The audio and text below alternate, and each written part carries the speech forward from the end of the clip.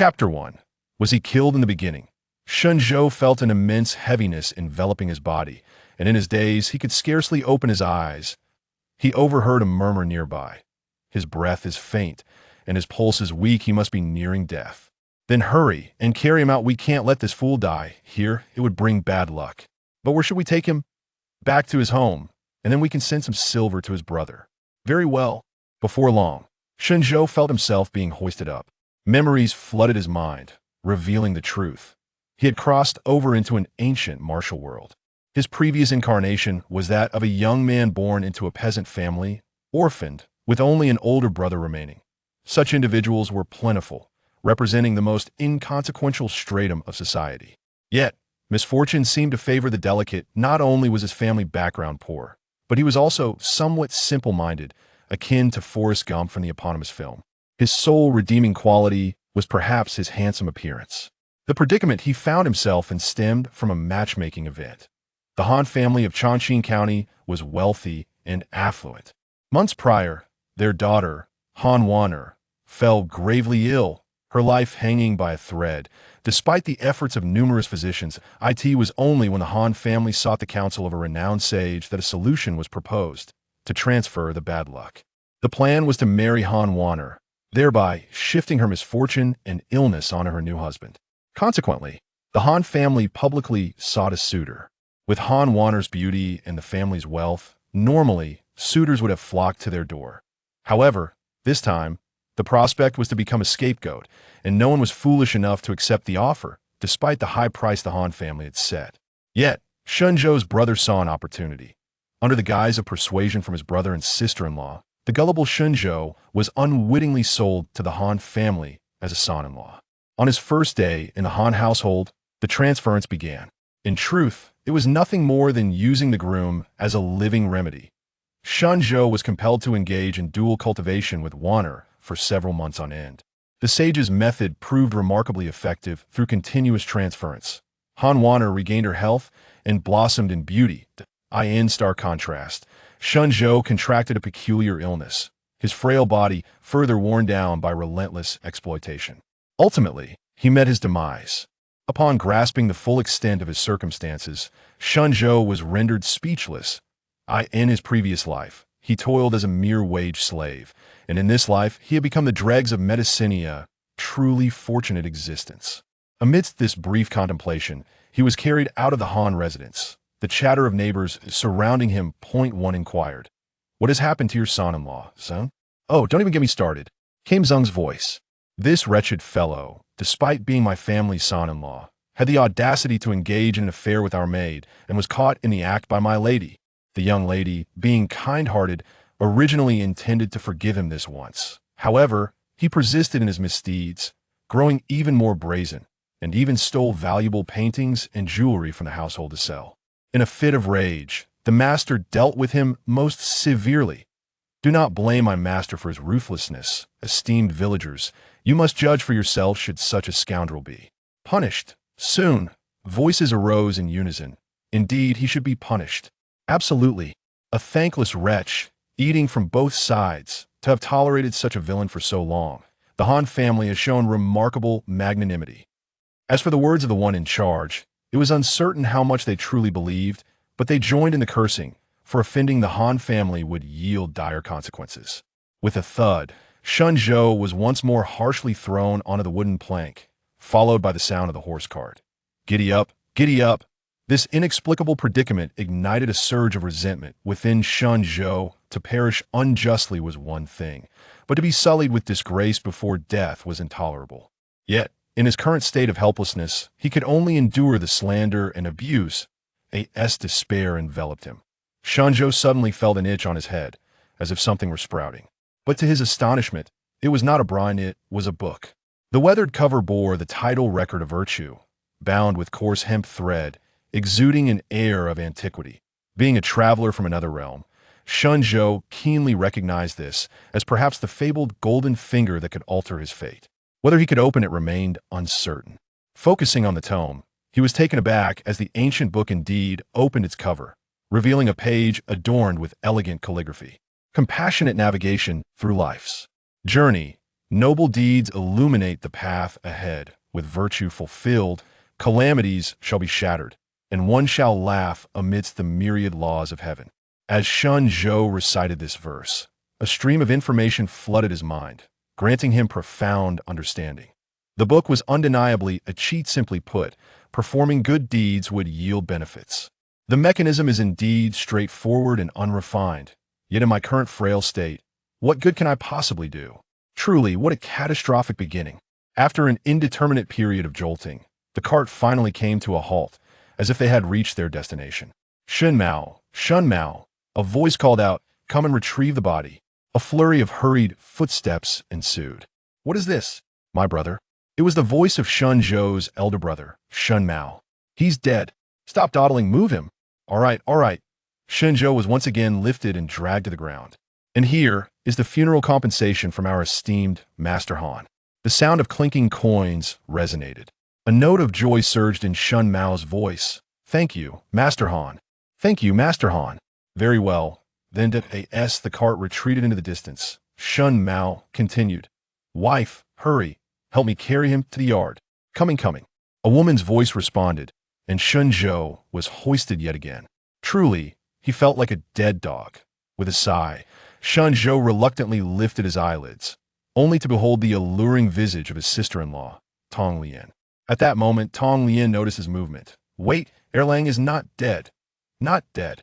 Shen Mao, taken aback, was momentarily stunned before his expression turned conflicted. "What should we do? I've already accepted the funeral compensation." Something felt amiss. What did he mean by having accepted the funeral compensation? Shen Zhou sensed the ominous tone in Shen Mao's voice and immediately summoned all his strength to shout, "My wife loves me, dearly save me, and she will reward you with plenty of silver." Though Shen Zhou's voice was frail, it reached Shen Mao and his wife, who exchanged glances and quickly made a decision. "Hurry, do not leave him outside, carry him into the house," Shen Mao instructed. Realizing that his life had been temporarily spared, Shen Zhou was placed on the bed. Shen Mao continued, "My dear, prepare him something to eat while I go inquire at the Han residence about the situation." "All right." Shen Mao rushed off, and Tong Lian brought a bowl of congee to Shen Zhou's side, gently propping him up as she softly said, "Come, Erlang, drink your porridge." Sensing the aroma of food, Shen Zhou, famished and ravenous, could think of nothing else and began gulping it down. However, as he drank, he sensed something amiss. His sister-in-law's other hand was rather restless, wandering along his clothing and slowly descending. Even Tong Lian's tone became inexplicably coarse as she breathed softly in his ear. "Though Erlang may be simple-minded, he is quite handsome. I have long been envious." Again. Chapter 2. Dizziness is normal. Shen Zhou did not reply, merely continuing to swallow the porridge. Being ravenous, he was indifferent to the chaotic distractions around him. A starving person is not much different from a beast. He downed 5 bowls of congee in one go, and although he regained some strength, it was still insufficient. His severe illness rendered him exceedingly weak, unable to even rise. As his gaze shifted, Shen Zhou suddenly caught sight of something on the table beside him. After a moment of contemplation, he stealthily reached out and grasped the object in his hand. Tong Lian remained entirely oblivious, her focus solely on Shen Zhou's frail form, emboldening her further. Cough. "That's enough, sister-in-law," Shen Zhou coughed. "If this continues, I might lose my life." Tong Lian indeed recognized this. Shen Zhou's frail constitution could hardly withstand her advances. "Erlang has truly been tormented by that Miss Han," Tong Lian lamented, observing Shen Zhou's imminent peril, and could only reluctantly cease her actions. As dusk approached, Shen Mao finally returned, his expression grave. "Why have you come back alone? Where are the people from the Han family? Aren't they here to take Erlang back?" Tong Lian adjusted her collar, suppressing her unease as she inquired of Shen Mao. Shen Mao did not respond immediately. He glanced at Shen Zhou on the bed before beckoning Tong Lian outside. "The Han family instructed me to ensure Shen Zhou's demise." Once outside, Shen Mao whispered the unsettling truth. "What?" Tong Lian gasped in shock. "Did Erlang not say that the young lady from the Han family was very fond of him?" Shen Mao spat in disdain. "Fondness, my foot, with his dim-wittedness. He is living there like a mere dog. But how could the Han family entrust such a task to you? After all, Erlang is your own brother." Tong Lian retorted. Shen Mao's face darkened. What being my brother? He had long known that the Han family was a pit of fire. Did you really think you could avoid pushing Shen Zhou into this? Tong Lian glared with her almond-shaped eyes. You must make the Han family increase their offer. Upon hearing this, Shen Mao immediately broke into a grin. Rest assured, the Han family has indeed added to their coffers 100 taels of silver. Such a sum. Indeed, with this money, we can settle a substantial portion of our debts. Then let us act swiftly, Tong Lian decided resolutely.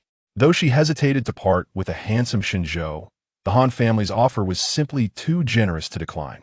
Shen Mao nodded. You keep watch at the gate while I take action.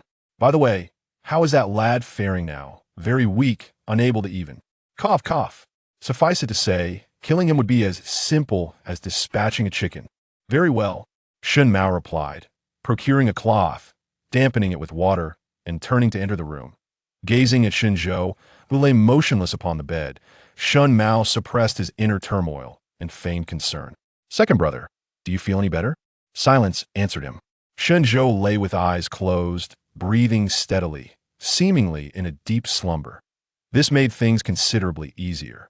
Shen Mao approached the bedside and continued, Second brother, a fool like you suffers in life. For your elder brother's sake, you may rest easy. I will burn money for you every year. Ah, and in the realm of the dead, may you bless your elder brother to win every gamble. It must be said that although Tong Lian is somewhat frivolous, her feelings for Shen Mao are undeniably genuine. As she remains steadfast by his side, of course, it is also possible that she finds joy in the situation itself. I digress. In any case, can this truly be deemed an act of kindness? However, strictly speaking, it does not seem entirely incorrect, after all. How could one gamble when the person is no longer present? There is no flaw in this logic. Shen Zhou is utterly baffled by the absurd judgment of this book of merits, which continues to inscribe its entries. Given that this is your first use of this book, you shall acquire a brand new martial arts talent. A talent to be gained. Shen Zhou's eyes sparkled with excitement as he felt a surge of information manifest in his mind. Martial arts talent. Persuasion through virtue beginner. Your physique receives a slight enhancement and is eligible for upgrade note. Only by possessing a robust physique will others be inclined to heed your reasoning. With the acquisition of this talent, Shen Zhou suddenly felt as if a debilitating illness was swiftly melting away, akin to snow under the blazing sun. He was not merely recovering, he was becoming healthier and stronger than ever before. The body beneath the white robe swelled impressively, resembling a sculpture of exquisite muscle carved from white jade. Awash with unprecedented vitality, Shen Zhou was utterly astonished. Was this truly just a slight enhancement? He felt more robust than he ever had in his previous life. Meanwhile, Tong Lian stood at the entrance, cautiously observing the outside. Their village was isolated, and now that evening had fallen, it was unlikely anyone would be present outside. Surely, everything had been resolved. For Shen Zhou was merely a cripple. It shouldn't take long. What a pity for such a handsome facade. The thought of Shen Zhou's pitiful, frail demeanor made Tong Lian involuntarily scoff. Just as she pondered this, a loud thud emanated from within the house, as if someone had fallen. Struggling so much? Clearly, he can't even manage that. Tong Lian chuckled derisively, turning to glance back, only to freeze in astonishment that a strikingly handsome youth clad in white was emerging from the house, striding confidently towards her. His expression was indifferent, his dark eyes icy, and he was holding something a stone pillow they used for sleeping. Shen Zhou? What was happening? Was he not bedridden? How could he suddenly appear so vigorous? As she contemplated this, the blood on the youth's cheek and the object in his hand jolted Tong Lian back to reality. Without a moment's hesitation, she turned to flee, preparing to scream, "Help!" But just as the first syllable escaped her lips, she felt a heavy blow to the back of her head, causing her to lose her balance and fall to the ground. In her dazed state, she heard a mocking voice sneer, "Not bad. A three-pointer." Shen Zhou murmured words she could not comprehend. His breath, characteristic of a man, echoed in her ears as she felt herself being lifted. Shen Zhou embraced her from behind. Under ordinary circumstances, Tong Lian would have been overjoyed, but now her heart was consumed by terror at the prospect of death. Shen Zhou's right arm was tightly constricting her neck. Cough, cough. Tong Lian's face flushed crimson as she struggled helplessly, her mouth emitting a sound akin to that of phlegm. Shen Zhou, as if soothing an infant, gently murmured, "Hush. My dear sister-in-law, be quiet, take a deep breath. Feeling dizzy is normal, it will pass soon." Chapter 3. Who isn't a child at heart? Moments later, Tong Lian kicked her legs and succumbed to her fate. Shen Zhou, seizing the opportunity, dragged her into the room. He committed the act of killing Tong Lian, once again inscribing a line in the Book of Merits, assisted in the reunion of Shen Mao and his wife. Merit value +1. Shen Zhou revealed a smile, exclaiming internally that this was truly splendid. He relished the judgment of this book. As the saying goes, husband and wife are like birds of the same forest. In times of calamity, they do not part ways. Indeed, he had shown considerable compassion by not letting them fly away separately. It dawned on Shen Zhou that he must perform more such good deeds. His eyes glinted with excitement, and the corners of his mouth lifted slightly, inadvertently triggering a fortunate event. "Oh, brother and sister-in-law, your demise was exquisitely timed. What shall I do next?" Shen Zhou's gaze flickered. He was now an unequivocal murderer, and the legal system in the Yin Kingdom was notoriously harsh, though this was primarily directed at the powerless common folk. Unfortunately, Shen Zhou was precisely that, a member of the lower class. It would seem that his best course of action would be to flee, ideally to a distant place, and utilize the Book of Merits to survive and gradually develop. Yet, the thought of the faces of those in the Han family left a bitter taste in his mouth. As a beleaguered office worker, bullied before and after his transmigration, it felt as though his journey was in vain. In his previous life, he had loving parents and family to care for. He had acquiesced to fate. Now, he was alone in the world, without kin, yet with a unique advantage. Why should he be burdened by such concerns? Sighing, Shen Zhou declared, "Flee? Nonsense. This second life was handed to me. All I desire is clarity of thought, and to kill without restraint. Nature provides for humanity, yet we repay it with nothing." With a fierce grin, he made a resolution. At dawn the next day, he would venture into the city and confront the Han household. Why not do it today? Because the city gates would likely be closed by now, preventing his entry. The following day, with the crowing of a rooster, Shen Zhou awoke alone in the house. Having hastily stashed his brother and sister-in-law in the adjacent woodshed, unperturbed by the proximity of the corpses, he chuckled to himself, after being driven to such extremes. What was there to fear? His resentment weighed heavier than that of any ghost. Dressed in a clean green shirt that belonged to Shen Mao, he boiled a few eggs for breakfast and thoroughly ransacked the house. With pockets filled with heavy silver coins, he finally stepped outside. On the village path ahead, two children with pigtails were playing, appearing only a few years younger than Shen Zhou himself. At merely 15, he was still a minor in this lifetime. Upon spotting him, the children beamed and rushed over, exclaiming, "Hey, isn't that Heir Xiao? When did you come back? Heir Xiao is calling you. Don't just walk away. Get lost." Shen Zhou replied, lifting his chin slightly, refusing to glance their way. Two children continued to playfully taunt, "Get lost? You idiot. I'm talking to you." With a giggle, one of them added, "Dare not to answer? You'll get it." Following this, the pair proceeded to deliver a flurry of kicks to Shen Zhou's ankles. Such trivial harm was insignificant to Shen Zhou, who merely glanced over to see the neighbor woman feeding chickens in her yard. These mischievous children were her sons. The neighbor witnessed the entire scene, but showed no inclination to intervene. Rather, she wore a smile, as if savoring the entertainment. Shen Zhou was known in the village as the village fool, and before he was taken into the Han family, the villagers often made light of him. He would simply smile vacantly, quietly enduring it all. If the adults behaved thus, the children naturally followed suit. The bullying among children was even more thoughtless. While adults might only indulge in verbal sparring, physical altercations were commonplace among the young. With an expressionless face, Shen Zhou looked down at the two little rascals. "Do you two wish to fly?" "Fly?" The children's eyes brightened instantly, and they nodded eagerly. Yes, yes. After all, who among them hadn't harbored dreams of soaring into the sky during childhood? "All right." Shen Zhou nodded, extending his arms as if lifting little chicks, and suddenly seized the children by their collars. In the astonished gaze of the two boys, Shen Zhou casually tossed them into the air. With a splash, the children arched gracefully through the air before plummeting into the nearby pond, creating a cacophony of splashes. "Shen Fool, what are you doing?" The neighbor, who had been watching the spectacle, finally panicked. Her face turned pale as she shrieked and rushed towards Shen Zhou. Upon reaching him, she raised her arm, intending to slap him. However, just as her hand was lifted, It was firmly grasped by a long, steady hand.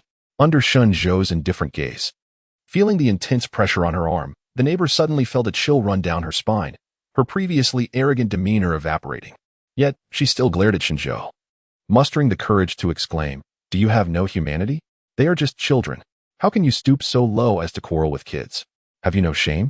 And what of it? I am still a fool."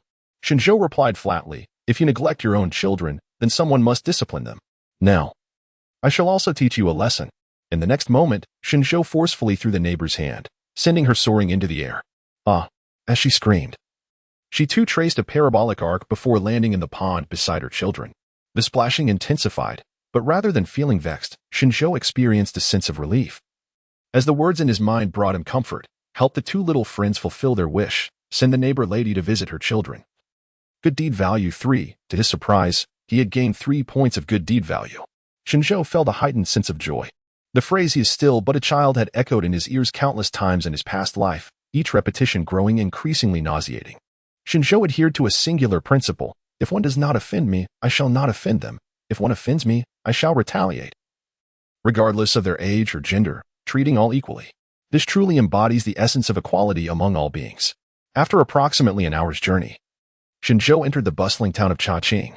He did not immediately seek out the Han family. Instead, he resolved to locate a weapons shop first. For this venture was one of lethal intent, and how could one embark on such a mission without a suitable weapon? As he progressed, he noticed a disheveled old beggar squatting at the street corner, pleading for alms. After a moment's contemplation, Shen Zhou tossed a silver ingot into the beggar's tattered bowl. The old man was momentarily taken aback, then erupted in heartfelt gratitude, exclaiming, "Thank you, young master. Thank you." Previously encountered benefactors had only offered copper coins. Yet this young master was remarkably generous. Shen Zhou paid little heed to the beggar's thanks. His focus remained on the record of merits in his mind. Charitable deeds increase merit by 1. After a brief reflection, he bent down and retrieved the silver from the beggar's bowl. The beggar's smile froze. What could this mean? Had he changed his mind? In his confusion, the old beggar watched as Shen Zhou placed the silver back into his bowl, only to take it out again, repeating this action several times. What on earth was happening? Was he merely toying with him? The beggar dared not voice his anger, while Shen Zhou maintained an expression of deep contemplation. The record of merits remained silent. This repetitive action was ineffective. He pondered whether a new offering might yield better results. Without hesitation, he tossed a second ingot into the beggar's bowl.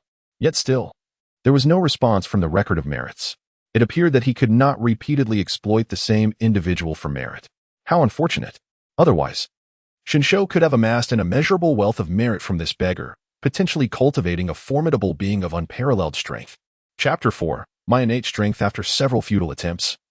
Shen Zhou shook his head and rose to his feet.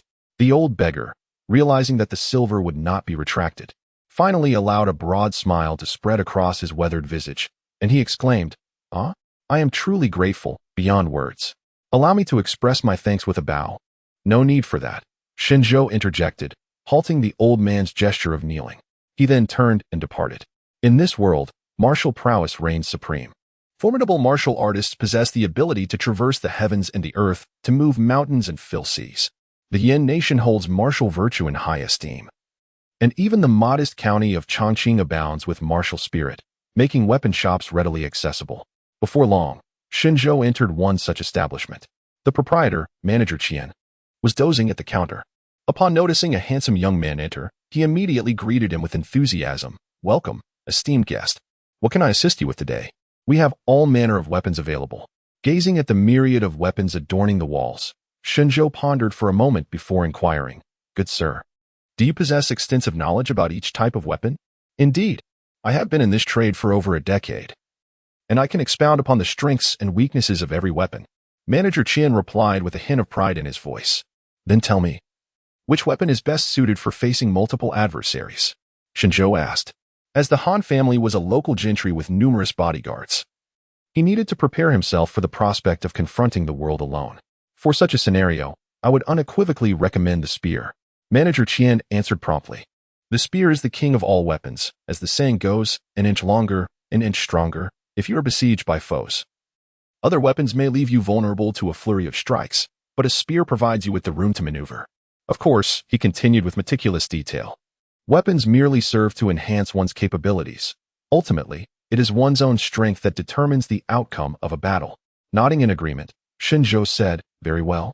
Please select a spear for me." Observing Shen Zhou's youth, Manager Qian assumed he was a novice and suggested, "How about this red tassel spear? It is 7 feet long and weighs 25 pounds.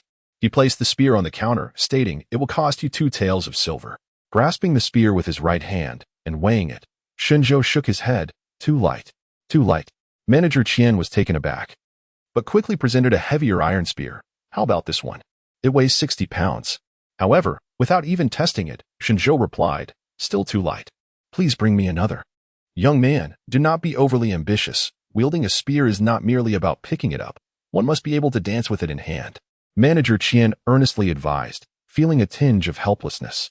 He had encountered many such headstrong youths who, upon selecting their weapons, fancied themselves skilled, only to reveal their folly when faced with the reality of combat, ultimately losing face. "Let us not dwell on this," Shen Zhou said, growing weary of the conversation. He tossed a pouch of silver onto the counter, declaring, "Here are 80 taels. Please provide me with the finest spear you have at this price." The abrupt action of drawing silver coins by the other party was, in the eyes of the money manager, exceedingly impressive. He paid no heed to anything else, and, with a beaming smile, exclaimed, "All right, my good fellow, fetch that ink shadow spear." In this world, a mere 1 or 2 silver coins equated to 500 in Shen Zhou's previous realm, which elucidates the money manager's elation. Shortly thereafter, a robust man emerged from the inner room, burdened with a long, ink-green spear resting upon his shoulder. The weight of the weapon strained his countenance, rendering his steps laborious and arduous. The money manager promptly introduced, "What do you think of this spear? It is forged from a blend of fine iron and the remarkably resilient Tianlin wood, weighing 300 pounds. However, as soon as he completed his introduction, a wave of regret washed over him. With such a heavy weapon, how could this young man possibly wield it? Wouldn't those 80 taels of silver simply vanish? He ought to have offered something lighter. Lost in thought, the money manager's pupils suddenly constricted. He observed Shen Zhou approaching the sturdy man in silence, before gently lifting the spear from the man's shoulder. The youth's expression remained as calm as a placid lake, and he even tossed the spear into the air, nodding in approval. "Indeed, it feels quite suitable." Both the money manager and the sturdy assistant were left in a state of bewilderment. "Wait, you truly can lift it?" Not only could he lift it, but he could also toss it around as if it were a mere bamboo pole. Had they underestimated his capabilities? The money manager hurriedly clasped his hands in respect toward Shen Zhou. "I did not realize, young brother, that your martial prowess is quite profound." "I am not a martial artist," Shen Zhou replied, shaking his head. He was eager to inquire further about this matter. "Might I trouble you to inform me how one can become a martial artist?" Having either herded cattle in the village or been confined within the Han household, he was utterly ignorant of the martial arts. "Sir, you jest," the money manager exclaimed, his face a mask of disbelief. "If you were not a martial artist, how could you possibly lift this ink shadow spear?" Shen Zhou pondered for a moment before responding. "Perhaps I possess innate strength." Innate strength. The money manager was rendered speechless. Although he was skeptical of Shen Zhou's claim of possessing innate strength, he nonetheless responded with enthusiasm. To become a martial artist, one must first enhance their physique, which constitutes the initial realm of martial arts, known as refining strength. The method of cultivation involves incessantly honing martial techniques to strengthen one's vitality and augment one's power. As he spoke, the money manager patted his ample belly. "Do not be deceived by my current appearance. In my youth, I was a 9th-tier martial artist in the refining strength realm. Given that, I currently lack a martial technique." Shen Zhou interjected, "Do you have any martial techniques for sale?" The money manager shook his head. "None available." But wait a moment. He bent down and retrieved a yellowed tome from beneath the counter, placing it before Shen Zhou.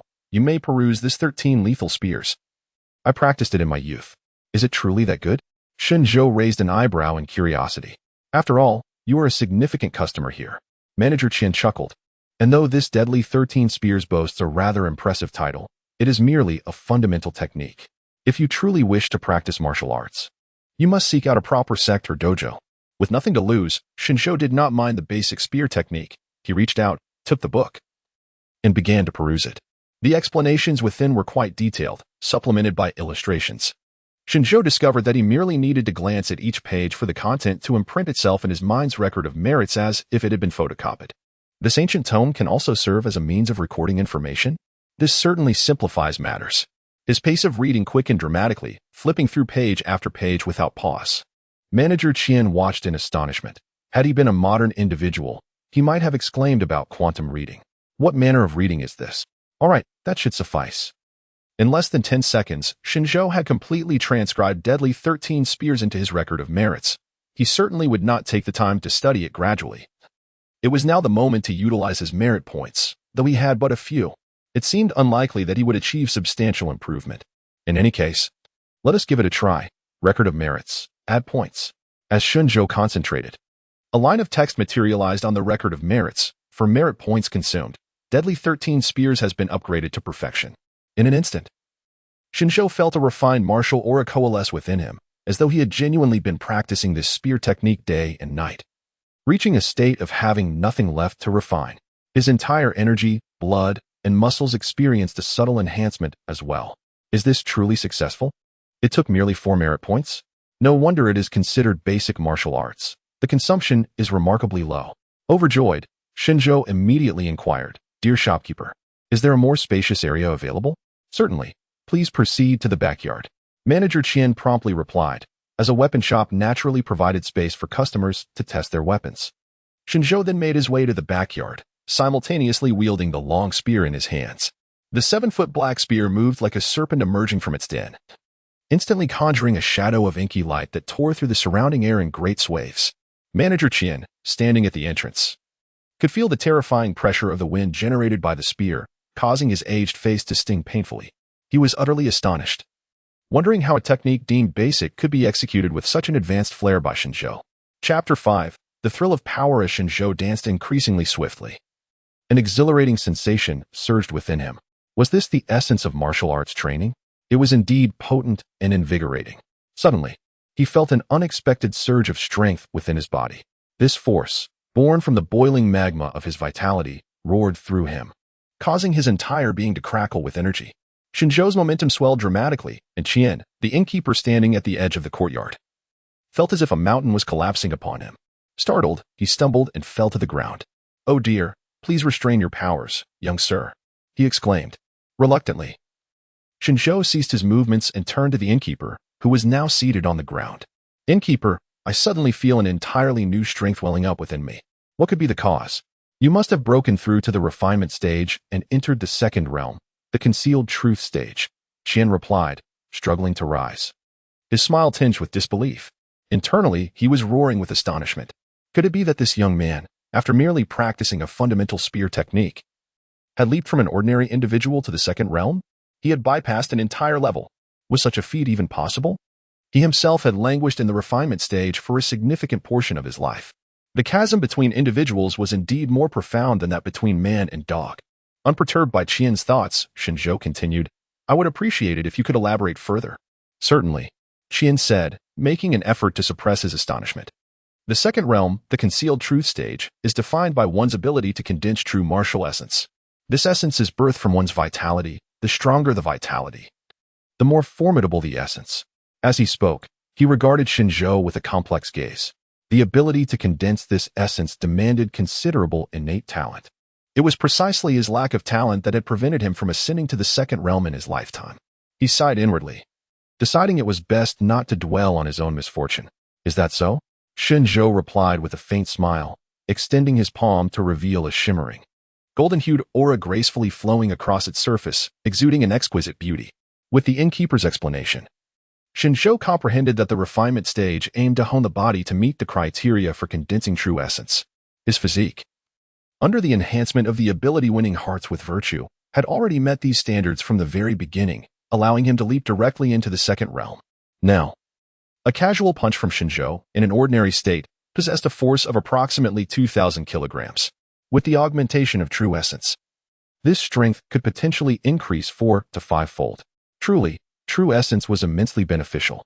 It seemed that the dedication and effort he had invested in mastering the spear technique had indeed borne fruit.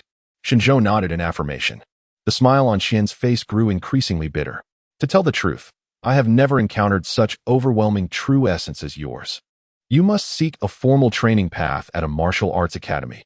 Otherwise, this extraordinary talent will be squandered." Zhen Yuan is born from the vital essence of a martial artist, and Shen Zhou's vitality surpasses that of many in the same realm, evoking a profound sense of oppression in those nearby. In such circumstances, the Zhen Yuan cultivated by others could only be described in 4 words: utterly feeble. Performing good deeds is indeed a reason to be revered. I will do so. Shen Zhou nodded, but not at this moment. He remained true to his original intention. After all, the pursuit of martial prowess was fundamentally about vanquishing foes, wasn't it? After bidding farewell to manager Qian, Shen Zhou stepped back onto the street. Not far ahead, the atmosphere suddenly grew lively. A panicked crowd surged from the distance. Mostly vendors hauling cumbersome baggage, resembling refugees in flight. What could have transpired? Shen Zhou promptly chose to swim against the tide. Turning a street corner, he beheld the source of the commotion. 7 or 8 thugs clad in black, adorned with red sashes, had encircled a woman selling wontons. The leader, a brutish man, stood beside the frightened vendor, grinning broadly. My dear lady, seeing how hard you toil selling wontons today, I 1T collect your head tax. What do you say? The woman, possessing a semblance of beauty, trembled in fear, lowering her gaze, and could only stammer in response, all right. Little did she know, upon hearing this. The thug leader chuckled derisively. Not good enough yet. With that, he reached out and ripped away the woman's cloth garment, causing her undergarments to spring forth. The woman immediately wrapped her arms around herself and screamed, while the leader erupted in laughter, his cohorts joining in the raucous mockery. Nearby vendors, unable to flee in time, felt compelled to remain, heads bowed in dread, fearful of drawing the ire of the thugs. Shen Zhou quickly grasped the situation. Even a fool would know of the Black Tiger Gang, a notorious faction in the city engaged in gambling and extortion, wreaking havoc with impunity. The local authorities, turning a blind eye, had even bestowed upon the gang the guise of a militia, a collusion widely recognized by the populace. After a brief assessment, Shen Zhou strode forward, his gaze ablaze with fervor. One of the Black Tiger Gang members immediately took notice. Hey, Boss Zhang, isn't that the young man from the Han family? His brother owes us quite a sum. The leader then spotted Shen Zhou, and while toying with the woman in his grasp, beckoned him. Ah. If at ISNT the son-in-law of the Han family, your brother owes me money from the gambling house, it's time to pay up. Even with your flirtatious sister-in-law covering part of the debt, the interest has accrued to 300 taels. Shen Zhou feigned ignorance, quickening his pace. Boss Zhang's expression darkened. Rumors suggested that Shen Zhou was a simpleton, and it appeared to be true, for this fool dared to act as if he hadn't heard. Seize him. Boss Zhang snarled. If we don't teach him a lesson, he might truly believe he is the son-in-law of the Han family in the entirety of Evergreen County, who is unaware that Shen Zhou has already been expelled from the Han family. Yet he dares to act so brazenly. At that moment, one of his subordinates revealed a grin, relishing the prospect of engaging in such foolery. Joyfully, he approached Shen Zhou, a sinister smirk playing on his lips. Fool. Haven't you heard what Boss Zhang? Before he could finish his sentence, his words were abruptly silenced. For the youth before him had seized his face with an iron grip, exerting immense force as he slammed the subordinate's head down onto the ground. Without uttering a single superfluous word, Shen Zhou chose to act decisively. Bang! The sound of a powerful impact resounded, causing the stone-paved road to fracture.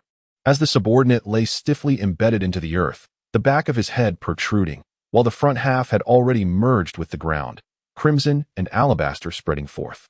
Evildoer slain. Virtue points increased by 10. Chapter 6. The Minotaur warrior. Suddenly, a reminder echoed in Shen Zhou's mind, bringing a smile to his face. In his previous life, he might have hesitated. However, times have changed. Good deeds were unrewarded before, but now, being virtuous yields genuine benefits.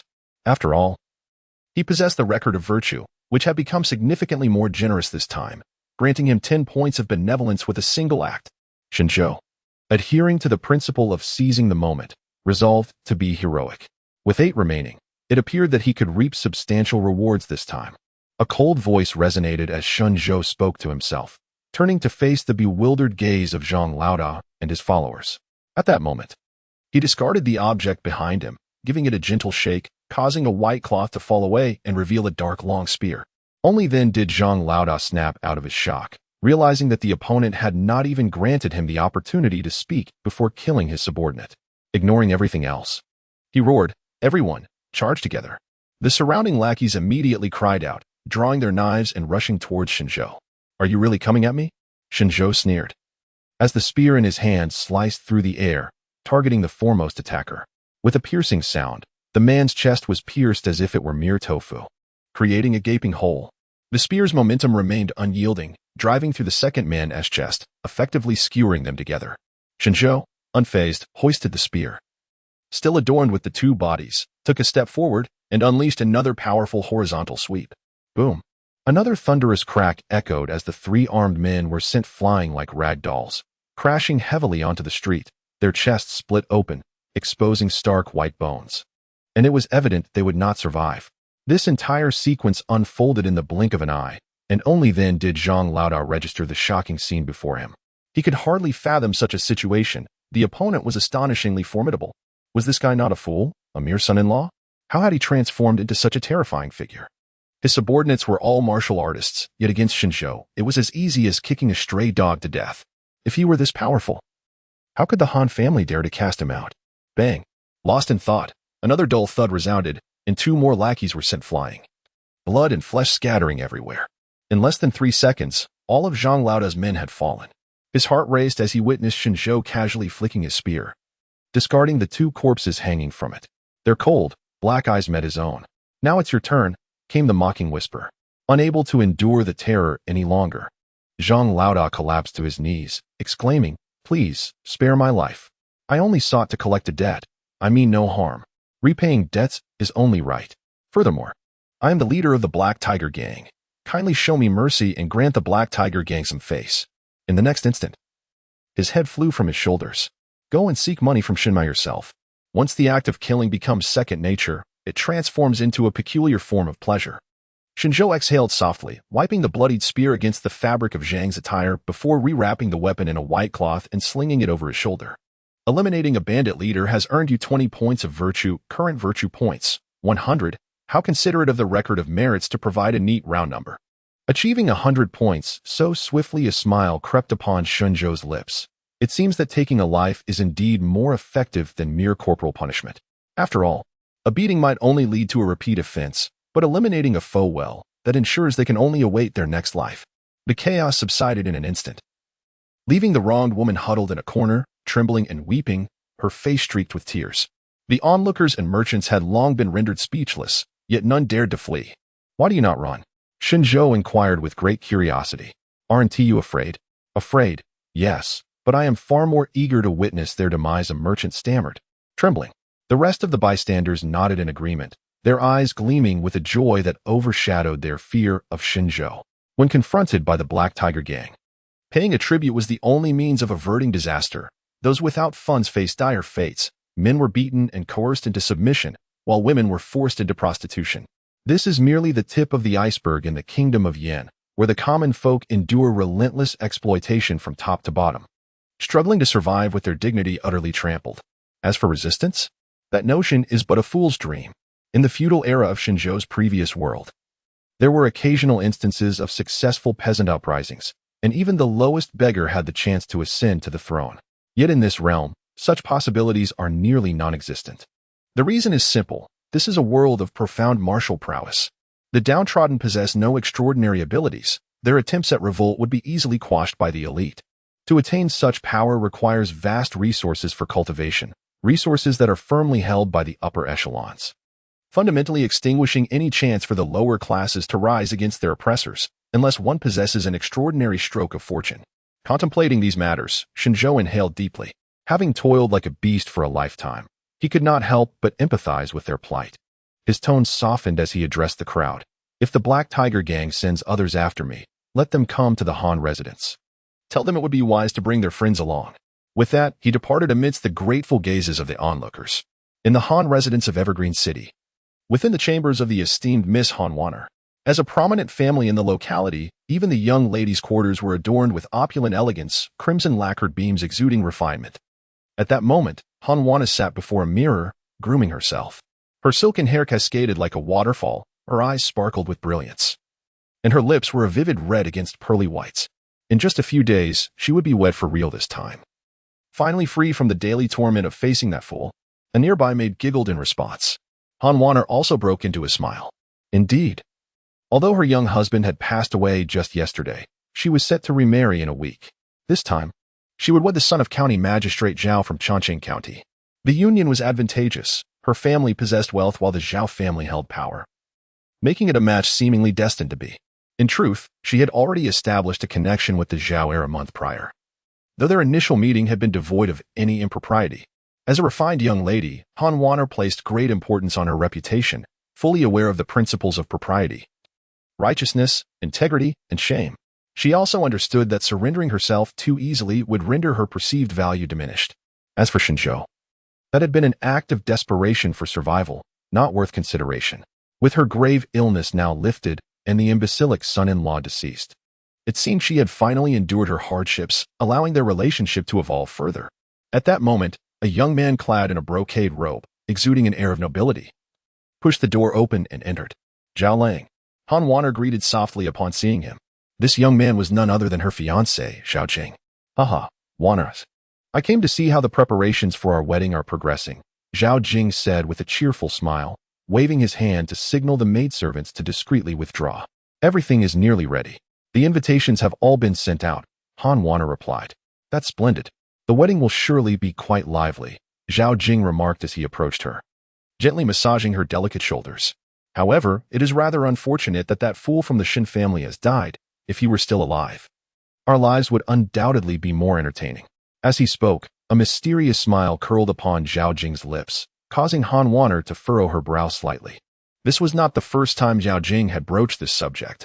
Despite his seemingly cultured exterior, his character was deeply flawed, bordering on perverse.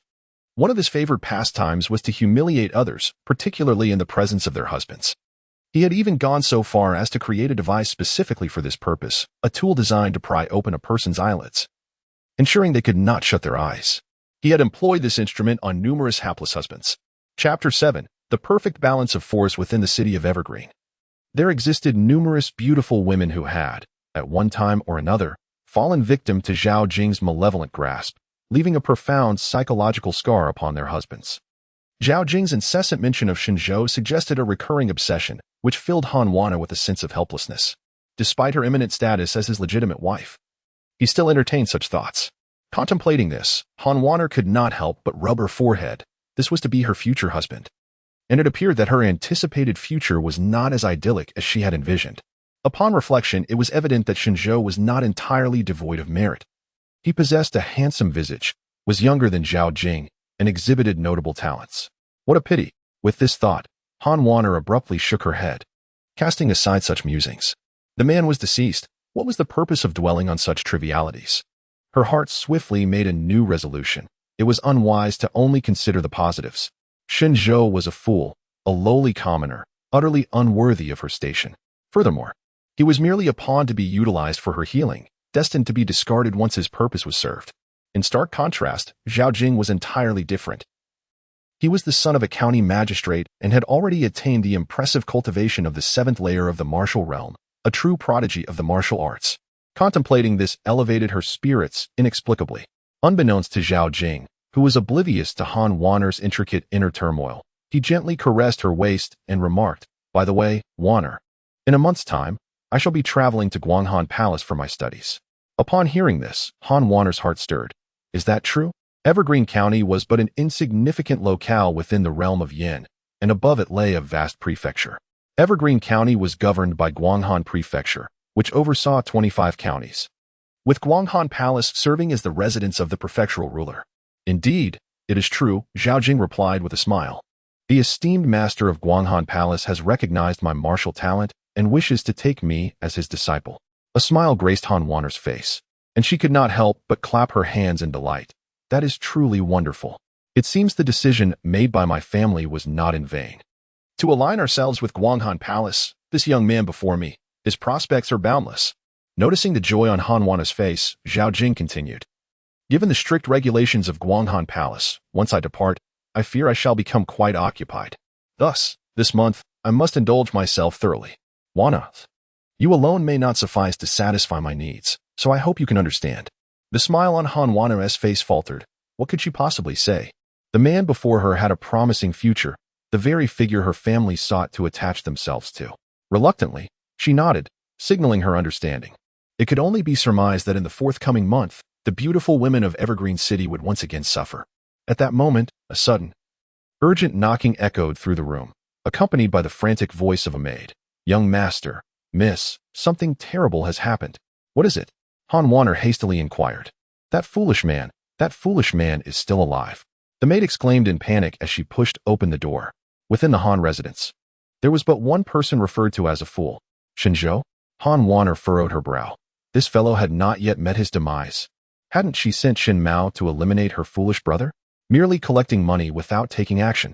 However, upon learning that Zhao Jing had entered Guanghan Palace, she had completely dismissed Shen Zhou from her thoughts and casually replied, "If he's still alive, just find someone to finish him off. It's a simple task." "Wait." Zhao Jing's eyes gleamed with an unusual light, clearly indicating his excitement. "Don't kill him just yet. If possible, bring that fool over for a bit of fun." Han Wanner displayed her displeasure. She was already aware of Zhao Jing's intentions. Just as she was about to speak, the maid anxiously interrupted, her expression fraught with tension. "Young master, young lady, trouble is brewing. It's Shen Zhou. He has come to our door." Time rewinds to 10 minutes prior, as the figure of the young man in a blue robe strode purposefully through the bustling crowd. He drew closer to the Han residence, and more individuals began to recognize Shen Zhou's identity, recalling the scene from yesterday when he was unceremoniously carried away like a lifeless dog. They scrutinized Su Zhou, their expressions a tapestry of surprise, ridicule, and pity. In a nearby shop, several women sat together, whispering as they observed the fleeting figure in blue. "Oh, isn't that the son-in-law of the Han family? It's him. That face is too recognizable. Was he beaten and thrown out by the Han residents?" "Yes. They say it was due to an affair with a maid and theft.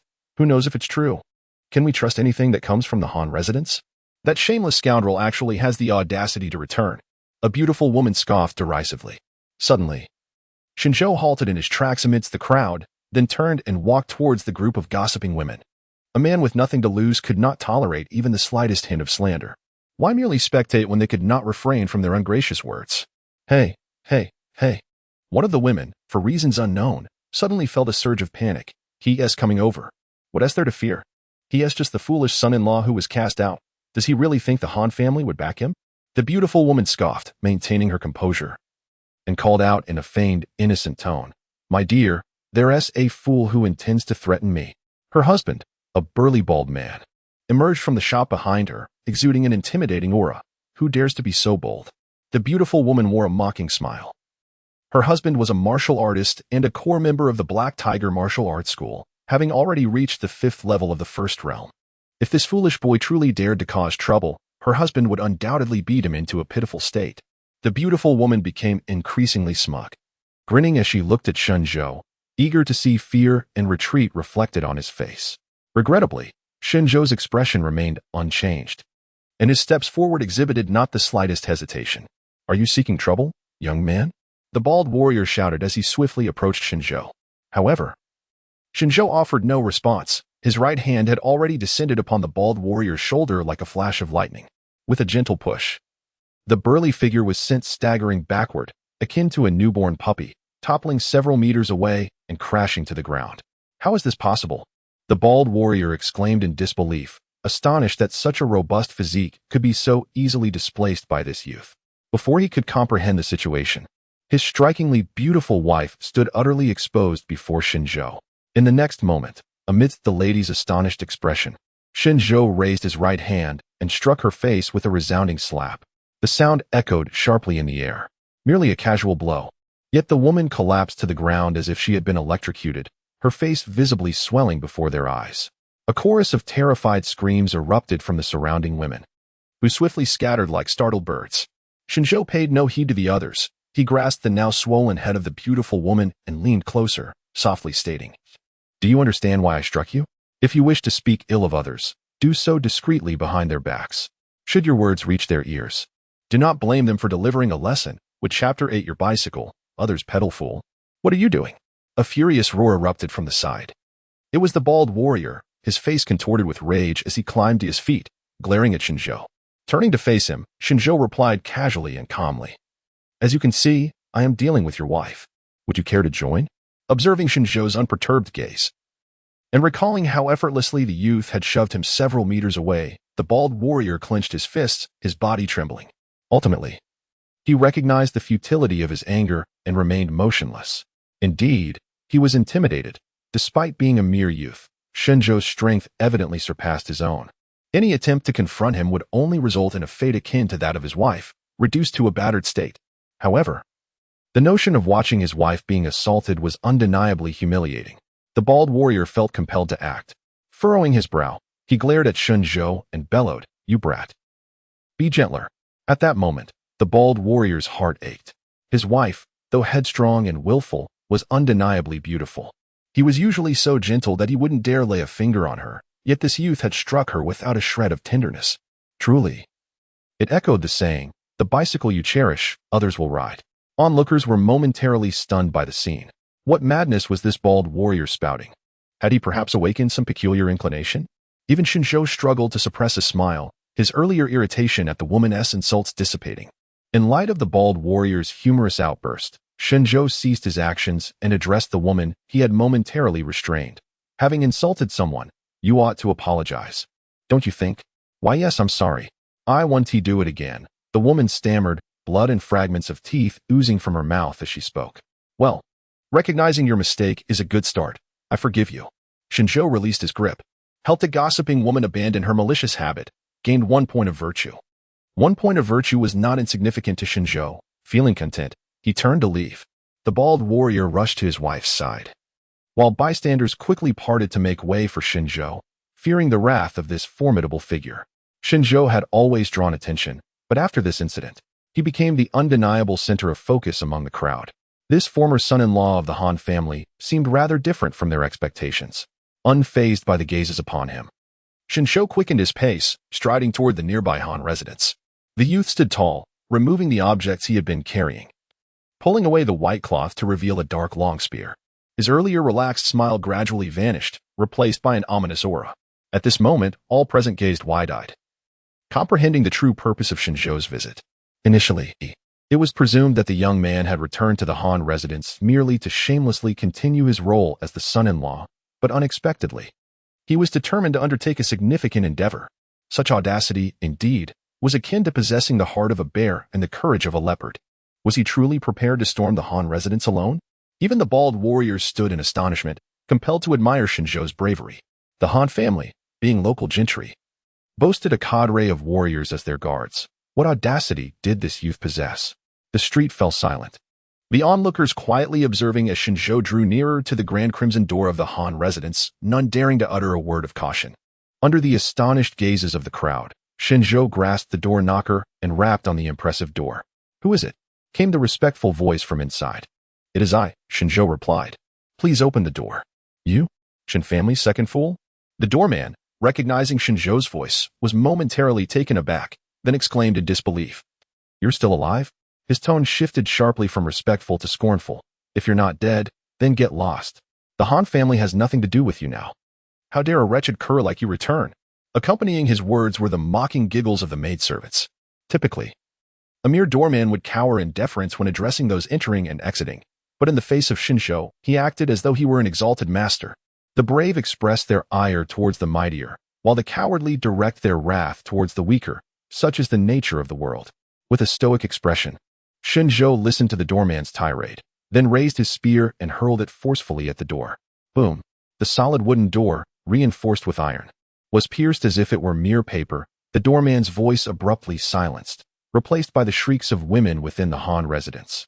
Correcting the doorman's foul-mouthed habits earns him an additional virtue point. "Is it not better to simply open the door?" Shen Zhou murmured, his gaze ablaze with fervor. He then lifted his foot and delivered a powerful kick to the door. Bang!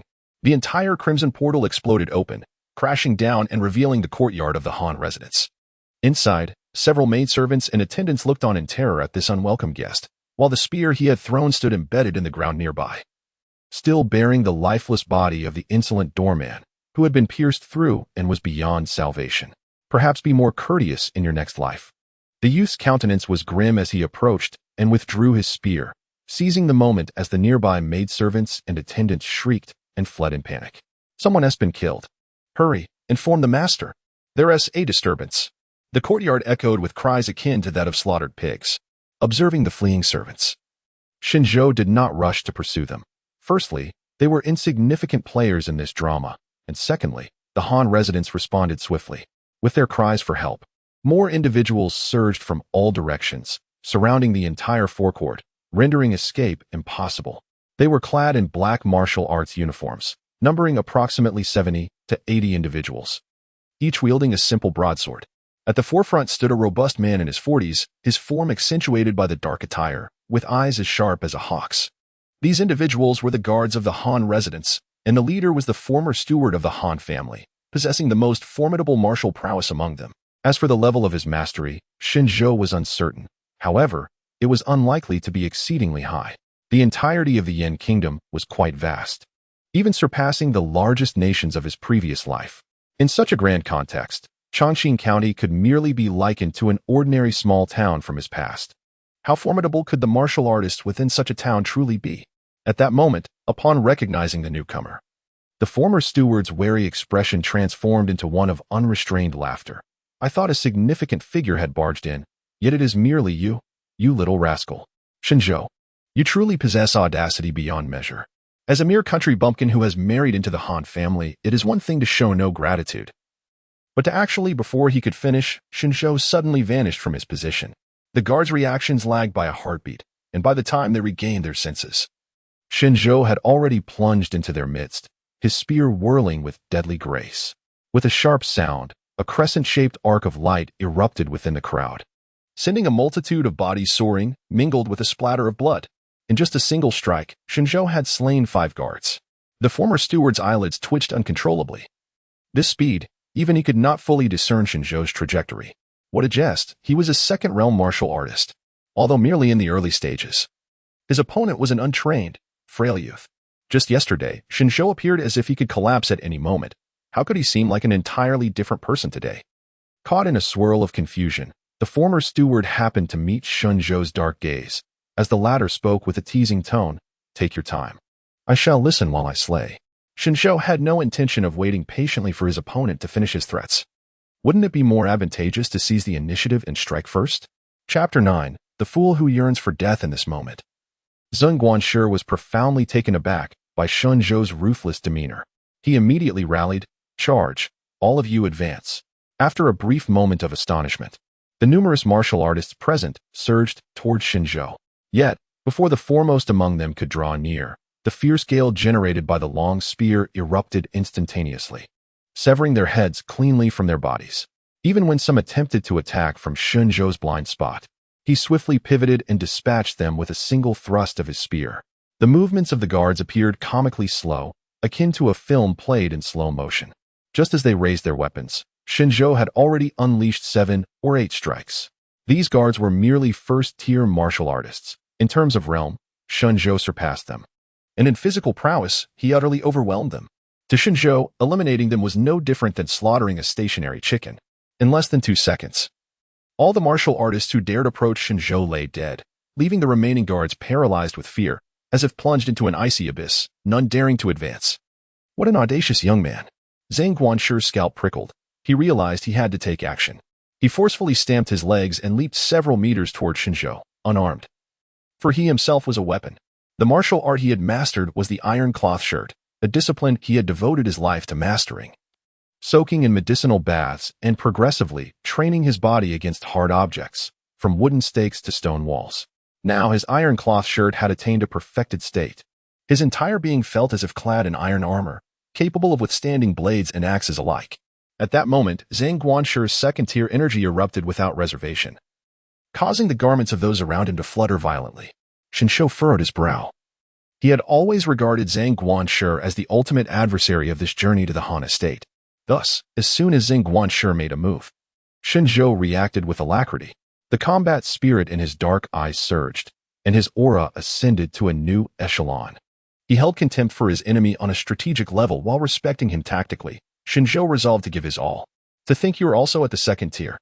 As Zhang Guanshi sensed the formidable aura emanating from Shen Zhou, astonishment flickered in his eyes, and questions surged within him. However, with the arrow already knocked, he had no choice but to release it, launching a powerful punch toward Shen Zhou's face. Yet to Shen Zhou, Zhang Guanshi's movements appeared scarcely faster than those of the guards. The spear in his hand pierced the air, arriving ahead of Zhang Guanshi, threatening his chest. Zheng Guanshi's expression brightened. He excelled in head-on confrontations. He did not evade, but instead tensed his muscles, bracing himself for impact. This was the confidence of the iron cloth shirt. With a thud, the next moment, Zheng Guanshi felt a searing pain in his chest, and his forward momentum abruptly ceased. Looking down, he discovered that Shen Zhou's spear had pierced through his iron cloth shirt, impaling him and lifting him into the air. Zheng Guanshi's pupils dilated sharply, his face displaying an expression of disbelief. How is this possible? My iron cloth shirt. A moment of realization struck him. Oh, have you always been this bold? Even Shen Zhou appeared taken aback, unable to suppress a mocking laugh. What a fool worthy of a museum. Charging straight into the mouth of my gun. A wave of intense humiliation surged within Zheng Guanshi, only to swiftly fade into obscurity. To receive such a remark from his opponent right before death left him utterly restless. Indeed, from the perspective of onlookers, Zheng Guanshi's actions resembled a form of suicide. Yet, the guards present knew well the resilience of his body. Notable martial artists within Chaqing County would struggle against him for an extended duration, yet unexpectedly. He was dispatched with a single blow from Shen Zhou. Just how formidable was the power Shen Zhou exerted upon his weapon? Slaying a second-tier villain grants 70 points of virtue. Slaying 15 first-tier villains grants 150 points of virtue. The record of merits incessantly documented Shen Zhou's virtuous deeds. And these guards were oblivious to the multitude of vile acts they had committed on behalf of the Han family. They were typically exceedingly arrogant and domineering, undoubtedly fitting the description of villains. With the small boss eliminated, Shen Zhou cast a disdainful gaze upon the remaining guards. Zheng Guanshi's corpse conveniently slipped from his weapon, and combined with Shen Zhou's blood-soaked appearance, he resembled a fearsome demon from the underworld. The surrounding guards were already paralyzed with fright, each turning to flee. They were merely guards, not death warriors, and in such circumstances, only a fool would continue to engage Shen Zhou in combat. Shen Zhou first searched Zheng Guanshi's body, hoping to uncover martial arts manuals. Alas, apart from a few silver notes, he found nothing of value. What was this? Shouldn't the antagonist carry manuals and drop equipment upon defeat? With no other option, Shen Zhou pressed onward into the depths of the Han residence. The nameless minions were inconsequential. Yet he could not allow those significant figures to escape. He would gladly forego the virtue points from these individuals to personally eliminate his enemies.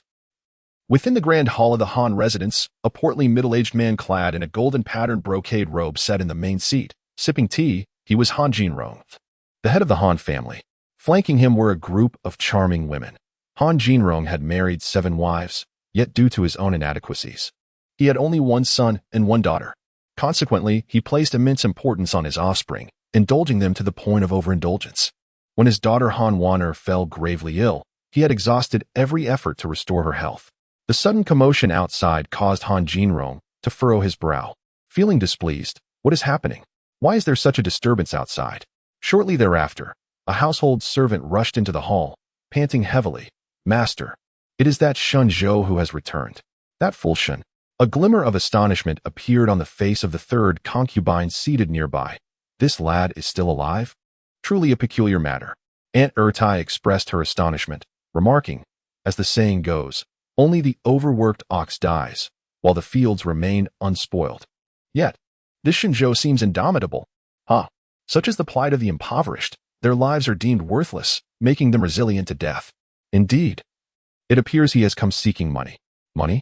While the Han family is prosperous, it does not mean that every Tom, Dick, and Harry can come begging for funds. The Annies immediately engaged in a lively discussion, their voices overlapping, most wearing expressions of derision. Han Jinrong furrowed his brow. These beggars are truly insatiable.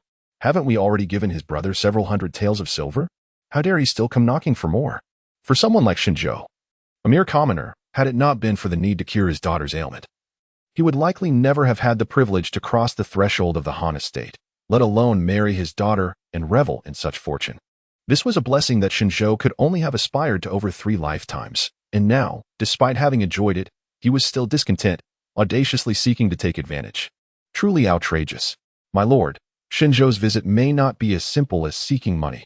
At this moment, a servant seized the opportunity to interject, speaking in a hurried tone. He came and immediately killed our doorkeeper. What? Upon hearing this, the gathered crowd was taken aback.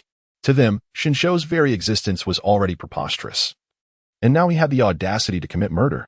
Han Jinrong could not help but verify, You fool, are you certain? The servant nodded vigorously. I am certain. I witnessed him kill someone with my own eyes. Han Jinrong's brow knitted tighter as he pressed further. And what of Manager Zhang? Manager Zhang promptly took men to handle the situation. Well, that is reassuring. Han Jinrong's expression softened slightly as he nodded. Manager Zhang was formidable. Not to mention that the Han estate boasted dozens of martial protectors. Although it was unclear how Shen Zhou had suddenly become so ferocious.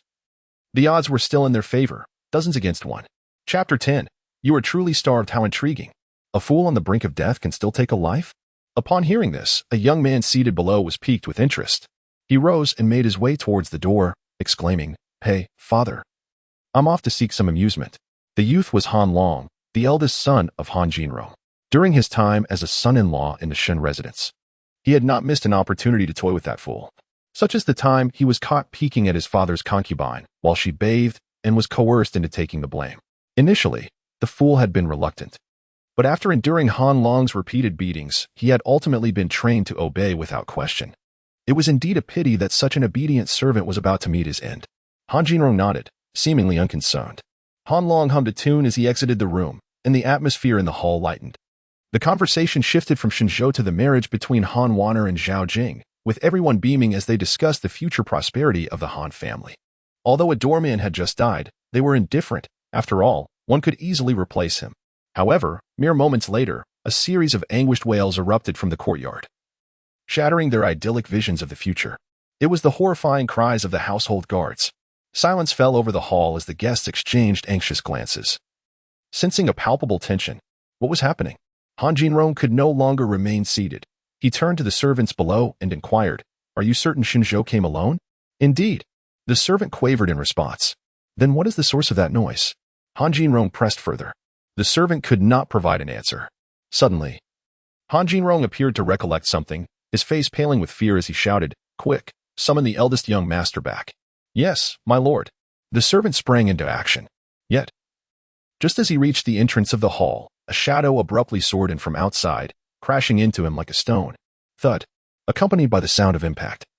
The servant and the shadow were sent hurtling back, eventually embedding themselves into a wall, unmoving. The wives and maids present shrieked in terror at the sight. Then, amidst the crowd's panicked gazes, a young man clad in green gracefully entered the hall. His strikingly handsome visage was all too familiar to those present. Shen Zhou. Immediately, Shen Zhou directed his gaze towards Han Jinrong at the head of the table, sporting a warm and gentle smile as he spoke. Dear father-in-law, were you not seeking your son? I have returned him to you personally. Returned him? Han Jinrong momentarily stood in a daze, suddenly realizing something as he turned his head. There, wedged in the wall, was the body of his son Han Long, entangled with that of the servant, as if they were entwined in a macabre embrace.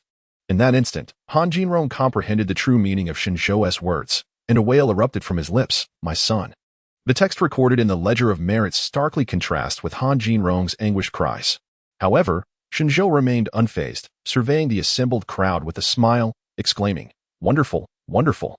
It is delightful to gather together, sparing me the trouble of seeking you all individually. Yet, why is one missing? Where is my esteemed wife? The absence of Han Wanner rendered the feast incomplete, akin to a sumptuous banquet devoid of its main dish, leaving a sense of dissatisfaction. No one responded to Shen Zhou's inquiry. In fact, the second concubine, unable to contain her inner trepidation, hurriedly retreated to the inner chamber. But almost immediately, a spear sliced through the air, whistling as it approached from behind, ruthlessly piercing her body. With a sickening thud, the second concubine collapsed to the ground. Slaying the wicked woman, merit value increased by 30. Quite a profit. Shen Zhou remarked softly, observing the swift demise of the second concubine. The remaining individuals, now paralyzed by fear, stood motionless, resembling obedient students in a public lecture.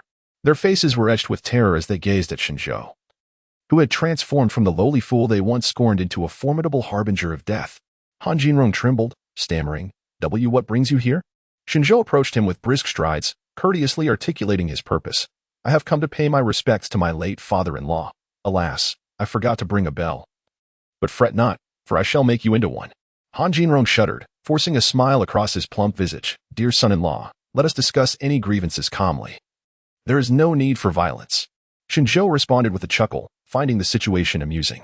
Isn't it intriguing? When I sought to reason with you, you brandished your fists. Yet now, As I prepare to confront you with force, you wish to engage in discourse. Is there such fortune to be found in this world? Rather than sitting to converse, it is far more comfortable to recline. With that, Shen Zhou seized Han Jinrong's head with his right hand and gave it a gentle twist. Crack! Han Jinrong's head spun as if it were a clock. Shen Zhou had no inclination to engage in dialogue with such a man. He was unworthy of it. Slaying a greedy and treacherous merchant, merit value increased by 100. Eliminating this scoundrel. Truly a lucrative endeavor. One man is worth a multitude. Shen Zhou's pent-up rage was significantly alleviated. His expression remained impassive. After dispatching Han Jinrong, he swiftly advanced towards the third concubine, not allowing her a moment to plead for mercy before delivering a crushing blow. Bang! The third concubine fell into a pool of blood, while Shen Zhou advanced to confront the next individual, raising his fist once more. Each strike was decisive and devoid of compassion, transforming the grand hall into a scene of utter horror. Run for your lives. Help! The remaining individuals, thoroughly terrified by Shen Zhou's actions, did not remain docile, but rather scattered in a panic, crying out for their parents as they fled in all directions. Yet, how could these ordinary individuals possibly escape the grasp of Shen Zhou? It did not take long for the entire hall to be left with Shen Zhou as the sole figure standing. The merit record was filled with a page detailing the good deeds Shen Zhou had performed. It was quite remarkable. The individuals present were exceedingly valuable, each one toppled yielding at least 30 points of virtue. After all, no matter how malevolent a commoner may be, they could never compare to even a mere finger of these esteemed dignitaries. However, at this moment, Shen Zhou was not the only one still drawing breath. There was another. Curled up in a corner like a quail, her heavily made-up face streaked with tears, trembling in fear. She was a woman, or rather a young girl, of similar age to Shen Zhou, in the bloom of youth. She was the seventh concubine of Han Jinrong. Shen Zhou was unaware of her name, only knowing that she was sold into the Han household due to her beauty, becoming Han Jinrong's young wife. This youthful seventh concubine, with her simplicity and innate goodness stemming from a life of hardship, had previously sneaked food to the emaciated former self of Shen Zhou. As memories flooded his mind, Shen Zhou approached the girl and inquired, "Do you know where Han Wano is?" "Why, yes," the girl stammered, her face etched with terror. "She is in her chamber in the back courtyard." "Very well," Shen Zhou replied, then waved his hand. "You should take something of value from the Han residence and escape." With that, Shen Zhou prepared to depart. "Wait." The petite seventh concubine suddenly called out to him, her face pale and timid as she spoke. "The county magistrate's son is with Han Waner. He seems quite formidable, so be cautious." The county magistrate's son? With a moment of reflection, Shen Zhou recalled him, a figure of considerable notoriety, infamous enough to rival the Black Tiger Gang. His fame stemmed from his peculiar predilections. It was said he was a scoundrel with a penchant for married women, many beautiful ladies in the county having fallen victim to his nefarious advances. "What is he doing here?" Shen Zhou queried. "He is to marry Han Waner next week." Shen Zhou was momentarily taken aback, then burst into laughter. My ex-wife truly is insatiable, devouring everything in sight. However, his timing is rather impeccable. Chapter 11. You have become a qualified orphan then. Shen Zhou patted the girl on the shoulder and said, "Thank you for your information, child. Now, hurry and escape." After giving her this advice, he strode purposefully towards the back courtyard of the Han residence. "Child." The girl stared blankly at the tall figure in the green attire until he vanished from her sight, snapping her back to reality. She spat at Han Jinrong's corpse and, filled with apprehension and anxiety, exited the grand hall of the Han residence. The bright sunlight bathed her, and warmth surged from within her heart. She was finally free. Successfully aided the girl in her escape. Virtue value increased by 10. A notification from the merit record echoed in Shen Zhou's mind, and he muttered to himself, "Where is Han Wano's chamber? I can't quite recall at this moment." The Han residence was vast, and as Shen Zhou reminisced, he searched diligently. Despite having spent several months in the Han residence, he still could not navigate its layout. This was largely due to the previous owner's restricted freedom. Living a life akin to that of a breeding sow, I cannot allow Han Waner to escape. If I do not exact my revenge, I fear I shall not sleep soundly tonight. Shen Zhou quickened his pace, and just as he meticulously examined each room, he spotted two figures approaching briskly down the corridor. The woman in the lead, slender and hurried, bore an exquisite and anxious countenance. It was none other than Han Waner, the one who had haunted his dreams. Shen Zhou's eyes brightened instantly. Splendid, it seemed he would indeed enjoy a peaceful night's rest. Upon hearing the maid's report, Han Waner immediately rushed to the grand hall with Zhao Jing. She harbored no thought of fleeing, after all. The maid's words seemed too fantastical to her. Han Wano had the most contact with Shen Zhou in the entire Han residence and was quite familiar with him. Of lowly status and simple-minded. The most crucial point was that he was merely an ordinary man, utterly powerless. A person like him could never dream of storming the Han residence. Impossible, absolutely impossible. Yet, for some reason, an unsettling feeling swelled within her. Just as she was consumed by anxiety, Han Wano's steps suddenly halted, for there, in front of her, stood a familiar figure, a youth clad in green. His face as radiant as jade, gazed at her with calm composure. Shen Zhou? Han Wano instinctively called out. Is he truly Shen Zhou? Upon hearing Han Wano's address, Zhao Gongzi immediately scrutinized the youth from afar. This was the infamous former husband of Han Wano, who appeared not to have matured yet was surprisingly handsome in a way that made him seem utterly despicable. Zhao Jing felt a twinge of jealousy. But the thought of such a handsome fellow being forced to wear the green hat brought him a sense of satisfaction. Shen Zhou, Han Wano exclaimed sharply, stamping her foot. You have truly become bold, daring to intrude into my Han residence alone. Which dog hole did you crawl through to get here? She appeared imperious, for before Zhao Jing. She felt compelled to maintain a certain demeanor, ensuring there was no hint of entanglement with her ex-husband, Shen Zhou. It was imperative that she exhibited a clear detachment from him. Shen Zhou, however, smirked, taken aback by her audacity. Did she not realize he had just hunted down their horse? Oh, it seemed they were blissfully unaware, but that was of little consequence. He would let them experience the pain firsthand. With that thought, Shen Zhou swiftly approached the two individuals.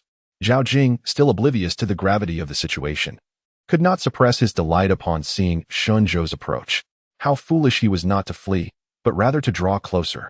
Thus, he too advanced toward Shen Zhou, his face contorting with malevolence as he reveled in the prospect of incapacitating this fool before binding him, forcing him to witness the intimate moments between himself and Wano. As he reached Shen Zhou, he unleashed a powerful punch.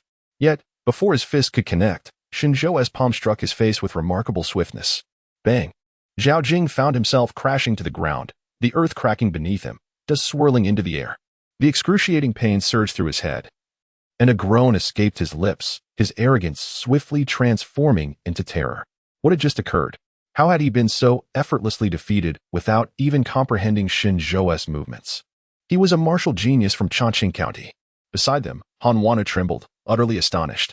If her memory served her correctly, Zhao Jing was a practitioner at the 7th level of the First Realm. How could he have been so swiftly incapacitated by Shen Zhou, who had never trained in martial arts? Originally, she had no grievance against him. She merely intended to grant him a swift end.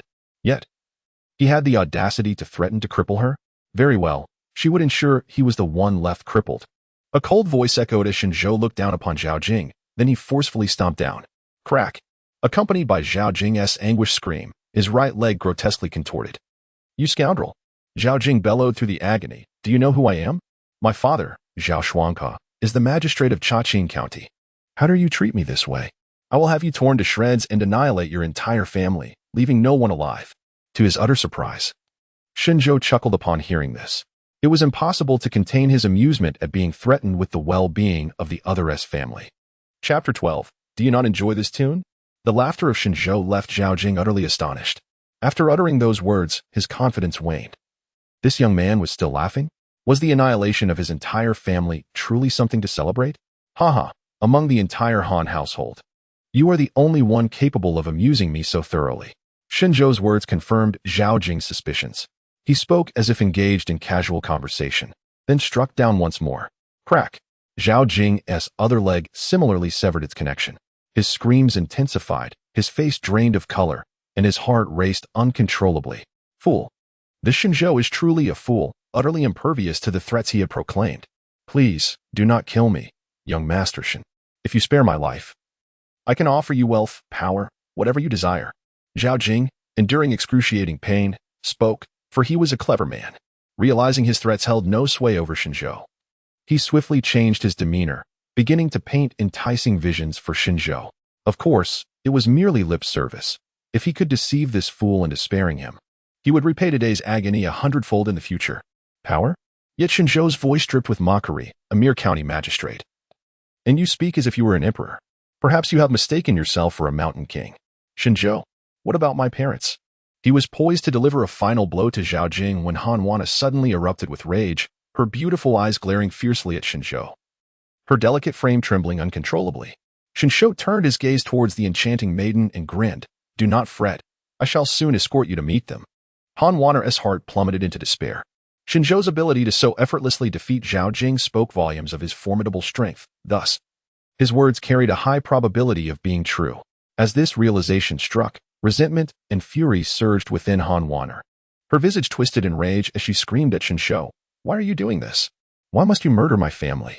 Have I not merely dismissed you? Wishing you dead? After all, your time is limited.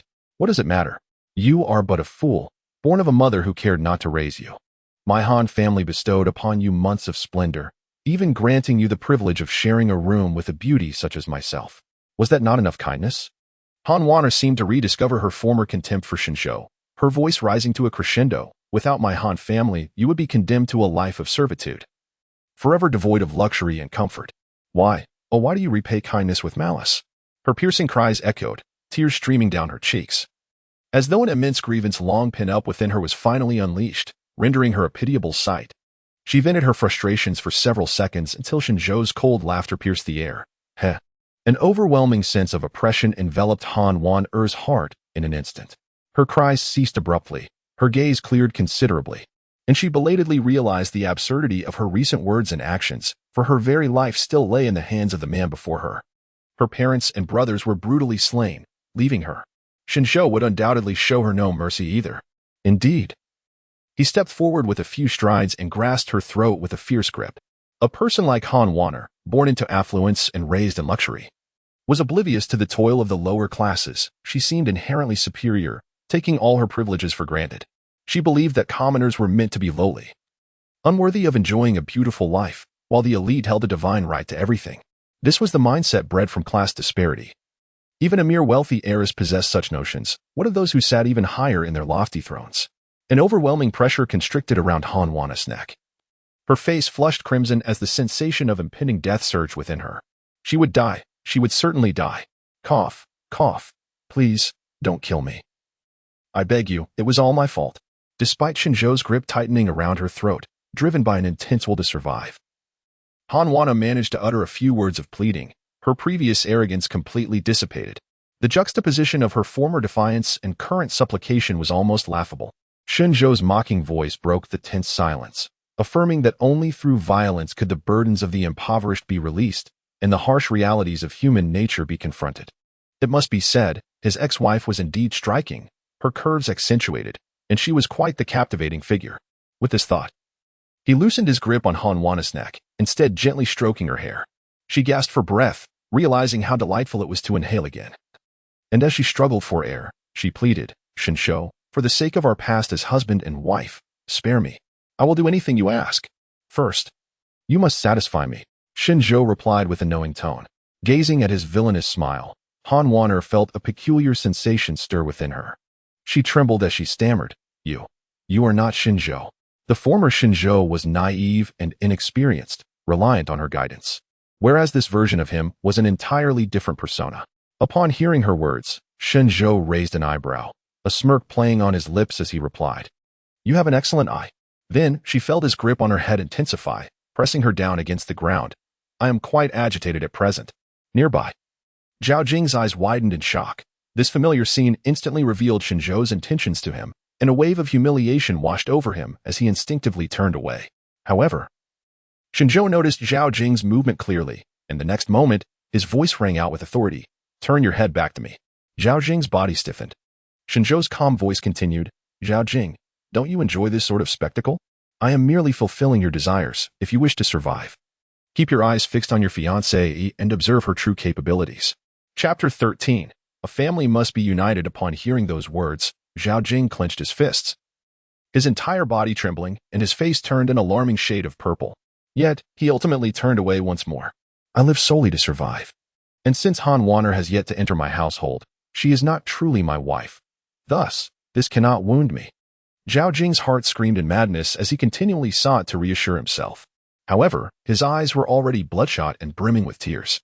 "If our roles were reversed, I would make you aware of true cruelty." As for Han Wana, she was on the verge of collapse. under the gaze of her fiancé. She felt an overwhelming shame and indignation.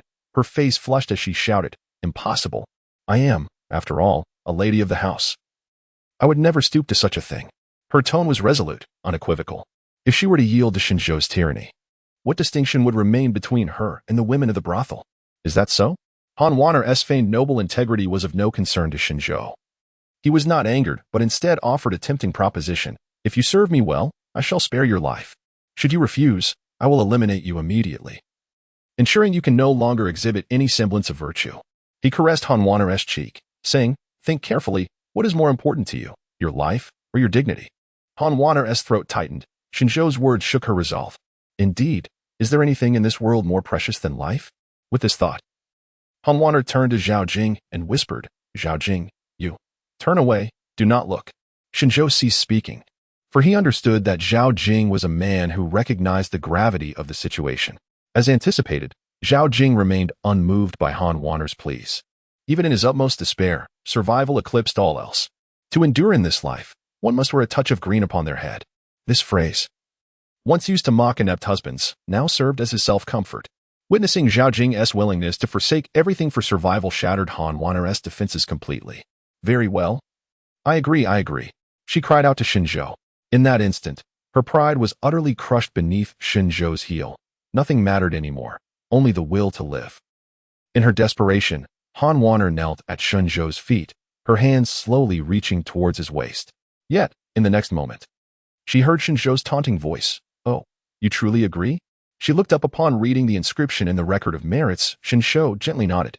The innocent and endearing Han Wanner still harbored hopes of survival, despite the tragic loss of her family. How could she bear to live on alone? A family ought to be united in its entirety. Shen Zhou's gaze shifted to the increasingly terrified Zhao Jing. Just then, a cacophony of footsteps surged from the distance, accompanied by shouts, "This way! Quickly! Come in!" Shen Zhou's brow furrowed immediately, and soon, a throng of over 100 individuals flooded into the courtyard. Clad in dark uniforms, each bore a massive crossbow, with iron arrows exceeding 3 feet in length, glinting ominously. This was indeed a battalion of crossbowmen. The leader, a man of approximately 30 years, donned a deep blue uniform, a broadsword at his waist, his features sharply defined like a sculpted visage. Seeing this, Zhao Jing, lying on the ground, was ecstatic, shouting hoarsely, "Shao County Lieutenant, save me, please." But before he could finish, Shen Zhou seized him by the hair, lifting him like a chick. "Do you recognize him? That simplifies matters. Young master," the distant Shao County Lieutenant called out, his facial muscles twitching in evident anxiety. He then shouted at Shen Zhou, "You audacious scoundrel, release young master Zhao at once. Otherwise, you shall face a hail of arrows." As he spoke, the soldiers aligned their crossbows in unison, all aimed squarely at Shen Zhou. What a predicament! My very life depends on your young master. In this perilous scenario, the youth in the blue garment chuckled, "Everyone, do take care. You wouldn't want to accidentally injure your young master." With that, Shen Zhou took a step back, positioning Zhao Jing protectively in front of him. The county lieutenant, an officer assisting the magistrate in matters of law and order, had mobilized his troops with remarkable swiftness, and their equipment was unexpectedly superior. He had not anticipated that each soldier would wield a crossbow. Such weaponry, in his current physical state, he could not withstand. Shen Zhou felt a surge of relief that he had refrained from killing Zhao Jing immediately. As Shen Zhou spoke, Zhao Jing echoed his urgency, shouting, "Don't make a move. No one should act." Zhao Jing had no desire to perish alongside Shen Zhou. In his eyes, his life as the son of the magistrate was worth far more than that of a commoner like Shen Zhou. The soldiers displayed signs of tension, lowering their crossbows slightly. They were acutely aware of their magistrate's temperament. Should they inadvertently cause Zhao Jing's demise, they would certainly face dire consequences. In the midst of this exchange, another group appeared, dressed in black with red sashes. They were members of the Black Tiger Gang. The foremost figure, a towering man with broad shoulders and a robust build, resembled a formidable bear. Upon entering the courtyard, he bellowed at Shen Zhou, "You wretched scoundrel! Is it you who brazenly killed members of my Black Tiger Gang in the streets?" "I do not take lives," Shen Zhou replied, his gaze sweeping past the man with calm composure. "I only eliminate beasts." "What did you say?" The burly man glared in disbelief, astonished that this young man would dare to speak defiantly as death loomed near. "You are courting death. Indeed, it is quite a death wish, otherwise I would not have come here," Shen Zhou readily admitted. However, With this esteemed county magistrate's son accompanying me on my demise, I find myself indifferent to the outcome." As he spoke, he casually dangled Zhao Jing's body, treating it as one might a small dog. The giant's face, thick with flesh, quivered, and his throat constricted. Though he displayed an air of arrogance, he dared not make any move. "What is it that you truly desire? If you spare young Master Zhao, we can come to an understanding," interjected the county lieutenant, observing that intimidation was futile. His tone softened, even tinged with a hint of supplication. Shen Zhou was somewhat taken aback by their demeanor. This talisman of Zhao Jing proved unexpectedly effective. As this group of men appeared and witnessed Shen Zhou's audacious actions, the merit record resumed its writing. "Your esteemed reputation has reached the first stage, initial brilliance. You have earned a legendary reward. You will awaken a martial talent uniquely your own." A martial talent solely belonging to him? Shen Zhou felt a stir of intrigue within. Chapter 14. The fourth calamity. Once the thought crossed his mind, Shen Zhou seized Zhao Jing and swiftly entered an adjacent room, leaving behind a stark warning: "Do not follow, unless you wish to behold the lifeless body of your young master." The countenance of County Lieutenant Zhao darkened, yet he obediently remained outside. The members of the Black Tiger gang mirrored his restraint. Had Shen Zhou taken an ordinary person hostage, they might have resorted to a barrage of arrows to eliminate both him and the hostage. However, the stakes were heightened as he had ensnared the son of the county magistrate, complicating matters significantly. As Shen Zhou concealed himself within the room, a burly man from the Black Tiger gang ambled over to County Lieutenant Zhao. "Brother Zhao, I never anticipated that the Yamen would deploy crossbowmen." Such a response is typically reserved for dire threats within the county seat, indicating that the situation has not yet escalated to that level. "Alas, with young Master Zhao in peril, how could we afford to be lax?" County Lieutenant Zhao replied gravely. Upon receiving the report, Magistrate Zhao had erupted in fury, ordering the immediate mobilization of all crossbowmen from the Yamen for assistance. "In my opinion, such measures are unnecessary. With your prowess at the second realm, 5th level, you could simply charge in and apprehend him without all this fanfare," the burly man jested. "Deputy Leader Lin, do you jest? Were not your subordinates also slain by him in the streets? Our abilities are comparable. You could easily rush in for vengeance," Zhao retorted with a forced smile, though his eyes betrayed his unease. Both were astute enough to recognize Shen Zhou's background, a destitute commoner with no martial training. Yet the numerous guards and the former steward who lay dead in the courtyard testified to Shen Zhou's formidable prowess, particularly the former steward, whose exceptional martial skill would pose a challenge for even the two of them to defeat in a direct confrontation. The entire affair exuded an air of strangeness, and to act recklessly might cost them their lives. "Indeed, it seems we both discern the peculiarities surrounding that young rogue." Deputy Leader Lin grinned. "However, remaining in this stalemate is hardly a viable strategy. I do possess a plan that could now be executed given the current circumstances." He spoke softly, ensuring that only County Lieutenant Zhao, who had reached the second realm, could hear him. Noticing the sinister smile on Lin's face, Zhao's interest piqued, prompting him to inquire, "Pray tell, what do you propose?" Meanwhile, Shen Zhou found solace in a study, its shelves brimming with books. The dimensions of this room surpassed even the size of the home he had once purchased with a loan in his past life. The lifestyle of the affluent, whether in ancient or modern times, is undeniably lavish. He settled into the grand chair at the center of the study, while Zhao Jing was tethered to him like a loyal hound. "Younger brother, I swear by the heavens, if you spare me, I shall not pursue any charges against you and will reward you with 100 taels of gold." Zhao Jing implored earnestly. "Speak another word, and I shall remove your tongue," Shen Zhou retorted coolly. Instantly, Zhao Jing bowed his head, falling silent and compliant. Shen Zhou took a deep breath, appearing to be at the end of his rope. Yet, he felt no regret. At least his heart was significantly at ease. To live freely and unrestrained is to truly exist for oneself. After all, one could encounter enlightenment in the morning and face demise by night, though perhaps death was not a certainty. He decided to examine what the Book of Merit had to reveal about his martial aptitude. Perhaps this would be the key to turning the tide. As he focused his consciousness on the Book of Merit, a lengthy passage unfolded within its pages. "Your awakened martial talent is 4th calamity, upgradable." 4th calamity? Shen Zhou was astonished. Was this not a concept he had only possessed in his previous life? Why did it also exist in this world? He scrutinized the details closely. 4th calamity, upgradable, a survival-type talent. Upon activation, you will acquire the health points attribute. Health points are determined by your physical strength. When you are attacked, you will not sustain injuries, but instead lose health points. Should your health points reach 0, you will perish. Note: this talent is a divine ability that can only be mastered by those chosen from beyond the realm. It is unique to this world. To fully realize its value, please remain true to your original intention and continue to protect and bless the nation. Gazing at the text on the page, even the usually composed Shen Zhou found his breath quickening. Health points. Was this not a concept exclusive to video games? No wonder this talent was dubbed the fourth calamity. As waves of excitement surged through him, he felt a surge of power within him, one that could only belong to divine beings. He could hardly contain his eagerness. Fourth calamity, activate. The atmosphere remained calm. There were no earth-shattering effects. Only in the lower left corner of his vision did a red translucent energy bar appear. Currently, Shen Zhou was uninjured, thus his health points were full. So, this is my health bar? It seems somewhat fragile, rather short, and I can't help but wonder if a mere touch would leave it diminished. He murmured to himself, never anticipating that he would awaken such an incongruous martial talent in this world. Yet, it perfectly aligned with his identity as a traveler. No wonder this martial talent was uniquely his. Only as a traveler could he truly comprehend the essence of this ability. If he were to continuously upgrade this talent, could it eventually grant him the power of infinite resurrection? With this ability, he was now entirely capable of turning the situation around.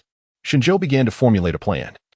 But before he could implement it, two immense sounds erupted almost simultaneously. Boom. In front of him, the county constable burst through the wooden door, his garments billowing, eyes sharp, and a long knife raised high, aimed directly at Shen Zhou. Behind him, the window shattered violently as Deputy Lin soared in, moving with remarkable speed. Had they chosen to strike first, launching a pincer attack? Shen Zhou's gaze ignited with fervor. He took a step forward, charging toward the nearest threat, the county constable. In the state of activating fourth calamity, he had no reason to retreat. Chapter 15. What on earth is this? With a resounding clang, a blade infused with formidable might was abruptly seized by Shen Zhou's alabaster left hand. He caught the gleaming blade with his bare hands. A flicker of astonishment appeared on the face of the county constable, as the opponent effortlessly parried his strike with a single hand, standing tall and unwavering. The immense force he exerted on the blade seemed to vanish into the abyss, yielding no effect whatsoever. Judging by the youth's aura, he too was a practitioner of the second realm, yet why was there such a stark disparity in strength? Almost simultaneously, Lin, the deputy leader, had already encroached within half a meter of Shen Zhou. He extended his large hand and grasped Zhao Jing, who lay on the ground. Upon witnessing this, Zhao Jing's face brightened with hope, and he cried out, "Save me." One was restraining me while the other sought to rescue Zhao Jing. Shen Zhou instantly discerned their intentions. However, with Zhao Jing's legs rendered useless, the notion of absconding with a crippled man right beneath his nose was sheer folly. Yet, the next moment brought an unexpected turn of events. Lin's fingers curled like vicious talons, darkened at the tips as he exerted a sudden force. Accompanied by Zhao Jing's piercing scream, his head was crushed as if it were mere foam. Shen Zhou raised an eyebrow, realizing that their true objective was not to rescue Zhao Jing, but rather to eliminate him. Outside, these two had feigned great concern for Zhao Jing's safety, as if he were their own father, but it was all a ruse. They had been deceived. Upon witnessing Zhao Jing's demise, the county constable abandoned the long knife seized by Shen Zhou and retreated. Almost simultaneously, Lin, standing behind Shen Zhou, also withdrew, a mocking smile gracing his face. Success. Indeed. The target of their assault was never Shen Zhou, but Zhao Jing. This man was a complete aberration, his obsession with others' wives having reached a pathological extreme. The sister of the county constable and the wife of Lin had both fallen victim to his depravity. They could only endure and forgive Zhao Jing, as his father held the highest authority in the county. Had it not been for this, Zhao Jing would have been slain by them countless times over. At long last, they had glimpsed an opportunity. Within the confines of the narrow study, those outside could not discern the events transpiring within. Now, they merely needed to shift the blame onto this young lad, and their grand scheme would be accomplished. The county constable and Lin, the deputy leader, both retreated from the study in unison. Yet, Lin's smile faded, and he sorrowfully called out, "Young Master Zhao." This was soon followed by the county constable's furious roar. "Impudent rogue! How dare you slay young Master Zhao? Quickly, loose your arrows, avenge young Master Zhao." At his command, the crossbowmen present were momentarily taken aback. They had heard the anguished scream, unmistakably that of young Master Zhao, but still hesitated to fire. The county constable's further query shattered their indecision, and they pulled the triggers. In the next instant, Countless crossbow bolts rained down upon the study like a torrential downpour of darkness. Whoosh, whoosh, whoosh. The study, crafted from exquisite Namu wood, appeared as fragile as paper, effortlessly penetrated, and within the blink of an eye, the entire room was left riddled with countless arrows. Xiaocao's official descended gracefully nearby, his face a mask of sorrow and indignation, yet internally he reveled in uncontainable glee. The crossbowman wielded a weapon known as the meteor crossbow, renowned for its formidable power, rendering it a lethal tool against martial artists of lesser prowess. With over 100 arrows unleashed in a single volley, the young scoundrel stood no chance. This ensured his demise would leave no witness behind. As these thoughts coursed through his mind, Vice Leader Lin approached, his expression mirroring Xiaocao's gravity. Yet, Xiaocao distinctly perceived a buoyant tone in his voice as he spoke. Xiaocao, our collaboration has been quite delightful.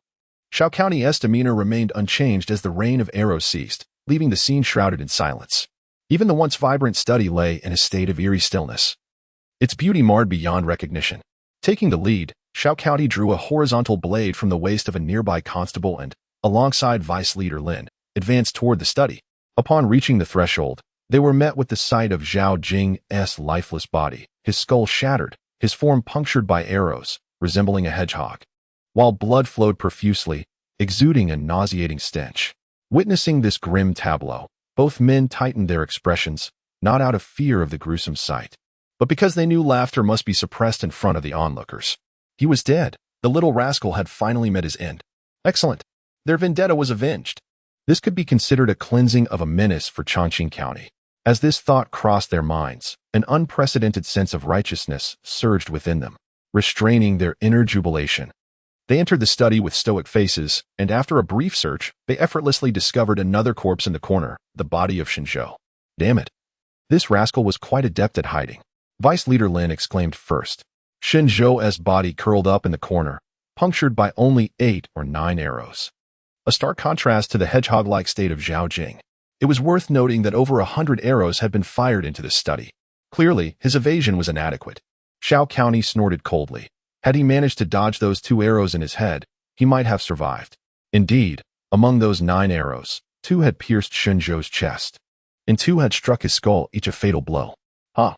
If he were truly that skilled, it should have been us hiding in the room, Vice Leader Lin remarked, hastily approaching Shen Zhou's side, his smile faltering as he spat vehemently.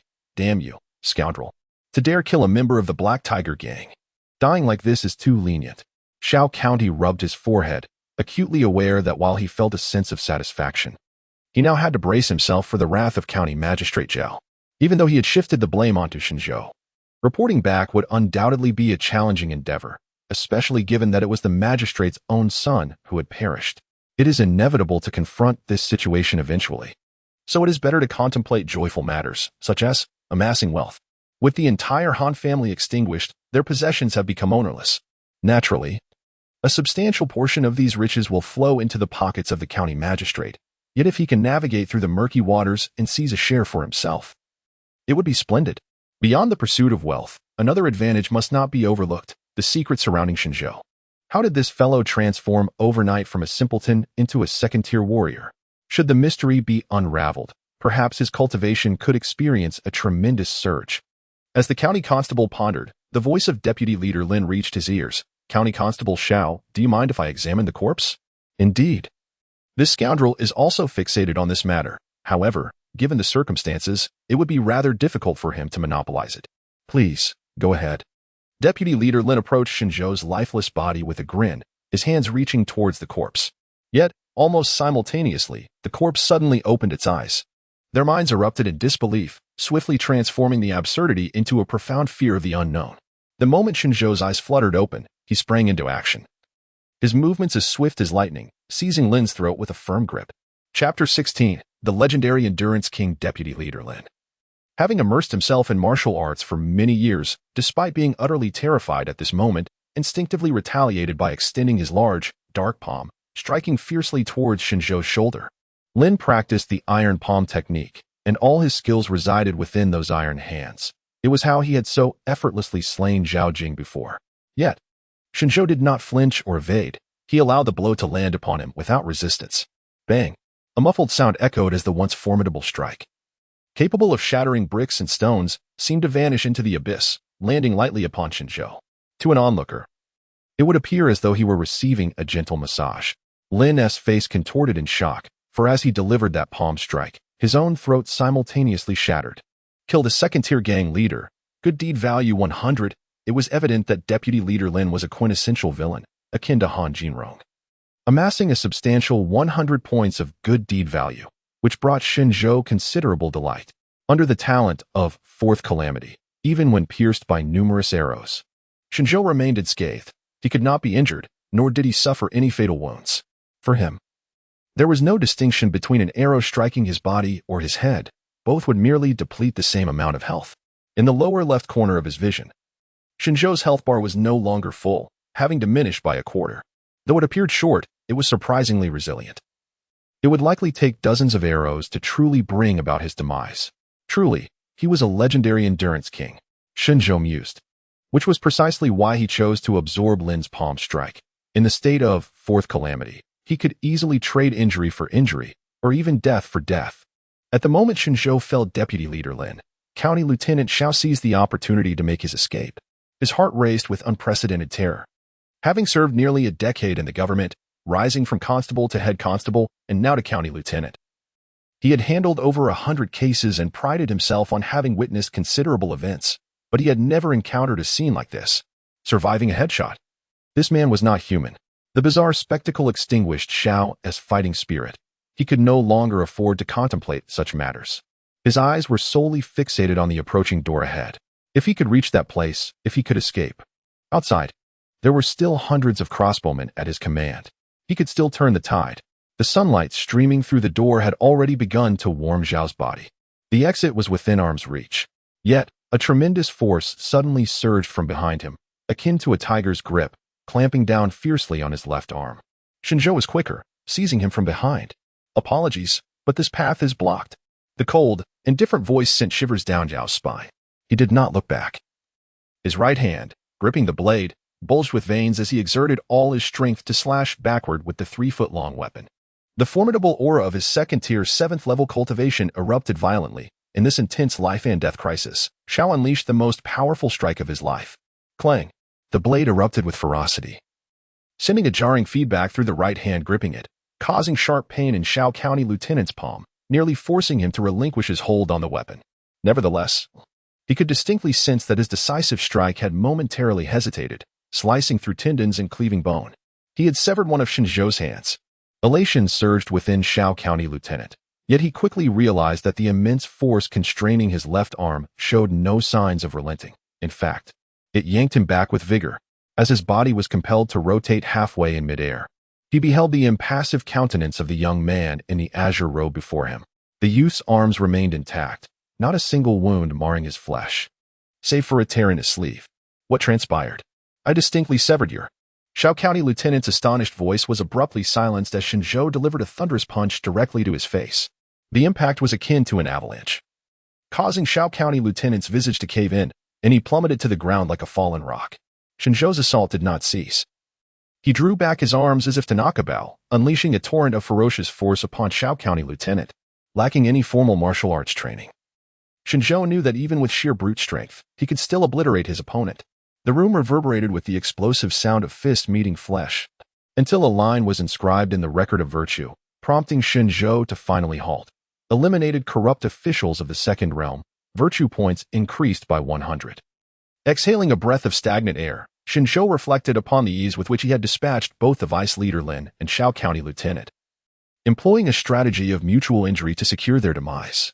Thank you both for enlightening me on the detrimental habit of sailing with the wind. I shall remember the lesson you've imparted. Shen Zhou spoke earnestly, acknowledging that his path of vengeance had been too smooth, bordering on unstoppable. This overconfidence had led him to underestimate the cunning of these two, who had orchestrated a scheme to turn his own strength against him. Had it not been for the awakening of the Fourth Calamity, he would likely have been celebrating at a banquet by now. The duo had inadvertently served as a reminder against hubris. Immediately, Shen Zhou commenced his search of the corpses. Earlier, the two had rifled through his belongings, now he reciprocated, achieving a semblance of balance. Regrettably, aside from some coin, he found nothing of value. Why had these individuals not cultivated the prudent habit of carrying their martial arts with them? It seemed that he would need to employ a subtler strategy moving forward. Outside the study, in the courtyard, a throng of crossbowmen and members of the Black Tiger gang stood wide-eyed and bewildered, at a loss for what to do. Within less than half a minute of Shao County Lieutenant and the vice leader entering the room, their startled cries and screams echoed forth. This sudden commotion instilled a palpable sense of panic among those present. What was happening? Had both leaders been assaulted by Shen Zhou? It seemed implausible. Under the onslaught of 1,000 arrows, how could Shen Zhou still be alive? Uncertainty gripped everyone, and anxious glances turned toward a middle-aged officer present. The head constable of Chaqing County, who held the highest authority in Shao County Lieutenant's absence. The captain swallowed hard and, maintaining his composure, commanded, "Everyone, raise your crossbows and prepare to fire." Little did he know, as soon as he finished speaking, a figure staggered unsteadily from the study's doorway. This figure was neither the county constable Shao nor the deputy leader Lin, but rather the one they least wished to see Shen Zhou emerged. His posture upright as he stepped forward. The young man's tattered clothing was drenched in blood, and his disheveled appearance starkly contrasted with his erect stature. Yet, what was most striking was the array of arrows embedded in him. 2 arrows pierced through his skull, while 2 others transfixed his chest, and still, he stood there, remarkably unharmed. In an instant, the courtyard of the Han residence, bustling with over 100 people, fell into an eerie silence. Every mind echoed the same thought. How is it possible that he has not succumbed to death despite such wounds? Chapter 17. A few hundred in a month. What life are you playing with? No one present had ever witnessed such an uncanny situation. It felt utterly absurd. As Shen Zhou exited the study, they noticed that he appeared to be dragging 2 heavy burdens. Wait, those were not mere objects. They were County Officer Shao and Deputy Leader Lin. Both men, drenched in a pool of blood, stared vacantly with lifeless eyes, resembling 2 dead dogs refusing to close their eyes, being dragged along by Shen Zhou. In an instant, everyone present held their breath, frozen in place. At a loss for words, their faces betraying their shock. Officer Shao and Deputy Leader Lin had actually been eliminated. Amidst countless dazed and terrified gazes, Shen Zhou's indifferent voice echoed, "Earthly weapons are of no use against me." As he spoke, he slowly pulled the 2 long arrows from his forehead. This horrifying scene sent shivers down the spines of all who witnessed it, as though a nightmare had enveloped their hearts. He had actually extracted the arrows from his own head.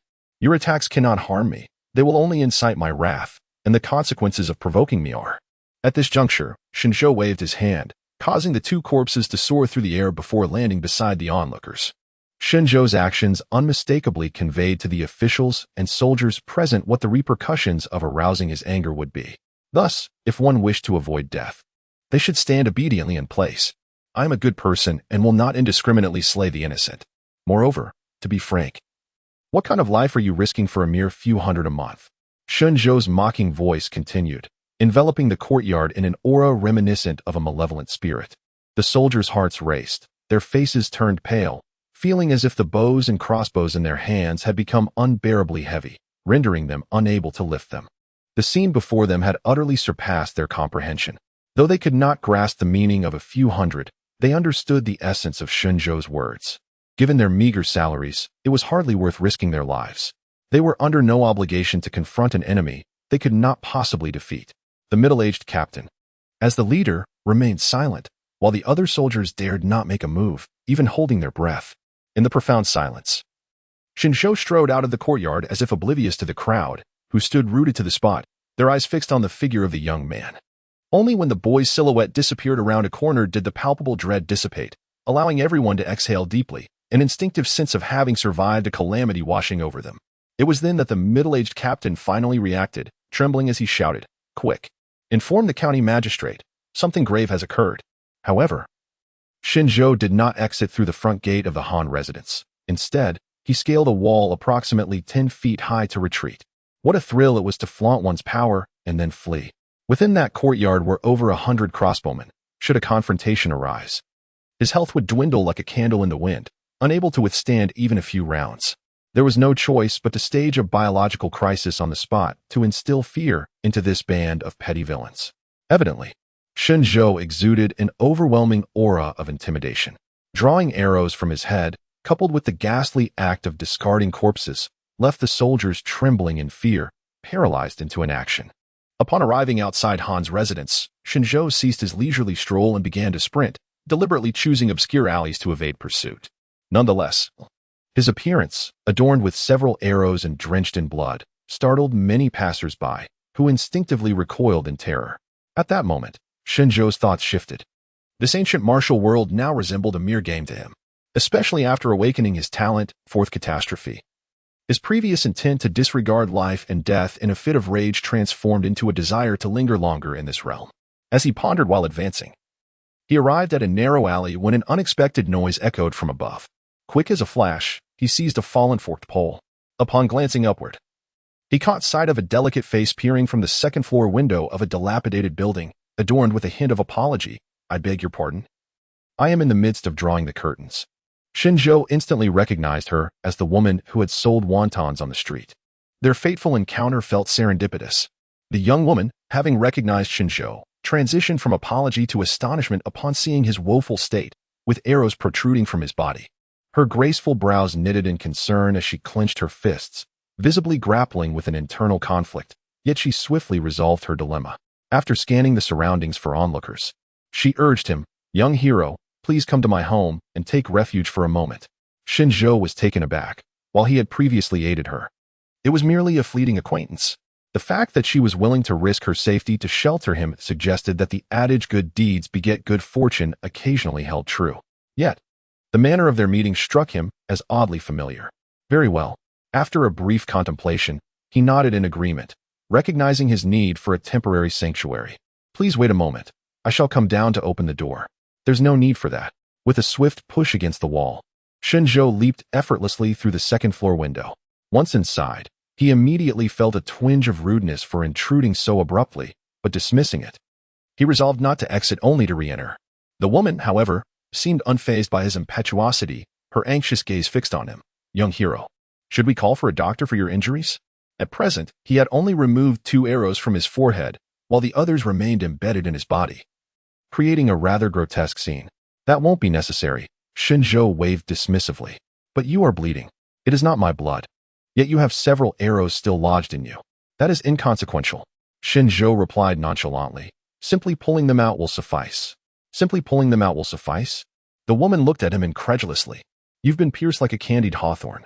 Pulling them out will only hasten your demise, won't it?" Shen Zhou refrained from idle chatter, for the moment had arrived for the woman to witness a miracle. He promptly set about extracting the remaining arrows from his body. One by one, the woman watched in alarm, unable to suppress a gasp as he performed the task with swift and decisive movements, as though the arrows were embedded not in himself, but in another. This scene not only stirred her heart but also revealed the lethal sharpness of the arrows, each tipped with barbs that suggested unimaginable agony. Yet, the young man displayed no alteration in his demeanor. Truly, he was a man of fortitude. The woman's admiration for Shen Zhou deepened considerably. In truth, however, he felt no pain at all, for he had sustained no injuries. He was entirely unaware that his stature in the woman's eyes had grown significantly. Before long, all the arrows lay discarded upon the ground. He stretched leisurely, feeling the oppressive weight of excess metal dissipate from within. Simultaneously, he noted that the blood bar in the lower left corner of his vision, previously diminished to 1/3, began to recover slowly. Observing the rate of regeneration, he surmised that it would take nearly an entire night for it to return to full capacity. Was this the legendary art of recuperation through breath? Indeed, the 4th calamity was as formidable as rumored. However, it seemed that he could only regain health after having removed the arrows. If his body remained under continuous assault, automatic healing was impossible. Truly, the removal of the arrows rendered him unscathed. The woman, utterly astonished, beheld Shen Zhou, still brimming with vitality, his skin unmarred by blood, as if he bore no wounds at all. Could the disparity in human resilience be so vast? The young hero must surely be under divine protection, otherwise such phenomena defied comprehension. The woman marveled repeatedly, even feeling an urge to touch Shen Zhou's firm physique to unravel the mystery, yet she restrained herself due to her station. "Consider me blessed by celestial beings," Shen Zhou nodded, recognizing that such matters could not be explained to others. Chapter 18. The Beast Among Beasts Who has intruded? At that moment, a furious roar echoed from downstairs, accompanied by hurried footsteps. Soon, Shen Zhou observed a short, somewhat unattractive man laboriously ascending the staircase. A look of suspicion and anger etched across his face, a kitchen knife clutched tightly in his hand. His legs appeared somewhat impaired, making the ascent quite a struggle. He remained stuck midway for quite some time. Upon witnessing this, the woman quickly approached him. "Shu, lower your voice. We must not alert outsiders." As the man strained to extend his neck, he caught sight of a well-groomed youth standing on the second floor. After a moment of astonishment, he inquired, "Who is he?" "He is the benefactor who rescued me on the street." The woman promptly clarified. "I saw him in peril and offered him refuge in our home for a short while." The man was momentarily taken aback, then urged hastily, "Quickly, help me up." The woman assisted him up the stairs to the second floor, where the man immediately bowed to Shen Zhou, expressing, "Thank you, young hero, for saving my wife." "That is unnecessary." Shen Zhou waved his hand dismissively. "The debt of gratitude is not so great. Those from the Black Tiger gang merely sought to impose their will." However, Shen Zhou was somewhat taken aback to discover that the two were husband and wife, for their appearances did not seem to align. Even his own brother Shen Mao, despite his questionable character, possessed a degree of charm that could attract a woman of Tong Lian's modest beauty. In modern times, Shen Zhou would have assumed the man to be wealthy, yet the state of their household suggested otherwise. The dimly lit room contained an unlit oil lamp and only a few rudimentary pieces of furniture, indicative of an ordinary family in Chaqing County. "My name is Jiang Sui, and this is my husband, Wu Haisheng." The woman began to introduce herself. Wu Haisheng, a man of few words, merely nodded repeatedly, his face reflecting discomfort. He had been resting on the first floor when he suddenly heard voices from above, with the phrase "pull it out" being uttered repeatedly. Enraged, he assumed that intruders were threatening his wife and rushed upstairs with a knife, resulting in this rather awkward misunderstanding. "Young hero, you must be fleeing from the pursuit of the Black Tiger gang," Jiang Sui inquired with concern. "Partially," Shen Zhou replied. "Partially? Yes. After eliminating members of the Black Tiger gang, I ventured into the Han residence and took more lives." Both Jiang Sui and Wu Haisheng's hearts skipped a beat. "Whom did you kill?" "Every one of them." At this revelation, the couple's faces turned pale with shock. This meant that Shen Zhou had single-handedly annihilated the Han family. He was indeed a veritable harbinger of death. "Thus, your decision to harbor me here poses a considerable risk," Shen Zhou added. "I do not wish to burden the two of you. Kindly prepare a new set of garments for me. Once I change, I shall take my leave." "Ah. Since I have chosen to stay, what difference does the duration make?" Jiang Sui, with a carefree smile that revealed a hint of masculine audacity, declared. "The young hero has saved me. Such kindness must be repaid. Furthermore, I have heard that you single-handedly brought down the Han estate, and I cannot help but feel elated. Thus, you must linger here a while longer." "Indeed." Wu Haisheng, his eyes gleaming with fervor, nodded earnestly. The Han estate was a notorious power in Chongqing County. Known for its ruthlessness, and for impoverished souls like them, it inspired nothing but disdain. But it is not just the Han estate, Shen Zhou warned. For the county magistrate's son has also met his end. Upon hearing this revelation, Jiang Sui and her husband were momentarily taken aback, only to erupt into excitement.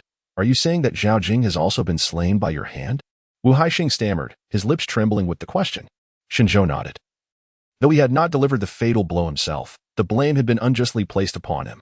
In the next moment, the couple embraced tightly, tears of joy streaming down their faces. "My dear, it is wonderful news. That scoundrel Zhao Jing has finally perished. Indeed, the heavens have shown mercy."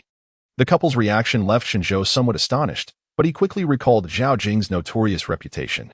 Observing Jiang Sui's beauty, he soon grasped the situation. It appeared to be yet another family ravaged by Zhao Jing's malevolence. Such a vile creature, it was no wonder he was infamous. How many women in Chaqing County had suffered at his hands? With his accomplices, Shao County Lieutenant and Lin, attempting to assassinate him, here stood two more victims. Anger surged within Shen Zhou. A man so thoroughly corrupt could not simply be allowed to live. The virtuous deeds gained from disposing of him would surely be considerable. Yet he had not met his demise at Shen Zhou's hands. Considering this, Shen Zhou felt that simply eliminating Shao County Lieutenant and Lin would be too merciful. They had thwarted his righteous cause. However, upon reflection, if Zhao Jing was such a despicable fiend, then his progenitor, the county magistrate Zhao, must be even more sinister, a true beast among beasts. The shadows that had lingered in Shen Zhou's heart dissipated as a new target emerged. Jiang Sui and her husband wept together for several minutes before they composed themselves. Then, they immediately knelt before Shen Zhou, exclaiming in unison, "Thank you, benefactor. We are eternally grateful for your removal of that scoundrel. Your immense kindness shall never be forgotten." When mentioning the rogue, their voices turned venomous. and Jiang Sui even bit her lip until it bled. You may rise, Shen Zhou gestured dismissively. Scoundrels like Zhao Jing deserve to meet their end. He recited a classic line from martial arts dramas, for in such an atmosphere, uttering a famous phrase brought satisfaction. Shen Zhou refrained from inquiring into the couple's ordeal. Some memories are best left undisturbed, as revisiting them would only deepen their anguish. Seeing that Shen Zhou had no intention of pressing for further inquiries, Jiang Sui looked at him with increasing gratitude and then rose from the ground. I shall procure a new outfit for the young hero at once. Very well. Shen Zhou nodded in agreement. You must be hungry, young sir. I shall prepare a bowl of wontons for you. Wu Haixing added. All right. Shen Zhou did not decline the offer. Chapter 19. Surviving in turbulent times due to Wu Haixing's ill-fitting attire. Jiang Sui rummaged through the wardrobe for quite some time before she finally unearthed a faded gray shirt, worn by her late father. If the young sir does not mind. Not at all, Shen Zhou replied, expressing no disdain. After all, he had worn garments of the deceased before, including the very one he currently donned.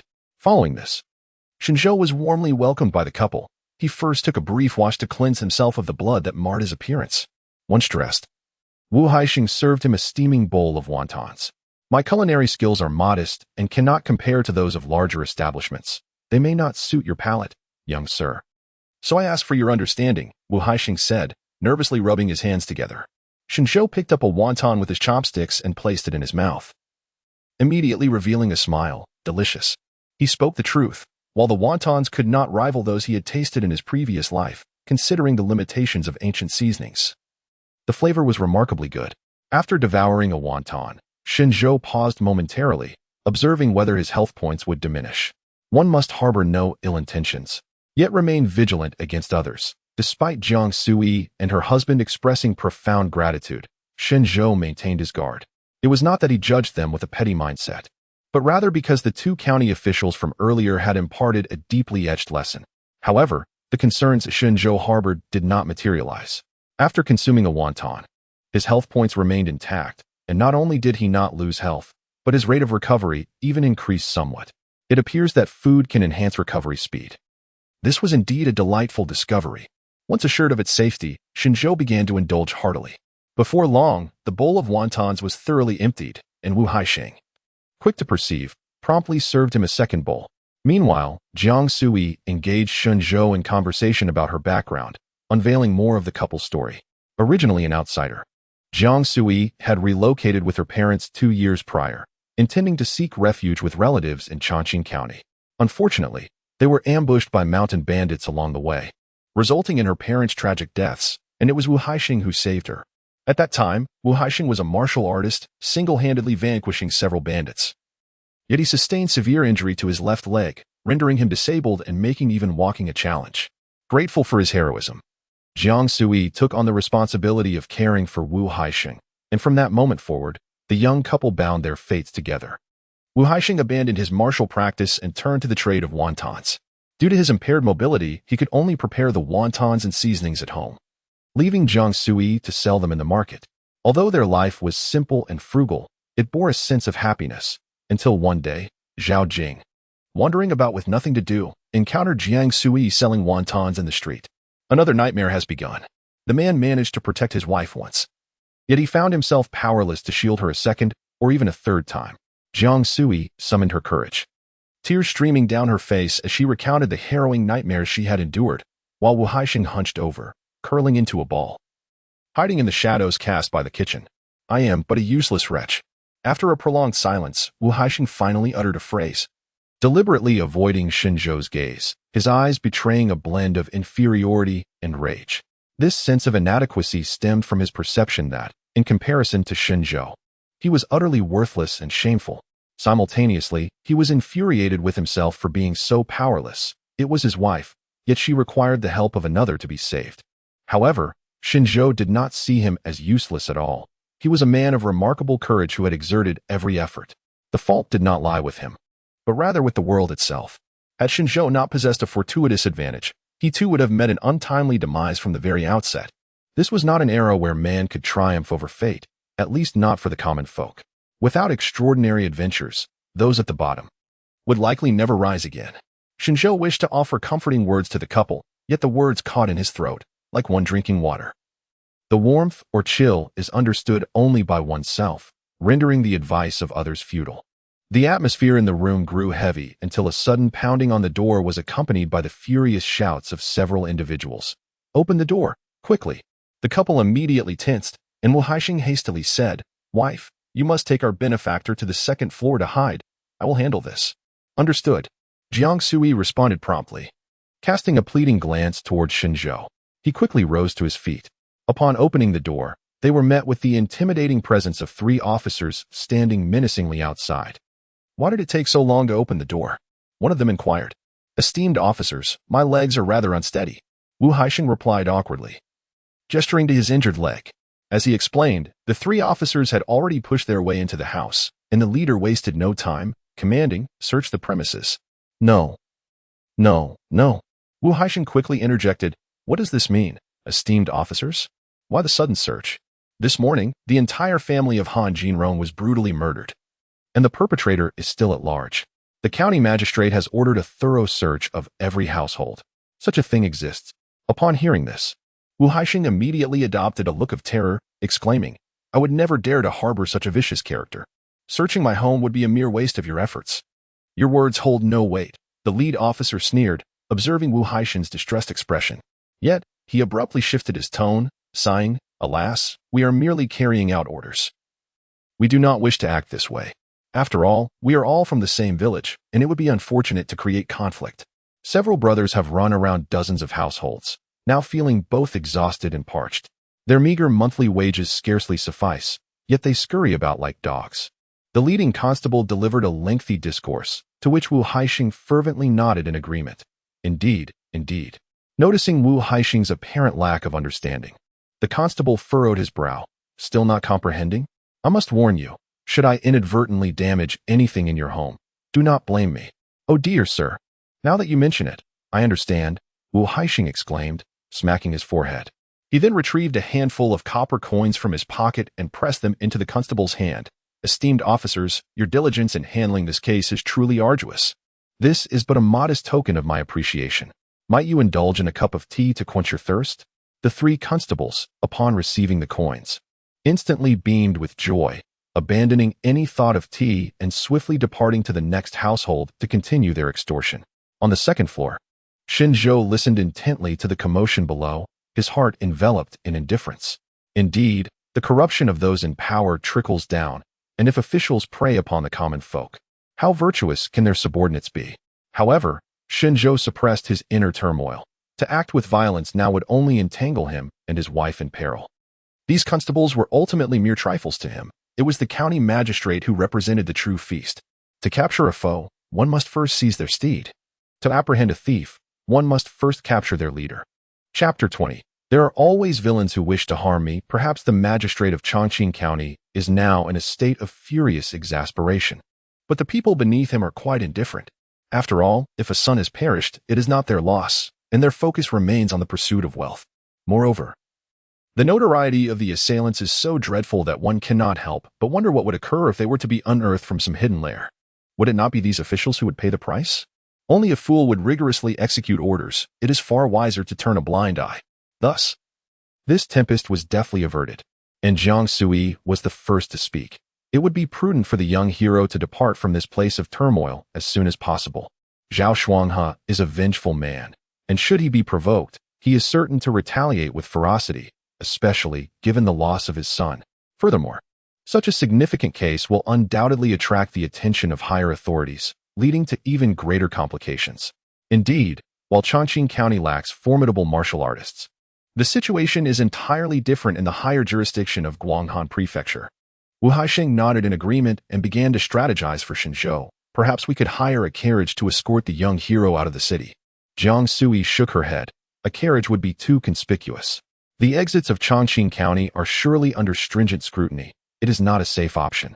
The couple, diligently trying to assist Shen Zhou, were met with his poignant lament. When will this cycle of vengeance cease? To eradicate the roots of this menace must be done swiftly. Jiang Sui and her husband exchanged puzzled glances, realizing that Shen Zhou did not seem inclined to flee. Indeed, Shen Zhou continued, "I appreciate your kindness, but there is no need for me to leave the city just yet. I have matters to attend to." If Zhao Shuanghe harbors grudges, so too does Shen Zhou. He detests those who bear ill towards him, yet there are always reckless individuals who seek to cross him. Just as one conflict concludes, another arises. After extinguishing the Han family and slaying Zhao Jing, now the Black Tiger Gang and Magistrate Zhao are on the horizon. There are always villains who wish to harm me. He has only just awakened the fourth calamity. How can he endure such indignities? Rather than cower in fear, waiting for retribution, it is far better to take the initiative and eliminate these weeds. Moreover, he stands to gain substantial merit from these actions. Allowing these scoundrels to live is a profound insult to the record of virtue in his mind. Prepare to act, prepare to act. Han Sui and her husband discerned his intent. Their benefactor indeed possessed the courage of a lion, contemplating not flight, but the continuation of his onslaught. Being mere common folk, they could not sway Shen Zhou's resolve. Jiang Sui immediately cautioned, "If you are determined to proceed, please exercise caution." Shen Zhou nodded. Turning to Wu Haixing, "Old Wu, you were once a martial artist. You must possess a fair understanding of the martial arts academies in Chongqing County." "I am somewhat familiar," Wu Haixing replied with a nod. "Pray tell, which martial arts school in this city possesses greater prowess, and where are they located?" Currently, Shen Zhou has only mastered a fundamental martial art, the 13 lethal spears, and is severely lacking in martial resources. When confronted by the two officials from Lin County, he resorted to neither martial techniques nor skills, but relied solely on his innate talents, moral persuasion, and fourth catastrophe. Now, having accumulated a considerable amount of benevolent merit, Shen Zhou's combat capabilities ought to be enhanced, ensuring a more secure approach when confronting the county office. Wu Haixing promptly elucidated, in Chongqing County, there are 3 martial arts schools: the Black Tiger School, the Jixing School, and the Jingwu Hall. The Black Tiger School is operated by the Black Tiger Gang, with its leader serving as the headmaster. The Jixing School boasts branches in various counties of Guanghan Prefecture and is said to have considerable influence. The Jingwu Hall, devoid of any significant background or territory, is managed by a solitary individual. However, I firmly believe it is the most formidable of the 3 schools. Nodding in agreement, Shen Zhou recognized Wu Haixing's perspective. In a place like Chongqing County, rife with both good and ill, having power and connections is essential. The county magistrate holds absolute sway, while the Black Tiger Gang perpetrates tyranny. Establishing a martial arts school here is no simple feat. The Jingwu Hall, with no backing whatsoever, yet managing to establish itself in such a treacherous locale, speaks volumes of its headmaster's strength. Wu Haixing continued, "I trained at the Jingwu Hall in its early days when it had just opened. Various factions attempted to disrupt its operations, only to be single-handedly repelled by the headmaster. Furthermore, the headmaster is known for their kindness, treating every aspiring student equally, offering education without discrimination, and maintaining reasonable fees." Wu Haixing's admiration for the headmaster of Jingwu Hall was evident. Shen Zhou, however, remained indifferent to the character of the headmaster. He required no guidance in his martial training. A virtuous person could be spared, while a malevolent one could be dispatched to earn merit, an effortless task. Since Wu Haixing proclaimed the Jingwu Hall as the most formidable, Shen Zhou resolved to pay a visit that very night. As dusk descended and night fell, the Jingwu Hall remained bustling with activity. In the rudimentary training arena, crafted from mud, a throng of students, both male and female, were diligently practicing against wooden dummies. These individuals, common folk from Chongqing County, toiled during the day and could only spare time in the evenings to hone their skills. They did not aspire to become unparalleled warriors, but merely sought to acquire a few techniques for self-defense in these trying times. On the elevated platform at one end of the arena stood a woman clad in a black martial attire, her beauty striking and her demeanor poised, resembling a sword drawn from its sheath, exuding an aura of formidable intensity. Those visiting the Jingwu Hall for the first time might not suspect that the seemingly youthful woman, appearing to be no more than 20, is in fact the headmaster, Lin Yujing. From her vantage point, Lin Yujing observed the performance of each student, occasionally nodding or offering guidance with her words. The students who received guidance gazed at her with deep gratitude. After exhausting martial arts practice, they gathered together to engage in light-hearted conversation, with the sole topic of the day being the massacre of the Han family. This news had spread throughout Chongqing County, swiftly becoming the talk of the townsfolk. "Do you all know who did it?" A young man proclaimed boldly from the center of the crowd, his expression brimming with pride. Likely harboring some insider information he wished to flaunt. Who? Who is it? Stop teasing us. We're on tenterhooks," the other students urged, turning their gazes toward him. Relishing the sudden attention, the young man divulged the details he had. It was the young master of the Han family. Many saw him carrying a gun toward the Han residence this morning. Moreover, he casually eliminated a few scoundrels from the Black Tiger gang along the way. And when the gang came to confront him, they were met with a fierce counterattack, resulting in the demise of even their deputy leader. Upon hearing this, the crowd erupted into jubilant cheers, each face alight with joy, the atmosphere as festive as a New Year's celebration. The young man waved his hand, signaling for silence, and the crowd obediently hushed. He continued, "Do you know the most thrilling part? That wretched Zhao Shuang's son happened to be at the Han residence and was swiftly dispatched by the young master. Ha ha." His laughter prompted an even louder uproar from the students. Ha ha, splendidly done. Absolutely marvelous, a double delight. I shall slaughter the chickens in my yard to celebrate this evening.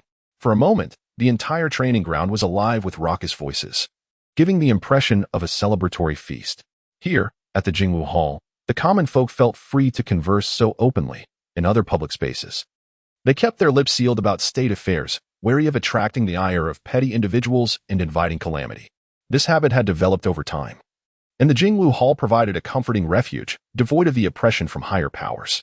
The hall's owner, Lin Yujing, was approachable, standing alongside the common people. Is that young master of the Han family truly so formidable? I recall him being quite foolish, someone questioned, a hint of skepticism in their tone. Instantly, another voice countered, foolish? No, that is called profound wisdom disguised as folly. Indeed, he has rid our town of a significant menace. He is a true hero. I tell you, if that young master were to come to my home, I would treat him like royalty. If he truly arrived at your doorstep, you would likely be so terrified that you'd soil yourself. Laughter erupted once more, while Lin Yujing quietly observed the banter, a smile unconsciously gracing her lovely features. Just then, she noticed a few constables approaching from a distance. Ahem. Lin Yujing cleared her throat gently, and the crowd seemed to receive an unspoken signal, falling into an immediate silence. The cheers abruptly ceased, their playful expressions vanishing, replaced by a grave demeanor, reminiscent of a teacher entering a study hall. Shortly thereafter, several officials arrived at the entrance of the martial arts hall, first greeting Lin Yujing with a friendly clasp of their fists, then announcing, the county magistrate has issued an edict. Starting today, Chaqing City will enforce a curfew. We kindly ask everyone to return home immediately, or face charges of disturbing the peace. Upon hearing this proclamation, the faces of the gathered citizens changed dramatically. It was evident to them what the magistrate's motive for the curfew was. They began to worry for the young master of the Han family. The crowd quickly dispersed, leaving the vast martial arts hall empty save for Lin Yujing, who closed the hall's doors and made her way to the backyard. Having established her foothold in Chongqing County for many years, she had cultivated her own network of intelligence. Regarding the Han family's massacre, she was privy to deeper secrets.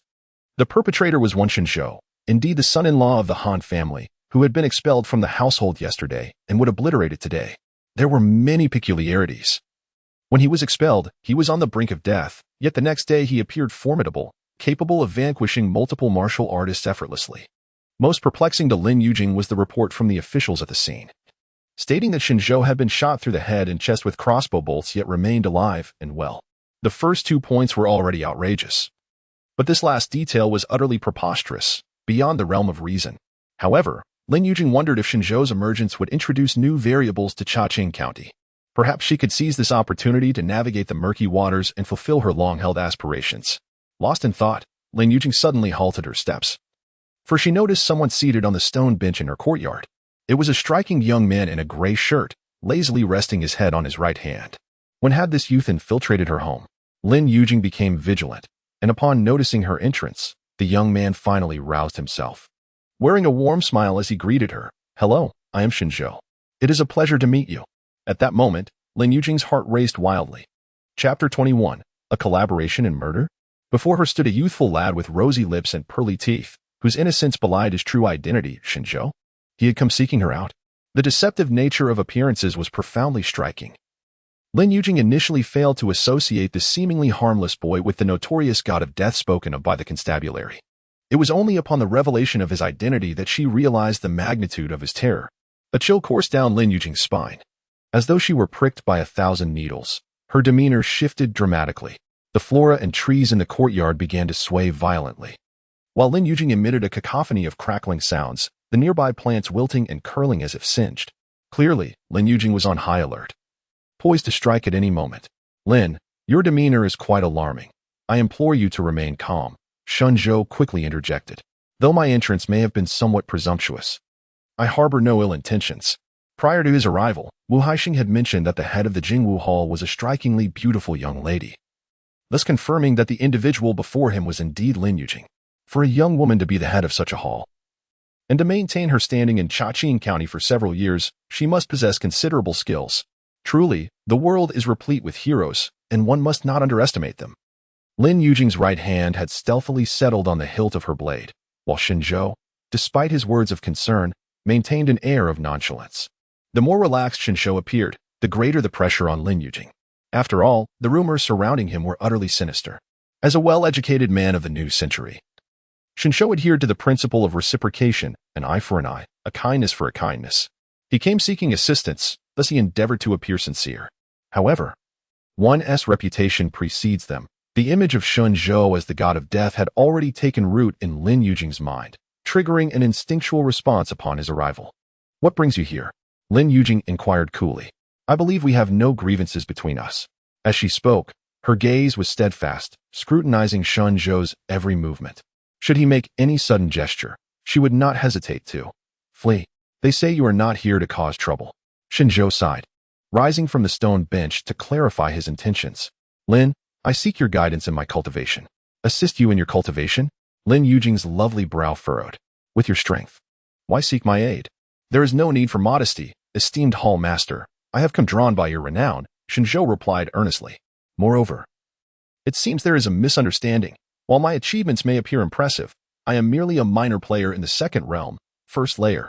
As he spoke, Shen Zhou subtly revealed his aura of the second realm, first layer. Confusion flickered in Lin Yujing's clear eyes. Indeed, he was of the second realm, yet significantly weaker than her. Why then was this youth's combat prowess so formidable? After a moment of contemplation, Lin Yujing grasped the crux of the matter. Have you awakened your martial talent? Did this woman truly possess knowledge of martial talent? Shen Zhou did not conceal the truth. Nodding affirmatively, indeed. Understanding dawned upon Lin Yujing as she displayed a look of realization. No wonder you are capable of all these feats. It seems your awakened martial talent is indeed formidable. She was quite aware of the martial realms of the three overseers, Shao, County Lieutenant, and the others, each of whom was no less proficient than Shen Zhou, yet he managed to achieve a triple kill, which spoke volumes. It sounds like, Master Lin, you too have awakened a martial talent? Shen Zhou countered. Yes, Lin Yujing admitted with a nod. Martial talent is a gift bestowed by the heavens, and those who awaken it are 1 in 10,000. Moreover, there are varying degrees of strength. Yours is particularly exceptional. Shen Zhou comprehended that others relied on their innate talent, while he depended on the merit record. 1 in 10,000? Truly remarkable. A golden finger that effortlessly accomplishes what others cannot. It seems I owe some gratitude to the heavens. Shen Zhou casually remarked. Therefore, Master Lin, could you assist me? Could I dare refuse? Lin Yujing pondered internally, yet outwardly she nodded. Naturally. What would you like to learn? Shen Zhou's achievements left her with no room for refusal. For the sake of her own safety, she had to acquiesce. Let us learn whatever is most powerful. Shen Zhou replied, akin to the Monkey King seeking the teachings of Bodhi ancestor, preferring the 72 transformations to the 36. Yes, that shall suffice. Lin Yujing inquired further. Have you practiced the breathing technique? The breathing technique? I have never even heard of it.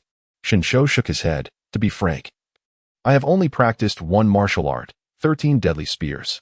Lin Yujing furrowed her brow. It sounds quite impressive. Indeed, it is a fundamental martial art. I acquired my weapon from a vendor who offered a buy one get one free deal. Lin Yujing. Shen Zhou spoke candidly, subtly reminding Lin Yujing of his terrifying martial talent, cautioning her not to entertain any ill intentions. Lin Yujing grasped the underlying message, casting a deep glance at Shen Zhou as she explained. Once martial essence is condensed within the body, it requires the breathing technique for regulation, allowing it to integrate into one's limbs and bones, thereby enhancing oneself. Moreover, its significance in combat should not be underestimated. The second stage of cultivation involves utilizing martial essence to refine one's bones, necessitating its involvement. Lin Yujing meticulously elucidated the methods of cultivation for the second stage, and Shen Zhou listened attentively before responding. Understood. Please prepare a copy of the breathing technique for me. Certainly, please hold on for a moment. Lin Yujing replied, turning to enter a chamber, and when she emerged, she held a hefty tome in her hands. This is the breathing technique I practice, Ziyang electric gang method, which is also the ancestral martial art of my Lin family. Ancestral martial art? Shen Zhou expressed surprise. He had not expected her to present a family heirloom. To think that Master Lin would be so considerate. Lin Yujing replied expressionlessly. Driven by the urgency of life and death, I shall do my utmost. Although Shen Zhou appeared to be a novice in martial arts, Lin Yujing sensed that he was far from ordinary. It would take more than mere trivialities to deceive him. In truth, Shen Zhou did not need to study the intricacies of martial arts. He could discern the strength of a technique simply by enhancing his skills with the Book of Meritorious Deeds. Indeed, the master of the Lin Academy was a wise individual. Shen Zhou nodded, pondering, Why does this sound like the words of a villain? Moreover, I daringly wish to propose a request to you. Lin Yujing continued. Speak. Shen Zhou replied succinctly. I hope that we may join forces to deal with the county magistrate of Chongqing. Lin Yujing's words were startling. Her hands clenching the book tightened as a flicker of hatred crossed her previously impassive face. I want to personally sever the head of that corrupt official. Thus, the cycle of vengeance continues. Shen Zhou thought to himself, shaking his head. No, that's not feasible. Are you still afraid? A shadow of disappointment flickered in Lin Yujing's eyes. Shen Zhou had killed Zhao Shuanghe's son. To her, this signified a complete alignment against Zhao Shuanghe. As the saying goes, the enemy of my enemy is my friend, which was why she was willing to offer her treasured heirloom to secure a formidable ally. Unexpectedly, Shen Zhou's blunt refusal revealed that even the boldest individuals have their limits. Alas, if one is unwilling, so be it. However, inadvertently revealing her true intentions to an outsider had turned out to be quite troublesome. As Lin Yujing contemplated her predicament, she heard Shen Zhou continue. You may only observe, the head of Zhao Shuanghe must be claimed by me. What? Lin Yujing's mind struggled to comprehend. You mean, I must personally slay Zhao Shuanghe? Shen Zhou clarified. It is a jest. That wicked county magistrate surely possesses significant merit points. His head cannot be relinquished to another. No matter how deep your hatred may run, it is inconsequential. Does this mean you agree to collaborate with me to eliminate this scoundrel? Lin Yujing inquired uncertainly. Certainly. But the head must remain mine. Shen Zhou reiterated emphatically. He had initially intended to assassinate the official, and forming an alliance along the journey posed no issue, as long as the trophy was his. Chapter 22, just today, all right. Here you go. It's all yours. Lin Yujing exclaimed, her joy visibly radiating from her. Excitedly, she continued, it matters not who exacts vengeance upon Zhao Shuanghe. All I desire is for him to perish swiftly and painfully. It was evident that a profound enmity existed between Lin Yujing and the county magistrate Zhao. Without prying into her personal affairs, Shen Zhou pressed on, May I now examine this treasured tome of yours? Of course, Lin Yujing replied, having established a temporary alliance. Her demeanor softened considerably. She placed the ancient text upon the stone table before Shen Zhou. Even throughout the entirety of Guanghan Prefecture, my Ziyang electric technique stands among the foremost. She added with a hint of pride, Isn't it rather charming? Is it truly that formidable? It appears my visit to the Jingwu Hall was indeed fortuitous, Shen Zhou remarked, his satisfaction growing. With a lightened heart, he opened the tome, only to furrow his brow in confusion. What purpose does this serve? Are these characters truly Han characters? As he perused the pages, they were undoubtedly Han characters, yet when strung together, they were utterly incomprehensible. Moreover, the tome was nearly as thick as a dictionary. Shen Zhou mused that in his previous life, he had little affinity for reading, a habit that seemed unyielding in this one. Nevertheless, he reassured himself that the merit record would guide him through. Feeling disinclined to scrutinize the text too closely, he merely skimmed it, intending to imprint its essence into the merit record first. Observing Shen Zhou's rapid page-turning, Lin Yujing thought nothing of it, assuming he was merely conducting a cursory review to verify the authenticity of the manuscript. After laboriously flipping through half of the tome, Shen Zhou pinched the bridge of his nose, only to look up and find Lin Yujing's captivating gaze fixed intently upon him. Why are you staring at me? Shen Zhou inquired, bemused. Are you concerned that I might renege on my promise to eliminate Zhao Shuanghe? Rest assured, we shall strike by tomorrow afternoon, provided, of course, that you possess a will to survive, Lin Yujing replied, shaking her head vigorously. That is not my concern. It's merely that this technique of breath cultivation is exceedingly complex, and mastering it in a short span is impossible. Should you encounter any uncertainties, feel free to consult me. Wait a moment. Did you just say we will act tomorrow afternoon? As she explained, Lin Yujing realized something amiss. Indeed, What of it? Shen Zhou countered. Too hasty. Lin Yujing frowned. Too hasty? Did you not just assert that you wished for him to meet his end as swiftly as possible? Yet the issue lies in the timing. Acting now is perilous. Lin Yujing exclaimed anxiously as she settled beside Shen Zhou. You may not be aware of Zhao Shuanghe's background, so allow me to enlighten you. Apart from the capable Shao County officer, Zhao Shuanghe commands the Black Tiger Gang, whose leader has attained the pinnacle of the second realm in martial arts, a considerable strength surpassing that of Shao. Moreover, Zhao Shuanghe himself poses a significant threat. Although he presents himself as an ordinary individual, I am aware that he is, in fact, a martial artist who has attained the third realm. It would not be an exaggeration to claim he is the strongest in the county. Furthermore, according to my investigation, Zhao Shuanghe may even be colluding with malevolent entities. Malevolent entities? This revelation surprised Shen Zhou, as he had believed this world to be devoid of such creatures, having never encountered or heard of any during his 15 years of existence. Of course, this could also be attributed to his limited perspective, as he had not traversed beyond the confines of Chongqing County during that time. However, given that Zhao Shuanghe is a third-realm martial artist and the leader of the Black Tiger Gang, and possibly involved with malevolent beings, the implications of his virtuous deeds are staggering. Taking a deep breath, Shen Zhou concluded that adjustments were necessary. I understand now. With this in mind, the timeline must be revised. Lin Yujing nodded in agreement, feeling a sense of relief. Yet, before she could fully express her thoughts, Shen Zhou continued. Let us move it to tomorrow morning. Lin Yujing. Wait, what? Why is it getting pushed forward instead? She could not help but raise her voice in inquiry. Wasn't this meant to facilitate your quest for vengeance? My intentions were noble. No, this is far too hasty. Lin Yujing shook her head vehemently. Assassinating a government official is no trivial matter. We require a meticulous plan. While your intentions may be commendable, you must refrain from taking action just yet. Initially, when Shen Zhou hesitated to eliminate Zhao Shuanghe, she thought his audacity had limits, but now she realized his courage was boundless, while her imagination had faltered. Had he truly resolved to act immediately? Time was of the essence. Delay could lead to unforeseen complications. Shen Zhou shook his head. In a matter of days, the court will undoubtedly dispatch stronger martial artists. By then, eliminating Zhao Shuanghe will be even more troublesome. Lin Yujing was momentarily taken aback. Having presumed Shen Zhou was merely reckless, however, she discovered that he possessed both boldness and careful consideration. His words were entirely accurate. Shen Zhou, before taking action, would indeed contemplate his approach. With 2 lifetimes of experience, he held a modicum of wisdom. Yet, his extraordinary intellect led him to believe that utilizing his exceptional strength directly would suffice. The only prerequisite was mastering the breathing technique. With this thought, Shen Zhou increased the pace of his reading. Meanwhile, Lin Yujing pondered for a moment before speaking. What you say holds merit, but I still find it precarious. Please be quiet, Shen Zhou interjected, unable to endure her hesitation any longer. He waved his hand dismissively, interrupting Lin Yujing. Just sit here patiently, and soon you will discern the stability of the plan. Chapter 23. Have I overlooked parts of the plot? Lin Yujing fell silent.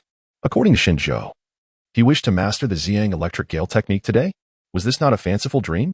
If one were to rank breathing techniques, her family's Ziyang electric gale technique would undoubtedly be classified as top tier.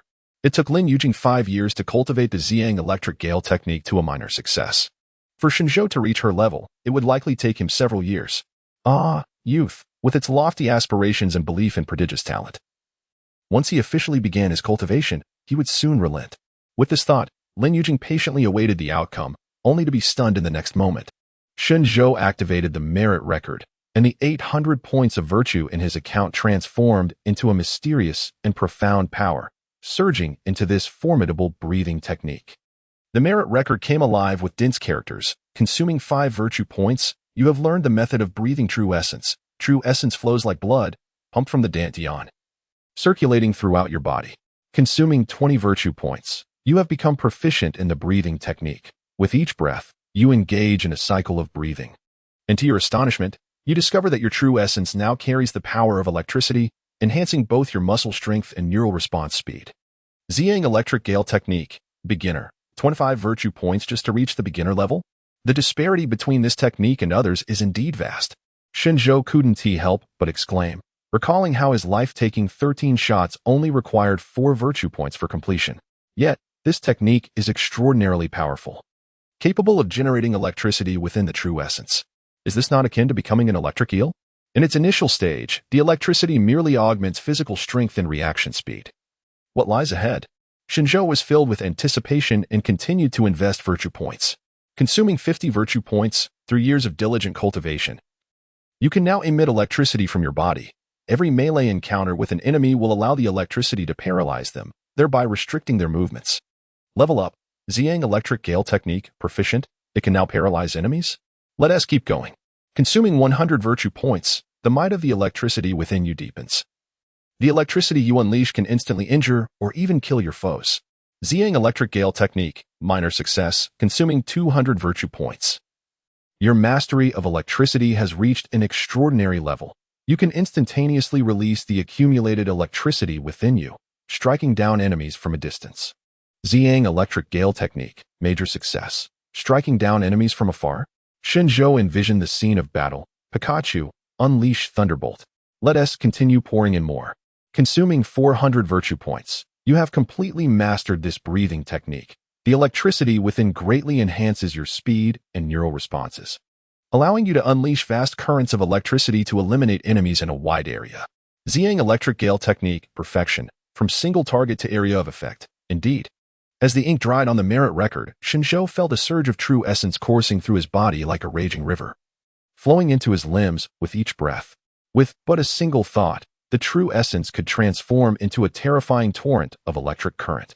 Shen Zhou's heart raced with exhilaration. He finally comprehended why this artifact could be considered a family heirloom. It was simply extraordinary. It was an entirely different realm from his previous 13 deathly shots, which belonged to the martial arts category. While this had transcended into the realm of the fantastical, he was eager to test it out. In the next moment, Shen Zhou's originally pitch-black pupils transformed into a radiant gold, a dazzling golden light coiling around his body. Boom! The air crackled with the sound of electricity piercing through, and the visible golden arcs danced wildly around him like serpents. The ground fissured beneath him, and the flowers and plants in the courtyard were instantly reduced to dust by the surging current. In an instant, the entire courtyard was illuminated as brightly as day, and Shen Zhou, enveloped in golden light, resembled a super scion descending upon the world. He was undeniably conspicuous. Shen Zhou realized that he shone like a firefly in the night, and if he were to attract the attention of others, it would spell trouble. For he had not forgotten his status as a fugitive. He immediately reigned in his aura, and the golden light vanished once more. Remarkably, even without real combat, the visual effects alone were astonishing. He couldn't help but marvel at how this breathing technique had evolved to such an extent. How could an ordinary martial artist hope to contend with him? No wonder Lin Yujing had claimed that the Purple Sun electric technique was among the finest in all of Guanghan Prefecture. After a brief moment of reflection, Shen Zhou looked up at Lin Yujing, who had become petrified, resembling a statue. Her eyes were wide with shock, an overwhelming sense of absurdity flooding her heart, leaving her utterly bewildered. If she was not mistaken, Shen Zhou's state just now was the golden armored body that could only be manifested after mastering the Purple Sun electric technique. But how was that possible? Hadn't he merely skimmed the manual? How could he have already cultivated it to such a level? Was she dreaming? Or had she inadvertently skipped a segment of the narrative? In the midst of Lin Yujing's dazed expression, Shen Zhou casually returned to the stone bench and remarked nonchalantly, "So, how is it, Master Lin?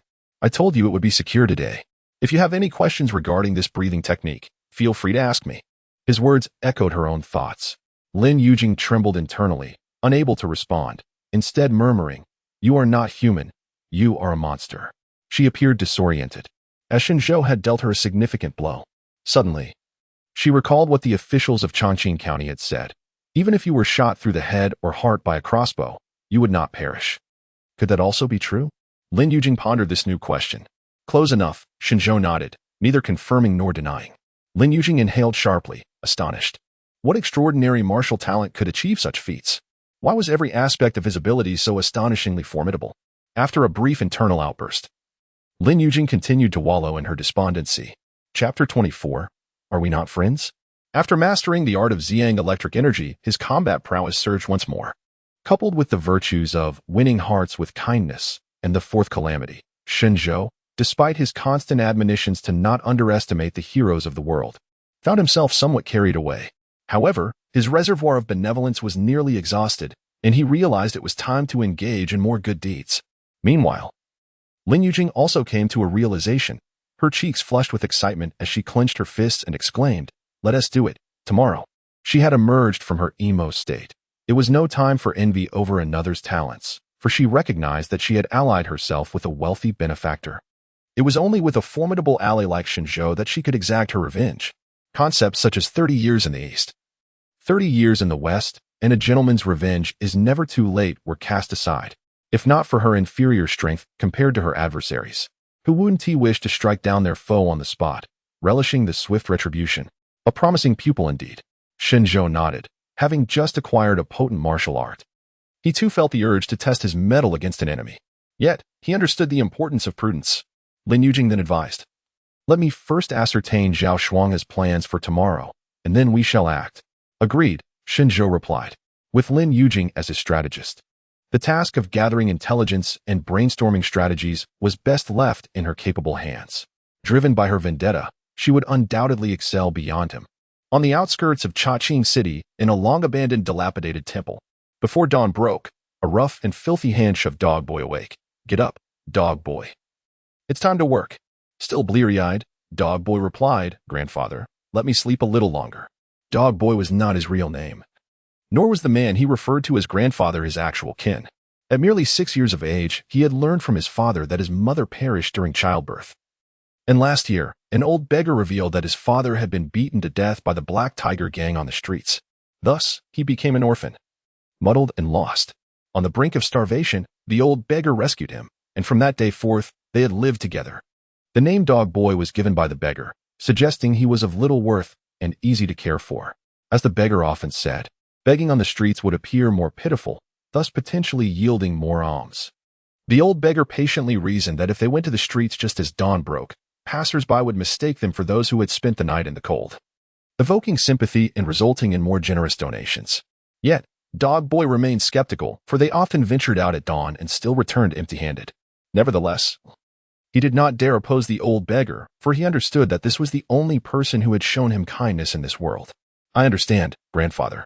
Dog Boy replied obediently as he prepared to rise from the haystack. Never mind, never mind." The old beggar, however, changed his mind. He gently pressed the child's shoulder and chuckled, "Little pup, why don't you rest a while longer today?" A glimmer of affection flickered in the old beggar's murky eyes. Initially, he took in the child for his youth, for children naturally evoke sympathy in others and are innately suited for begging. In certain regions of Yin country, some even resort to extreme measures to elicit pity. The old beggar, however, could never bring himself to such cruelty. He simply hoped that having a child by his side would enable him to gather more alms. Yet, as time passed, a bond blossomed between the two.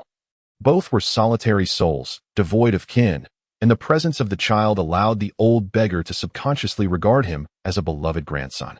A little laziness from his dear grandson could easily be forgiven.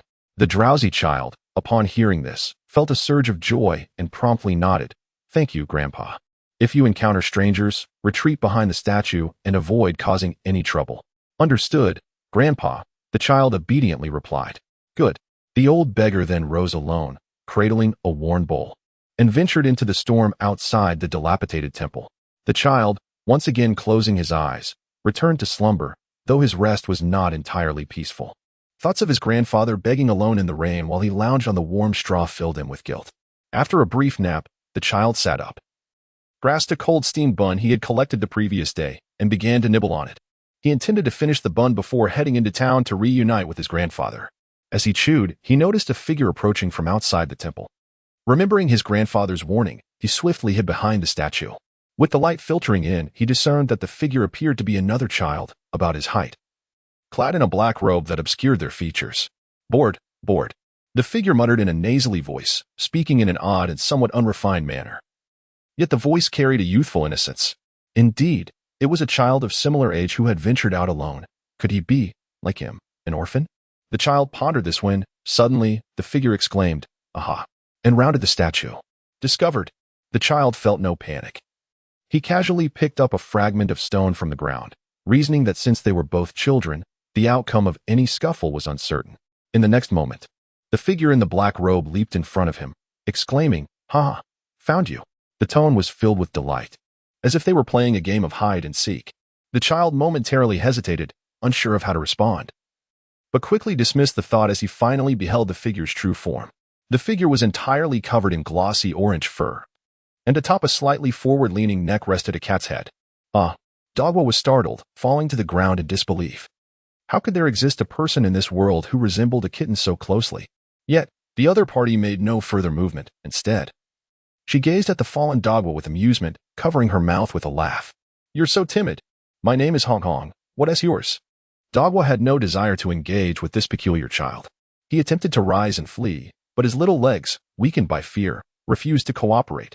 Hong Hong, with her twinkling eyes, inquired again, "I'm quite bored. Will you play with me?" Play? Exhausted, Dogwa finally summoned the strength to stand and turned to run. Just as he reached the temple entrance, he heard a sobbing sound behind him. Was she crying? Dogwa halted in his tracks and turned to see that Hong Hong had not pursued him but was standing still, wiping her tears. Why does everyone avoid me? Hong murmured to herself in a tone of grievance. "I just want to play with you all. Why does everyone shun me?" Her words struck a chord in Dogwa's heart. Did he not also yearn for a playmate? Yet, the harsh reality was that he had no companions, save for his grandfather. Was she similarly isolated, lonely, and forsaken? And with such a peculiar appearance, her plight might be even more dire than his own. In that moment, Dogwa felt a sense of shared sorrow with her. Noticing Dogwa's pause, Hong Hong's face brightened with hope. "Will you play with me?" Dogwa opted for silence, and seeing his lack of response, she continued, "By the way, I have something. I heard that you all love this."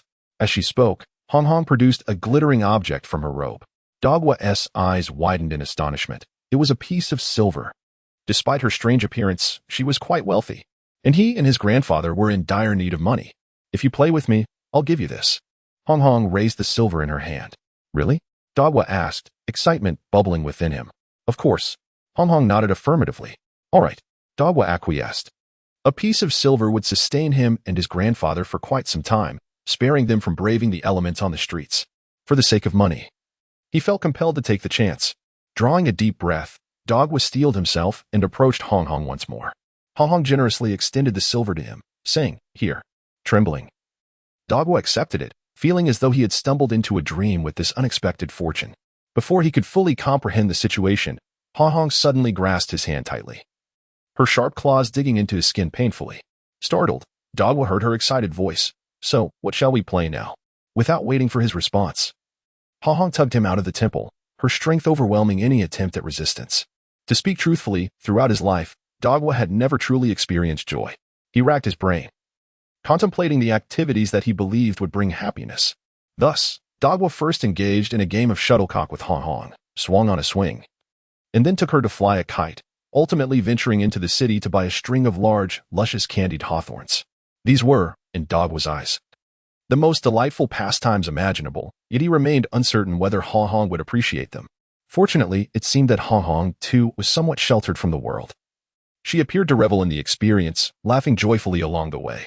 However, when they reached the city to purchase the candied hawthorns, Hong Hong suddenly became quite reserved. Her petite form concealed beneath her dark robe, tightly wrapped for protection. "What is the matter?" Dogwa inquired curiously. "My parents told me not to let others see my appearance, lest I frighten them." Hong Hong explained softly, her voice tinged with insecurity. Indeed, her appearance might be unsettling to others. She was worse off than him. Or perhaps not, for at least she possessed money and parents.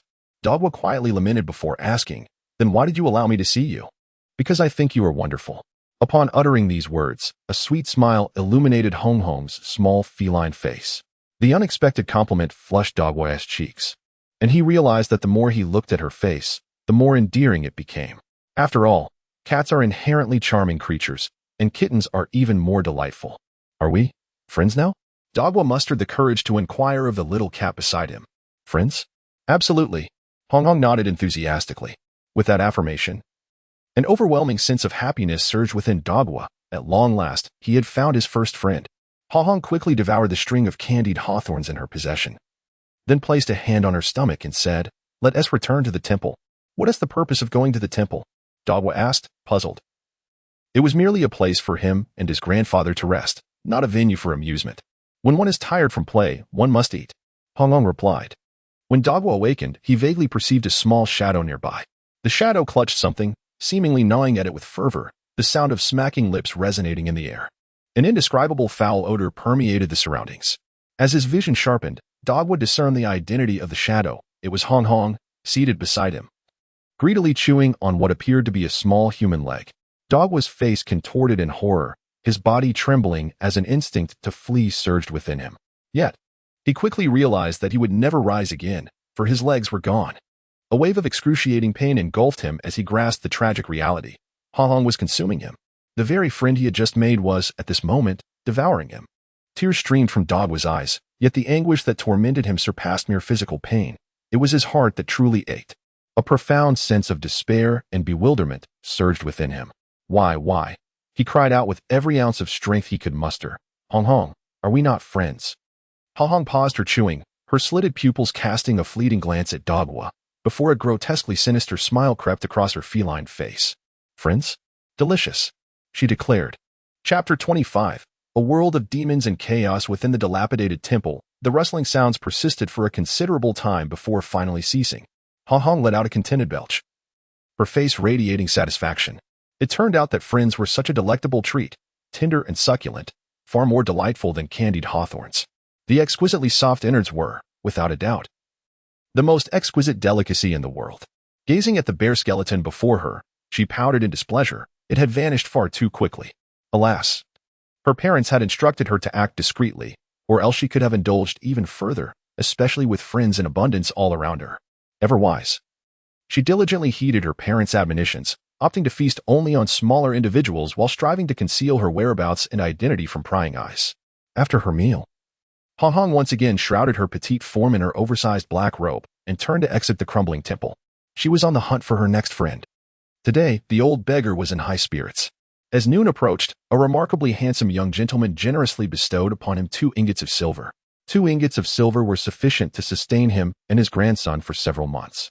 He had initially intended to bow in gratitude, but the young man had straightforwardly declined his thanks, leaving the old beggar feeling as if he were dreaming. How could such a benevolent soul exist in this world? With a sigh of wonder, after the young man departed, the beggar quickly tucked the 2 ingots into his pocket, aware that one should not flaunt their wealth, especially in Chongqing County, where many of his peers roamed, and one could never be certain who might covet his fortune. Off to the dilapidated temple to find his grandson. Today, he would not eat the usual cornbread. Instead, he planned to take his grandson out for a fine meal. The old beggar had just made this grand proclamation in his heart when he swiftly reconsidered. Perhaps it was too extravagant. A couple of bowls of wontons at the local stall would suffice. With this thought, the old beggar eagerly set off toward the temple. However, upon reaching the entrance of the dilapidated temple, a powerful stench of blood assailed him. The joy on the old beggar's face vanished instantly. He furrowed his brow and hurried inside. The temple was devoid of any human presence, yet the scent of blood grew increasingly potent. He groped his way through until he arrived at the rear of the idol. There, he beheld a blood-soaked skeleton lying in repose. Boom! The old beggar felt as though his head had been struck with a hammer. Dizziness overtook him, and he almost lost his footing. No, it couldn't be. Don't think too much. This bone cannot belong to Gowa. Gowa must have merely stepped out searching for him. This must be someone else's remains. He fervently reassured himself, though tears began to flow unbidden. The size of the skeleton, it appeared to be that of a child. Moreover, beside the skeleton, the tattered cloth, torn into strips, bore countless patches, each one painstakingly sewn by his own hands. Confronted by the cruel reality, the old beggar's heart shattered, and he wept inconsolably. The lights in the county magistrate's office remained ablaze throughout the night. The atmosphere within the yamen was stifling, akin to the ominous stillness preceding a tempest, oppressive enough to evoke thoughts of despair. The county magistrate, Shang Wenshu, trembled as he reported to the shadowy figure behind the desk. My lord, since yesterday afternoon, I have relentlessly led a search for Shen Zhou, but alas, we have yet to uncover any leads. Zhao Shuanghe remained silent, seemingly oblivious to Shang Wenshu's words. His eyes closed and his expression devoid of sorrow or joy. Shang Wenshu, unwilling to let the chilling atmosphere linger, steeled himself and continued, from my observations, it seems we can only await the arrival of envoys from Guanghan Palace to bring that villain to justice. Upon hearing this, Zhao Shuanghe finally stirred, opening his bloodshot eyes and fixing a piercing gaze upon Shang Wenshu. The intensity of his stare made Shang Wenshu's scalp prickle, and Zhao Shuanghe sighed. Old Shang, you have been by my side for a decade now. Wait, isn't this the standard line before executing a traitor? Startled, Shang Wenshu fell to his knees before Zhao Shuanghe, exclaiming, "My lord, please quell your anger. It is not that we lack diligence, but the enemy's movements are elusive and difficult to trace. Moreover, they have dispatched several formidable warriors from the county without a care, impervious even to crossbow bolts, rendering them akin to demons. This is beyond our capacity to resolve."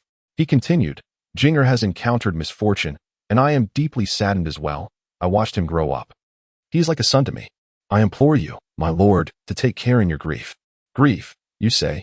Zhao Shuanghe interrupted violently, his fury erupting as he hurled the inkwell from his desk at Shang Wenshu's head. Caught unawares, Shang Wenshu was struck, blood immediately oozing from the wound. He clutched his head, paralyzed by fear, remaining kneeling on the ground. Zhao Shuanghe glared, his face contorted in rage as he bellowed, "Spare me your platitudes. You speak so easily, yet you have not lost a son. I could very well end your son's life right now, so you might experience the agony of loss." Shang Wenshu, horrified by the threat, hastily bowed his head in frantic supplication. "I was wrong, I was wrong." He understood Zhao Shuanghe's temperament. This old scoundrel was capable of any atrocity. Much of Zhao Shuanghe's son's twisted character stemmed from his father's influence. Shang Wenshu knocked his head against the. He trembled as he stood up, then suddenly realized something was amiss. How embarrassing. Before whom had he made a fool of himself? It was at this moment that Shang Wenshu noticed two figures standing at the door of the study. To describe them as human would be a misnomer. They possessed human-like forms, yet they were not human at all, but rather two demons. Both cat demons were draped in identical black robes. The one on the left was a towering figure, muscular and robust, with glossy black fur. The one on the right, petite and delicate, resembled a nocturnal sprite, adorned in smooth, orange fur. The audacity of these demons to openly appear in the county magistrate's office was astonishing. At that moment, the male cat demon happened to lower its head, locking eyes with Shang Wenshu. Just a single glance sent tremors coursing through him. Its gaze was filled with greed and cruelty, reminiscent of a predator eyeing its prey. "What are you standing there for? Get out." Zhao Shuanghe's sharp rebuke snapped Shang Wenshu back to reality. Yes, he needed to make way. He implored the two dignitaries to allow him passage. Bowing his head and covering his face, he hurriedly squeezed past the two demons, who paid him no mind, allowing him to exit the room.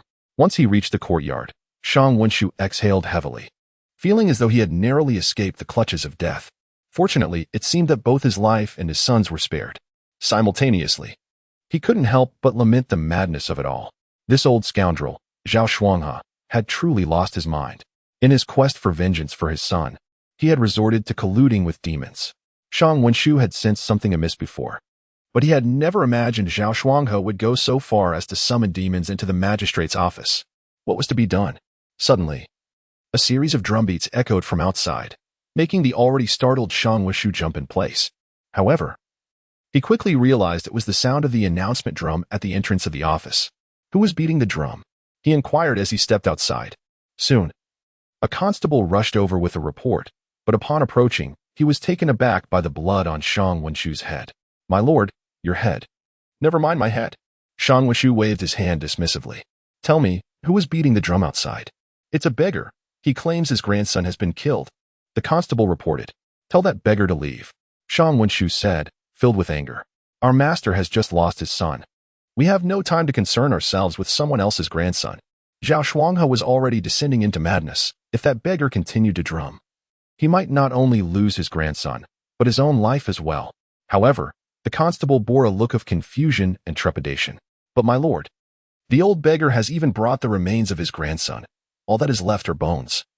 With the rest of the body mysteriously vanished, every bit of flesh meticulously stripped away. "I suspect it was devoured by some monster." As the constable spoke, fear painted his features, while Shang Wenshu stood in stunned silence. Monsters? Weren't there already two in the office? Chapter 26, Framing in a State of Uncertainty. Shang Wenshu was startled by the creak of the study door opening behind him, followed by Zhao Shuanghe's cold inquiry. "What is the commotion outside?" A shiver ran through Shang Wenshu's heart, but he feigned calmness as he turned to report patiently. "It is as follows, my lord. A man-eating demon?" Zhao Shuanghe remained expressionless even after hearing Shang Wenshu's account. He scoffed. "It must be the doing of that Shen Zhou. He was originally a foolish child, but after descending into the demonic path, his madness has escalated. Not only has he taken lives, but he has now begun to consume them." Upon hearing this, Shang Wenshu silently cursed. This old scoundrel intends to shift the blame onto Shen Zhou. The true culprit is right here in his chamber. Meanwhile, the unknowing officers found some merit in Zhao's words, considering how bizarre Shen Zhou's sudden emergence had been. Coupled with the terrifying scene from yesterday when he forcefully removed the crossbow bolt from his head. Indeed, he resembled a demon. Post a notice to publicize Shen Zhou's heinous acts of cannibalism, urging the populace to be vigilant. Zhao Shuanghe commanded. Yes, Shang Wenshu replied, though his dissatisfaction remained unvoiced. He dared not show any hint of defiance.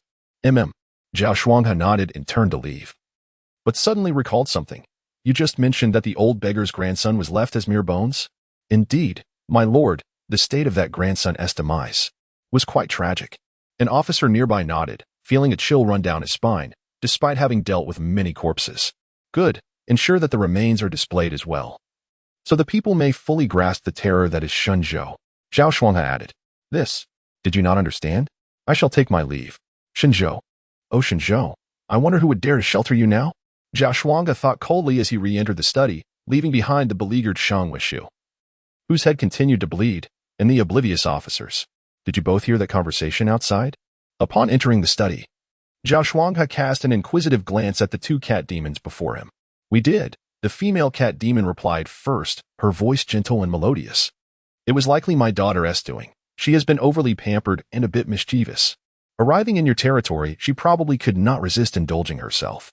Her expression remained unyielding, even amused, as if she were wryly smiling at her daughter's antics, viewing the matter as trivial. What? Just because my little girl has eaten one person in your county, you wish to escalate the situation? The male cat demon interjected, his expression showing mild discontent as he glared at Zhao Shuanghe. Zhao Shuanghe did not dwell on the matter too long. He simply stated, as long as you assist me in capturing that Shen Zhou, you may feast to your heart's content. The cat demon couple's eyes instantly brightened. The emissaries from Guanghan Palace will take at least 2 days to reach Chaqing County. You must apprehend him within these 2 days. Zhao Shuanghe added. Shangwu book is indeed correct. After my son's demise, my heart has been utterly thrown into disarray. My actions no longer bear the meticulousness they once did. Instead infused with a desperate madness. Zhao Shuanghe yearned with an intense fervor to inflict 1,000 tortures upon that Shen Zhou. Rest assured, esteemed Zhao, our clan possesses a keen sense of intuition, spoke the mother cat demon. If you provide me with an object he once used, we shall ensure his capture and present him before you today. However, do not let your guard down, Zhao Shuanghe cautioned in a somber tone. According to my subordinates, that Shen Zhou is rather peculiar. He can withstand even the most lethal of arrows piercing his skull. The male cat demon sneered at this declaration. Such is merely an illusion. It may deceive the unseeing two-legged sheep, but it cannot fool us. The notion that one could survive a crossbow bolt to the head is beyond even our demon kin's capabilities. Certainly, in this vast world, there exist individuals who could achieve such feats, yet they must be formidable beings of high caliber. If such a powerful entity truly existed, it is unlikely that he would be pursued by the authorities of a mere county. The only plausible explanation is that it is a trick. Zhao Shuanghe conceded with a nod, clearly in agreement. The soldiers of the county are but mediocre warriors, easily misled by a simple illusion. Had a barrage of arrows been unleashed upon Shen Zhou, he would undoubtedly have met his end. Alas, my subordinates are all too foolish. Nevertheless, Shen Zhou has slain 3 second-tier warriors. His prowess is undeniable. Hence, I spared no effort to summon the demon clan with whom I have been secretly in contact. These 2 cat demons are indeed formidable third-tier entities. However, esteemed Zhao, why must you compel us to take action? Inquired the male cat demon. After all, in merely 2 days, the officials from Guanghan Palace will come to address this matter. Your actions could inadvertently expose yourself. Collaborating with the demon clan is a grave offense under the laws of the Yin Kingdom, punishable by the annihilation of one's entire lineage. You do not comprehend. Zhao Shuanghe replied, shaking his head. The master of Guanghan Palace is renowned for cherishing talent. His institution was established to gather various martial geniuses within the state. This Shen Zhou is merely a young lad, yet he has slain so many second-tier warriors, which speaks volumes of his formidable innate talent. I fear he may be recruited by the higher authorities. Should that happen, the deep-seated blood feud for my son may never be avenged. At the entrance of the yamen, an old beggar, stained in blood and cradling the remains of his dog, was denied entry and forced to wait outside. Moments later, a group of yamen runners emerged. The old beggar hurried forward, targeting the leader of the group, and cried out, "Yaman gentlemen, you must take my side. You must ensure that the murderer is captured." The leading middle-aged constable stepped back in disgust, then coldly remarked, "What nonsense about being the master. That monster not only devoured your grandson, but also murdered our county lieutenant and the son of the magistrate. This is no trivial matter." The old beggar was momentarily taken aback, realizing that the other party already knew the identity of the perpetrator, and that this fiend had committed such heinous acts. Killing so many. It must be him. In his confusion, the middle-aged constable pointed a finger. The old beggar followed the direction of the constable's gesture and focused his gaze on the bulletin board at the entrance of the government office. There, a wanted notice was affixed, depicting a youth with a face as exquisite as jade. Beneath the illustration were the words, "Suspect Shen Zhou, approximately 15 years of age. This villain has brutally slain dozens within the city, committing egregious crimes. Anyone with information should promptly report to the authorities for a reward of 500 taels of silver and 10 acres of fertile land. Those who harbor him shall be punished as accomplices." The old beggar was instantly stunned, for the boy in the picture was strikingly familiar to him. Impossible. It cannot be him, the old beggar suddenly exclaimed. He recalled that just yesterday, the youth had bestowed upon him 2 ingots of silver and kindly advised him to take care of his health. How could such a benevolent person resort to cannibalism? Who else could it be? While he pondered, a constable snorted derisively and stepped forward, adding a few more lines to the wanted notice. "He has a taste for human flesh, utterly deranged, no different from a beast. Is there a possibility of a mistake, sir?" The old beggar couldn't help but inquire. "There can be no mistake," the middle-aged constable asserted firmly, turning to the old beggar. "By the way, leave your grandson's remains here, right beneath the bulletin board." "Why?" The old beggar's heart quaked as he instinctively clutched the corpse. His grandson's fate had already been so tragic. He only wished to grant him a peaceful resting place. "This is evidence of Shen Zhou's cannibalism. It must be preserved." The middle-aged constable scoffed, signaling to several constables nearby, who then moved closer. "Gentlemen, I implore you to show some leniency." The old beggar hurriedly proffered 2 ingots of silver, the only recourse he felt he could take in this dire situation. "You old beggar are quite wealthy." The middle-aged constable glanced at him in surprise, swiftly snatching the silver. With the money in hand, the old beggar felt a sense of relief. Surely, they would take action now? However, he soon witnessed the middle-aged constable shaking his head and muttering, "Nevertheless, the magistrate's orders must not be defied. Seize that wretched remains." Chapter 27. Instant kill. Only Shen Zhou remained at Jingwu Hall. Early in the morning, Lin Yujing had hung a sign that read "Closed for today" at the entrance before hastily departing, claiming she was off to gather intelligence. She hoped Shen Zhou would remain hidden here for the time being, postponing the matter of eliminating Zhao Shuanghe until her return, which she estimated would be no longer than the duration of an incense stick burning. Shen Zhou had no objections. It was, after all, preferable to strike when fully prepared. However, as he waited, he soon felt the rumblings of hunger in his stomach. He had yet to eat that day, and killing was indeed a laborious endeavor that required some sustenance beforehand. Since he had already promised Lin Yujing, he would not abandon Jingwu Hall, so he set out to see if there was anything to eat. He wandered into the kitchen and quickly discovered some noodles. Remembering that there were several chickens in the courtyard, he mused that the title of chicken thief was rather unappealing, so he opted for the noodles instead. The kitchen was stocked with numerous jars and bottles, likely containing various seasonings. Shen Zhou sampled a bit from each, confirming their contents. He was not particularly concerned about poisoning himself, as he had replenished his vitality after a night's rest, and losing a bit of blood was inconsequential. In no time, a steaming bowl of noodles was ready. Shen Zhou seated himself at the stone table in the courtyard and began to eat voraciously. "Oh, my culinary skills remain as commendable as ever," he mused, reminiscing about how his previous life's passion was cooking. However, the demands of work had left him with little time to prepare meals for himself, forcing him to rely on takeout laden with oil and salt, which, combined with the stress of long hours, had taken a toll on his health. Having lived 2 lives, Shen Zhou finally realized that nothing in the world was more important than oneself. One must prioritize oneself, lest they face dire consequences. Just as he was lost in thought, he suddenly spotted a small figure nimbly vaulting over the wall and bounding into the courtyard.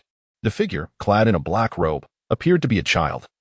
Yet the 3-meter-high wall was far too daunting for a mere child to scale. "How fragrant!" the figure sniffed eagerly, exclaiming in delight as its gaze turned towards Shen Zhou. Narrowing his eyes, Shen Zhou discerned that beneath the black robe lurked a feline visage. A demon. With a wealth of experience surpassing that of a mere child, Shen Zhou recognized the creature immediately. After all, one need not have eaten pork to have seen a pig run. He recalled Lin Yujing mentioning that Zhao Shuanghe might be colluding with demons. Yet he had not anticipated an actual demon would seek him out so soon. However, the appearance of this cat demon was surprisingly unthreatening. Perhaps it was due to his experiences in 2 lifetimes. He had encountered countless depictions of demons, some terrifying and grotesque, and had grown somewhat immune to fear. Had this little cat demon been seen by those obsessed with fortune in his past life, they would likely have been overjoyed. As Shen Zhou gazed at Hong Hong, she too was scrutinizing the youth before her. Drawn by an enticing aroma, she had scaled the wall, only to discover a new acquaintance. He was slightly older than her previous friend, though not by much, yet he exhibited a remarkable audacity, displaying no fear of her presence whatsoever. Observing the surroundings, she noted the absence of others. Thus, this new companion could indeed become a meal. However, before indulging, she felt compelled to inquire about the delightful substance he held in his hands. Just as she opened her mouth to speak, she noticed the handsome youth raising a finger. What was he about to do? Suddenly, with a fierce crackle, a golden arc of lightning erupted from his fingertip, hurtling towards her with astonishing speed. Bang! In an instant, Hong Hong was enveloped in blinding gold, her senses fading into oblivion before she could comprehend the trajectory of the arc. So feeble. Observing the charred form of the cat demon sprawled on the ground, Shen Zhou was taken aback. He had merely tested his prowess, yet had dispatched her with a single blow. Lin Yujing had not misled him. This purple yang thunderbolt technique was indeed extraordinarily powerful. The thrill of dispatching an opponent with a mere flick of his finger was exhilaratingly straightforward. The prompt from the merit record resonated in his mind. Stunned a man-eating cat demon. Merit value increased by 10. A sense of gravity washed over Shen Zhou. A man-eating cat demon? He pondered. This creature appeared to be in its juvenile stage, yet it had already consumed humans. Such a being could not be allowed to persist. With a flick of his finger, golden light blossomed once more, only to extinguish moments later. Shen Zhou reconsidered. This cat demon was too small, and eliminating her would yield little reward. Instead, it would be far more advantageous to lure out her elders and eliminate them collectively. With this thought in mind, he resumed his meal, continuing to savor his noodles while the solitary cat demon lay abandoned in the courtyard. Chapter 28. Get to work. Before long, a graceful figure vaulted over the wall and landed in the courtyard. Shen Zhou, having finished his meal and now reclining on the grass while admiring the clouds above, exclaimed, "Lin, do you really have to scale the wall just to return home?" Cough. It's simply more convenient this way. Lin Yujing replied, her tone laced with a hint of laziness about opening the door. Then she furrowed her brow. Wait a moment. Is that a scent of something burnt? Oh, I was just playing with a cat. Shen Zhou responded casually. Playing with a cat? Lin Yujing was perplexed by the phrase, but soon her gaze fell upon a small figure lying in the courtyard. The creature appeared singed, yet its vibrant vitality indicated it was still alive. Upon discerning the feline face beneath the dark robe, Lin Yujing's expression grew serious. So that's it. A cat demon. Now she comprehended what Shen Zhou meant by playing with a cat. To her surprise, the adversary had arrived so swiftly. Lin Yujing continued. They've even pinpointed your location with precision. Indeed, Shen Zhou nodded, which is why I acted swiftly. The Yang Yongxin technique is formidable. However, if they are aware of how to deal with you, why did they only send a first-level minor demon? Lin Yujing questioned, a hint of confusion in her voice. They have stronger beings at their disposal. Stronger beings? Shen Zhou countered. Yes. Lin Yujing nodded. According to the intelligence I have received, Zhao Shuanghe has indeed colluded with demons. They are a pair of cat demons, and this little one must be their offspring. The larger one has not yet arrived, and the smaller one came first. How foolish. Nevertheless, this can be advantageous, she added, her tone shifting as she clenched her fists. With the little one in our grasp, the 2 larger ones will undoubtedly hesitate to act, allowing us to use it as leverage against them, significantly diminishing their combat effectiveness. At this juncture, Lin Yujing broke into a sinister smile, her beautiful visage taking on a more menacing aspect, resembling a femme fatale. You should be cackling with glee. Shen Zhou mused inwardly before inquiring. What else have you found out? Lin Yujing continued. An old beggar brought his grandson to the authorities. The child appeared to have been consumed by a monster, leaving only a bare skeleton. Zhao Shuanghe has adamantly accused you of this and spread the word. That old dog speaks without thinking. Shen Zhou chuckled, though no trace of anger marred his countenance. He had no desire to let the impending demise of an old man ruin his mood. However, Regarding the matter of cannibalism, Shen Zhou cast a glance at the small cat demon sprawled in the courtyard. It seemed this was indeed her doing. The outwardly adorable little demon belied its true nature as a man-eating beast. Truly, those not of our kin harbor different intentions. And what else? Furthermore, as I mentioned, Zhao Shuanghe has summoned 2 cat demons to hunt you down. They will collaborate with the Black Tiger Gang to conduct a search within the city. In addition, Zhao Shuanghe is set to hold a funeral for his son at noon today. Shen Zhou sprang to his feet with a sudden burst of energy. Splendid. The intelligence has been gathered. Let us proceed with action. A funeral? Huh. Why not have the father and son co-host it, thus saving a considerable sum of money? Today, Chaqing City appears rather desolate. The streets are devoid of vendors, and most shops remain shuttered, leaving an atmosphere of anxiety pervading the town. This oppressive feeling stems from various sources: the treacherous Zhao Shuanghe, the nefarious Black Tiger Gang, and Shen Zhou himself. Initially, the common folk lauded Shen Zhou for his deeds. As both the Han family and Zhao Jing were objects of their disdain, he had eliminated their eyesore and emerged as a hero in their hearts. However, this morning, a new notice appeared on the county's bulletin board. Shen Zhou is a man-eater. At first, they scoffed at this information. Yet, beneath the bounty notice lay the gruesome remains of a child, allegedly devoured by Shen Zhou. This revelation caused their hearts to waver. They suddenly realized that perhaps Shen Zhou was not the great hero they envisioned, but rather a monstrous figure. With his acts of justice merely coincidental, he might be an indiscriminate killer. Consequently, the townsfolk of Chaqing City found yet another figure to fear.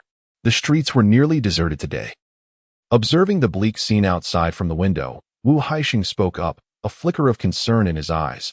"My dear, that notice from the government." "Nonsense." Without allowing Wu Haixing to finish, Jiang Sui interjected coldly, "What? Do you doubt our benefactor's integrity? If he truly were a man-eater, wouldn't we have long since become his next meal? No, perhaps we would have already been disposed of in the latrine." Wu Haixing managed a bitter smile. "My dear, could you please speak more elegantly? That is not what I meant.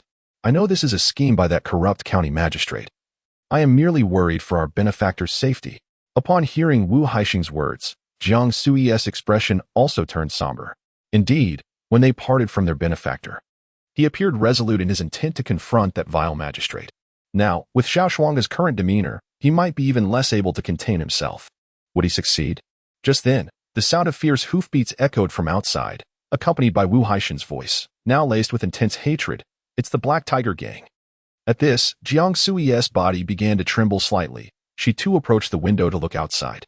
3 horse-drawn carriages advanced in a line from the distance.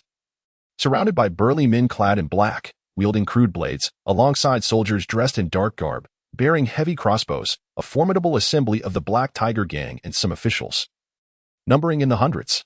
The stronghold of the Black Tiger Gang lies not within the confines of the county seat, but rather in a small fortress situated over 10 miles outside the city. Currently, the majority of their forces have infiltrated the town, and their intentions are, of course, painfully obvious. Within the first carriage, the leader of the gang, Li Qing, is seated opposite his deputy, Zhao Jiming. Whenever significant matters arise within the faction, the 3 leaders convene. However, now only 2 remain. Zhao Jiming, in his 40s and bearing a furtive appearance, is visibly shaken. "Leader, why must we collaborate with those 2? His trepidation is not unwarranted, for in the 3rd carriage behind them sit 2 cat demons. "This is not my doing. It was Zhao Shuanghe who summoned them," Li Qing replies grimly. Despite his age, his face is lined with wrinkles, yet his eyes shine with clarity. He has become unhinged over his son's affairs. Zhao Shuanghe informed Li Qing that these 2 cat demons possess the ability to track down Shen Zhou and will aid in capturing him.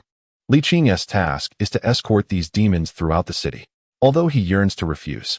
The Black Tiger Gang has long been entangled in a multitude of sordid deeds for Zhao Shuanghe, making it impossible to extricate themselves.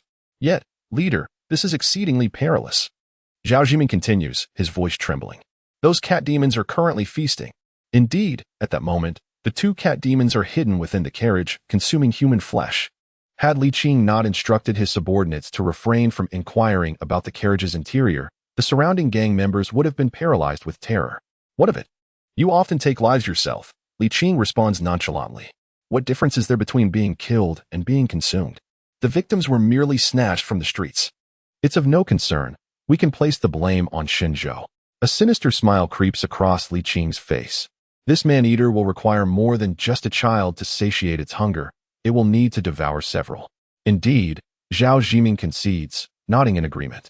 Observing that his leader remains unfazed, he relaxes, reasoning that as long as the cat demons are well fed, he shall not be their next meal. Well then, I shall take my leave. With that, Zhao Jiming prepares to depart. Do not disperse your focus too much, especially with the looming threat ahead, Li Qing admonishes. Fully aware that Zhao Jiming has a lovely woman in his own carriage. Rest assured, leader, with my skills, it will be resolved swiftly. Zhao Jiming chuckles, then descends. Returning to his carriage begins to sway, and shortly thereafter, a woman's piercing scream echoes before all falls silent once more. Meanwhile, atop a nearby rooftop, Shen Zhou and Lin Yujing stand and sit respectively, gazing down at the approaching convoy of the Black Tiger Gang. Those are members of the Black Tiger Gang. Lin Yujing states first, according to my intelligence, the two cat demons are likely among them. We must devise a strategy to separate the demons from the gang. She held a small creature in her hand, a kitten demon still ensnared in unconsciousness. Never mind, Shen Zhou shook his head. Sometimes, excessive caution proves counterproductive, manifesting as indecision. And indecision leads to defeat. Lin Yu silently scoffed at his words before inquiring, what shall we do then? I shall proceed first. You follow closely behind, Shen Zhou replied. We have the kitten with us. If a conflict arises, we can use it to intimidate the two cat demons. Is there not a more detailed plan? Indeed. We shall act according to the circumstances. Isn't that even more vague? Before Lin Yu could voice further protest, Shen Zhou had already taken action. An arc of golden electricity enveloping him entirely. In the next moment, the golden light streaked through the air like a meteor, piercing directly from the roof into the street ahead. Chapter 29, Transformed into Charcoal. Within the caravan, the members of the Black Tiger Gang encircling the third carriage wore expressions of unease, their faces tinged with a pallor as they instinctively distanced themselves from the vehicle. The strong stench of blood wafting from within the carriage, accompanied by the incessant sounds of gnawing, sent shivers down their spines. Were it not for the presence of their leaders, they would have fled in fear. The grim tidings of the day regarding Shen Zhou's cannibalistic tendencies weighed heavily on their minds. It was inconceivable that Shen Zhou could be inside the carriage devouring flesh, as they had embarked on this journey to capture him. Thus, the presence of something, or someone, within the carriage became a source of dread. The members of the Black Tiger Gang, though not foolish, harbored a terrifying suspicion that remained unspoken. As long as the occupant remained within the confines of the carriage, they could feign ignorance, preferring to avoid unnecessary trouble. Inside the carriage, the cat demoness voraciously gnawed on a severed arm, while her male counterpart swallowed hunks of tender liver. The innards were the most delectable and nutritious parts, traditionally reserved for the male leader within their feline demonic clan. At this moment, their demeanor starkly contrasted with the civility they had displayed during their earlier meeting with Zhao Shuanghe. Now, they had reverted to their true forms. As they indulged in their feast, the nostrils of the cat demon couple flared simultaneously, and a flicker of clarity returned to their bloodthirsty eyes. Renowned for their acute sense of smell, they could detect any scent within a 500-meter radius, and now they caught the unmistakable scent of Shen Zhou. He was approaching with alarming speed. Without a moment's hesitation, the two cat demons ceased their eating and shrieked in unison, Shen Zhou is coming. Their piercing cries startled the horses that had been advancing slowly, causing them to stumble. Simultaneously, the two gang leaders within the carriage were jolted into alertness, peering out with astonishment. In the next instant, their pupils constricted as they beheld a figure enveloped in golden light descending from a distant rooftop. It was a young man, strikingly handsome, with arcs of electricity coursing over his body, as though a celestial being had descended to the mortal realm. It was Shen Zhou, who not only chose not to hide but audaciously launched an offensive. Yet, why did he appear in such a resplendent, golden guise? This detail had not been mentioned in their intelligence reports. Li Qing had no time to ponder this perplexing question, for Shen Zhou was drawing nearer. His own golden eyes fixated upon him with unwavering intensity. Shen Zhou was coming straight for him. A sudden wave of pressure crashed down upon Li Qing, an overwhelming sense of threat causing the hairs on his body to stand on end.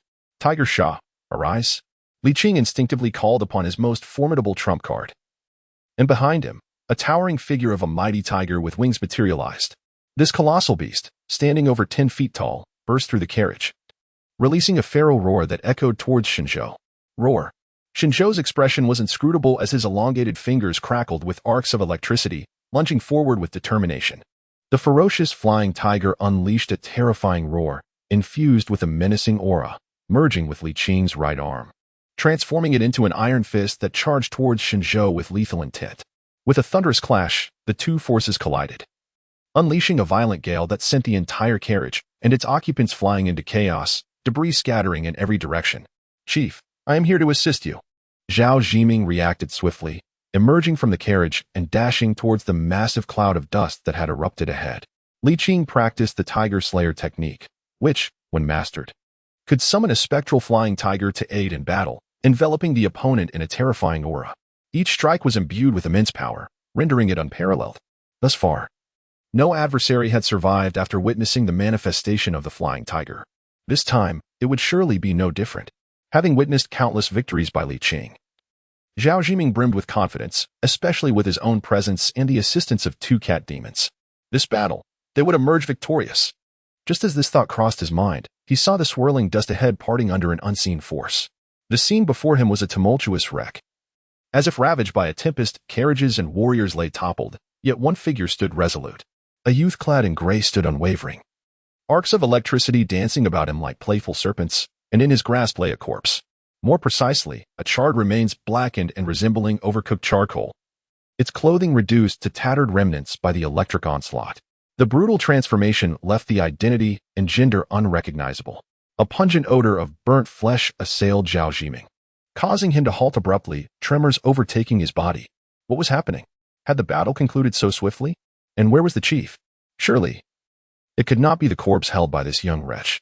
Though his mind screamed in disbelief, the harsh reality shattered Zhao Zhiming's composure.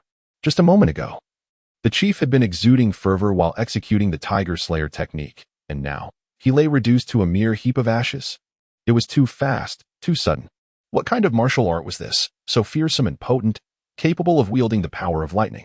A voice laced with mockery echoed from the boy, jolting Zhao Zhiming from his stupor. Now was not the time for astonishment. In a flash, Zhao Zhiming made a resolute decision, bellowing, "Members of the Black Tiger Gang, heed my command. Shen Zhou has appeared to attack." Yet, after uttering those words, he turned and fled. With the chief, whom he revered like a deity, felled in an instant. Reduced to smoldering remains, Zhao Zhiming found no courage to continue fighting. Let the younger members engage. He would seize the opportunity to escape. However, as he glanced back, he noticed that everyone was retreating in disarray. Whether it be the members of the Black Tiger Gang or the officials, they were all in flight.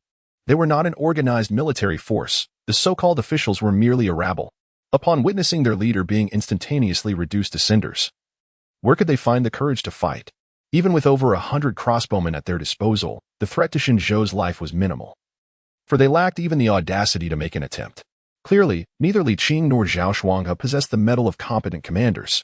Observing the disintegration of this band of brigands, Shen Zhou displayed no surprise. This was precisely why he had not considered these petty figures during his actions. During his previous encounter at the Han residence, he had witnessed their fragility, rendering them inconsequential. This time, they dispersed without the need for his intimidation. Yet, who could fault them? They were simply striving for self-preservation. Shen Zhou cast a glance at the blood bar in the lower left corner. With the enhancement of the purple yang electric technique and the elevation of his realm, his physical prowess had significantly increased, resulting in a notable extension of his health bar. He had also endured a substantial loss of health from Li Qing's full-force punch, imbued with the Tiger Sha avatar, estimating the damage to be approximately 1/10 of his total. Li Qing possessed some strength, but it was far from sufficient in the face of Shen Zhou's capabilities. Slay a Pinnacle Second Realm Bandit Leader. Merit value increased by 150. Gazing at the inscription on the merit record, a smile graced Shen Zhou's lips. Indeed, as the leader of the Black Tiger Gang, this surge in merit value is unprecedented. Chapter 30. The Unloved Hakimi. At that moment, Shen Zhou's pupils constricted, and his smile froze. From the open carriage of Zhao Zhiming, he beheld a familiar figure. It was a young girl, approximately his age, with a beautiful face and a somewhat frail physique. She was entirely stripped, her body marred by numerous intersecting wounds, some still oozing blood. The girl's enchanting peach blossom eyes had long lost their luster, fixed vacantly on the sky. Unfortunately, her gaze was obstructed by the carriage roof, rendering the vast expanse of heaven beyond her reach. Just yesterday, the girl had earnestly and cautiously warned Shen Zhou at the Han residence to be wary of Zhao Jing. In turn, Shen Zhou had advised her to seize something valuable and flee immediately. Regrettably, the girl ultimately failed to escape, or rather, She had escaped the Han residence but could not elude this cruel world. The wretched souls of this realm were like weeds, easily uprooted by a mere gust of wind. Shen Zhou inhaled deeply, gently closing the girl's eyes, then removed his outer robe to cover her bare form. The sounds of panicked footsteps around him grew increasingly chaotic, stirring his agitation further. What a bunch of cowards, each one so consumed by their fear of death. Witnessing everyone flee, Zhao Zhiming cursed vehemently, quickening his pace. His mind remained sharp. In this predicament, all he needed was to outrun the others. With his strength at the 5th level of the second realm, no one could match his speed in flight. His chance of survival was greater than that of anyone present. However, just as this thought crossed his mind, a piercing and chilling sound erupted from behind, a cacophony that resembled the collective cries of thousands of birds. Zhao Zhiming felt a shiver run down his spine, for it was the unmistakable crackle of Shen Zhou's unleashed powers. The sound was so distinctive, so evident. This scoundrel had abandoned the others and was now pursuing him directly? It was the end. He was doomed. A potent sense of imminent death enveloped Zhao Zhiming, and at that moment, the roof of the carriage was abruptly torn open. And two cat demons, a large male and a smaller female, leaped into the air. The male cat demon, muscular and robust as a tank, charged straight at Shen Zhou, trampling everything in his path, each step causing the ground to tremble slightly. The female cat demon, however, was as graceful as willow fluff, moving with lightning speed, leaving a trail of afterimages as she swiftly appeared at Shen Zhou's side. Her aura was at the 5th level of the second realm, yet her physique was extraordinarily powerful. With her lightning abilities, even against a 3rd realm combatant, victory was not guaranteed. Together, they could give it a try. The cat demon couple had swiftly assessed Shen Zhou's combat capabilities while in the carriage and had devised a combat plan. They coordinated with remarkable finesse. The male cat attacked head-on, while the female concealed herself on the flank, waiting for Shen Zhou to reveal a weakness to launch a surprise assault. With their exquisite collaboration, they have even managed to slay martial artists at the pinnacle of the 3 realms. While pursuing Zhao Zhiming, Shen Zhou furrowed his brow in disbelief. Amidst the chaos of fleeing individuals, only these 2 cat demons remained steadfast in their task. What promises had Zhao Shuanghe made to them? Or were all demons simply one-track minded? In terms of keeping their word, these creatures outperformed this group of humans.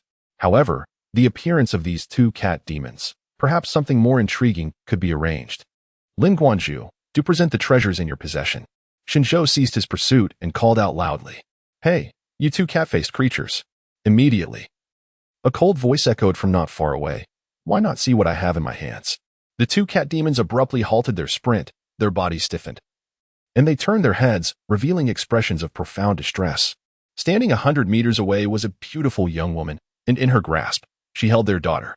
The diminutive form of the little cat demon dangled in Lin Yujing's hand, as if she were toying with a cat doll. Hong Hong. The mother cat demon trembled as she cried out, while the male cat demon gritted his teeth, seething with rage. In truth, they had already caught a whiff of their daughter's scent nearby, but to prevent her from becoming entangled in the fray, they had deliberately chosen to ignore it. After all, any rash move at this moment could easily draw the enemy's attention, leading to her exploitation. Yet unexpectedly, the very scenario the cat-demon couple dreaded most had come to pass. The enemy's accomplice had seized Hong Hong before they could react. Observing the worry and fear etched across the faces of the 2 cat demons, Shen Zhou recognized the effectiveness of his tactic and continued, "Do not act rashly. Dear cat lady, you would not wish to see harm come to your daughter, would you?" The appearance of this cat-demon couple piqued Shen Zhou's interest. The male cat demon was robust, resembling a tiger walking upright, exuding a formidable presence. As for the female cat demon, her figure was remarkably slender, surpassing even the elegance of Victoria's Secret models. Is this what they call a racial advantage? In his previous world, many would have been tempted by the allure of this female cat demon. Alas, the world is filled with such peculiarities. Yet, what truly captured attention were the splatters of blood adorning the 2 cat demons, with bits of flesh and entrails even clinging to them. It appeared that these 2 had been indulging in quite a feast within the carriage. I say, Lin Guanzhu, it is a family reunion, such a heartwarming scene. Why have you allowed her to remain asleep? Shen Zhou's voice grew increasingly cold. Awaken that little cat. Very well. Lin Yujing nodded, a spark of electricity flickering in her hand, and the previously slumbering Hong Hong suddenly jolted awake. Who am I? Where am I? What am I to do? Upon awakening, Hong Hong experienced fragmented memories, but soon recollected her senses. The enticing aroma drew her into the courtyard, where she spotted a youth, an instinctual desire to consume him surfacing, only to be rendered unconscious by a sudden blow. As her memories crystallized, her surroundings sharpened into focus, she beheld her anxious parents in the distance, only to realize with a jolt that someone was gripping her nape with a vice-like hold. Instantly grasping the gravity of her predicament, her expression morphed into one of ferocity. Her padded paws extending sharp claws as she pivoted fiercely towards Lin Yujing, intent on striking. "Still wish to seize me?" Lin Yujing furrowed her brow, refusing to coddle the little feline. With a surge of violet arcs emanating from her palm, she amplified the voltage. Crack! Hong Hong was immediately seized by violent convulsions. Her desperate cries of meow, meow, meow echoing in the air. "Well executed, how audacious to resist," remarked Shen Zhou, his tone laced with sardonic amusement, devoid of any trace of compassion. It must be said that electric shocks serve as a most effective form of punishment, inflicting unbearable agony with but a single jolt. Chapter 31. The mad opponent. Stop. Please, stop. The mother cat demon's eyes filled with tears upon witnessing the cruel treatment of her daughter, and she screamed hysterically at Lin Yujing. The father cat demon clenched his fists tightly, his nostrils, ears, and mouth steaming with rage, truly infuriated to the point of losing control. "If you release my daughter, we can spare your life."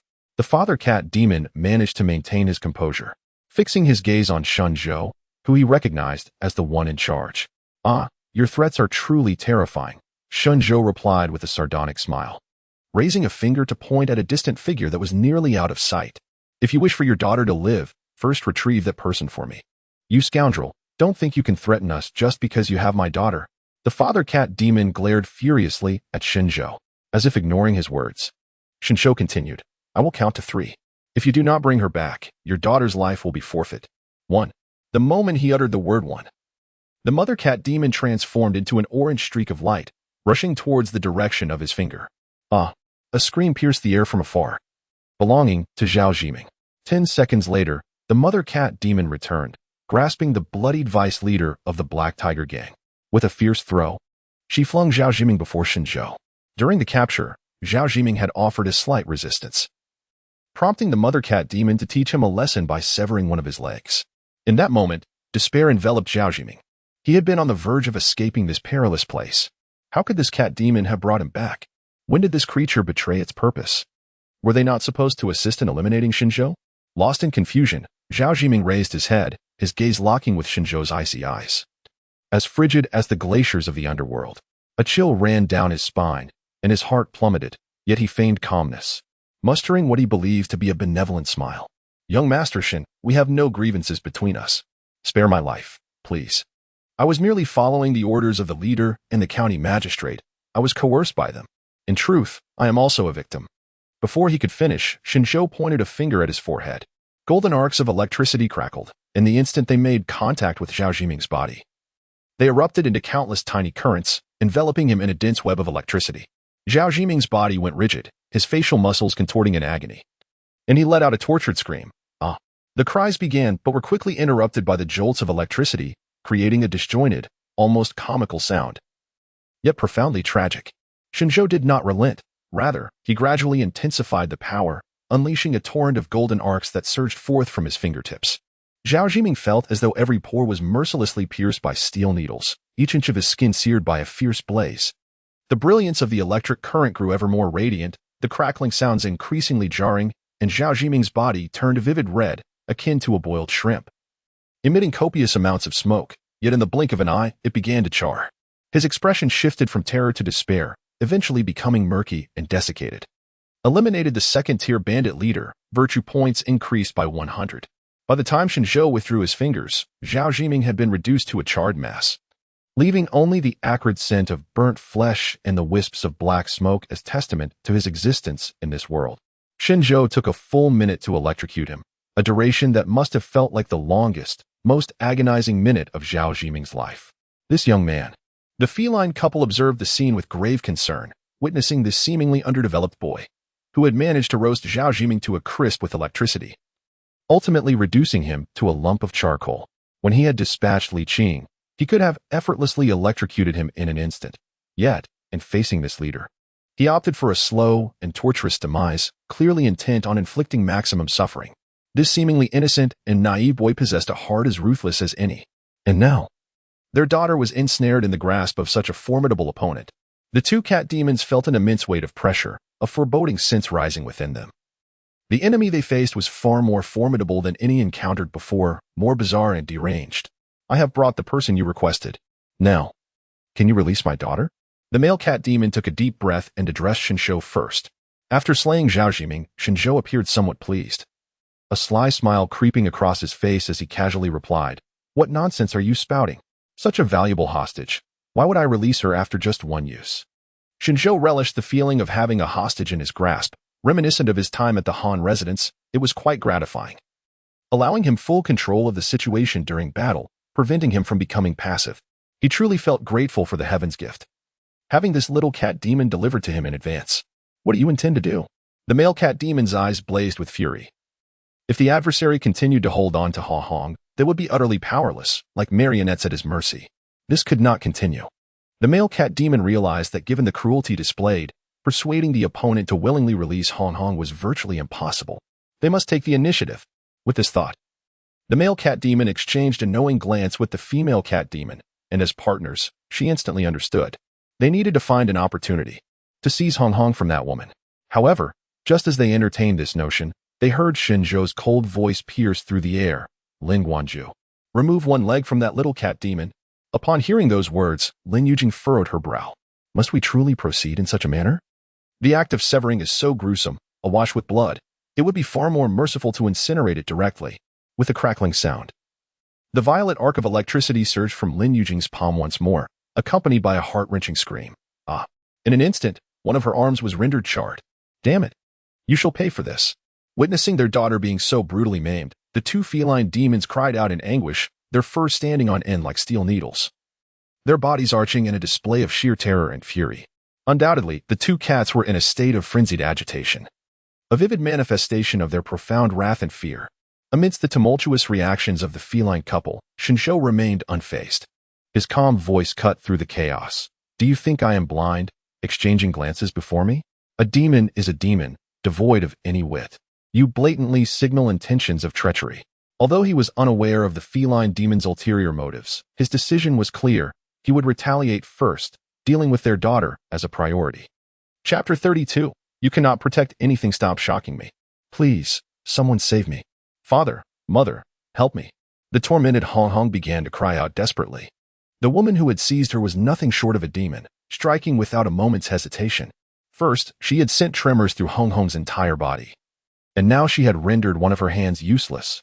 Shouldn't such a lovely little cat demon be cherished by humans? They should be treated with kindness.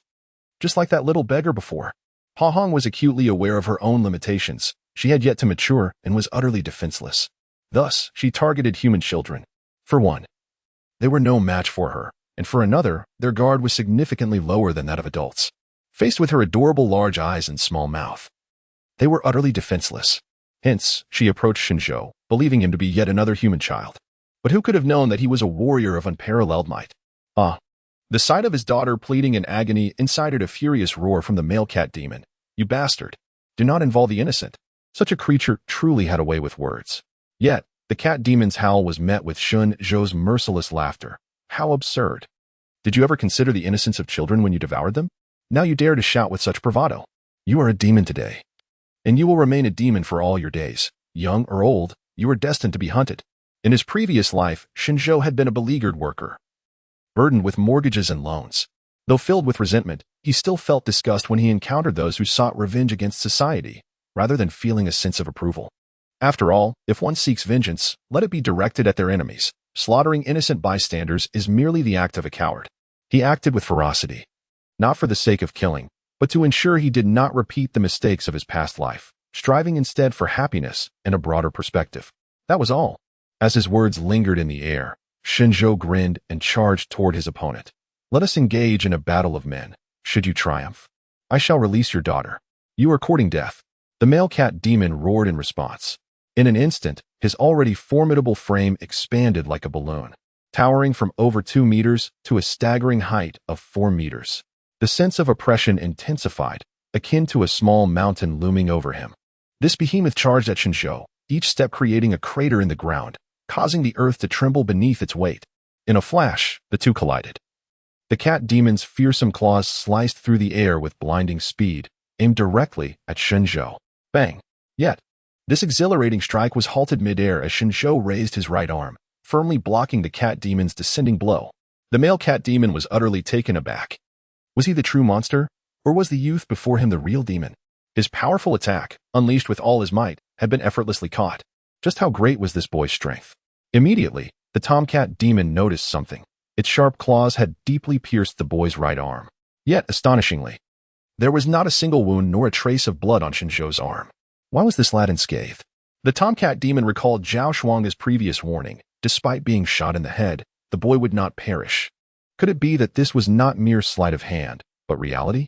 How utterly absurd. Just as it was engulfed in bewilderment, a distant scream suddenly pierced the air. Ah, it was Lin Yujing, who had once again electrocuted Hong Hong's leg from afar. The agonized wail of Hong Hong sent a tremor through the tomcat demon's psyche, prompting an instinctive turn of its head.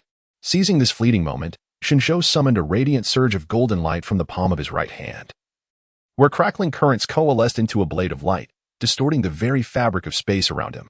With a swift motion, he slashed forward, and where his hand passed, it appeared as if the space itself was torn, leaving behind a golden trail. With a sudden distraction from the tomcat demon's turning head, it felt its robust body lose balance and crash heavily to the ground. "This is my husband." No. A mournful cry echoed from the distance. But this time it was not Hong Hong, but his wife. The fallen tomcat demon incredulously lifted its gaze, only to behold a figure standing before it. This figure stood straight. Yet at its waist was a vast, perfectly smooth incision, devoid of any blood, blackened instead. As for the portion above the waist, it had vanished entirely. So, it had been cleaved in two? The tomcat demon suddenly realized the gravity of the situation. The sensation of death washed over it like a tidal wave. Yet a more potent emotion surged forth: fury, unbridled fury. That woman had dared to distract it by harming his daughter, allowing this impudent boy to launch a surprise attack. It was unjust. A despicable scoundrel, scheming against me. Is this what you call a battle between men? A deep sense of indignation flooded its mind as the tomcat demon summoned the remnants of its strength to roar at Shen Zhou. Indeed, a battle between men should not unfold in such a manner. A frigid, emotionless voice pierced the tomcat demon's ears. "But you are merely a tomcat. Do you truly consider yourself a man?" Shen Zhou's cold retort followed. "Ha! A beast like you, devoid of wit, is incapable of protecting anything." These words were akin to a dagger, brutally piercing the tomcat demon's heart, bringing tears to the corners of its eyes. Indeed, he was dying. His daughter remained in the hands of the enemy, and what fate awaited his wife? He was powerless to protect anyone, be it his daughter or his spouse. Chapter 33. Martial arts talent. Had they united in their assault from the very beginning, even if they could not rescue their daughter, they would not find themselves in such disarray. Yet now, it was too late. Their adversaries had employed various devious schemes to bring about his demise, leaving only his wife behind, utterly alone and defenseless. In that moment, the tomcat demon's heart was filled with despair. On the brink of death, he gazed towards the distant mother cat demon, now reduced to tears, and summoned the last remnants of his strength to cry out, "Run." Run away. He had come to understand that rescuing Hong Hong was impossible. His only hope lay in his wife's survival. At that instant, upon uttering those words, his head was severed by Shen Zhou's swift strike. "I have no time for your melodrama." Slaying the three-stage cat demon. Goodness value 250. No. The mother cat demon, having witnessed the scene unfold, was on the verge of collapse. Her eyes, filled with boundless resentment, bore down upon Shen Zhou with a fierce glare. "Do not look at me with such eyes. One might mistake you for innocent victims," Shen Zhou replied, unfazed by her menacing gaze. He even extended a hand towards her, smiling as he said, "Madam Cat, your husband is no more. Surely, you do not wish for your daughter to follow suit? Join me. I would be willing to adopt you both, for I have always harbored a fondness for cats." Having witnessed Shen Zhou's ruthless actions, the mother cat demon was far from swayed by his deceitful words. She shifted her sorrowful gaze to Hong Hong. "I'm sorry, my daughter. I'm so sorry. I will avenge you." No sooner had she spoken than she transformed into a streak of orange light, swiftly fleeing into the distance. Shen Zhou furrowed his brow. She was rather quick in her escape. What an irresponsible mother to abandon her own daughter and flee alone. His original plan had been to use Hong Hong as bait to eliminate the tomcat demon first, followed by her mother. But he had not anticipated her choosing to forsake her child. "What shall we do with the little one?" Lin Yujing inquired, lifting the small cat demon in her hands. Mother, the little cat demon Hong Hong murmured softly. With her father dead and her mother abandoning her, she was engulfed by overwhelming despair, teetering on the edge of tears. Lost in a state of numbness. She has become devoid of value, Shen Zhou remarked as he approached the little cat demon, extending a finger to her forehead.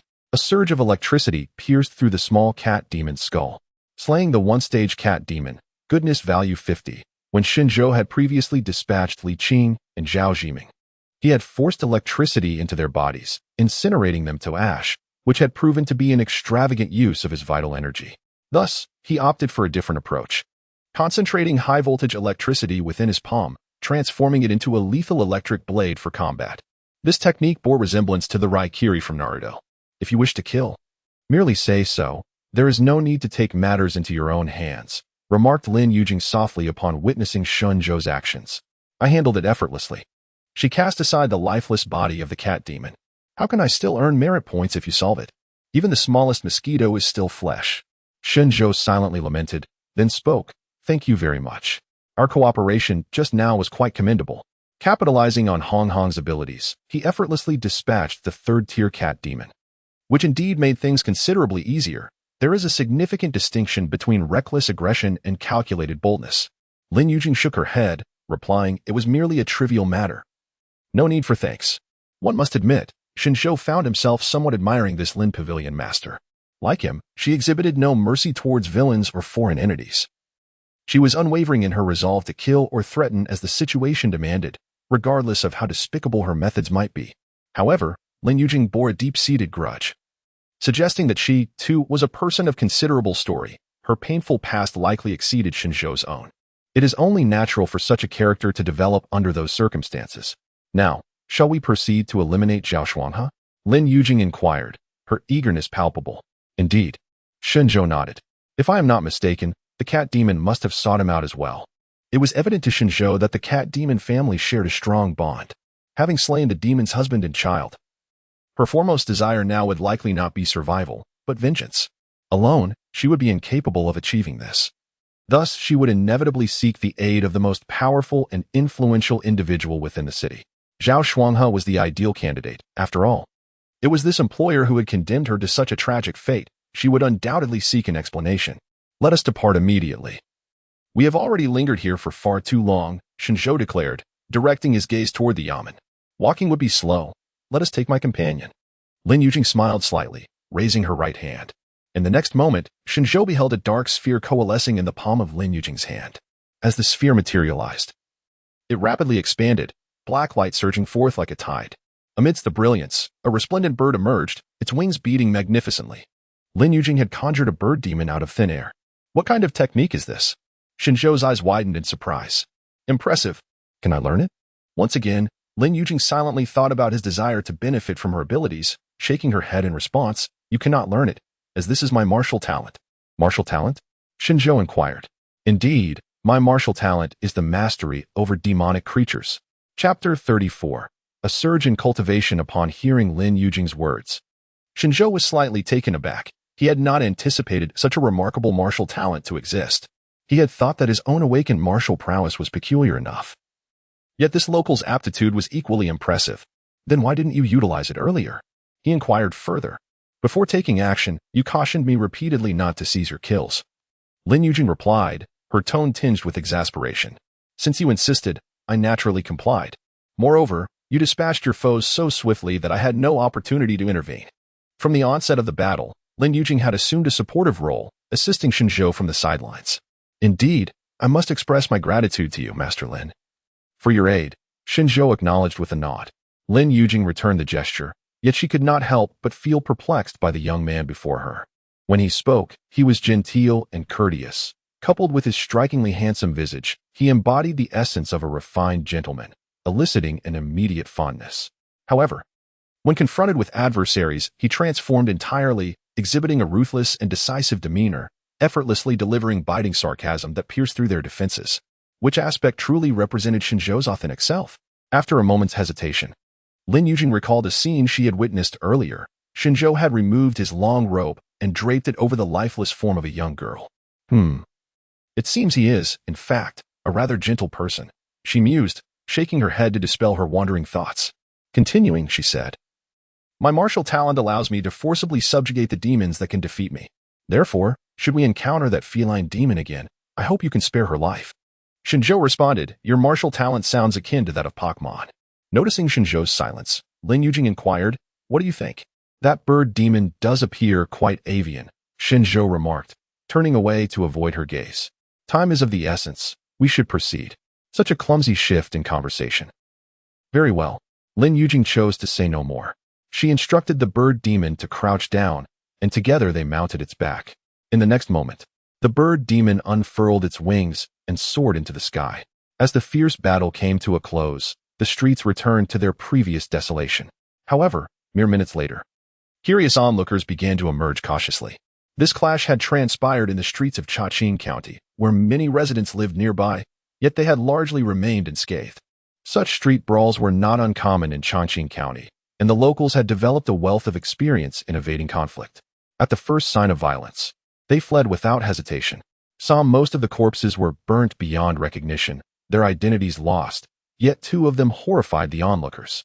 These were the remains of two demons, one large and one small. The larger one had been cleaved in half, its head severed, while the smaller one bore a gaping wound on its forehead. Good gracious. These are two cat demons. Someone exclaimed. What on earth has transpired to have demons appear? Another asked nervously. It was the valiant Sir Shen and the esteemed Master Lin who clashed with the Black Tiger gang. A young man in the crowd proclaimed. Are you not aware? Upon hearing this, the attention of the crowd shifted towards him. Noticing that most were oblivious, the young man reveled in his moment of glory, hands on hips. Chuckling, a bunch of cowards, too afraid even to witness the unfolding drama. He then boldly announced, these charred remains are the leader and deputy leader of the Black Tiger gang. The demons fled from their carriage. They were all slain by Sir Shen. I witnessed it with my own eyes. At this revelation, the crowd erupted in excitement. My heavens. The leaders of the Black Tiger gang are dead. Huzzah! What a relief, what a relief. Who would have thought demons were lurking within the Black Tiger gang? They truly deserve their fate. So, does this mean it was not Sir Shen who devoured that child, but these demons instead? As the crowd debated, a voice suddenly rang out. Everyone, come look here. The crowd rushed towards one of the carriages, and before they approached, they caught a whiff of a strong metallic scent. Drawing nearer, they beheld a gruesome sight within the carriage. Human limbs and severed arms lay scattered, mixed with blood and bone. This hellish scene tightened the faces of all present, with some retching at the sight. The young man, pale-faced, remarked, this carriage is where the deceased demons resided. In that moment, a realization dawned upon everyone. The true monsters were indeed the demons, and they had long concealed themselves within the Black Tiger gang. It appears we have misunderstood Sir Shen. He is a good man, a true hero. The proclamation from the authorities was nothing but slander, a fabrication. From now on, anyone who dares to label Sir Shen a man-eating demon will find themselves at odds with me, Butcher Zhangsan. Indeed, Zhao Shuanghe is a fool. Sir Shen is our true protector. The more they spoke, the more fervent they became, and Sir Shen's image soared in their hearts. Where has Sir Shen gone now? Someone inquired. Once more, the crowd turned to the young man, who scratched his head and replied. As they departed, I overheard them discussing plans to eliminate the county magistrate. The crowd fell into a hushed silence. They exchanged glances, wordlessly. Meanwhile, their hearts began to pray. Oh heavens, please safeguard Sir Shen, and rid us of that wretched magistrate. At this moment, Shen Zhou was entirely unaware that in the hearts of the residents of Chaqing County, he had transformed into an almost saintly figure. He sat upon the bird demon, soaring towards the county's magistrate office alongside Lin Yujing. This avian creature, known as Ling Qing, possessed little in the way of combat prowess, yet it could traverse 1,000 miles in a single day, making it exceptionally convenient for travel. Lin Yujing remarked. I exerted considerable effort to capture it. Indeed, it proved to be quite handy. As Shen Zhou gazed down upon the bustling Chongqing city, he could not help but exclaim in awe, setting aside the remarkable speed akin to that of a car. The ability to fly through the sky was something he deeply envied. After all, traveling through the air was far swifter than traversing land. There were no detours, no traffic jams, and the vantage point afforded him considerable advantage. Regrettably, this magnificent creature was not his own. Master Lin, how many Pokemon do you currently possess? Shen Zhou inquired. Pokemon? What do you mean? I mean, how many demons have you tamed? Lin Yujing chuckled softly. Not many, just 4. That is quite impressive. You should consider abandoning martial arts and become a summoner instead. Lin Yujing detected an inconsistency. Shen Zhou often spoke in terms she found perplexing. Previously, when he mentioned Akimi, she had struggled to understand, feeling too embarrassed to inquire further, lest it reveal her lack of knowledge. As the next wave of battle approached, she resolved to enhance her own abilities. Having already mastered the tuning method, elevating her realm should prove straightforward. Shen Zhou turned his attention to the merit record, following the defeat of Li Qing. Zhao Jiming and the two cat demons, his merit value had reached 530 points. He wondered how much these 530 points could elevate him. With anticipation, Shen Zhou began allocating points. As his thoughts coalesced, words re-emerged on the merit record. You have successfully mastered a powerful tuning method, granting you perfect control over the true essence within you. You have thereby ascended to the 5th level of the 2nd realm. Now, you need only to refine your bones. Upon condensing his martial true essence, the forthcoming training would involve refining his body from within, beginning with his bones, consuming 240 merit points. You have successfully refined your trunk skeleton using pure essence. Your body begins to undergo a transformation. A rich and fragrant aura akin to celestial elixirs emanates from within you. You have successfully ascended to the 7th level of the 2nd realm, consuming 270 merit points. Your profound true essence refines all 206 bones in your body. Your skeleton undergoes a complete metamorphosis, and the robust strength of your bones signifies a qualitative leap in the resilience of your physical form. You have officially entered the 1st level of the 3rd realm. As the final declaration resonated, Shen Zhou's aura surged like a tidal wave, instantaneously breaking through his previous limits and sweeping upward with astonishing momentum. He felt his entire being growing fervent, the true essence within him akin to an infinite ocean, while beneath his delicate skin lay bones as resilient as jade. To his surprise, he had directly entered the 3rd realm. As he felt the surging vitality and true essence within him, a look of ecstasy spread across Shen Zhou's face, and his health bar swelled dramatically, occupying a third of his field of vision. With such an extensive health bar, it seemed he would need to endure thousands of arrows to be truly vanquished. Shen Zhou couldn't help but marvel at this transformation. Indeed, he had become a veritable tank, and this was particularly fortuitous, for he had long suffered from a profound fear of insufficient health. In any game, even a minor loss of health would send him into a frenzy, vehemently demanding the healer to restore his vitality. Now, with this robust health bar, there was an undeniable sense of security in its mere presence. Chapter 35. Is the martial path your family business? As Shen Zhou pondered over his own realm, Lin Yujing stood utterly astonished, for she had been acutely aware of the fluctuations in Shen Zhou's aura from start to finish. In that brief moment, he had inexplicably surged from the 2nd realm, 5th level, directly into the 3rd realm. For a fleeting instant, she questioned whether her perception had faltered. No, let me sense again indeed. It is truly the 3rd realm. Goodness. What, pray tell, were you doing just now? Suppressing her astonishment with all her might, Lin Yujing inquired. Shen Zhou glanced at her and replied, I was cultivating. I felt it was rather risky to face Zhao Shuanghe without further preparation, so I practiced a bit more. How can you speak of cultivation so nonchalantly? Lin Yujing exclaimed in excitement. Is this truly cultivation? This is akin to merely drinking water. The path of martial arts is fraught with obstacles and challenges. Why has it transformed into an expressway for Shen Zhou? It was the same when he learned the Xiang lightning technique, and now it appears to be no different. Is this martial arts a family enterprise of yours? Why not? Shen Zhou maintained his calm demeanor and stated, all of this has been earned through persistence and sweat, the fruits of numerous battles. I am deserving of this reward. Your audacity is such that even a grandmaster would struggle to break it. It is remarkably thick-skinned. Lin Yujing took a deep breath, managing a rare jest before uttering a curse. Indeed, that holds true. Shen Zhou wholeheartedly agreed, for his vitality remained intact, as long as it was unscathed. His composure would likewise remain unbroken. Merely stating the truth, Lin Yujing sighed genuinely. I have encountered many prodigies, yet I believe they would all regard you as a genius upon meeting you. Shen Zhou chuckled softly. Thank you for the compliment, Director Lin. Were it anyone else, they would surely become vain, but I am different. I pride myself on my humility. You had better be genuinely humble. As the two engaged in light-hearted banter, the county office of Chongqing came into view. Simultaneously, they noticed an orange figure darting through the streets below. It was the female cat demon, recklessly charging forward, fully exposing herself to the gaze of the surrounding populace. The townsfolk were startled by the sudden appearance of the cat demon, shrieking and scattering in all directions. causing a commotion throughout Chongqing City. Wei located the female cat demon. Lin Yujing promptly regained her usual seriousness and stated solemnly, Shen Zhou, you were right. That cat demon is indeed fleeing towards the county office. Yes, Shen Zhou nodded gently. The female cat demon had initially made a dash, but even so, she was soon overtaken by the two of them. It was not that they were swifter than the demon. Rather, they traversed the skies directly, avoiding any detours. Indeed, flying proves to be both convenient and swift. Once again, a sigh escaped lips as he reined in his irrelevant thoughts. He commanded, dive down. Understood. Lin Yujing nodded, swiftly maneuvering the feathered creature into a rapid descent. The citizens, already terrified by the cat demon prowling the streets, were now struck with sheer panic at the sight of a colossal monstrous bird descending from the heavens. Heavens! There are demons in the sky. It's a bird demon. Run! The demons are invading our county.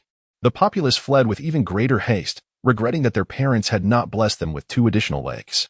Though they were accustomed to the brutalities inflicted by the Yamen and the Black Tiger Gang, this was their first encounter with a demon on the streets. The cat demon also sensed the commotion behind her. Turning her head, she beheld a vibrant, monstrous bird descending at an angle, upon which stood 2 figures, a man and a woman. Ah, cat madam, we seem to be going the same way. Would you care for a ride? Noticing the cat demon's gaze, the young man even smiled and waved, greeting her amicably. Yet, the cat demon felt no warmth from this gesture, for mere moments ago. The very same youth had slain her husband, first severing him in twain, then beheading him with ruthless decisiveness. Moreover, she clearly saw that in his other hand. A sharp crackling noise emanated, golden light radiating from his palm, with arcs of electricity twisting and coiling. Suddenly, a spear of pure lightning materialized. The bystanders evaded in a timely manner, evidently seasoned in the art of escape. With no one around, the cat demon had room to maneuver. In the next instant, having assessed the situation, abruptly assumed a combat stance, raising the lightning spear in his grasp. The cat demon's pupils constricted. Whoosh! A thunderous sound sliced through the air as the golden spear soared from his hand, hurtling directly towards the cat demon. Its speed was so great that evasion was impossible. Boom! The golden lightning erupted amidst the fierce wind, creating a vast crater in the street. The surrounding space crackled with residual arcs of electricity, illuminating the area brilliantly. Then, amidst the swirling smoke, the cat demon emerged. Her right arm and a portion of her body had turned charred black, and one of her eyes was lost to the fray. At that moment, the cat demon's heart raced with terror. S lightning spear had not directly struck her. It had detonated nearby. Yet, even so, the blast had left her grievously wounded. Without experiencing it firsthand, one could never comprehend how terrifying lightning magic truly was.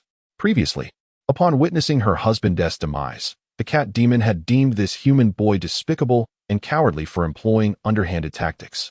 Now, it became painfully evident that even had her husband confronted directly, he would likely have stood no chance against the boy's formidable prowess. Such monstrous strength, such twisted character, and a penchant for cunning strategies. It was utterly terrifying. Why, oh why, had they encountered such a being? Had they known, the couple would never have ventured here to meddle. The cat demon inhaled deeply, dispelling the regret that lingered within her heart. Now was not the time for such thoughts. She needed to focus on her escape. Almost there, she was nearing the county magistrate's office, and she would soon arrive. If she could reunite with Zhao Shuanghe, there would still be a chance, for Zhao Shuanghe was also a warrior of the 3rd realm, while Shen Zhou was merely of the 2nd realm. There was still hope. Alas, she missed her target. However, after ascending to the 3rd realm, the power of her lightning had indeed intensified. On the back of the bird, Shen Zhou sighed as he witnessed this scenario unfold. It was his first attempt, yet he had failed to hit the mark. How unfortunate, for he possessed no technique, relying solely on numerical values. Beside him, Lin Yujing pursed her lips, rendered speechless. At this moment, she could not even condense a lightning spear, while Shen Zhou not only could create one, but could also launch it. Seeing her ancestral techniques, which she had diligently cultivated for several years, yield no progress, while Shen Zhou wielded them with remarkable prowess, Lin Yujing felt a twinge of frustration akin to being belittled. Moreover, according to logic, the Ziyang lightning technique should produce a purple lightning spear, yet Shen Zhou's was golden, a sign of a qualitative transformation achieved through quantitative change. Lin Yujing understood that even if both of them perfected this technique, her lightning spear would likely pale in comparison to Shen Zhou's, for his true essence was exceedingly profound. Having missed the mark, Shen Zhou declared, "Let me try again," as he condensed yet another lightning spear in his hand. "With your style of play, do you have enough true essence within you?" Lin Yujing couldn't help but ask. "I can still manage a few more shots," Shen Zhou replied. "How many exactly?" She pressed. "Perhaps dozens," he responded vaguely, and though Lin Yujing wished to inquire further, she refrained, knowing that to continue would be to risk her pride. Chapter 36. The Descent of the Celestial Being. The old beggar, with a battered visage, huddled in the corner of the government office, his small, hate-filled eyes fixated on the skeletal remains beneath the bulletin board in the distance. He had previously attempted to reclaim his grandson, but his efforts were in vain, resulting in a beating from the constables, leaving him unable to stand for the time being. The young master had spoken the truth at my advanced age. It is better to refrain from any tricks. The old beggar chuckled bitterly to himself. Indeed, the gates of the government office opened southward, and without money, one must not enter. Had he known that this would be the tragic outcome, he would have buried his grandson's remains in a pit somewhere, at least granting him a peaceful rest. Now, his grandson had been taken away, left to rot under the scorching sun, and the benefactor who had once bestowed him with alms was now falsely accused of being a man-eater. Even the 2 silver ingots gifted to him had gone to waste. Is it not said that good deeds are rewarded and evil ones punished? The heavens are unjust. As he sighed in despair, the old beggar noticed people emerging from the government office, hanging white cloth on the plaque and replacing the lanterns with white ones inscribed with the character for mourning. A funeral was soon to take place, for it was the son of the magistrate who had passed away. This news had just reached the beggar, and upon reflecting on it, the self-mocking smile on his face transformed into one that held a hint of genuine amusement. Death is indeed welcome," he muttered softly. Today, the magistrate's office in Chongqing City was devoid of its usual solemnity, as the servants wore grim expressions, bustling about. They erected a mourning canopy in the back courtyard, and mourning banners were raised in every corner, even in the courtroom. Ordinarily, such a place was prohibited from hosting funerals, but like many laws in the Yan Kingdom, Magistrate Zhao Shuanghe paid no heed to this rule. At the center of the canopy lay a fine Nanmu coffin, surrounded by the city's influential elites, each adorned in the finest silks, figures of repute within the city. With the magistrate's son deceased, they naturally came to pay their respects. After all, any lapse in decorum could invoke the ire of Zhao Shuanghe, a man known for his pettiness and cruelty. The unpredictability of fate was evident. No one anticipated the sudden departure of young Master Zhao. Such an outstanding young talent, indeed, the heavens are envious of the gifted. This loss was not merely that of the magistrate, but also a great misfortune for our Chaqing County. That scoundrel, Shen Zhou, truly deserves the harshest punishment. The guests lamented the demise of Zhao Jing, their words of sorrow masking their true delight. Some among them had been wronged by Zhao Jing, and with the downfall of the Han family, the substantial portion of wealth that had belonged to them was now ripe for division, particularly the latter. The potential profits were so significant that they almost felt inclined to thank Shen Zhou. Zhao Shuanghe sat slumped in the chair at the rear of the spiritual pavilion, devoid of his previous air of triumph. He appeared to have aged a decade in an instant. Occasionally, a few guests approached him, attempting to offer their condolences. "Master Zhao, please do take care of yourself. Indeed, we cannot afford to lose you, the benevolent governor of Chaqing County. The common people would be heartbroken." Zhao Shuanghe was all too aware that these were mere empty platitudes. With a grim expression, he refrained from responding, leaving the sycophants in an awkward silence. Beside him, the white cloth-wrapped Shang Wenshu observed silently, wearing an expression of disappointment. Why had this old fellow ceased his vigorous reprimands? He had been so animated in his retorts. However, he quickly suppressed his feelings and approached Zhao Shuanghe, whispering, "Master, the time is drawing near." Zhao Shuanghe nodded, rising from his seat and clearing his throat. Ahem. At the sound, the murmuring guests fell instantly silent, their gazes fixed upon the local sovereign of Chaqing County. In their eyes, there was envy, fear, jealousy, but above all, an unmistakable reverence. Zhao Shuanghe felt a sense of satisfaction from their attention, for it signified that his authority remained unassailable, at least within this small county. Amidst the solemn expression surrounding him, Zhao Shuanghe retrieved a piece of paper from his sleeve and began to recite the eulogy. "My son Zhao Jing, today your soul returns to the heavens. As your father, my heart is shattered, and tears flow endlessly. I remember you as a child, wise and kind, loyal and righteous, living a life of integrity, yet betrayed by vile men. At the entrance of the yamen, An old beggar who had collapsed in a corner suddenly heard a commotion in the distance. He looked up to see a monstrous creature charging towards him. The creature resembled a cat, but its body was partly charred, and its fearsome visage frightened off the guards at the gate, who fled as it stormed into the yamen. Before the old beggar could comprehend the situation, he beheld a magnificent bird following closely behind. This avian marvel was adorned with resplendent plumage, radiating brilliance. Upon its back stood a strikingly handsome youth, exuding an air of authority, brandishing a golden thunderbolt as though a celestial being had descended. Inside the yamen, the atmosphere of the funeral reached a crescendo, with the mourners interspersed with sobs, and some even weeping uncontrollably. Zhao Shuanghe, in the midst of delivering the eulogy, felt his eyes welling with tears, nearly faltering. Taking a deep breath, he continued with a trembling voice, almost choking on his words as he uttered the final segment of the eulogy. I shall forever remember you, my son. Rest in peace. However, no sooner had he spoken than a thunderous voice echoed from the heavens, resounding like a mighty bell. Your son cannot find peace. This voice, as if decreed by the heavens, brutally interrupted the funeral.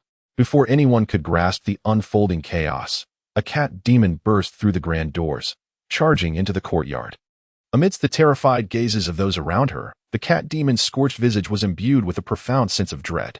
She stumbled into the courtyard, her eyes rapidly scanning the surroundings, before she cried out to Zhao Shuanghe, the focal point of the crowd. Save me, Zhao Shuanghe, save me. Whoosh. In an instant, a golden lightning spear descended from the heavens with a force akin to a cataclysm, striking down upon the cat demon with ferocity. Boom. Chapter 37.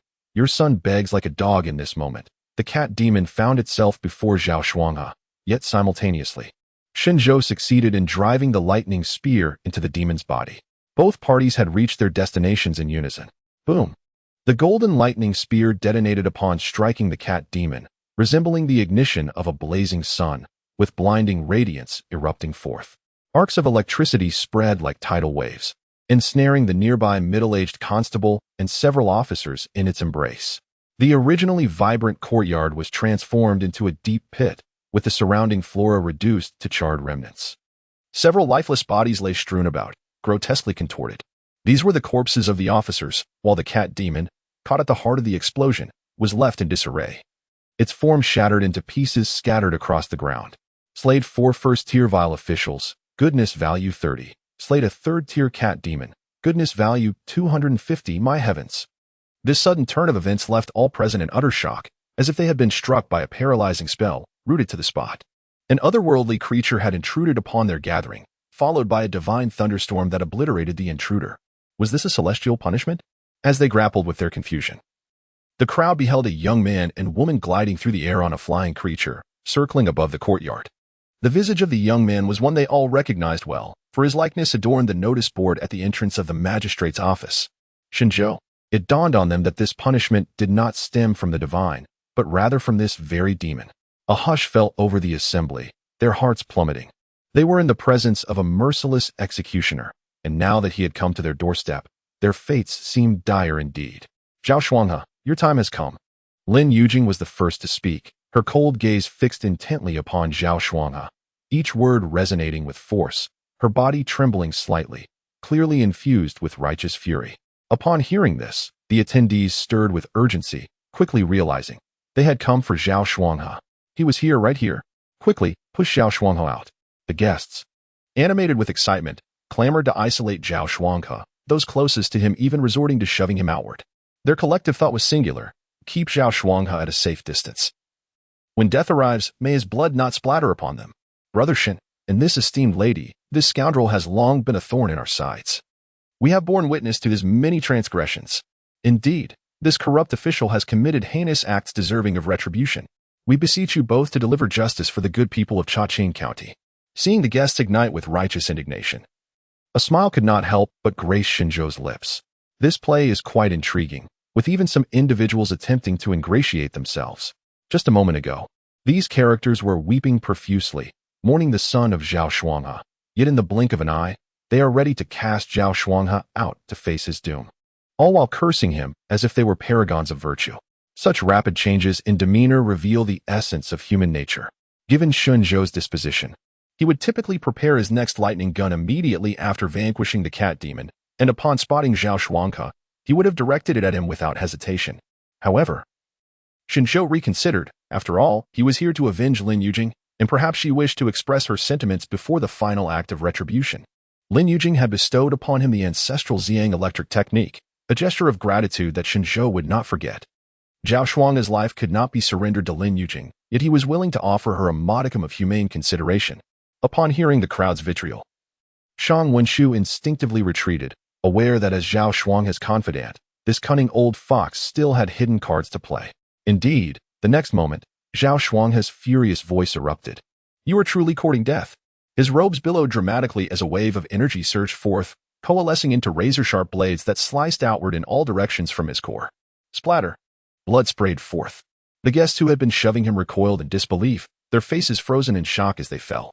In that instant, Zhao Shuanghe's mid-stage aura erupted without reservation. Faced with the brink of death, he had nothing left to conceal. Instead, he sought to annihilate all who dared oppose him. This assortment of sycophants, duplicitous and despicable, deserved no mercy. Our esteemed county magistrate certainly acts with decisiveness. This transformation of energy into blades, could it be his cultivated breathing technique? Shen Zhou squinted, acknowledging the speed and power were commendable. Yet they paled in comparison to his perfected Ziyang electric technique. "Lin, do you have any final words for your foe?" he inquired, sensing the imminent demise of Zhao Shuanghe. Now would be the time to reminisce about past grievances, and Shen Zhou offered Lin Yujing this opportunity. "No," Lin Yujing shook her head, her eyes reflecting only fury. "I have nothing to say. I merely wish for him to die. Now, instantly." She rejected the notion of nostalgia. Why should she recall the past with her enemy? That would only deepen her anguish. To her, even a fleeting moment of her foe's existence would disrupt her peace. "Very well. Keep your little bird at a safe distance to avoid any collateral damage," Shen Zhou advised. "Are you worried about me?" Lin Yujing raised her elegant brow, taken aback by his unexpected concern.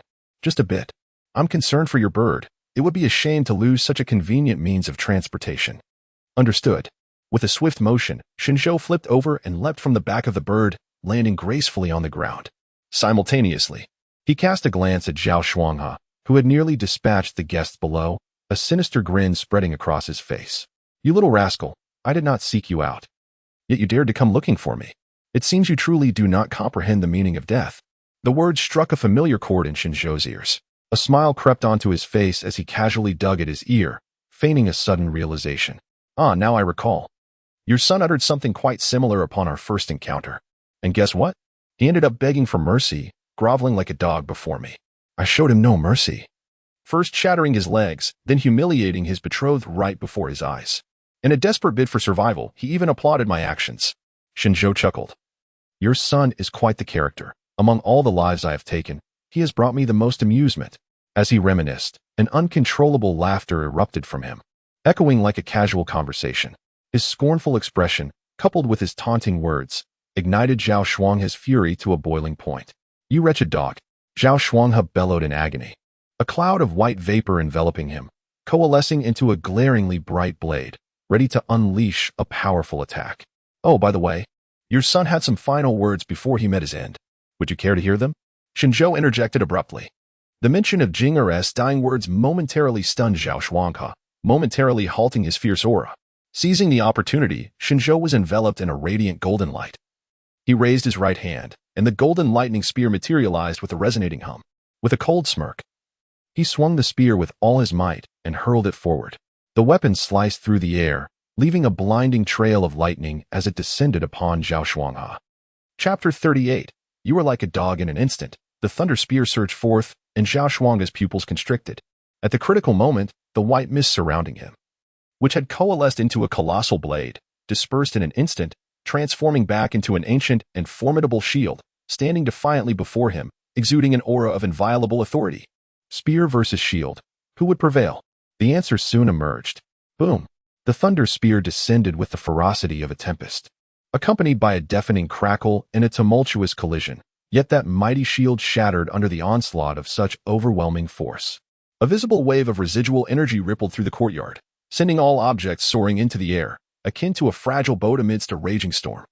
Zhao Shuanghe himself was no exception. Amidst the explosion, he was hurled backward, crashing heavily against the wall behind him. Blood trickled from the corner of his mouth. His body grew numb, and a large patch of skin on his chest was charred. Alas, the ambush has failed. You, old Deng, responded rather swiftly. I had thought I could dispatch you with a single blow. From within the thick smoke, Shen Zhou's voice resonated with a hint of regret. That rascal. At this moment, Zhao Shuanghe was seething with rage, realizing that his opponent had used his son's dying words to distract him and then seized the opportunity to launch an attack. That scoundrel. So insidious.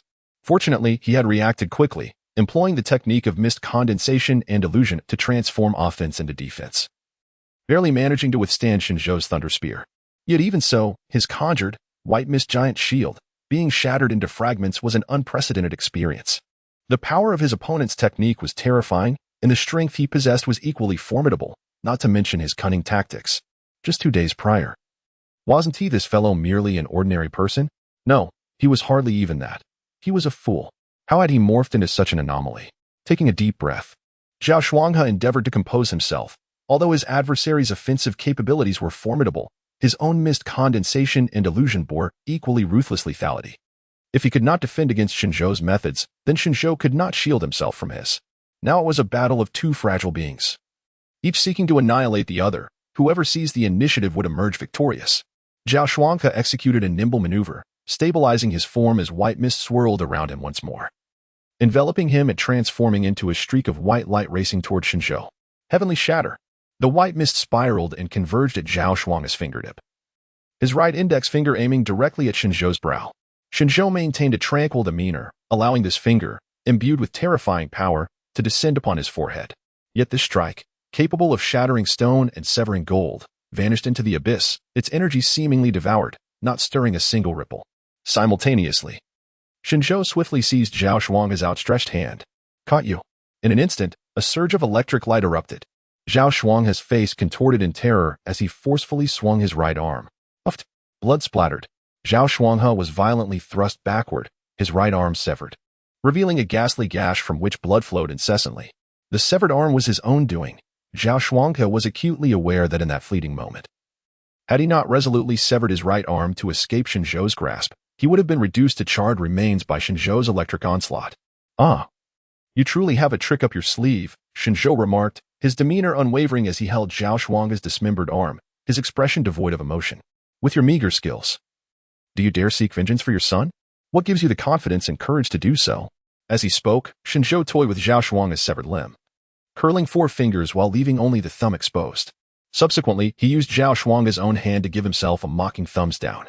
Shen Zhou's seemingly deranged behavior made Zhao Shuanghe's skin twitch, his entire being trembling in fear, his expression contorted as if he wore a mask of agony. If he had been consumed by thoughts of revenge moments ago, he now found himself gripped by fear of Shen Zhou. He had believed that Shen Zhou, like himself, was vulnerable to counterattacks, but why did Shen Zhou remain unperturbed, as if untouched by the chaos? Zhao Shuanghe was terrified. Excellent. That is the expression I relish, the sight of another's anguish, helpless against my will. Shen Zhou observed Zhao Shuanghe's face with delight. Discarding the severed arm and continuing with a sardonic smile, allow me to impart a final message, lest you remain oblivious in death, after I eliminate you. I shall leave your and your son's corpses to rot in the streets, just as you have done to others. Are you looking forward to that? Shen Zhou's malicious words nearly shattered Zhao Shuanghe's psychological defenses. He felt as if he were confronting a demon risen from the depths of hell. Fear not, fear not.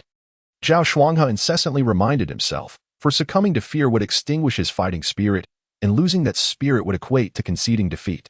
He still sought vengeance for his son. And moreover, he yearned to survive. Besides, he had yet to unleash his ultimate technique. He could still turn the tide. How dare this brat still whip behind the ears? Bark in my presence. With this thought, Zhao Shuanghe straightened his posture, his aura abruptly shifting. The white mist surrounding him, and within him was entirely drawn forth, coalescing in the palm of his left hand. This was the ultimate technique of the mist condensation art, completely exhausting oneself to consolidate all the white mist into a singular entity, compressing it infinitely to brew a cataclysmic attack.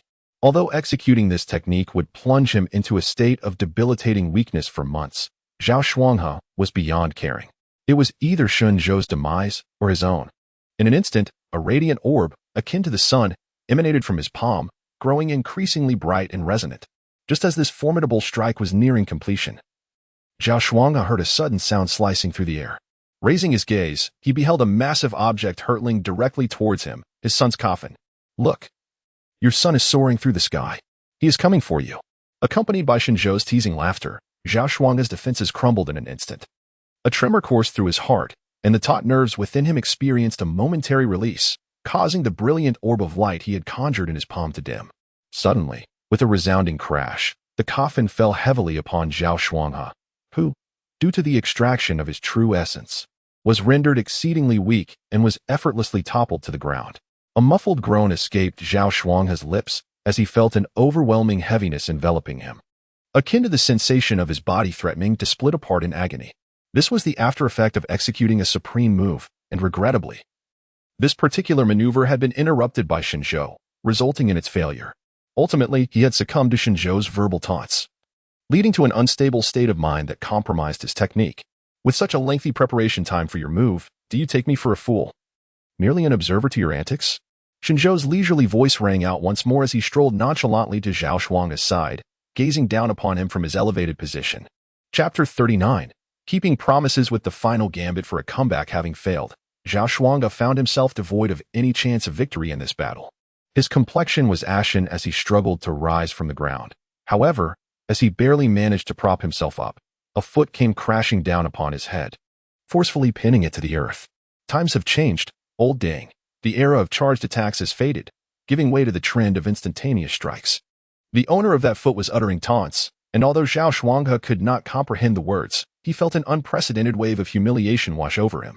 His eyes reddened instantly, tears streaming down his cheeks as he began to sob, the sound growing ever louder. Zhao Shuanghe, a man in his 40s, was crying like a child bullied by adults. Even at his son's funeral, he had not wept with such intensity. How shameful, utterly disgraceful. Realizing his own pathetic state, he yearned to stifle his cries, but he simply could not contain them. The frustration within him was unbearable. Why? Why was he being so brazenly insulted and assaulted by a mere boy? In the sky, Lin Yujing looked down upon this scene with a hint of astonishment. Zhao Shuang's cries were so loud that even from her elevated position, they resonated clearly. In her eyes, Zhao Shuanghe was a man of ruthless demeanor and profound cunning, a foe that required years of meticulous planning to confront. Yet, here was this formidable adversary reduced to tears by Shen Zhou. No, it could also be said that he was driven to tears. After all, Shen Zhou's words were venomous, akin to a sweet poison, launching wave after wave of psychological assaults on Zhao Shuanghe. If she were in Zhao Shuang's position, she too might have lost her composure under Shen Zhou's relentless verbal onslaught. It was in this moment that Lin Yujing first recognized that words could wield power. They could influence an opponent's mindset during battle, preventing them from unleashing their full potential, thereby securing victory. She resolved to learn from Shen Zhou the art of eloquence, for it was indeed a discipline worth mastering. Goodness, to witness a grown man weeping so openly was truly an eye-opener. Shen Zhou frowned. He was irked by the sound of crying. Even the cries of women and children were enough to unsettle him, let alone the sight of an older man weeping. Not even Zhao Jing, the coward, had cried when his legs were broken. He had thought his son was useless. But little did he know that the father was even more inept.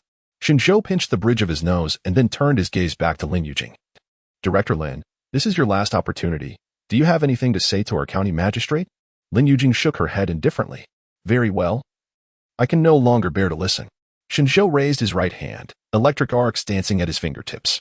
The ominous electronic sound, a harbinger of death, echoed in Zhao Shuang's ears, overwhelming him with a suffocating sense of despair. He stifled his sobs, extending his hand in a desperate attempt to grasp the foot of Shen Zhou, which was pressing down upon his head, pleading for mercy. Young hero, I implore you to spare my life. I acknowledge my wrongs. In that moment, he transformed once again into a figure reminiscent of his son, begging for pity in the twilight of his existence. No, you merely comprehend that your demise is imminent. Shen Zhou recited this classic line, placing a finger upon Zhao Shuang's brow. Just as Zhao had once marked him, Shen Zhou reciprocated in kind. Yet, it was evident that Zhao Shuanghe lacked Shen Zhou's formidable resilience. In an instant, the electric arc pierced through his skull, slaying the tyrannical magistrate of the three realms. Virtue points 1000. A notification from the record of Meritorious Deeds resonated in his mind, confirming that this local despot of Chongqing County had indeed bestowed upon Shen Zhou a monumental reward. 1000. Merely the value of these virtue points attested to the magnitude of his transgressions. It is noteworthy that the previously highest virtue points were held by a cat demon, which only amounted to a little over 200. That cat demon must have devoured countless lives. Yet its virtue points paled in comparison to Zhao Shuanghe's by a factor of 5. Exhaling softly, Shen Zhou steadied his emotions. The sheer tally of virtue points was astonishing. Regardless, he had successfully soloed the final boss of the Chongqing County quest. At this juncture, Lin Yujing descended from the heavens, approaching Shen Zhou and gazing down at Zhao Shuanghe's lifeless form, murmuring, "Thank you, Shen Zhou." The events of the past 2 days felt dreamlike to Lin Yujing. She had resolved to devote her life to the pursuit of vengeance. Yet, her nemesis had unexpectedly met his end. Alongside the exhilaration of retribution, a profound sense of emptiness surged within her, leaving her feeling somewhat adrift. It was merely a mutual assistance. Shen Zhou waved his hand dismissively, unperturbed. For this was a transaction from which he had not suffered. Lin Yujing shook her head, casting aside her feelings of emptiness, and laughed. "I had thought you would turn Zhao Shuanghe into cinders like before. I never expected you to leave him with a complete corpse." Zhao Shuanghe had but a small hole in his head, and his arm was severed by his own hand. All other parts remained intact. "Am I truly such a brutal person in your eyes?" Shen Zhou retorted, then sighed. "It is not that I wish to refrain from such actions. Rather, I intended to grant this opportunity to another." "Another?" Lin Yujing queried. "Indeed, such as yourself." "Me? I have no interest in desecrating corpses," Lin Yujing replied, declining the suggestion. "Your disinterest does not preclude others from being intrigued," Shen Zhou countered. "Others?" Lin Yujing was perplexed by Shen Zhou's implication. He offered no explanation, suddenly turning his gaze toward a flower bed in the corner of the courtyard. Concealed behind the flower bed was a middle-aged man, the county deputy of Chongqing, Shang Wenshu. "Do not hide. Come forth," Shen Zhou called out. Shen Zhou remarked, "How exhausting it is to remain in such a position." Shang Wenshu then emerged, trembling. He had concealed himself here before Zhao Shuanghe took action, thus managing to survive amidst a multitude of guests and successfully evade peril. "I recall that you hold an official title as well," Shen Zhou observed, scrutinizing Shang Wenshu. The experience of eliminating Zhao Shuanghe informed him that, in contrast to ordinary individuals, the demise of officials often yields a greater abundance of virtuous points. Shang Wenshu felt as if he were being scrutinized by a ravenous tiger. He collapsed to his knees with a thud and cried out, "Please spare me, young hero Shen, though I am but a county assistant. I am not aligned with Zhao Shuanghe. Lin, you must not take my life. Such treachery is not the act of a true hero." "I have never claimed to be a hero," Lin Yujing thought inwardly, but still interceded, saying, "Shen Zhou, I implore you to spare his life. He serves as my informant within the magistrate's office, so he is an undercover agent." No wonder Lin Yujing possesses such detailed intelligence. This informant has infiltrated the second highest rank of the office, demonstrating considerable capability. Shen Zhou withdrew his gaze from Shang Wenshu, who immediately felt a sudden alleviation of pressure. Breathing a sigh of relief, his courage expanded significantly, and he hastily advised, "You two should depart quickly. Killing a county magistrate is an egregious offense, deemed as treason, warranting the extermination of one's entire clan. As a magistrate, he represented the emperor's authority in the locality. The assassination of such an official is undoubtedly a severe affront to imperial dignity. Let them execute me. After all, I am the sole occupant of my household register." Shen Zhou stated calmly. "One person is satiated, the entire family is not hungry." Though Lin Yujing did not comprehend the significance of Shen Zhou's household register, she understood the essence of his statement and nodded in agreement. "Let them execute me. My family would likely raise no objections." After all, her family had perished many years prior. Shang Wenshu fell silent, realizing they were both orphans. Yet, did these two truly regard life and death so lightly? Moreover, could they not consider his fate? If they were apprehended by agents dispatched from above, following the trail would inevitably lead to him, sealing his own doom. Unperturbed by Shang Wenshu's inner turmoil, Shen Zhou seized Zhao Shuanghe's lifeless body. He then approached the overturned coffin and grasped Zhao Jing's corpse as well. With one body in each hand, Shen Zhou strode purposefully out of the magistrate's office. "Where are you headed?" Lin Yujing inquired, somewhat puzzled. "To the marketplace," Shen Zhou replied. He had promised Zhao Shuanghe that he would display the corpses of this father and son on the streets, and he intended to fulfill that vow. Chapter 40. The grateful townsfolk. Shen Zhou walked down the street, bearing 2 lifeless bodies, while Lin Yujing trailed a short distance behind him. The sound of their footsteps echoed distinctly in the otherwise silent street. Initially, The Black Tiger Gang had conducted a massive patrol, followed by the intrusion of a monstrous creature into the county town, leaving the townsfolk terrified and barricaded within their homes. Consequently, the streets were eerily quiet. However, a gradual transformation began to unfold around them. At first, a few curious yet cautious gazes peeked through the windows and doors of the houses on either side, accompanied by murmurs of discussion. Before long, several brave souls ventured out of their homes, their eyes fixed on Shen Zhou and the two bodies he carried, their expressions frozen in disbelief. As more townsfolk emerged onto the street, each pair of eyes remained riveted on Shen Zhou, reflecting shock and incredulity. The street remained tranquil until suddenly someone shouted, "Zhao Shuanghe is dead. Zhao Shuanghe is dead. Come quickly and see." At that moment, the street erupted into a cacophony of excitement, the news swiftly spreading throughout the entire town. It was as if an unseen force had summoned them. For more and more townsfolk emerged from their abodes, forming a formidable procession that converged towards Shen Zhou's position. Among them were elderly individuals leaning on canes, robust young men, and women cradling children. The once desolate street transformed into a bustling crowd. They gathered around Shen Zhou, creating a respectful space while engaging in animated discussions. "It's Zhao Shuanghe. It truly is Zhao Shuanghe. He is dead, slain by the valiant Shen. No, he should be called Shen the hero. Indeed, Shen the hero. The creature that devoured our kin was that cat demon. And it too fell to Shen the hero's blade. I witnessed it. The leader of the Black Tiger Gang as well. Shen the hero is our great savior." As the throng of supporters grew, the entire Chongqing city became a hive of activity, with citizens of all ages and genders following Shen Zhou to the market square. Throughout this, Shen Zhou remained silent, casually discarding the bodies of Zhao Shuanghe and his son at the street's edge before turning to leave. With his departure, the townsfolk surged forward, their pent-up fury finally unleashed. They roared and wept, countless hands and mouths frantically clawing and gnawing at the remains of Zhao Shuanghe and his son. Amidst the crowd, Jiang Sui and Mu Haixin clung to each other, weeping bitterly. Not far from them, an old beggar held his grandson's remains, tears streaming down his face. "Dogwa, do you hear? Shen the hero has avenged you. You can rest in peace now." All of this left Lin Yujing, observing from a distance, utterly astonished. In that moment, Lin Yujing comprehended the words previously spoken by Shen Zhou. Realizing the rationale behind his decision to leave Zhao Shuanghe's body intact, and to whom he intended to grant an opportunity. "Shen Zhou, was this also part of your plan?" she inquired softly, approaching him, her face alight with excitement that was difficult to contain. "Sort of," Shen Zhou nodded. In his initial expectations, he believed the populace would unleash a fervent onslaught against Zhao Shuanghe and his son, yet he had not anticipated the extent of their wrath. It was a visceral desire to consume their flesh, drink their blood, and rend their sinews, reducing their bones to dust.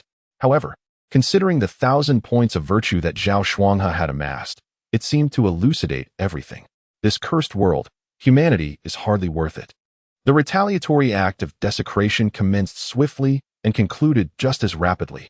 Soon, Zhao Shuanghe and his son were utterly annihilated by the throng of citizens, leaving not a single hair behind, a true obliteration of their remains. The citizens, having accomplished their grim task, did not disperse. Instead, a sea of people, led by a venerable elder of great repute, approached Shen Zhou. The elder was the first to bow before him, then fell to his knees with a thud, tears streaming down his face as he declared, "Hero Shen, the grateful citizens of the city cannot thank you enough." Countless voices echoed the elder's sentiment. As a multitude knelt in unison, a glance revealed a sea of darkened heads. Lin Yujing stood beside Shen Zhou, her expression complex. She too regarded him with eyes filled with respect and gratitude. Shen Zhou inhaled deeply. His actions had been driven by personal vendetta, yet, in an unexpected twist, he found himself inadvertently transformed into a great hero. How to describe this sensation? It was rather pleasing. At that moment, the book of merits in Shen Zhou's mind radiated with golden light, and its pages once again filled with elegant script. "Your esteemed name has reached the second stage. Notable reputation. You have received a legendary reward. You may upgrade one of your martial arts talents." Chapter 41. Are all of you like this? The reputation has elevated. What fortuitous news. Shen Zhou felt a surge of delight. It appeared that with the expansion of his renown, he could reap greater rewards. Indeed, it seemed prudent to ensure that his virtuous reputation spread across the vast lands. However, this was not the moment for such musings. Gazing at the throng of common folk kneeling before him, Shen Zhou clapped his hands and simply stated, "All right, everyone, please rise." He refrained from uttering phrases like stand up, do not kneel, or sentiments akin to do noble lords possess any inherent superiority. Nor did he incite a collective rebellion.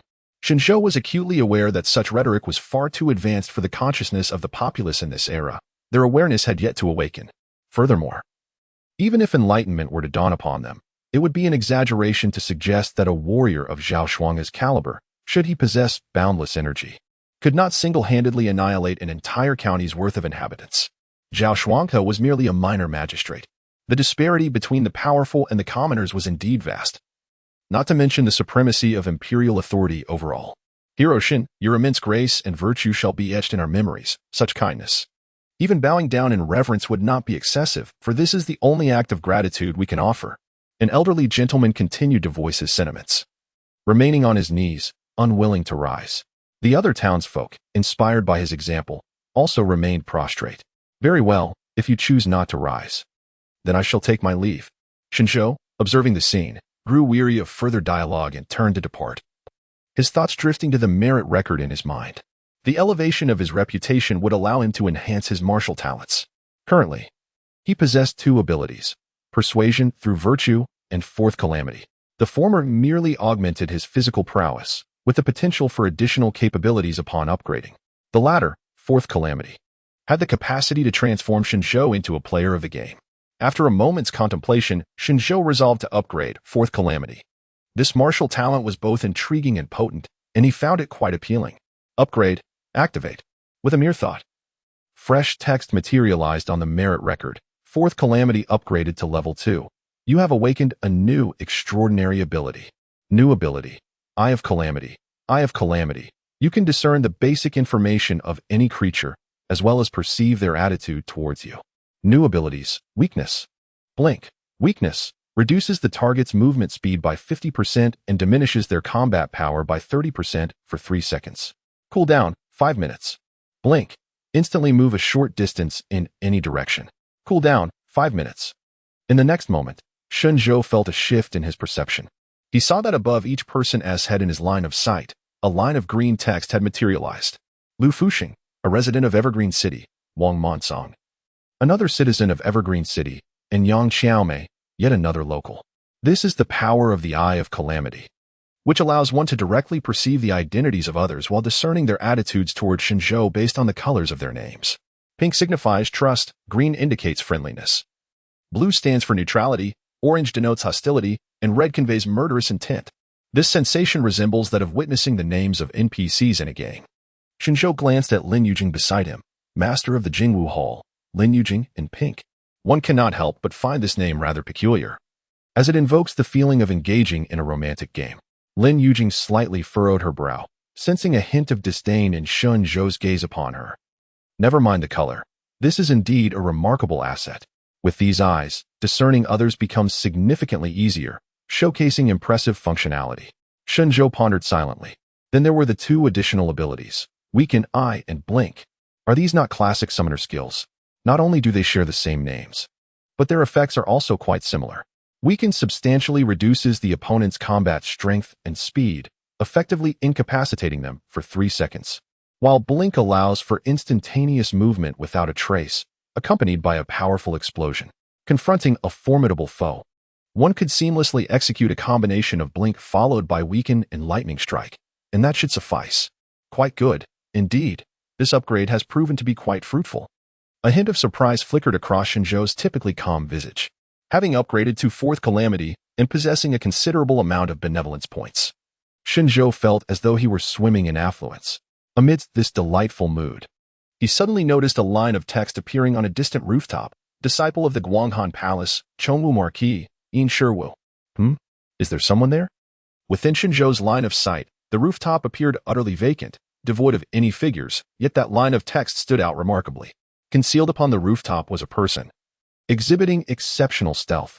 Were it not for the ability of the Eye of Calamity, Shen Zhou would have never detected him. Moreover, judging by his name, could he be someone from above? Shen Zhou was aware that Evergreen County was a subordinate county of Guanghan Prefecture, with Guanghan Palace serving as its administrative center, governed by the esteemed Chongwu Marquis. examining the color of Yin Shiwu's name. Orange, hostile. TSK, they have arrived remarkably swiftly. Shen Zhou sighed. Who has arrived so quickly? Lin Yujing inquired upon hearing Shen Zhou's words. The court officials, Shen Zhou replied. At this revelation, Lin Yujing's heart immediately filled with wariness. Yet she maintained an unperturbed facade. Where are they? They are up on the rooftop, playing hide and seek with us, Shen Zhou responded. What shall we do now? Let us observe the situation and see what tricks he intends to play. Observe the situation? Shouldn't we be fleeing? Lin Yujing was somewhat taken aback. I said, you can't possibly intend to charge in recklessly, can you? I'd love to, but one must possess the requisite strength first. Shen Zhou shook his head, fully aware of his own limitations. With merely the merit record, he was far from being a match for an entire dynasty, at least not at this moment. Within his line of sight, there was only one peculiar name, Yin Shiwu, which indicated that the adversary had sent but a single individual. Now, with Shen Zhou's swift movement and the two feeble skills in hand, he glanced at his health bar. After enduring several fierce battles, he had only lost about 1/6 of his vitality and remained resolute. Given this, there was little to fear in a one-on-one confrontation. One might wonder if the Guanghan Palace was exhibiting confidence or merely arrogance by dispatching just one person. Nonetheless, this suited his intentions perfectly. Ah, how unexpected. Upon arriving here, I am treated to such a grand spectacle. Yin Shiwu lounged leisurely atop a beam, surveying the street below from his elevated position. He had received orders from Marquis Chengwu to come to Chaqing County to investigate a gruesome family massacre. The perpetrator's story was rather bizarre. In just one night, he had transformed from an ordinary person into a second-tier martial artist. Moreover, it was said that this lad could survive even a direct arrow to the head, exhibiting a vitality more tenacious than that of many demons. Such circumstances had even piqued the interest of the regional lord, Marquis Chengwu, who had specially dispatched him to ascertain the truth. Little did he know, upon his arrival in Chaqing County, he would witness even stranger occurrences. The townsfolk were bowing before the atrocious murderer, seemingly not coerced, but genuinely sincere in their reverence. This was a stark contrast to the reports from the county office. The criminal had claimed numerous lives. Logically, one would expect him to be regarded with fear and loathing. How could he possibly be so beloved by the people?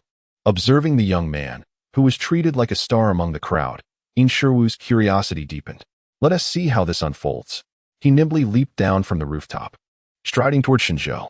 Surrounded by a throng of oblivious citizens, not a soul noticed his presence. The martial art he practiced was known as shadow-killing technique, a discipline that allowed him to manipulate light and shadow. Among its skills, shadow evasion enabled him to blend seamlessly into his surroundings. Unless one had specifically trained to perceive such techniques or possessed a realm of mastery surpassing his, discovering him was nearly impossible. Yin Shiwu soon closed in within 30 meters of Shen Zhou, allowing him to observe the young man's every movement closely. This boy had an exquisite countenance, retaining a youthful innocence that made it difficult to associate him with a ruthless killer. First, let us intimidate him slightly and gauge his courage. He must not be just a coward who preys on the weak. Otherwise, this excursion would prove exceedingly dull. With this thought, Yin Shiwu declared loudly, Shen Zhou, you have mercilessly slaughtered the entire Han family. Your crimes are heinous beyond measure. I come on behalf of the Guanghan Palace to take you into custody. Surrender now. The voice resounded powerfully, seemingly emanating from all directions, akin to a thunderclap filled with authority. The populace present was startled, each person lifting their heads in fear. Glancing around anxiously, Lin Yujing's heart instantly raced. She realized that the officials mentioned by Shen Zhou had arrived. But where? Her gaze swiftly swept the surroundings, failing to capture even a hint of the adversary's presence. Shen Zhou was equally perplexed, his brow furrowing tightly as he anxiously surveyed the area, only to soon become engulfed in confusion. You cannot find me. I am everywhere. Yin Shiwu 15 was rather pleased with Shen Zhou's expression, his voice laced with a peculiar amusement, reminiscent of a cat playing with a mouse. The inability to see the speaker while hearing their voice indeed instilled a profound sense of pressure. At this moment, Lin Yujing felt a twinge of anxiety, instinctively inching closer to Shen Zhou as dark whirlpools began to form in her palms.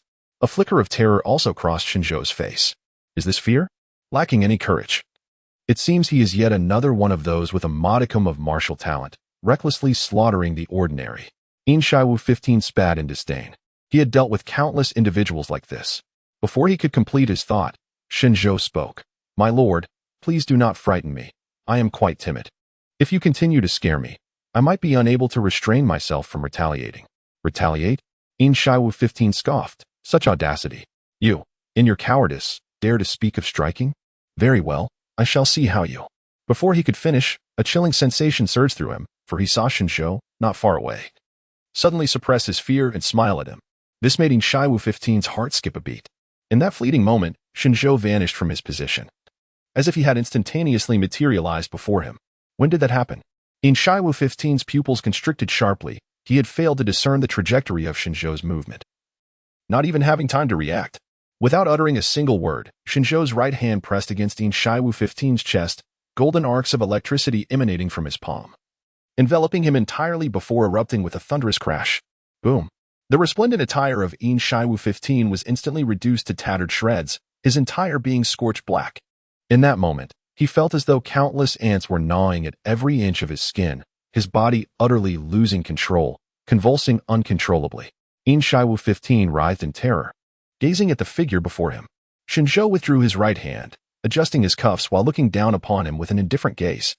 What are you pretending to be before me? The voice of the youth was chilling to the core, laced with a hint of mockery. Is the palace of Guanghan populated solely by worthless individuals like you? Chapter 42. The face change happened so quickly? Gasping for breath, In Shiwu lay sprawled on the ground, desperately striving to maximize the output of the shadow-killing technique. He exerted every ounce of his true essence and finally managed to resist the debilitating effects of the electric current.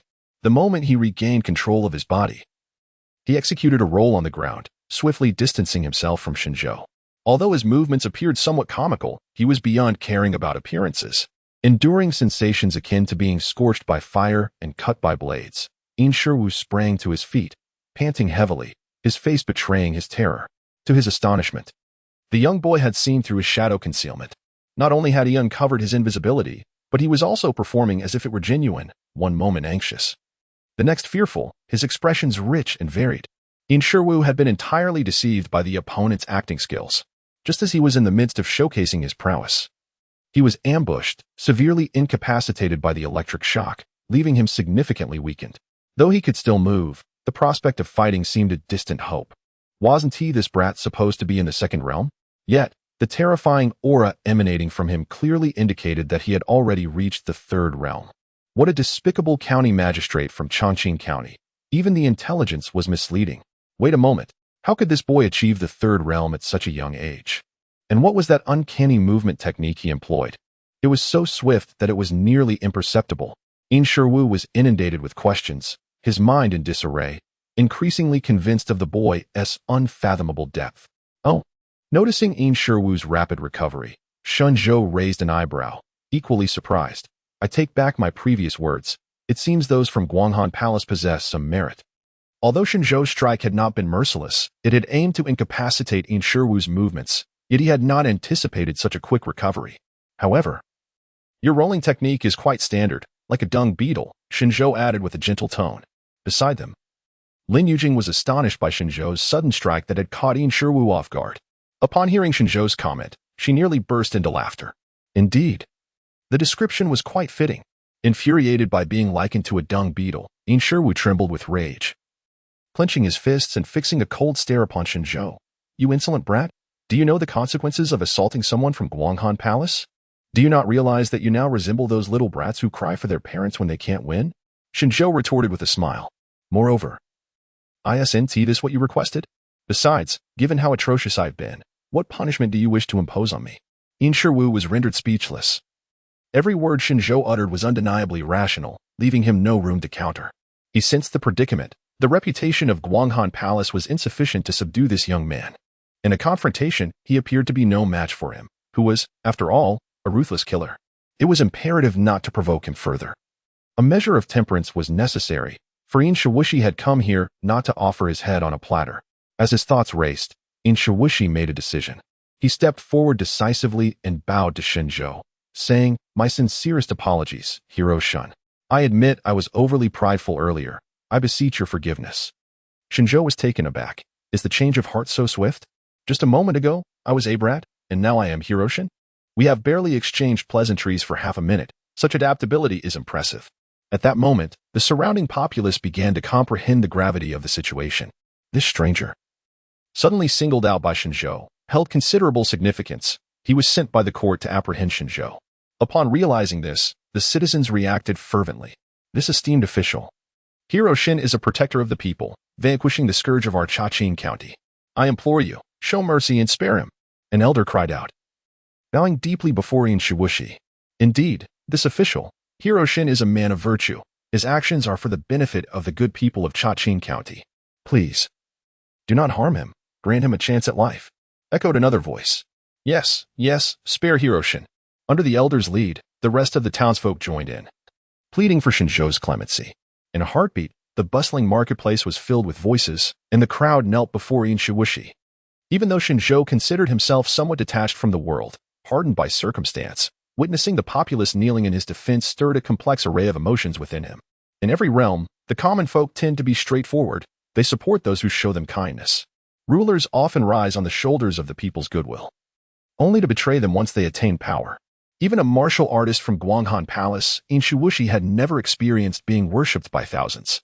The sight was overwhelming, leaving him both flustered and aggrieved.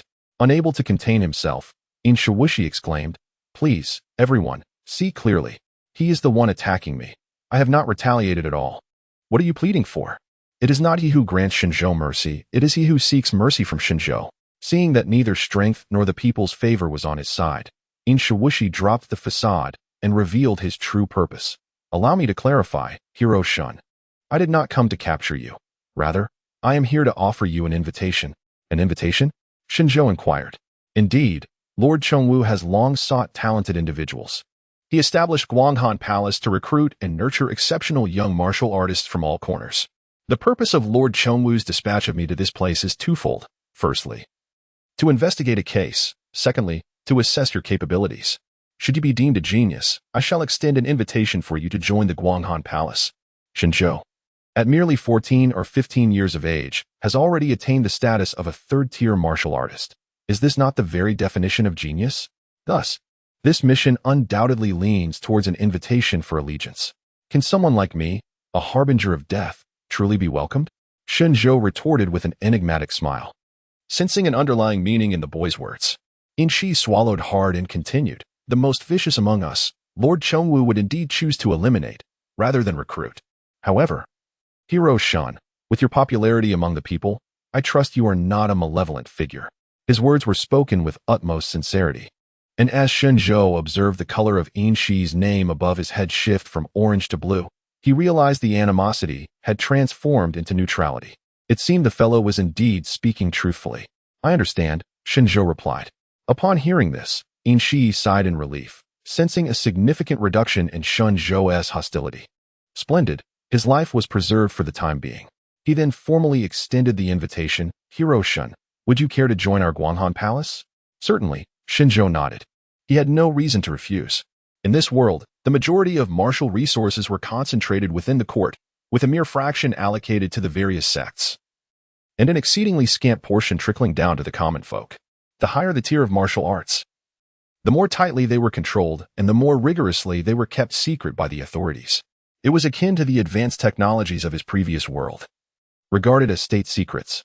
To learn, one must first ascend the ranks, becoming part of their collective interest before they would be willing to share their knowledge.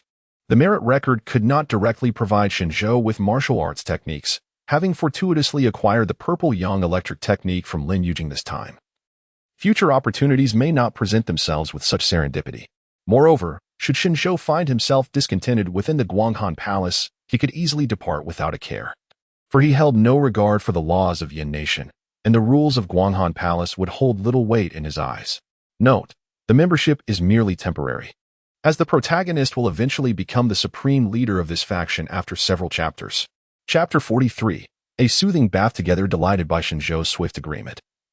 Yin 15 immediately gave him a thumbs up. "I believe that with your talent, Hero Shen, and a little more effort, you shall undoubtedly become a cherished disciple of Lord Chongwu." "Thank you for your kind words," Shen Zhou replied with a smile. Although he held no interest in becoming a favored disciple, he felt it necessary to maintain a facade of politeness since he had acquiesced to the other party's request. One should not rebuff a kind-hearted person. Turning to face the throng of citizens of Evergreen City, Shen Zhou adopted a more earnest demeanor. Standing tall, He took a deep breath and solemnly bowed to the crowd. I, Shen Zhou, express my heartfelt gratitude to all the elders and fellow villagers for your advocacy on my behalf. Please, rise. Your prolonged kneeling weighs heavily on my conscience. The townsfolk, having chosen to treat him with sincerity, were met with the same genuine respect in return. Indeed, everyone, please stand. In 15 echoed, adding, I can assure you here that your hero Shen will face no harm. Understanding Lord Chongwu's temperament, he knew that such a remarkable talent, coupled with a fierce sense of justice, would surely align well with the Lord's expectations. Upon hearing their reassurances, the villagers cautiously helped one another to their feet, their faces gradually brightening with smiles.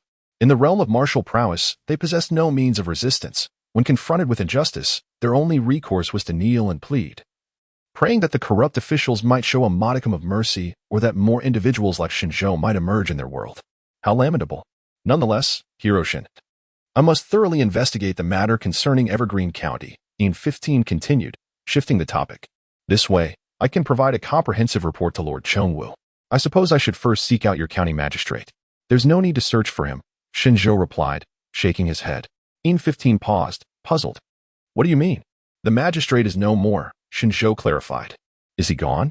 In 15 quickly deduced the implication, his eyes widening in surprise. You didn't kill him, did you? Yes. Goodness. He had only been delayed for a day and a half. How could this young man have committed such a grave act? What of the body? In 15 pressed. The body is also gone. What do you mean it's gone? In 15's confusion deepened. Did you incinerate him? This isn't solely Hero Shen's fault. As Shen Zhou remained silent, an elderly gentleman, who had just risen, interjected, It is our doing. For that wretched magistrate has already been divided among us. In 15's expression froze, and after a considerable pause, he finally grasped the meaning behind the elder's words. To think that he has devoured. What a deep-seated grudge. And it is not merely an individual, but the entire populace of a county. At this moment, he finally comprehended why the entire city bowed in reverence to Shen Zhou, hailing him as a hero, to rid the people of harm. Especially when the perpetrator is a leader of the county, such a remarkable act. Indeed, it is worthy of the title of a hero. In Shi's gaze towards Shen Zhou underwent a transformation. Just then, Shang Wenshu came rushing from a distance, stumbling along the way. Hero Shen. He greeted Shen Zhou before introducing himself to In Shi. I am the county magistrate of Chongqing County. If you have any inquiries, I am at your service. However, may I ask your esteemed title? As a government official finally appeared, In Shi, who had been displaying an air of humility before Shen Zhou, regained a semblance of his former defiance. He reached for his waist, seemingly to retrieve something, only to realize he was met with emptiness. Where's my badge? He exclaimed. Shen Zhou kindly pointed it out, and as In Shi turned, he found his badge lying on the ground not far away. It dawned on him that he appeared utterly disheveled, his body charred and his clothing resembling tattered rags, with only a few scraps hanging on him. In his desperate bid for survival, he had been so preoccupied with Shen Zhou that he had overlooked his own disarray. Now, reminded by Shen Zhou, he felt an overwhelming sense of embarrassment, as if he were brazenly exposing himself before the crowd. Instinctively, In Shi covered his posterior and glanced at the onlookers, who indeed wore expressions of suppressed laughter. You are so blackened that no one can discern your appearance. Exposing yourself is of no consequence, Shen Zhou reassured him. In Shi rolled his eyes. You certainly have a knack for consolation. Should I express my gratitude? He recalled that his current state was, in fact, a result of Shen Zhou's actions. How could this fellow speak so nonchalantly? Shang Wenshu, perceptive to the situation, jogged over and picked up the badge. Oh, it is the esteemed badge of the Chongwu Guard. Upon inspecting the inscription, his expression shifted to one of astonishment. The Chongwu Guard is the personal guard of the Lord Chongwu, a presence of significant stature in the entire Guanghan Prefecture, second only to the Lord himself. Even a county magistrate would not dare to offend them. With utmost respect, Shang Wenshu handed the badge to In Shi, who merely grunted in acknowledgement, accepting it. May I inquire your esteemed title? Shang Wenshu asked once more. This, for the time being, is to remain confidential. In Shi gestured dismissively. Confidential? How mysterious.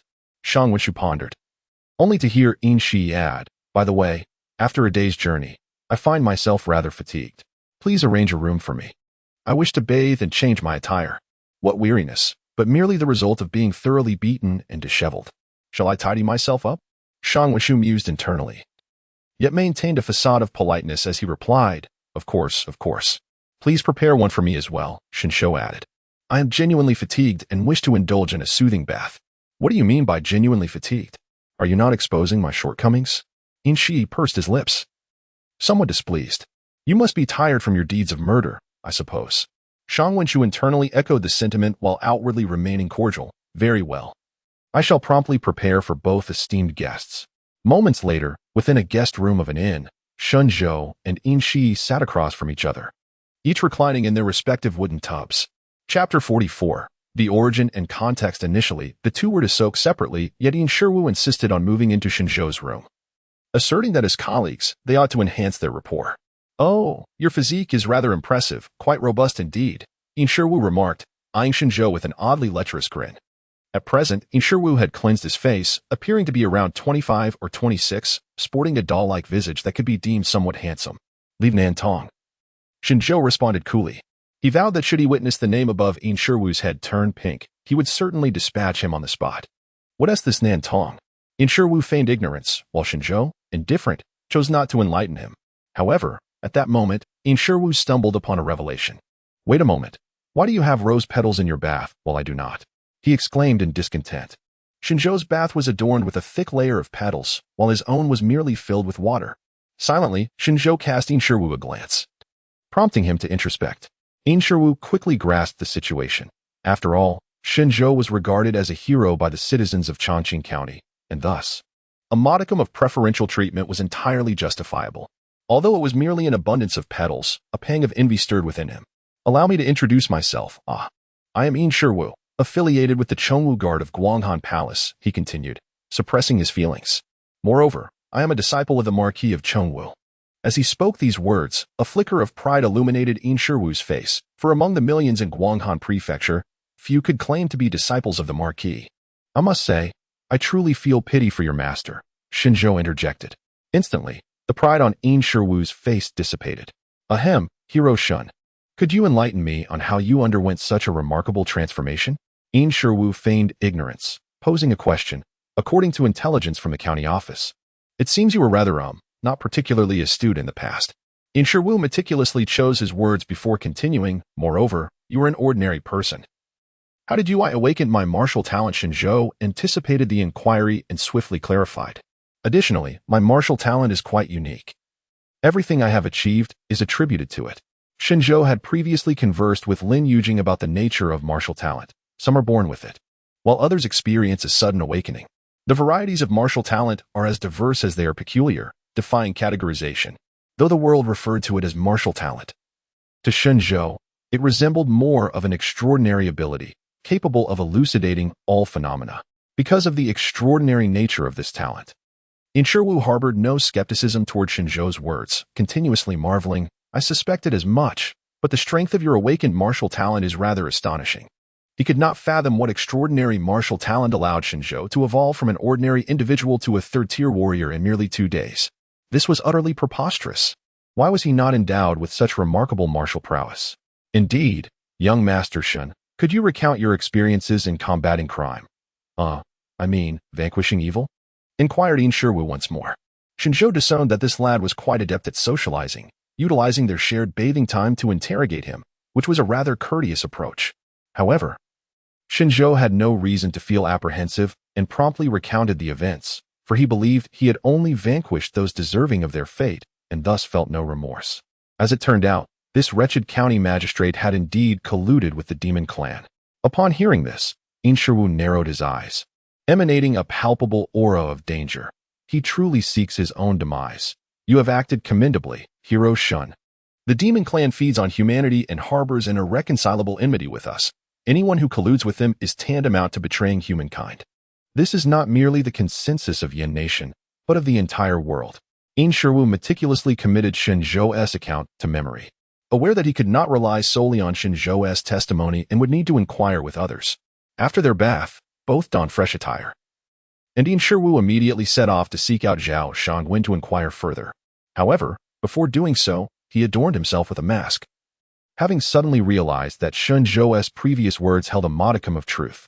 As long as he concealed his face and did not reveal his identity, the residents of Chongqing City would remain oblivious to the fact that it was he, In Shiwu, who had brought shame upon himself. Truly, I am as clever as ever. Shortly after Yin Shiwu departed, Lin Yujing paid another visit, Shen Zhou. She appeared hesitant, as if grappling with her words. Speak, Shen Zhou urged succinctly. It is like this. Shen Zhou, could you possibly speak to someone from the Chongwu Guard on my behalf? I too wish to enter the Guanghan Palace. Lin Yujing finally divulged her intentions. Having avenged her great grievance, she found herself at a crossroads in life and, upon witnessing Shen Zhou receive an invitation to the Guanghan Palace, yearned to try her luck as well. Yet, she was uncertain if her innate talent was sufficient, thus seeking Shen Zhou's assistance. Of course, it is no trouble at all, Shen Zhou readily agreed. Lin Yujing bestowed upon him her ancestral martial arts techniques and, alongside him, vanquished numerous foes. Thus, they had become comrades in arms. A comrade's request was one he would naturally fulfill. Upon hearing this, Lin Yujing smiled and sincerely thanked Shen Zhou. Despite being terrifying to his enemies, he was indeed a delightful friend, and their interactions were pleasurable, often eliciting laughter from her, devoid of any pretense typical of a martial expert. Not long after, Yin Shiwu returned, his countenance behind the mask equally imbued with lightheartedness. He first engaged in conversation with Shangwen, then visited several commoners, confirming that Shen Zhou had spoken nothing but the truth. In the Han residence, the Black Tiger Gang wreaks havoc in Chaqing County, and Zhao Shuang's collusion with the Demon Clan has amassed a notorious reputation, all of them deserving of their fates. There is a plethora of eyewitnesses, and as for the material evidence, it has been consumed. In any case, there are no issues left. It is time to conclude and return home. If Lord Chongwu knows that I have brought back such an impressive individual, he will likely leap for joy, ha. Yin Shiwu, in a state of delight, immediately sought out Shen Zhou to inform him that they could set off for Guanghan Palace. Shen Zhou took the opportunity to relay the matter concerning Lin Yujing to him. Upon hearing this, Yin Shiwu, observing Lin Yujing's anxious expression, waved his hand dismissively, absolutely no problem. He then divulged an intriguing piece of information. Do not be misled into thinking that Guanghan Palace is an extraordinarily prestigious establishment. Let me tell you, one can gain entry simply by paying. The notion of being able to enter merely by payment took both Shen Zhou and his companion by surprise. Indeed, Guanghan Palace has been actively recruiting talents from the outside. Yin Shiwu elaborated. They accept voluntary applications, but candidates must undergo assessments. However, if one wishes to bypass the evaluations, it is possible to leverage connections and pay a fee. And the price is rather steep. For instance, the son of the county magistrate here paid, yet he never got the chance to go, as he was eliminated by you, Xiong. Thus, since he is no longer among the living, I could simply change his name to that of this Miss Lin. Chapter 45, Revealed. The distance from Guanghan Prefecture to Chaqing County is quite considerable. This time, Yin Shiwu took more than a day to travel from the prefectural city. His stamina surpasses even that of a horse. However, on the return journey, there was no need for such haste. The three of them comfortably settled into the carriage and proceeded at a leisurely pace. Originally, Lin Yujing intended to summon her bird demon for swifter travel. But Yin Shiwu declined this option. In the vicinity of the prefectural city, the risk of summoning a bird demon is significant, as it could easily be mistaken for an enemy and shot down from the ground. Yin Shiwu preferred to avoid unnecessary trouble, opting for a safe return instead. After a silent journey of approximately 5 days, Guanghan Prefecture finally came into view before the trio. This majestic city stood tall and imposing, its scale dwarfing that of Chongqing County by over 10 times, resembling a colossal beast of fortified walls that exuded an immense sense of pressure. The wide road leading to the city gates appeared as the gaping maw of a giant, continuously engulfing carriages and crowds alike. Even Shen Zhou, who had lived in modernity in his previous life, could not help but be awestruck by the city's grandeur. The carriage swiftly entered the city, which was bustling with activity and prosperity. On either side of the streets, even if they were not high-rise buildings, there were at least 3 to 4-story structures. Shen Zhou noticed that the majority of the common folk within the city were martial artists, although they remained at the first realm. Their physiques were markedly superior to those of the residents of Chongqing County. Living in such a place felt quite pleasant. Shen Zhou couldn't help but exclaim. After entering the prefectural city, the carriage took a full half-hour to reach the city center, finally coming to a halt in front of a resplendent mansion. This was Guanghan Palace, the most powerful establishment in all of Guanghan Prefecture. Yin Shiwu remarked, pride seeping into his tone. Shen Zhou surveyed the scene. Guanghan Palace was grand and imposing, adorned with intricate carvings and paintings, emanating an air of solemnity and majesty. Wait a moment. I will take the two of you to the Tianjiao camp inside.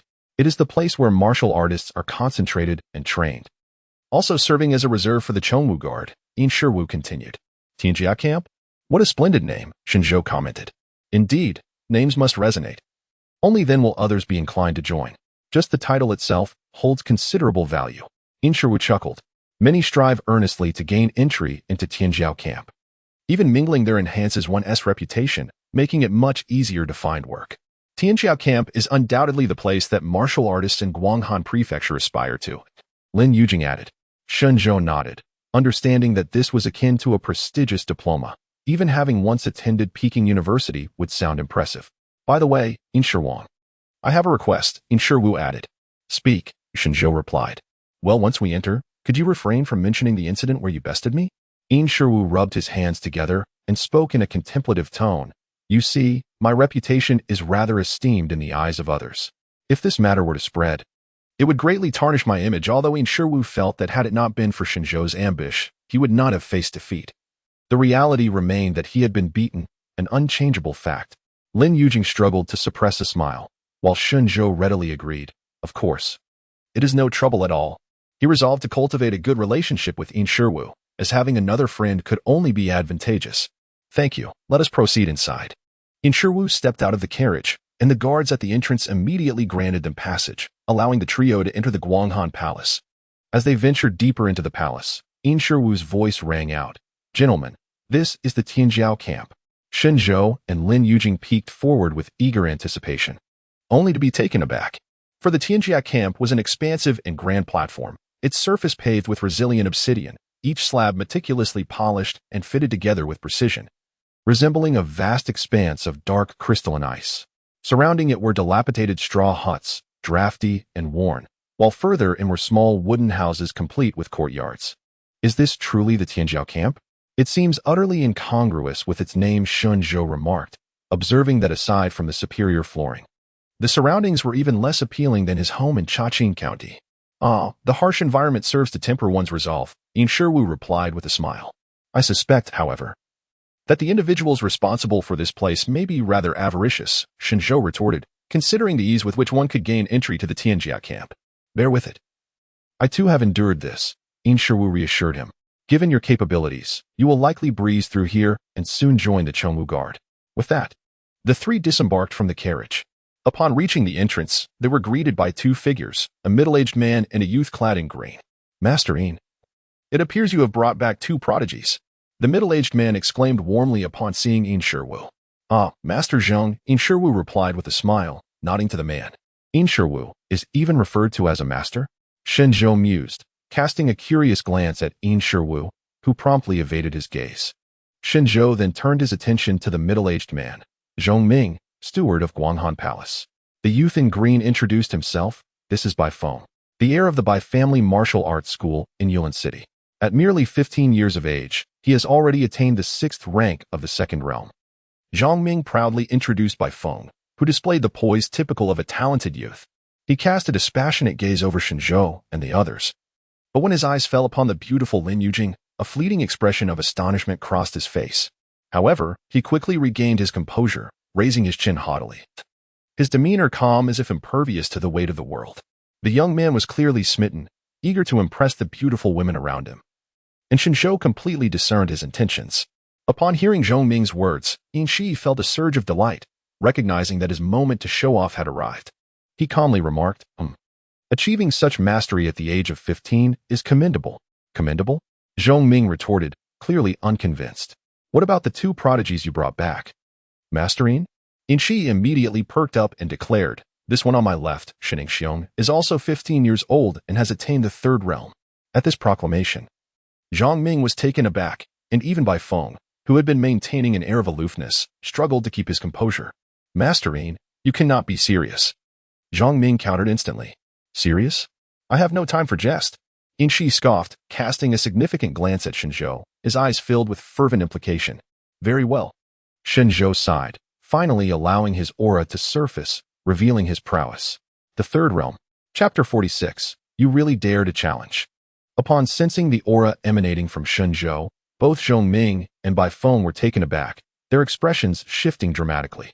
It was indeed the 3rd realm. What a jest. achieving such a level at merely 15 years of age. How could this be possible? Their disbelief was palpable. And Baifeng's countenance was akin to someone who had just ingested 2 pounds of fly excrement, realizing that his earlier performance rendered him a mere jester. Observing their reactions, Shi felt an undeniable sense of satisfaction within. With an air of nonchalance, he instructed, "Very well, Hero Shen and Miss Lin, you may proceed inside. Be sure to report to the central pavilion first and make a commendable impression. I have high hopes for you both." With a flourish of his sleeves and a graceful turn, Shi departed, exuding the presence of an esteemed figure. This little episode truly elevated the boy's status. Shen Zhou chuckled softly and entered the Tianjiao camp alongside Lin Yujing. "What are you still dawdling for? Hurry and follow." Seeing this, Zhongming promptly nudged Baifeng. "Building a good rapport with Hero Shen can only benefit you." Baifeng nodded in agreement, hastily trailing behind. "Hero Shen, my name is Baifeng. I look forward to your guidance in the future." He shed his earlier reserve, approaching Shen Zhou with newfound boldness. "Indeed, I am Shen Zhou," came the reply. "Isn't it Hero Shen?" Baifeng queried, somewhat astonished. He had been curious about why someone would be so audacious as to adopt such a grandiose title. "That is merely his nickname," Lin Yujing interjected with a smile. "A nickname of hero? That is even more impressive than a name." As the trio entered the Tianjiao camp, they encountered a multitude of youths, most of whom were in their teens, with Lin Yujing standing out as the eldest among them. These young individuals scrutinized Shen Zhou and his companions. 3 more newcomers have arrived, and one of them is a beauty. Did they pay to enter? Or do they possess genuine strength? Most likely the latter. I just saw Master Yin and Master Zhang at the entrance. At this remark, the expressions of the majority of the youths grew serious. There were 3 pathways to enter the Tianjiao camp. One could pay a fee, pass an assessment, or be recommended. Generally, those who entered through the 3rd route were the most formidable, ignoring the gazes surrounding them. Shen Zhou and his companions made their way to the 3-story building at the heart of the Tianjiao camp. Upon entering, they beheld a young man clad in dark silver flying fish attire, seated in meditation atop a mat. The youth emitted a peculiar buzzing sound, reminiscent of an engine, indicating he was in the midst of his training. Shen Zhou glanced at the young man's head, which bore the title, Disciple of Chongwu Ho, Sure Mo. Another newcomer has arrived. The young man slowly opened his eyes, directing his gaze towards Shen Zhou and his companions. Clearly disturbed from his practice, he appeared less than pleased. "I am Sure Mo, the person in charge of the Tianjiao camp. I will now inform you of the regulations here." Sure Mo proceeded to elaborate extensively, revealing that the Tianjiao camp operated much like a school. In this place, one can learn martial arts, and every month, silver coins and precious herbs are distributed. Both the martial arts and the herbs, if placed in the marketplace, would undoubtedly be deemed priceless. It is worth noting that the stronger one becomes, the better the treatment received. The top 15 in the Tianjiao camp are afforded the luxury of more comfortable wooden houses, receiving monthly stipends of 10,000 taels of silver, along with access to superior martial arts and herbs. Conversely, others are relegated to dilapidated thatched cottages, with their silver allowances diminished to a mere few hundred taels. The disparity in treatment is stark. Those thatched cottages appear scarcely fit for habitation. I initially mistook them for lavatories. Upon hearing Shimo's introduction, Baifeng clenched his fists, feeling a surge of discontent. As the young master of the martial arts academy, he hails from a prosperous family, thus financial matters are manageable. However, the living conditions are utterly dismal. The thatched cottages are both small and rudimentary, resembling tents in their meagerness, barely providing enough cover for one's modesty. Lin Yujing also furrowed her brow. If the men found it inconvenient, it would be even less so for her as a woman. Shimo observed their expressions with amusement and continued, "If you desire better treatment, it is quite simple. You may challenge the top 15 of the Tianjiao camp. If you emerge victorious, all that they possess here will become yours. In this realm, strength reigns supreme.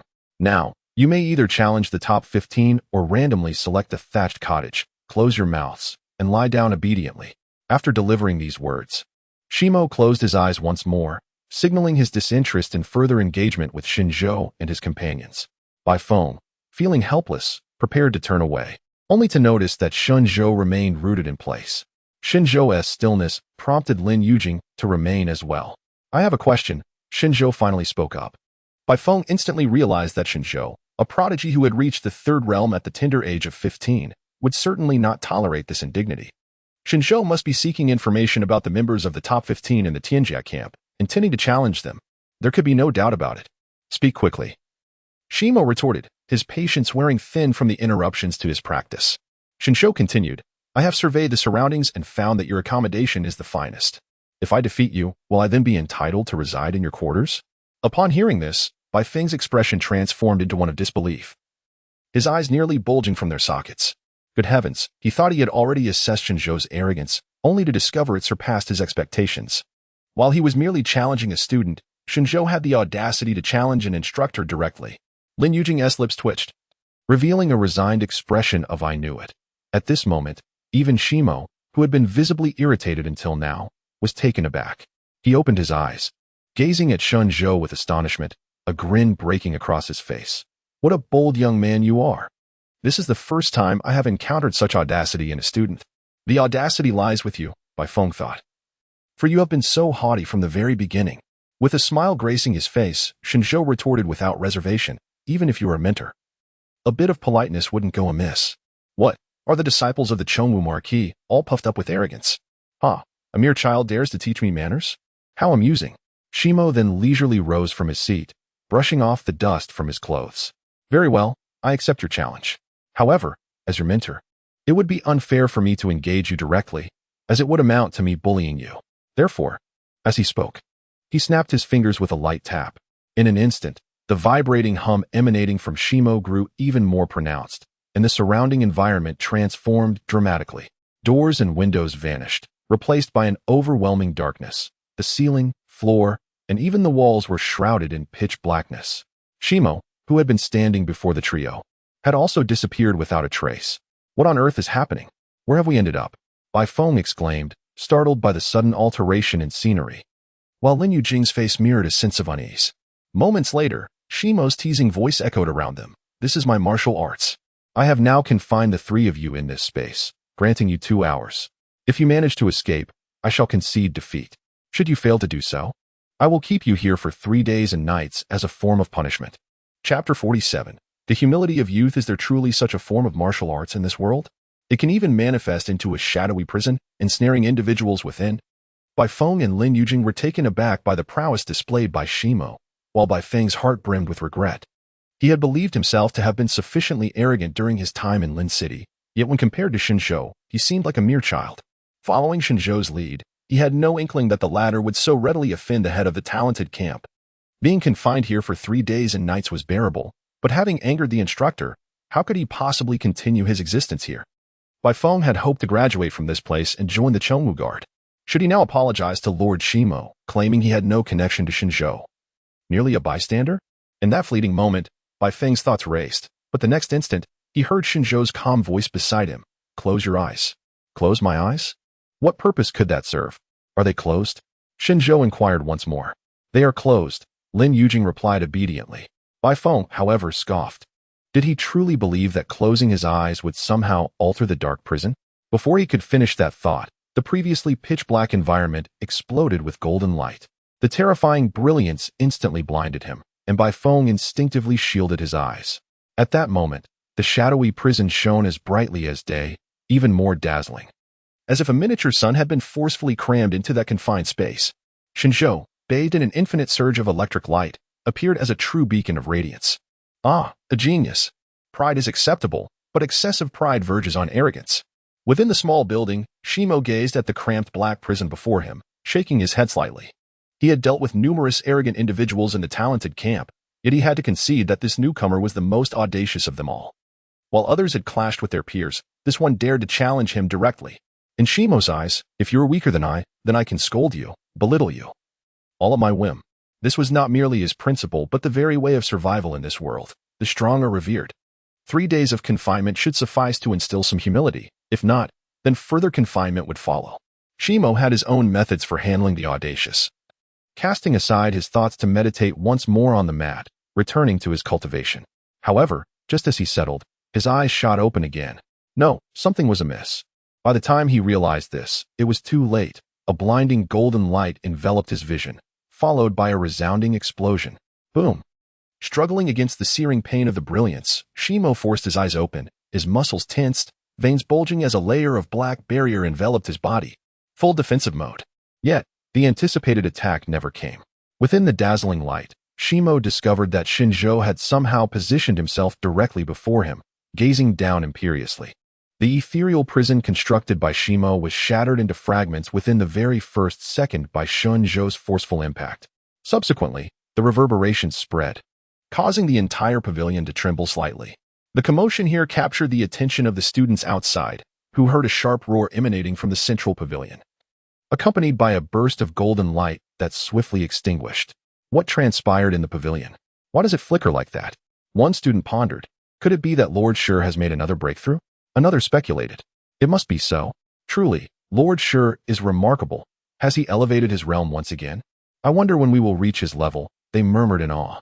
Meanwhile, while the students outside were expressing their admiration, their idol, Shimo, was experiencing a dry mouth and a complex gaze directed at Shen Zhou. His ethereal prison had been so effortlessly breached, and Shen Zhou's sudden appearance was overwhelmingly imposing. At that moment, had Shen Zhou chosen to strike, Shimo felt a lack of confidence in his ability to withstand the assault. Behind them, Lin Yujing finally opened her eyes, taking in the familiar surroundings and exclaiming, Shen Zhou has truly done it again. His performance never ceases to astonish me. As for Bai Feng, he was rolling on the ground, clutching his eyes and wailing, my eyes, my eyes. Lin Yujing's lips twitched. Shen Zhou had warned him twice. Yet he still failed to close his eyes. Was this not courting disaster? At this moment, Shen Zhou had already retracted the golden aura enveloping him. Appearing composed as he greeted Shimo, Lord Shi, I suppose I have managed to escape within 2 hours, correct? Not merely 2 hours. It hasn't even been 2 minutes. Shimo mused internally, taking a deep breath. I see, you have already reached the third realm. The aura emanating from Shen Zhou enlightened Shimo. Yet he pondered why such a novice in the third realm could breach his prison so effortlessly. Truly, what is it with these young individuals? Each more extraordinary than the last. Shimo sighed inwardly before nodding. I accept the wager. From this moment forth, you may reside in this pavilion, but only on the first floor. Furthermore, you may insult or demean me as you wish. I shall endure it without a trace of grievance and will not retaliate in any manner. I assure you this in my capacity as a member of the Duanmu Guard. Though his words carried an undercurrent of threat, Shen Zhou recognized their sincerity. He had been fixated on Shimo, or more precisely, on the name hovering above his head. The originally blue name remained unchanged, signifying that Shimo harbored no resentment. It appeared that the disciples of the Duanmu Marquis were indeed peculiar and explosive in temperament. Yet their willingness to acknowledge their errors was refreshingly genuine. With this realization, Shen Zhou shifted his demeanor, saying, I apologize. I was indeed a bit reckless earlier. I must express my gratitude to you, Lord Shi, for your leniency. Engaging in this manner is quite commendable. Were we to truly clash, I would undoubtedly be no match for you. My claim of residing here was merely jest. Mo, recognizing that his opponent was offering him an avenue for retreat, felt his previously stern demeanor soften. Although this young man is the most audacious student he has encountered thus far, his eloquent words were indeed charming, rather than inciting anger. Mo found himself quite impressed by the humility displayed. With that, let us consider this matter resolved, Mo stated, a smile gracing his face. What is your name? Shen Zhou. Shen Zhou, ah. Given your prowess, I believe we shall soon be able to collaborate effectively. Mo nodded in agreement. Now, you may select a wooden cabin for your accommodation. As a disciple of the Duanmu Marquis and a member of the Duanmu Guard, Mo's words were a significant acknowledgement of Shen Zhou's abilities. Very well, Shen Zhou replied. Though he could easily escape from the prison Mo had constructed with a mere flicker of movement, he chose to break through forcefully to project an air of authority and intimidation. This restored his dignity. Teaching a peak martial artist of the 3 realms the value of courtesy has yielded 20 points of benevolence. A notification from the merit ledger echoed in his mind. Prompting a sigh from Shen Zhou, he had begun to regard 20 points of benevolence with a hint of disdain. However, one should not dismiss even the smallest acts of kindness. As he departed, he thoughtfully retrieved the fallen Bai Feng from the ground. Who would have thought that even the instructor of the Tianjiao camp could not best you? Lin Yujing exclaimed as the trio exited the loft. Despite having anticipated this outcome, her emotions remained tumultuous. Nay, I merely countered one of his techniques. It hardly signifies a defeat, Shen Zhou replied. He was acutely aware that both parties were merely sparring, far removed from a genuine battle. Nonetheless, it is worth noting that he had already faced 2 disciples of the Duanmu Marquis and had triumphed over each. I hope the next encounters do not follow suit. Chapter 48. Attacking the taunting minions at this moment, the stinging sensation in Bai Feng's eyes began to subside, and he promptly scrambled to his feet. His bloodshot gaze was filled with admiration as he fixed his eyes on Shen Zhou. Brother Shen, you are truly remarkable. Even Lord Shi could not restrain you. The address shifted from Shen Zhou to Brother Shen, and Bai Feng's name transformed from blue to green. He felt an immense sense of relief for not having begged for mercy from Shi Mo, thereby distancing himself from Shen Zhou. Otherwise, the consequences would have been dire. The ability to effortlessly breach Shi Mo's restrictions promised an extraordinary future. It was imperative to hold on to this powerful ally tightly. Shen Zhou glanced at Bai Feng, pondering why. Despite being the same age of 15, he would address him as brother. He also noticed that Bai Feng's title had subtly changed from heir of the Bai family martial arts school to student of the talented camp. Clearly, the naming system prioritized the individual's most significant identity, and being a student of the talented camp outweighed the title of a martial arts heir. Weren't you told to cover your eyes? Shen Zhou inquired again. Well, my reaction was a bit slow. Bai Feng replied awkwardly, scratching his head. I did mention it twice. My hearing is somewhat poor. Then why do you even practice martial arts if you are so fragile? Bai Feng fell silent. But his demeanor sparked an idea in Shen Zhou. A new technique could be devised to create a dazzling light using electricity, blinding the enemy's eyes. It resembled the solar flare from Dragon Ball. Let's put that aside for now. The pressing matter is to find suitable accommodation. Shen Zhou was not inclined to reside in a dilapidated straw hut. He surveyed the surroundings and discovered that there were precisely 15 wooden cabins within the talented camp. Each cabin bore a numerical designation, likely indicating the ranking of strength. The higher the rank, the greater the prowess. Have you decided which one to choose? Lin Yujing, noticing Shen Zhou's gaze, inquired.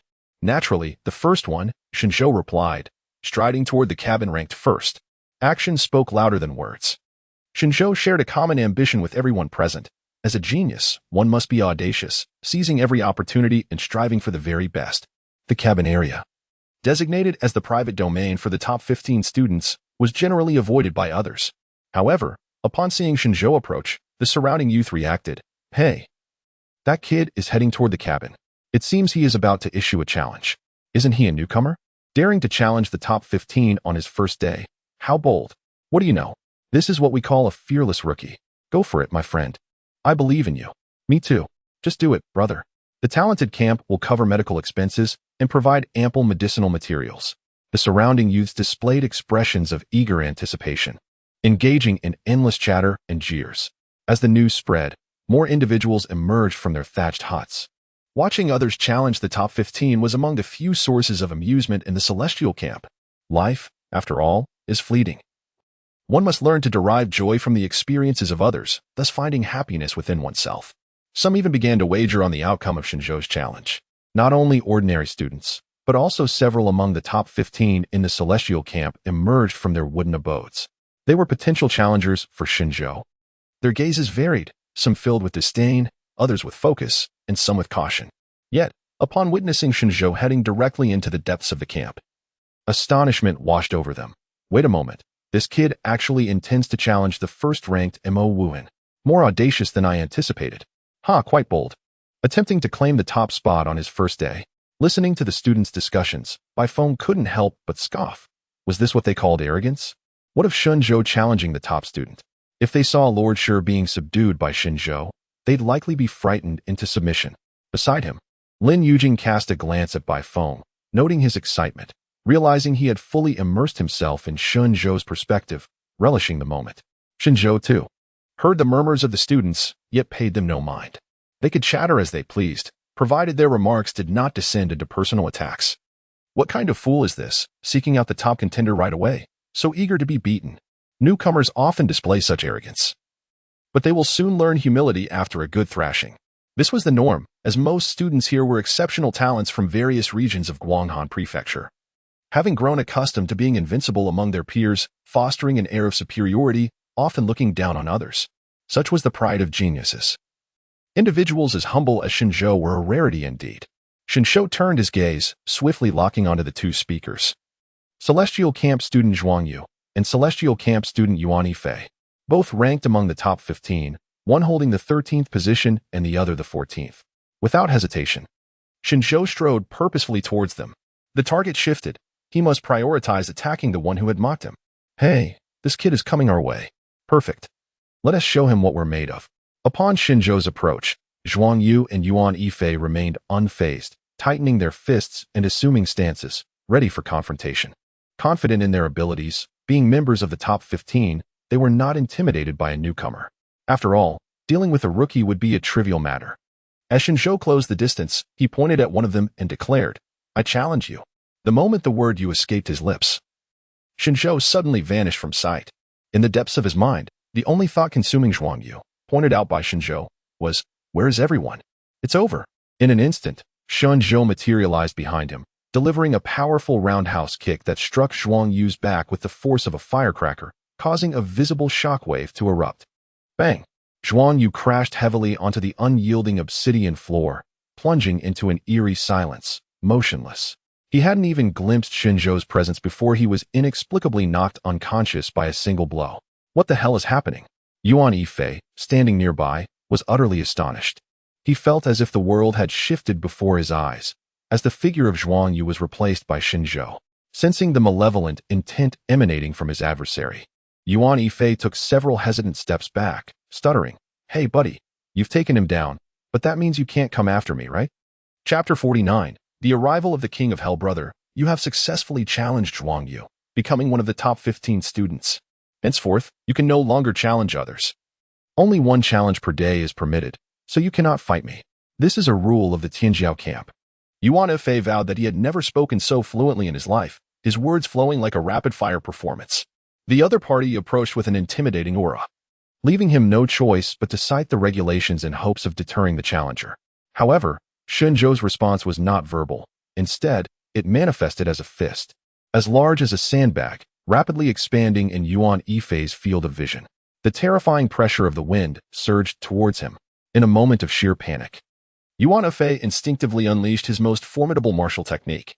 He arched his body, and the surface of his skin seemed to transform into a solidified obsidian, revealing an elusive yet robust turtle shell, densely covered in sharp spikes, appearing utterly indestructible. Martial technique, spiked shell. Yet, Shen Zhou's fist showed no sign of halting. It charged forward with the force of an avalanche. With a resounding crack, the visible shockwave spread out, and this punch shattered Yuan Yifei's thorny shell, crashing into his chin without losing momentum. Bang! Yuan Yifei soared into the air, reaching a height of over 5 meters before crashing back to the ground, immediately succumbing to a slumber akin to that of an infant. Yifei, indeed, you can fly. Teaching the 2 second-tier martial artists humility, merit points increased by 15. Accompanied by a notification from the merit record, the once mocking duo now lay sprawled, one tilted east and the other west. Do I need to adhere to regulations to strike you? The mere fact that you irk me is sufficient. Shen Zhou snorted coldly, diverting his gaze from them and leisurely straightening his disheveled attire. Among the top 15 of the Tianjiao camp, those ranked higher were notably modest, while these two, ranked 13th and 14th, were excessively arrogant. It was akin to a gaming scenario where the opponent with exceptional stats remained silent, while the one with dismal performance incessantly provoked. A classic case of the inept being vociferous. Having just received a proper lesson, these two would undoubtedly adopt a more humble demeanor moving forward. With Shen Zhou's swift victory over the two students, the entire Tianjiao camp fell into a profound silence. The expressions on the students' faces were nothing short of extraordinary. Within the camp, there indeed existed fools who had relied on wealth and connections to gain entry. Yet those who made it into the top 15 were undeniably the cream of the crop from the entirety of Guanghan Prefecture. Each one of them was undeniably formidable, such as Yuan Yifei, whose attributes were entirely focused on defense, making him exceedingly difficult to combat. Attacking him would result in self-inflicted injury. Yet, what transpired? He was effortlessly crushed by a single punch from the newcomer, collapsing like a lifeless dog upon the ground. Observing the newcomer's palm, it remained as fair as jade, with barely a scratch marring its surface. What kind of prodigy has emerged from nowhere? They hadn't even set the odds for betting before the combat concluded, and it ended in a double knockout. It is no longer appropriate to refer to him as merely an ordinary trainee. Even the members who had joined merely 15 days prior bore solemn expressions after witnessing the scene, feeling a chill run down their spines. In the midst of Shen Zhou's battle, they sensed the realm of their opponent, the third realm. Within the celestial camp, there were only 2 individuals who had attained this level, both of whom were older than Shen Zhou. Furthermore, observing the opponent's decisive nature, quick to resort to violence at the slightest provocation. One might think a king of the underworld had arrived. The adage to kill a chicken to scare the monkeys rang true. Shen Zhou's display instantly rendered the other trainees at the celestial camp exceedingly polite, to the point where they dared not even meet his gaze respectfully. Shen Zhou casually seized Yuan Fei and hurled him far away, declaring the 13th wooden cabin as his own territory, firmly opposing anyone who might dare to rest upon his domain. He then called out to Lin Yujing in the distance, "Director Lin, please, go on in." Lin Yujing nodded in agreement. "All right." As Shen Zhou entered the wooden cabin, Bai Feng remained in awe, exclaiming, "Wow, he is incredibly powerful. Shen Gu is truly formidable." However, it seemed that Shen Gu had not acknowledged him upon entering, indicating that he did not regard him as one of his own. Bai Feng resolved to strive harder. Lost in thought, Bai Feng suddenly noticed Lin Yujing making a move. She swiftly approached the 14th wooden cabin, seized Zhuang Yu, and, imitating Shen Zhou's earlier actions, tossed him out. Then, she turned and entered the 14th wooden cabin. Bai Feng was left dumbfounded, thinking, what just happened?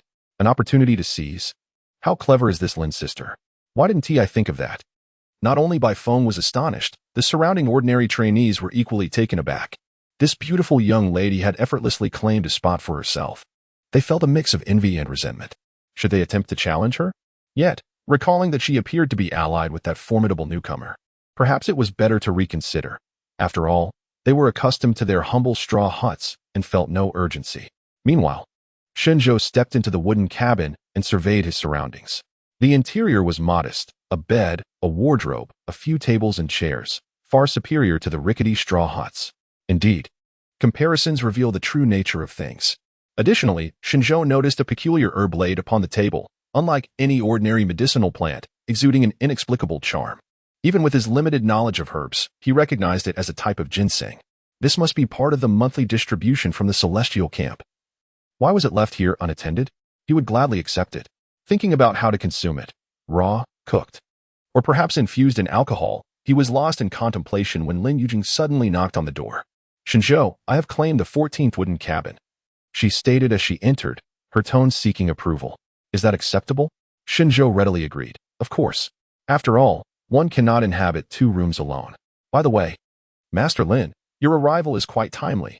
How should I consume this medicinal herb?" He gestured towards the ginseng on the table. Lin Yujing turned her gaze and was instantly captivated. Ah, a century-old ginseng. Just look at its roots and patterns. It must be at least 500 years old. She couldn't help but exclaim, "Truly, it is from the Guanghan Palace." The medicinal herbs provided to the students are exceptionally precious. You may consume it directly, but it is best taken before practicing, as this yields the most beneficial effects. This must have been left behind by Yuan Fei, though he had not consumed it before being forcefully thrown out by Shen Zhou.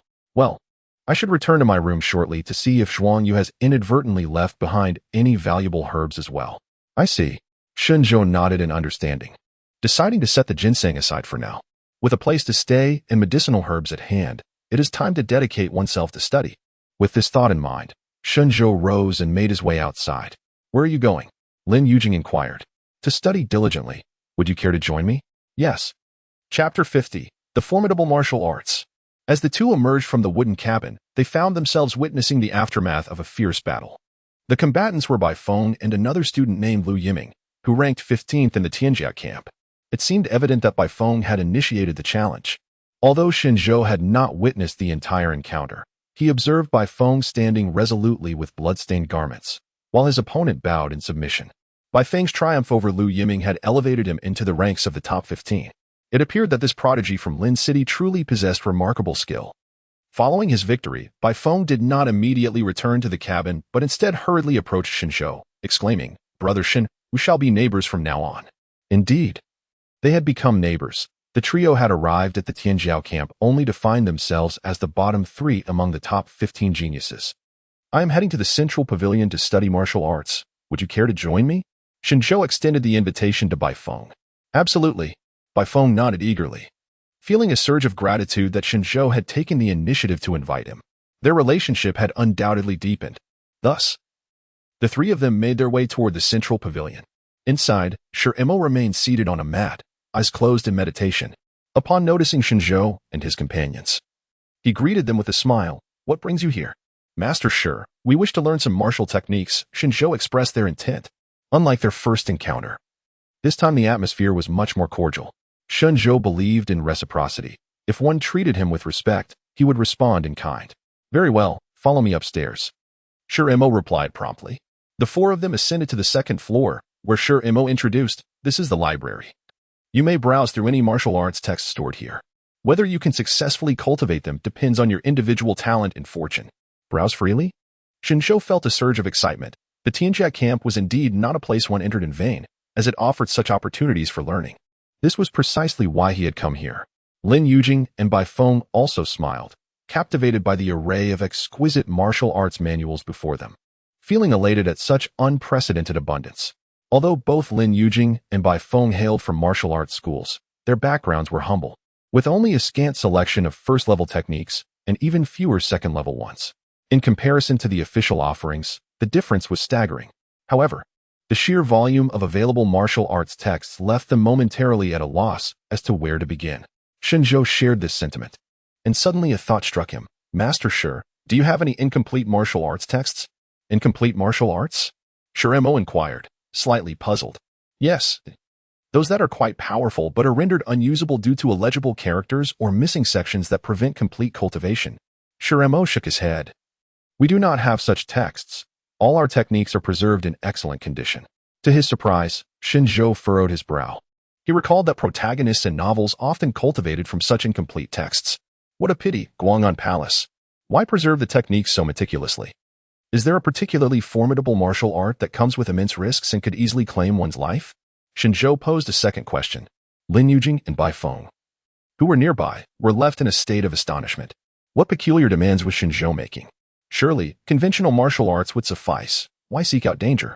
Indeed, such a thing does exist. Shimo responded affirmatively. With the myriad forms of martial arts in the world, there are certainly many peculiar ones. Numerous creators of martial arts, in their relentless pursuit of power, have neglected other critical aspects, leading to significant flaws that subsequent practitioners often suffer from as well. "May I take a look?" Shen Zhou eagerly inquired, his interest intensifying. This was precisely what he sought, for with the merit record in his possession, any defects were of no concern to him. Such esoteric martial arts, once their shortcomings were mitigated, could undoubtedly transform into formidable weapons. Shimo fell silent, suddenly perceiving that this young man might indeed have some peculiar affliction. Nevertheless, he complied with Shen Zhou's request and retrieved a somewhat worn and slightly moldy tome from a corner, presenting it to him. "Here you go." The book appeared quite neglected, suggesting it had not been opened in years.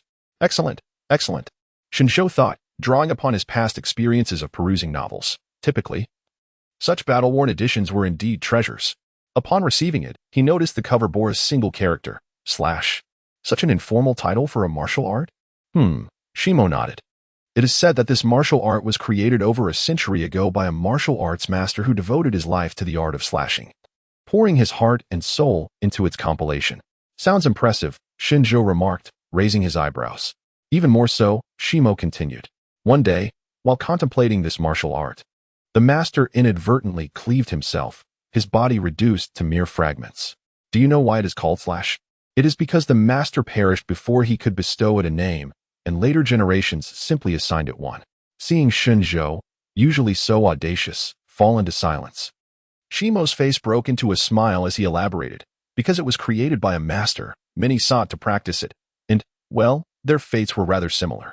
The fortunate ones ended up scattered in pieces, while the less fortunate, well, they met a far grimmer end. Shimo's reference to the scattered pieces was particularly vivid in Shen Zhou's mind, evoking memories of a past life where multiple stab wounds led authorities to conclude it was a suicide. He never anticipated encountering something even more outrageous here. Lin Yujing and Bai Feng, upon hearing this, were expressions of dread. Was there truly no survivor among the creator and the practitioners? Was this martial art or merely a ledger of death? Thus, Shen Zhou, are you certain you wish to pursue it? Shimo observed Shen Zhou with a bemused smile. Whether to learn or not is another matter. I shall take a look first. Shen Zhou was far from deterred. After all, with the golden finger at his disposal, what could he possibly fear? Furthermore, he had the fourth calamity standing before him as a shield. Strike, let them strike with vigor. Let us see whether his vitality is more resilient than the martial arts themselves. From another perspective, this martial art holds considerable value. As Shen Zhou perused the text, he remarked, after all, Among all who have studied it, not a single one has left a negative review. Sure Mo opened his mouth, hissing. Your assertion does seem rather sound. Chapter 51. Who Can Slay Me? This tome, titled Slay, is rather thin, and soon after perusing it, Shen Zhou recorded his findings in the merit ledger before returning it to Sure Mo. You possess a modicum of self-awareness. Sure Mo remarked as he received the book back. He observed that Shen Zhou flipped through it briefly and promptly returned it, assuming that Shen Zhou had abandoned his pursuit. Bai Feng nodded in agreement, asserting that Shen Zhou would not entertain such desperate thoughts. After all, the likelihood of success, or even survival, in mastering such perilous martial arts was effectively non-existent. However, Lin Yujing felt an unsettling sensation within her. She recalled that when Shen Zhou previously studied her family's Xiang electric technique, a similar scenario had unfolded. After his reading, he had seemingly mastered it. With this thought, Lin Yujing anxiously watched Shen Zhou, fearful that he might suddenly transform into a mere shadow of himself. Shen Zhou, puzzled by Lin Yujing's gaze, one that seemed to regard him as a specter, dismissed her concern and inquired, Lord Shurimo, do you possess any similar martial arts? I wish to disregard the training difficulties and side effects. I only seek one criterion, formidable power. You truly are relentless, Shurimo sighed, acknowledging the merit in Shen Zhou's reasoning. Generally, the more perilous the technique, the greater its potential might, contingent upon one's innate talent to wield it. It appeared that Shen Zhou was determined to pursue an unconventional path to the very end. Fortunately, I have managed this library for many years and possess an intimate knowledge of its tomes. Otherwise, your request would be beyond the capabilities of anyone else, Shurimo chuckled. Even if Lord Chengwu himself were to visit, he would find it unattainable. Thank you, Lord Shi. I shall remember your kindness, Shen Zhou responded earnestly. Should you require my assistance in the future, do not hesitate to ask. Had any ordinary student made such a statement, Shurimo would likely have merely chuckled dismissively. However, Shen Zhou's words carried a weight that could not be easily dismissed. Thus, Shurimo began to sift through the surrounding shelves, gradually unearthing 5 or 6 volumes encompassing various disciplines, including lightness techniques and body refinement. These will suffice, he advised. I must caution you, though, while the side effects of these texts may not be as severe as that of Slay, you should still practice with care, even if you cannot perish. Becoming a cripple is not a trivial matter. Should you ever feel that your training leads you astray, seek me out immediately. Understand? Understood, Shen Zhou affirmed, fully aware of the inherent risks, and began to peruse each tome. Floating across the waters, this technique allows practitioners to move silently upon snow and traverse rivers, enabling repeated exertions while suspended in midair. Impenetrable wall technique. This technique grants practitioners skin and flesh as resilient as bronze and iron, allowing them to enter a furnace unscathed when mastered to its fullest potential. Very good, Shen Zhou mused, finding the descriptions promising.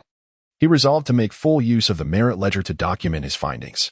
He decided to record several tomes first and contemplate whether to study them later based on circumstances.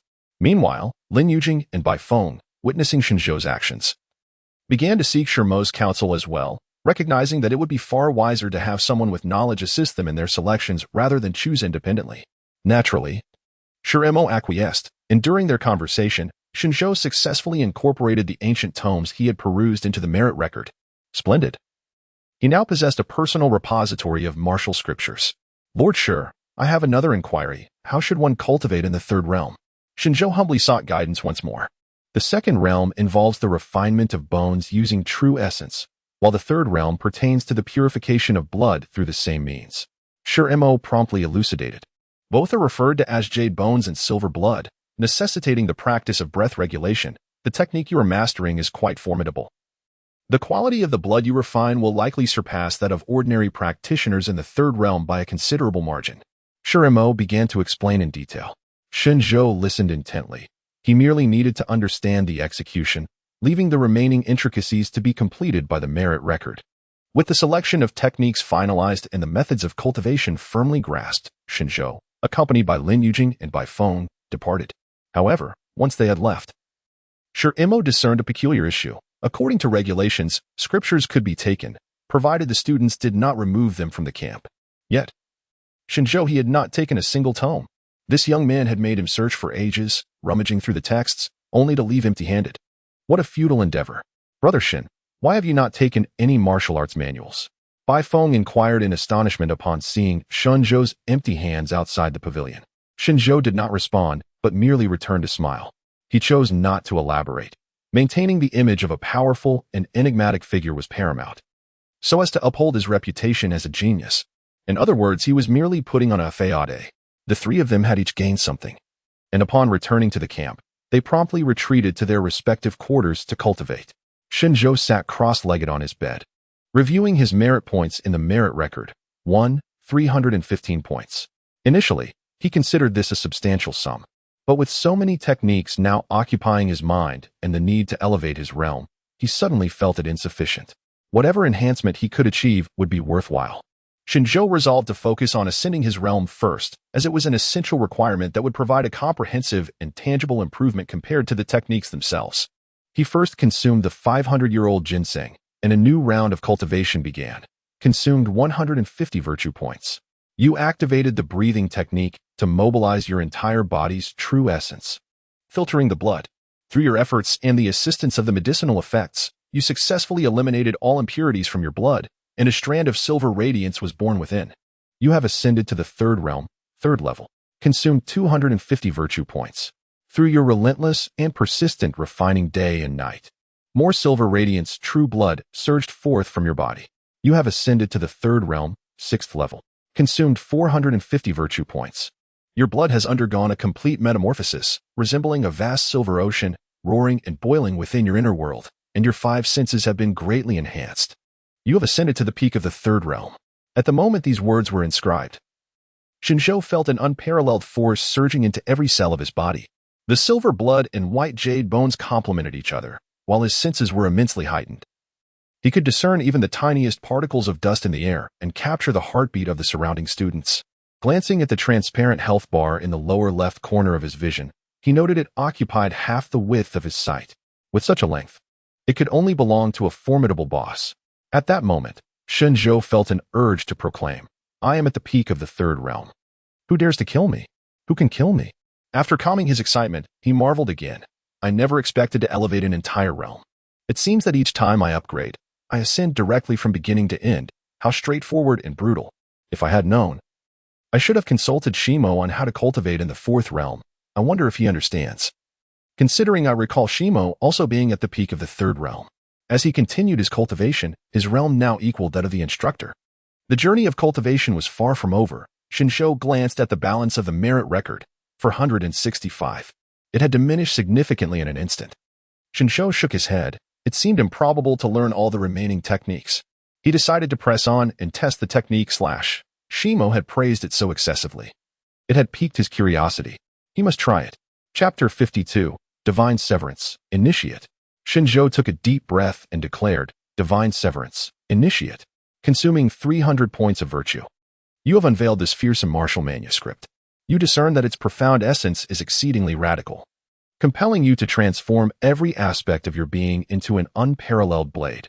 Every inch of skin, every sinew, every movement, and even every thought radiates a chilling gleam of deadly intent. You must sacrifice your entire life for a single strike. Moreover, you have realized that the cultivation method is immensely challenging and perilous. A mere misstep could lead to your own demise. However, possessing the fourth calamity, you can entirely disregard these risks, freely experimenting and cultivating within your own body. As he beheld the series of inscriptions on the record of virtue, a satisfied smile spread across Shen Zhou's face. Indeed, it was precisely as he had envisioned.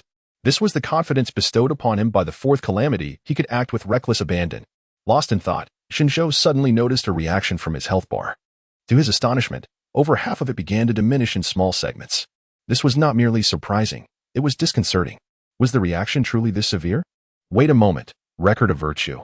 Are you certain I can disregard these risks and proceed without caution? It feels rather perilous. He recalled how, when attacked by the cat demon or Zhao Shuanghe, the health bar had not reacted as dramatically.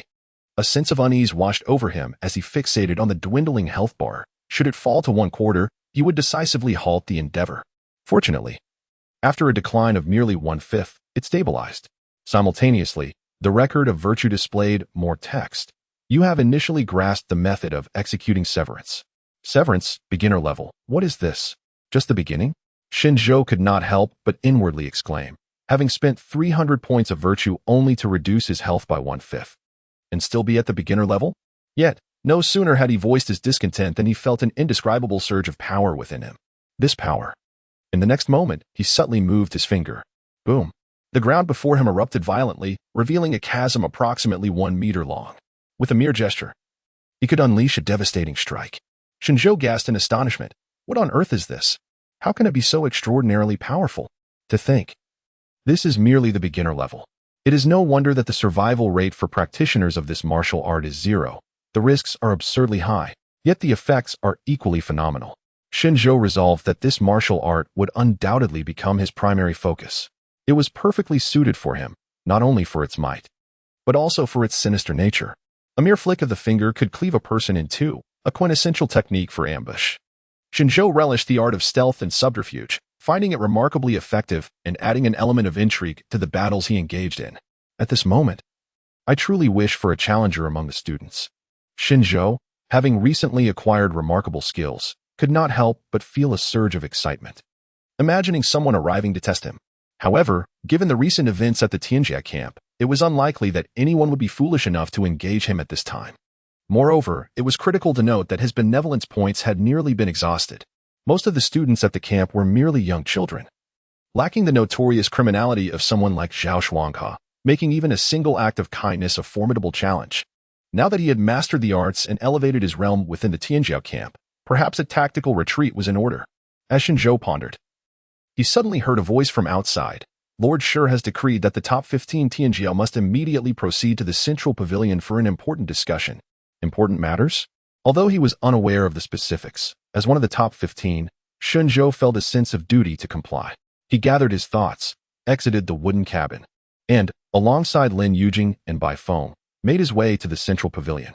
Upon arrival, they found several students already waiting there. Most, upon seeing the trio, instinctively averted their gaze and lowered their heads. After all, they had witnessed Shen Zhou's fierce demeanor, and sharing a space with him rendered them somewhat apprehensive.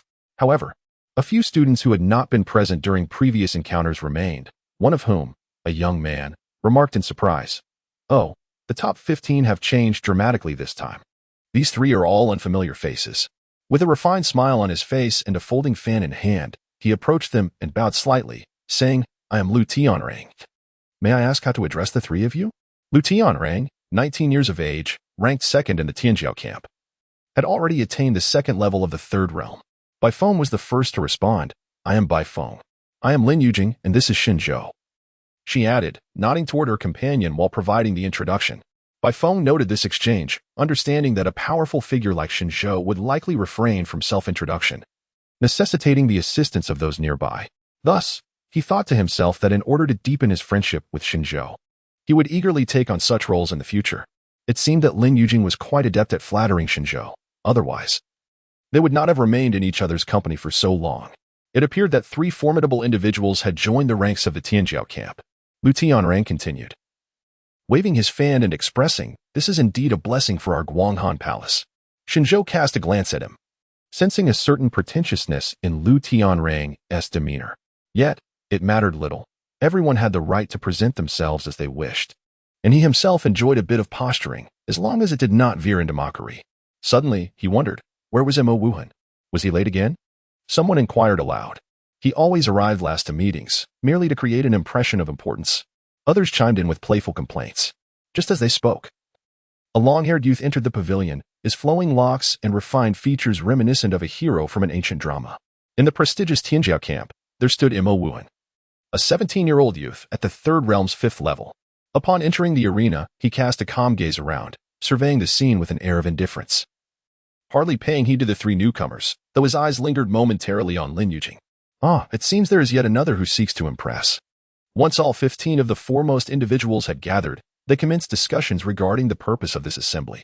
Shen Zhou appeared somewhat disinterested, feeling as though he were an adult amidst children playing house.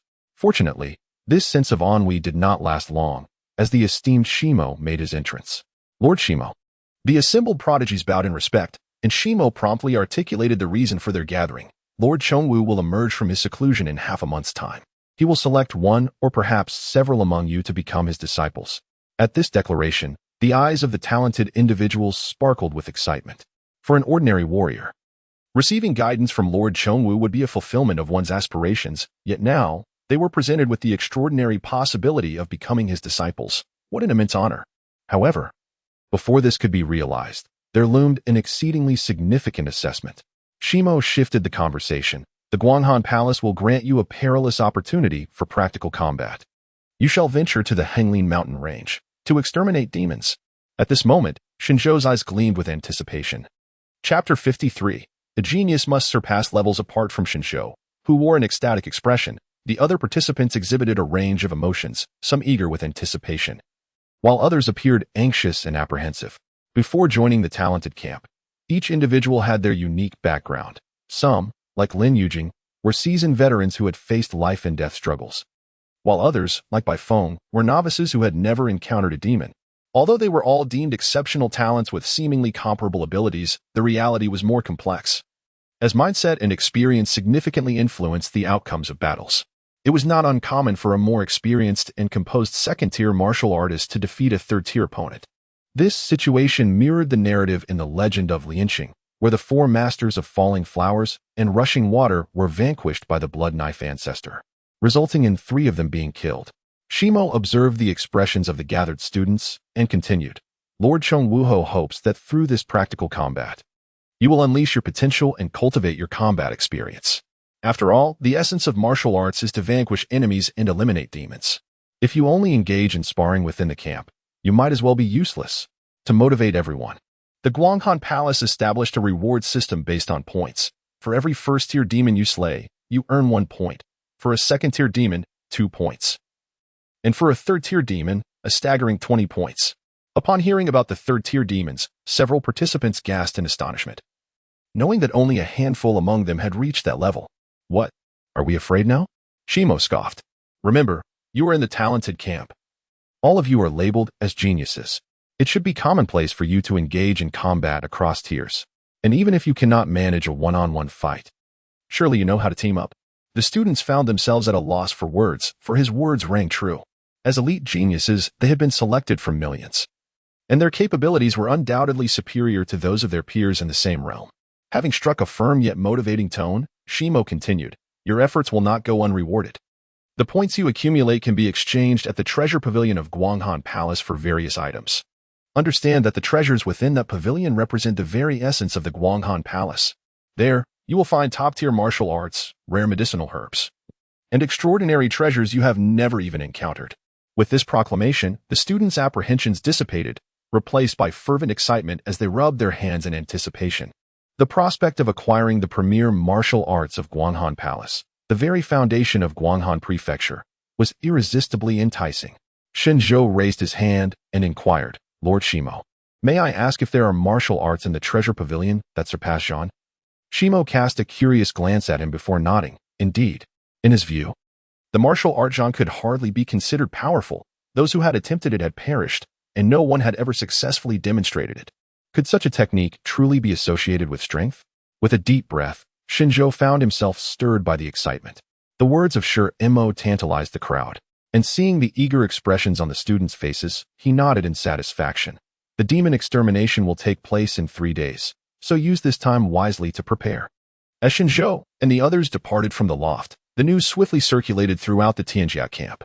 For this demon extermination mission, only the top 15 members would be permitted to participate, igniting envy and jealousy among the remaining students. They were undoubtedly covetous of the rewards housed within the treasure pavilion. Yet they were not without hope, for 3 days remained. If they could successfully challenge their way into the top 15 during this period, they could replace one of the current members and join the mission. To secure this coveted spot, they were compelled to initiate challenges. The prime targets for these challenges were none other than Lin Yujing and Bai Feng. Logically, given that these two had only recently arrived and occupied the last spots in the top 15, they were perceived as the softest of targets. Of course, Shen Zhou, being an anomaly of sorts, was an exception.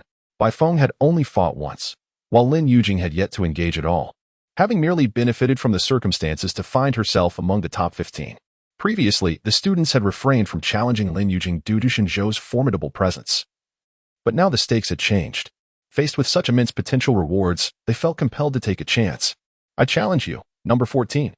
A voice soon echoed through the camp. filled with fervor. The speaker was Lu Chuan, a tall figure wielding a pair of ornate battle axes, exuding an intimidating aura. The camp buzzed with excitement as most of the students gathered to witness the spectacle. Before long, Lin Yujing emerged from the wooden cabin, her expression serene. Clad in azure robes, her ink-black eyes radiated tranquility akin to autumn waters, and her fair complexion marked her as an epitome of classical beauty.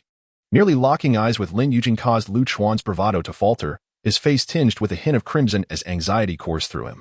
It was evident that he was a man deeply entrenched in martial pursuits, having had little interaction with women.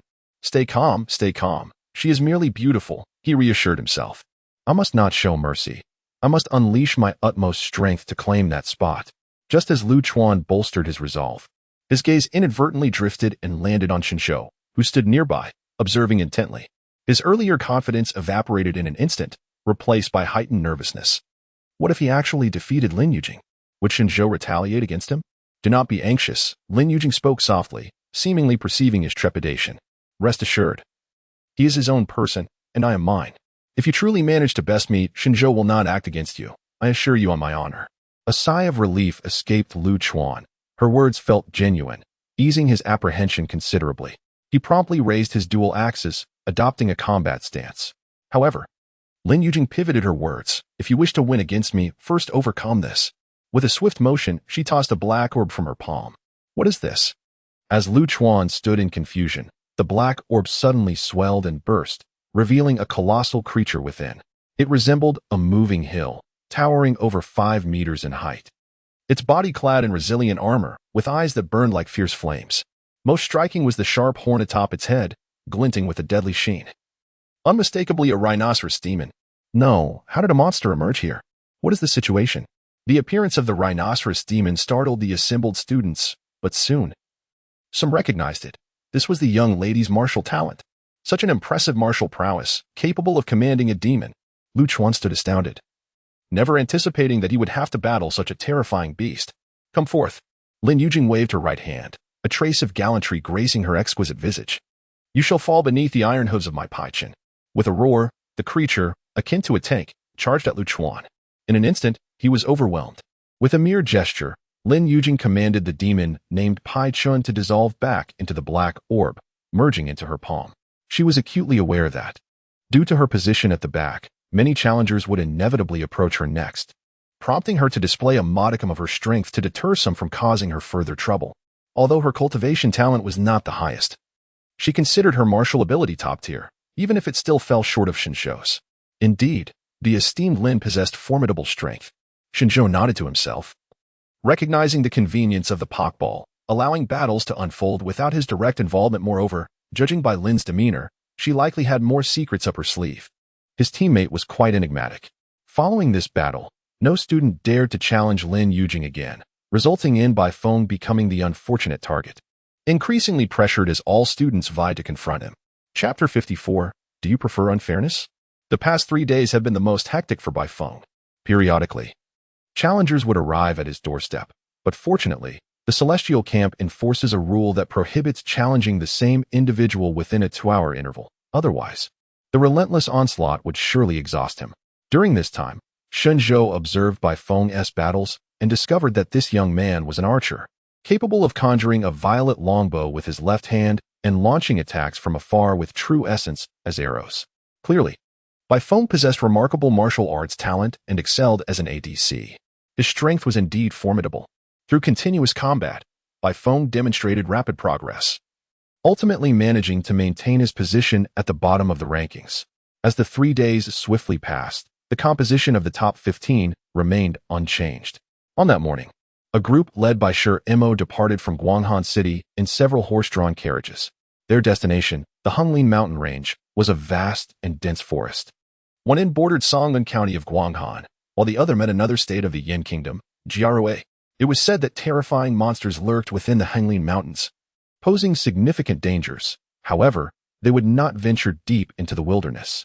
The mission was to eliminate the man-eating demons that had emerged from the mountains to ensure the safety of the nearby villages and towns. Shen Zhou, Lin Yujing, Bai Feng, and Lu Tianrang shared a carriage, accompanied by a bald youth named Xiang Yang, who ranked 4th in the Celestial Camp. Shen Zhou and Lin Yujing were not particularly talkative. While by phone, usually loquacious, fell asleep as soon as he boarded the carriage, too fatigued even to flatter Shen Zhou. Most of the journey was filled with conversation between Lu Tianrang and Xiang Yang. I have heard that in the neighboring Jiazhou, natural disasters have frequently occurred over the past few months, leaving many citizens homeless. Perhaps this is why the demons in the Honglin Mountains can no longer contain themselves, Lu Tianrang remarked, donning his white attire and fanning himself with a folding fan, still embodying his flamboyant demeanor. However, he quickly shifted his tone, yet, I trust that the court will adequately provide for those disaster-stricken citizens, whether caused by nature or man. All calamities can be overcome. Meanwhile, Shen Zhou listened quietly, pondering the plight of Jurue, aware that the evils flourishing in chaotic times far exceed those of peaceful eras. Perhaps he should visit there in the future indeed. Xiang Yang, seated opposite, nodded in agreement with Lu Tianrang's words. To be honest, compared to other states, Guanghan is undoubtedly better. Under the leadership of Lord Chengwu, our Guanghan is thriving, and the common folk lead prosperous lives. However, upon hearing this, Lin Yujing could not suppress a faint smirk, as her life experiences did not quite align with Xiang Yang's assertions. This action did not go unnoticed by Xiang Yang, who immediately furrowed his brow. What are you laughing at? Do you dare to show disrespect to Lord Chengwu? Do you dare to question the capabilities of Lord Chengwu? Do you believe that Lord Chengwu has not performed admirably? Xiang Yang, a native of Guanghan Prefecture, even resides in close proximity to Guanghan Palace. Throughout his life, he has incessantly heard the praises of Lord Chengwu, surrounded by an aura of peace and prosperity. Thus, he has become an ardent admirer of Lord Chengwu, unable to tolerate any disrespect towards him, even from the most beautiful of maidens. Lin Yujing furrowed her brow, yet before she could speak, Shen Zhou interjected abruptly, your skill in casting aspersions is remarkable, isn't it? Speak another word, and I shall perceive it as an affront to my honor. And I will unceremoniously cast you from this carriage. Xiang Yang trembled, obediently sealing his lips and falling silent. Although he ranked fourth, upon reflection, he deemed himself no match for Shen Zhou, and prudently chose to avoid confrontation. Such individuals, like Shen Zhou in a previous life, are immensely bothersome keyboard warriors who, rather than engaging in thoughtful discourse, immediately resort to slander, occupying the moral high ground to unleash their vitriol. Such scoundrels ought to be confronted in reality, where they might learn to behave. Let us not quarrel, interjected Lu Tianrang, maintaining his gentle smile. He fanned himself while turning to Shen Zhou. Shen Zhou, we are all companions. Must you not converse with a modicum of civility? Why resort to veiled threats? Suddenly, a crisp and decisive sound resonated within the carriage, causing Lu Tianrang's eyes to widen in shock as he instinctively covered the lower half of his face. His once vibrant fan had been severed in twain, along with his own lips, blood cascading downwards. The elegant gentleman, Lu Tianrang, was overwhelmed by excruciating pain, utterly bewildered by the abruptness of his predicament until he met Shen Zhou's gaze. Shen Zhou's eyes were calm, yet his voice was chillingly cold. Should you continue to display bias, it will not only be your lips that bleed. It is precisely because we are companions that you can still draw breath while I enlighten you. Do you comprehend? The entire situation had been instigated by Xiang Yang. Yet this fool had the audacity to criticize him. Was Xiang Yang courteous in his discourse with Lin Yujing? Pretending to be just, yet covertly fostering favoritism. Such individuals are even more detestable than mere keyboard warriors like Xiang Yang. With Shen Zhou's words, Lu Tianrang finally grasped that it was Shen Zhou who had attacked him, severing his fan and mutilating his lips. Yet, how had this transpired? He had not even noticed any movement, nor perceived anything that might have harmed him. What on earth was happening? In an instant, a profound uncertainty gripped his heart, and the fear within Lu Tianrang rendered him obediently silent. He quietly retrieved a healing elixir he always carried with him and began to tend to his wounds. Do you understand? However, Shen Zhou's voice pierced the air once more, akin to a whisper from a devil. Lu Tianrang's heart raced violently, causing his entire body to tremble. He struggled against the agony of his torn flesh and managed to utter 3 words. I understand. Only then did Shen Zhou divert his gaze, casting a brief glance at Xiang Yang. Upon witnessing Lu Tianrang's predicament, Xiang Yang resembled a well-behaved child in kindergarten, sitting upright with his hands resting on his knees, too fearful to utter another word. Chapter 55. A good official is like a protected species at this moment. Lu Tianrang felt a profound sense of injustice. The entire incident had stemmed from Xiang Yang, yet this rascal had only received a verbal reprimand, while Lu himself had borne the brunt of the conflict. even having his cherished Mingni gold folding fan torn apart by his adversary. However, he found himself unable to argue the matter, for his close relationship with Xiang Yang had indeed led him to speak from a place of bias. Being publicly exposed and chastised, he had to admit, was entirely deserved. Reflecting on this, Lu cast a resentful glance at Xiang Yang, thinking, I stood up for you, and I end up getting hit. While you don't even dare to utter a word. Was this still the mark of a good brother? Meanwhile, Xiang Yang maintained a composed demeanor, staring straight ahead, seemingly oblivious to Lu's silent plea for acknowledgement. Lin Yujing let out a gentle sigh, her face brightening with a smile as she gave a thumbs up to Shen Zhou. Truly, Shen Zhou had effortlessly achieved what she could not. Had it been her in this situation, she would have likely argued with Xiang Yang for quite some time. Shen Zhou nodded lightly in response. Among friends, there was no need for the formality of expressing gratitude or politeness. Yet Lin Yujing found herself lost in contemplation, pondering the nature of the martial art Shen Zhou had just employed. It was so eerily effective, with no visible movement preceding the strike that injured Lu Tianrang. Lin Yujing was well aware of Shen Zhou's capabilities, knowing that prior to his arrival at the Tianjia camp, he had only mastered the Xiang electric wave technique. And oh, there was also the deadly 13 shots. This technique, capable of unleashing invisible attacks, must have been recently perfected by him. Suddenly, a bold thought surged within her mind as she considered the shape of the wound. At that moment, Bai Feng finally stirred from his slumber. Stretching his arms and surveying his surroundings, he expressed his confusion. Why is it so quiet? Shen Zhou saw you were sleeping, so we all kept quiet to avoid disturbing you, Lin Yujing replied, her spirits lifting as she shared a playful jest. Upon hearing this, Bai Feng felt a wave of gratitude wash over him. Turning to Shen Zhou, he earnestly remarked, Brother Shen, you are truly kind to me. Shen Zhou, his expression grave, nodded thoughtfully. Well, that could be one way to put it. After several days of relentless travel, the group finally arrived at Songyan County. The county magistrate warmly welcomed them into the yamen, but the group maintained a cool demeanor, offering only slight nods in acknowledgement of his hospitality. The magistrate was accustomed to such indifference from the officials sent from above, yet he noticed one youth among them who was an exception. The boy had been staring at him intently throughout their encounter. That gaze, it felt as though he were being scrutinized to the bone, sending a shiver of fear down the magistrate's spine. The oppressive aura emanating from the youth was even more formidable than that of the leading official, Lord Shi. I say, Shen Zhou, cease your staring. You're scaring the magistrate. Beside him, Lin Yujing had been closely observing Shen Zhou. Unable to resist the urge to voice her concern, surely, you haven't come here with the intention of eliminating the local magistrate, have you? Of course not, Shen Zhou denied. I am merely taking a casual look. Is that truly a casual glance? Your gaze has not strayed from the magistrate, she retorted. Fortunately, he is but an old fool. Otherwise, one might suspect you of harboring ulterior motives. After experiencing the sweetness of success, now whenever Shen Zhou beheld the magistrate, it was as though he were gazing upon a walking embodiment of 1,000 virtuous deeds. Yet, he was fully aware that not every magistrate was as tyrannical as Zhao Shuanghe, for amidst the rarity, there indeed existed virtuous officials in this world. Such good officials were scarce, akin to endangered species, and the thought of inadvertently harming one weighed heavily on his conscience. Thus, Shen Zhou chose to observe, devoid of any intention to act. By the way, Shen Zhou, have you truly mastered that technique, the slay? Lin Yujing inquired quietly. Indeed, Shen Zhou nodded. Through relentless research and effort, I have finally achieved a monumental breakthrough in this martial art, transitioning from nothing to something. Upon hearing this, Lin Yujing's heart surged with tumultuous waves.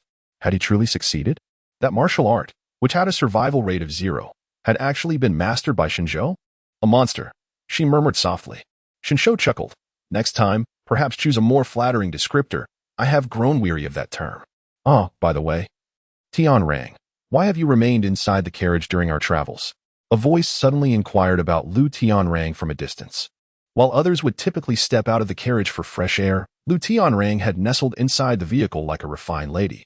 Oh, I was practicing at a critical juncture and could not interrupt. Lu Tianrang fabricated an excuse. Although the truth was he was waiting for the wound on his face to heal.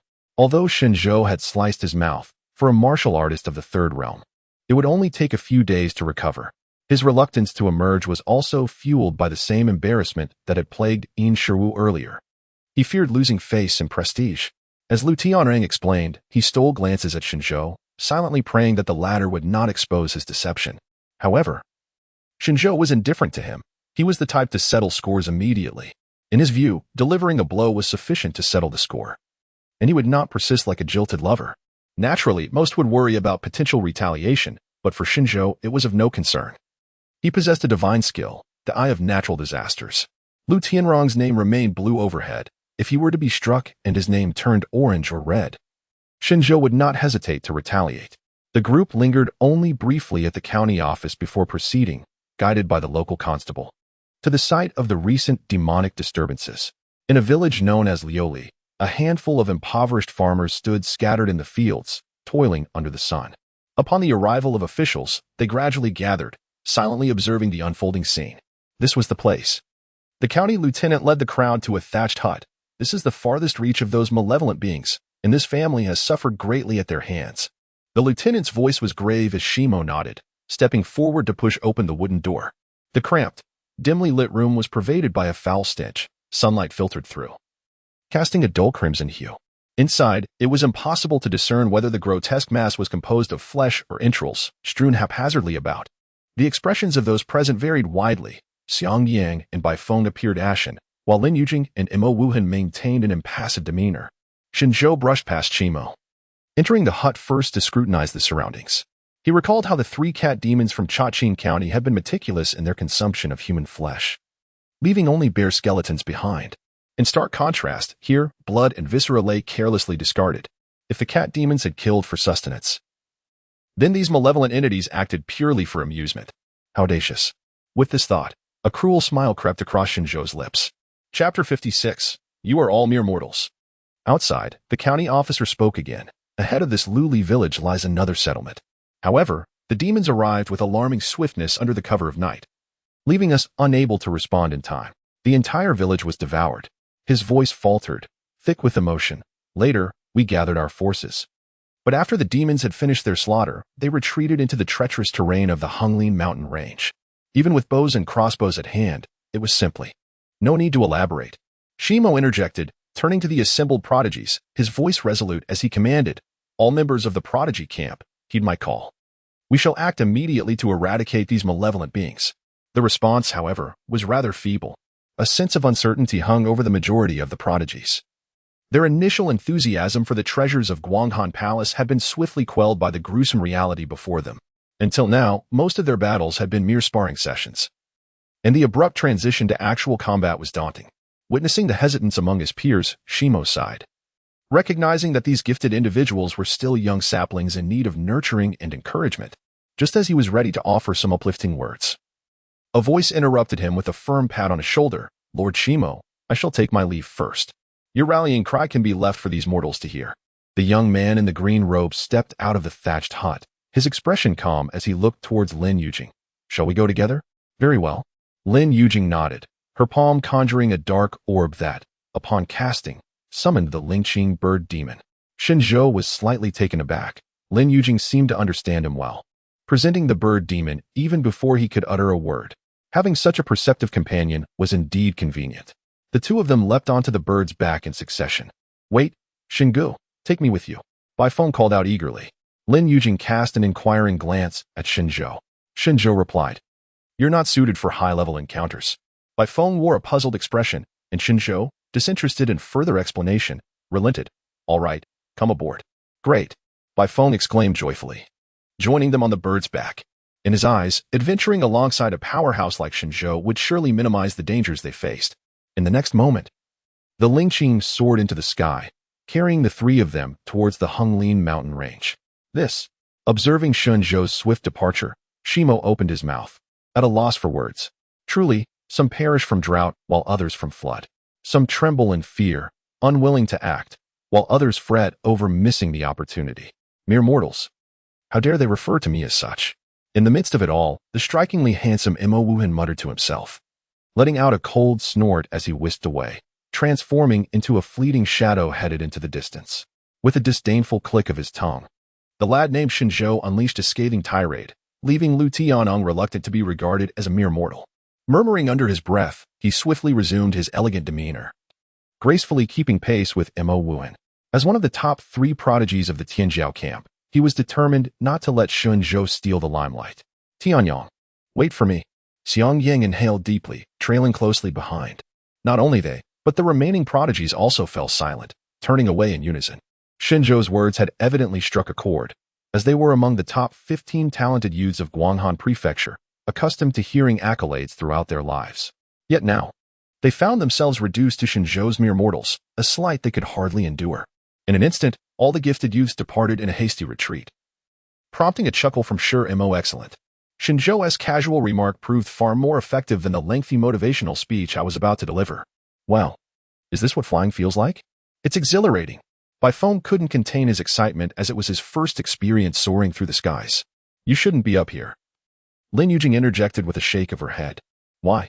Bai Feng inquired, perplexed. Because this is an elite tier, Lin Yujing reiterated Shen Zhou's words. Previously, she had found Shen Zhou's peculiar sayings difficult to comprehend, but now clarity began to dawn upon her. Bai Feng remained bewildered, casting a questioning glance at Shen Zhou, seeking clarification. However, Shen Zhou remained focused on the ground below, his extraordinary vision allowing him to discern every detail of the terrain beneath him. As he passed over a dense grove, his view was momentarily obstructed, yet it was inconsequential. For a series of crimson names suddenly materialized before him. First Realm Ape Demon, Second Realm Ape Demon, Second Realm Wolf Demon, First Realm Rabbit Demon. These were no mere names, they were genuine fiends. A wide grin spread across Shen Zhou's face, filled with exhilaration and delight. With the advantage of aerial observation and the ability of Eye of Catastrophe, it was as if he had been granted divine perspective, rendering all surrounding demons visible. Descend. To that grove. Shen Zhou pointed in a direction. Understood.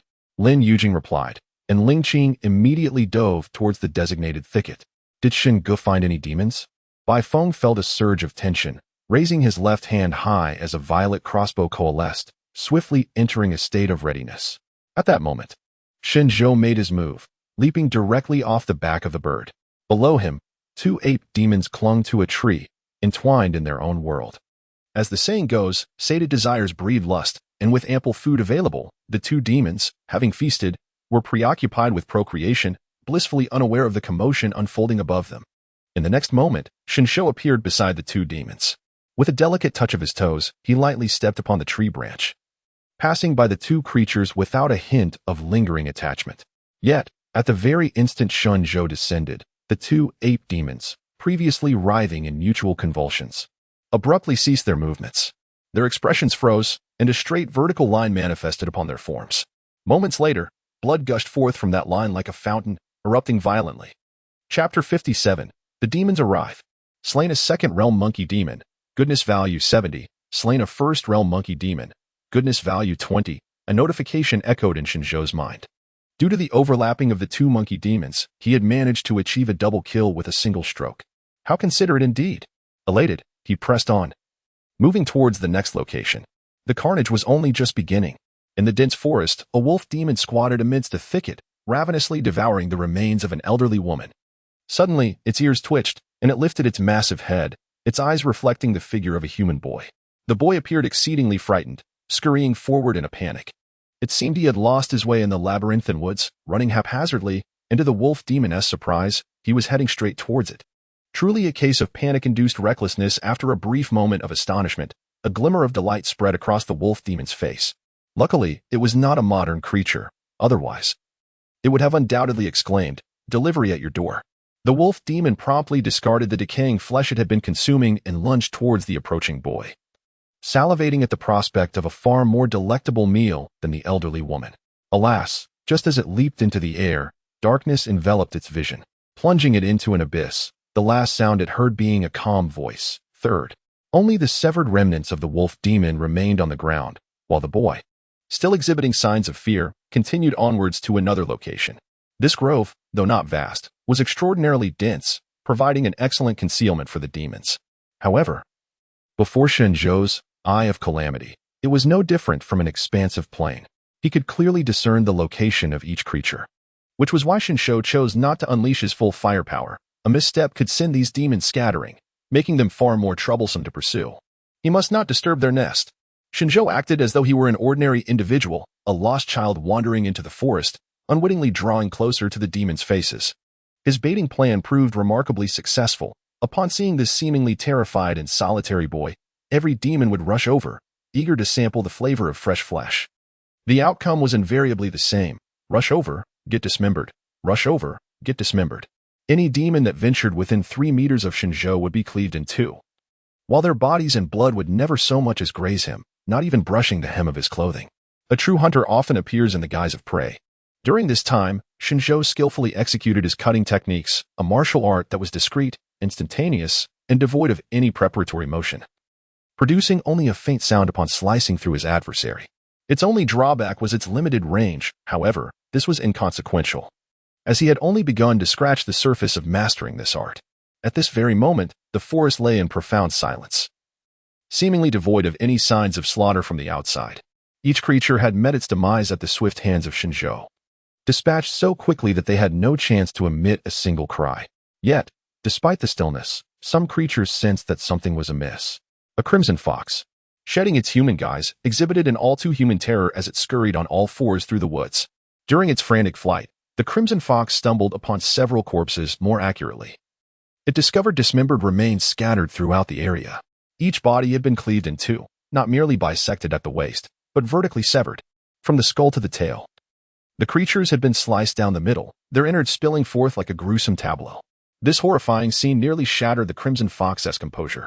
Initially bewildered by the inexplicable slaughter of so many beings, it only grasped the reality of the situation when it witnessed a wolf demon attempting to approach a human child, only to be split in two. A formidable human warrior had intruded upon their realm, masquerading as a child to lure them into a trap before mercilessly exterminating them. The despicable human. The crimson fox cursed under its breath, and after witnessing the terror embodied by that human child, it prudently opted not to confront this threat head-on, retreating instead into a nearby cave. Within the cramped confines of the cave, aside from itself, there lay a somewhat frail gray fox, curled up in the depths, clutching a tender piece of human liver in its jaws. Beneath the gray fox, 2 diminutive fox cubs huddled together, suckling contentedly. "What's wrong?" the gray fox inquired upon noticing the crimson fox's alarmed demeanor. "A powerful human warrior has arrived," the crimson fox replied anxiously. "Most of the demons in this forest have already fallen to him. He is nothing short of a monster among demons. We must remain silent and hidden. He shouldn't discover us here." Fear flickered in the gray fox's eyes as it nodded, refraining from uttering another word. Mere moments later, the sound of footsteps echoed ominously around them, footsteps unmistakably belonging to a bipedal creature. The accursed demon slayer was drawing near. The 2 fox demons held their breath, but the human warrior seemed to detect something amiss, his footsteps growing increasingly deliberate and slow until they finally halted. The monster had come to a stop nearby. "I will draw him away," the crimson fox suddenly whispered. "What?" The gray fox shook its head in terror. "No, he clearly suspects something. If this continues, we shall all perish." Yet the crimson fox spoke with unwavering resolve, its eyes reflecting a determination to sacrifice itself. "You must survive, for the sake of the children." With that final exhortation, the crimson fox charged out of the cave without hesitation. The gray fox, tears streaming down its face as it watched the crimson fox's retreating figure, remained motionless, knowing it could not betray the sacrifice made for its sake. For the sake of the child, it cannot perish here. It must nurture the child to adulthood. The gray fox now has but one recourse: to pray, to beseech that the red fox may escape the clutches of that human warrior, to hope for a day of reunion. Suddenly, a piercing cry echoed through the surroundings, as if a multitude of birds had converged upon the forest, all emitting their calls in unison. Both the gray fox within the cave and the red fox that had bolted outside heard this sound. What could that noise be? As this question formed in their minds, their vision was abruptly enveloped in a brilliant golden light. Boom. Slayed a second realm fox demon. Virtue points 75. Slayed a first realm fox demon. Virtue points 20. Reunited a family of fox demons. Virtue points 10. In an instant, a cloud of dust arose ahead, and Shen Zhou stood not far away, the golden light in his hand dissipating, his expression indifferent. "Let us resolve these last few together." What a dramatic scene of life and death unfolding here. So terrified of separation, let a thunderous shot ensure your eternal union. This fox demon family was the last of their kind in this forest. And as Shen Zhou surveyed the area, he noticed no remaining red dots in sight. Thus, he bore no fear of disturbing their nest while dispatching them. Now, to assess his gains, Shen Zhou delightedly focused on the record of virtue, current virtue points, 825. In this forest, he had slain nearly a dozen demons. Yet regrettably, their levels were quite low, the highest only reaching the second realm. It seemed they were merely the lowly foot soldiers sent to the front lines, and thus their levels were naturally not high. It appears that whether human or demon, the lower tiers struggle immensely. However, on another note, the virtue points accrued from these man-eating demons paled in comparison to those earned by Zhao Shuanghe alone. How remarkable that Zhao Shuanghe's value continued to rise. Alas, these demons were weak, lacking the capacity for large-scale sorcery, requiring a painstaking approach to eliminate them one by one. Yet, for someone like Zhao Shuanghe, a mere command could lead to the devastation of countless households. The threat posed by these minor demons truly could not compare to a single finger of his. Now, Shen Zhou had garnered a modest profit. Splendid. It was time for a delightful allocation of points. Currently, his offensive capabilities were maxed out. Both Slash and Purple Yang Thunder technique were unparalleled means of slaughter. Regarding physical prowess, with winning hearts with virtue and fourth calamity, there was no immediate concern.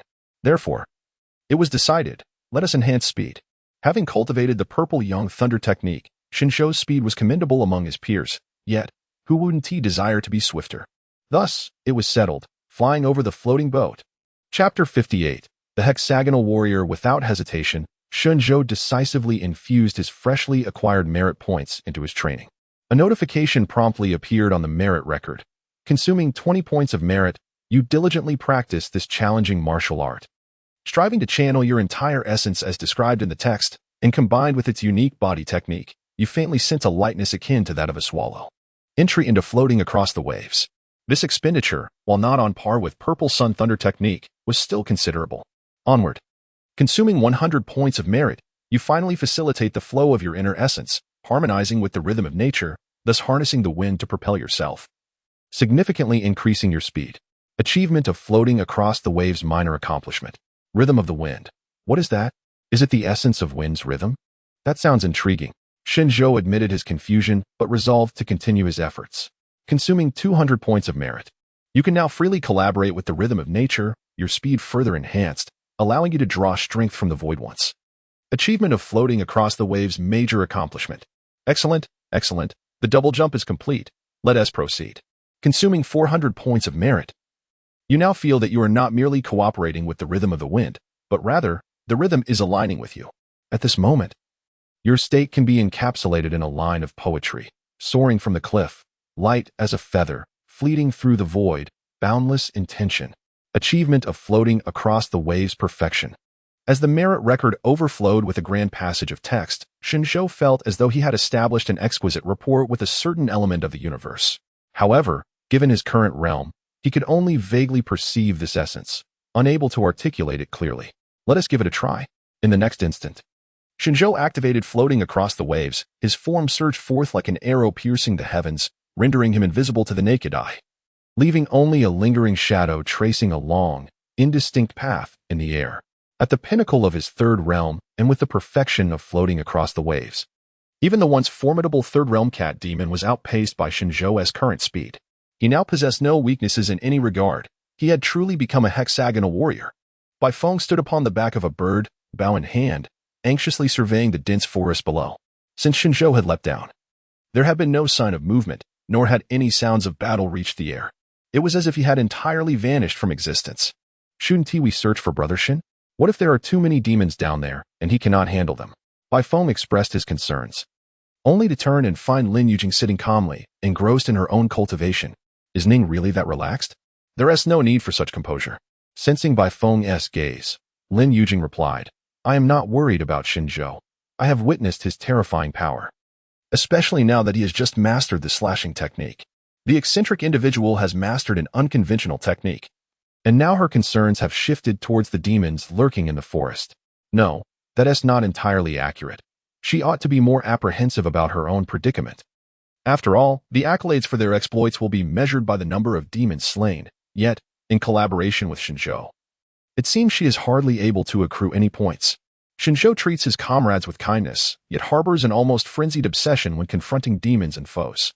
He insists on personally severing the heads of every enemy, showing discontent if anyone else attempts to intervene. Suddenly, Lin Yujing discovers a significant oversight. While the Guanghan Palace has dispatched them to exterminate demons, how will their achievements be quantified? Typically, in battle, One would sever the left ear of the slain to keep count. Yet the Guanghan Palace has not provided any specific guidelines in this regard. Just as she pondered this, Bai Feng's voice broke through. Sister Lin, perhaps you should let me down. I need to find Brother Shen. Are you really going? Lin Yujing replied with surprise. Are you two that close? Not really. Bai Feng scratched his head. But we are comrades. We cannot disregard the well-being of our allies, can we? I must check on him. Lin Yujing regarded him with astonishment, realizing this young man possessed a sense of loyalty. She was about to respond when a sudden, violent explosion echoed from a distance. Boom!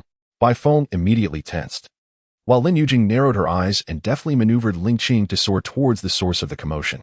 They swiftly arrived at the scene, looking down to see a deep crater carved into the forest, with surrounding trees flattened to the ground. Heavens, the sheer devastation. It must be an extraordinarily terrifying demon, Bai Feng stammered, feeling his bow quiver in his grasp.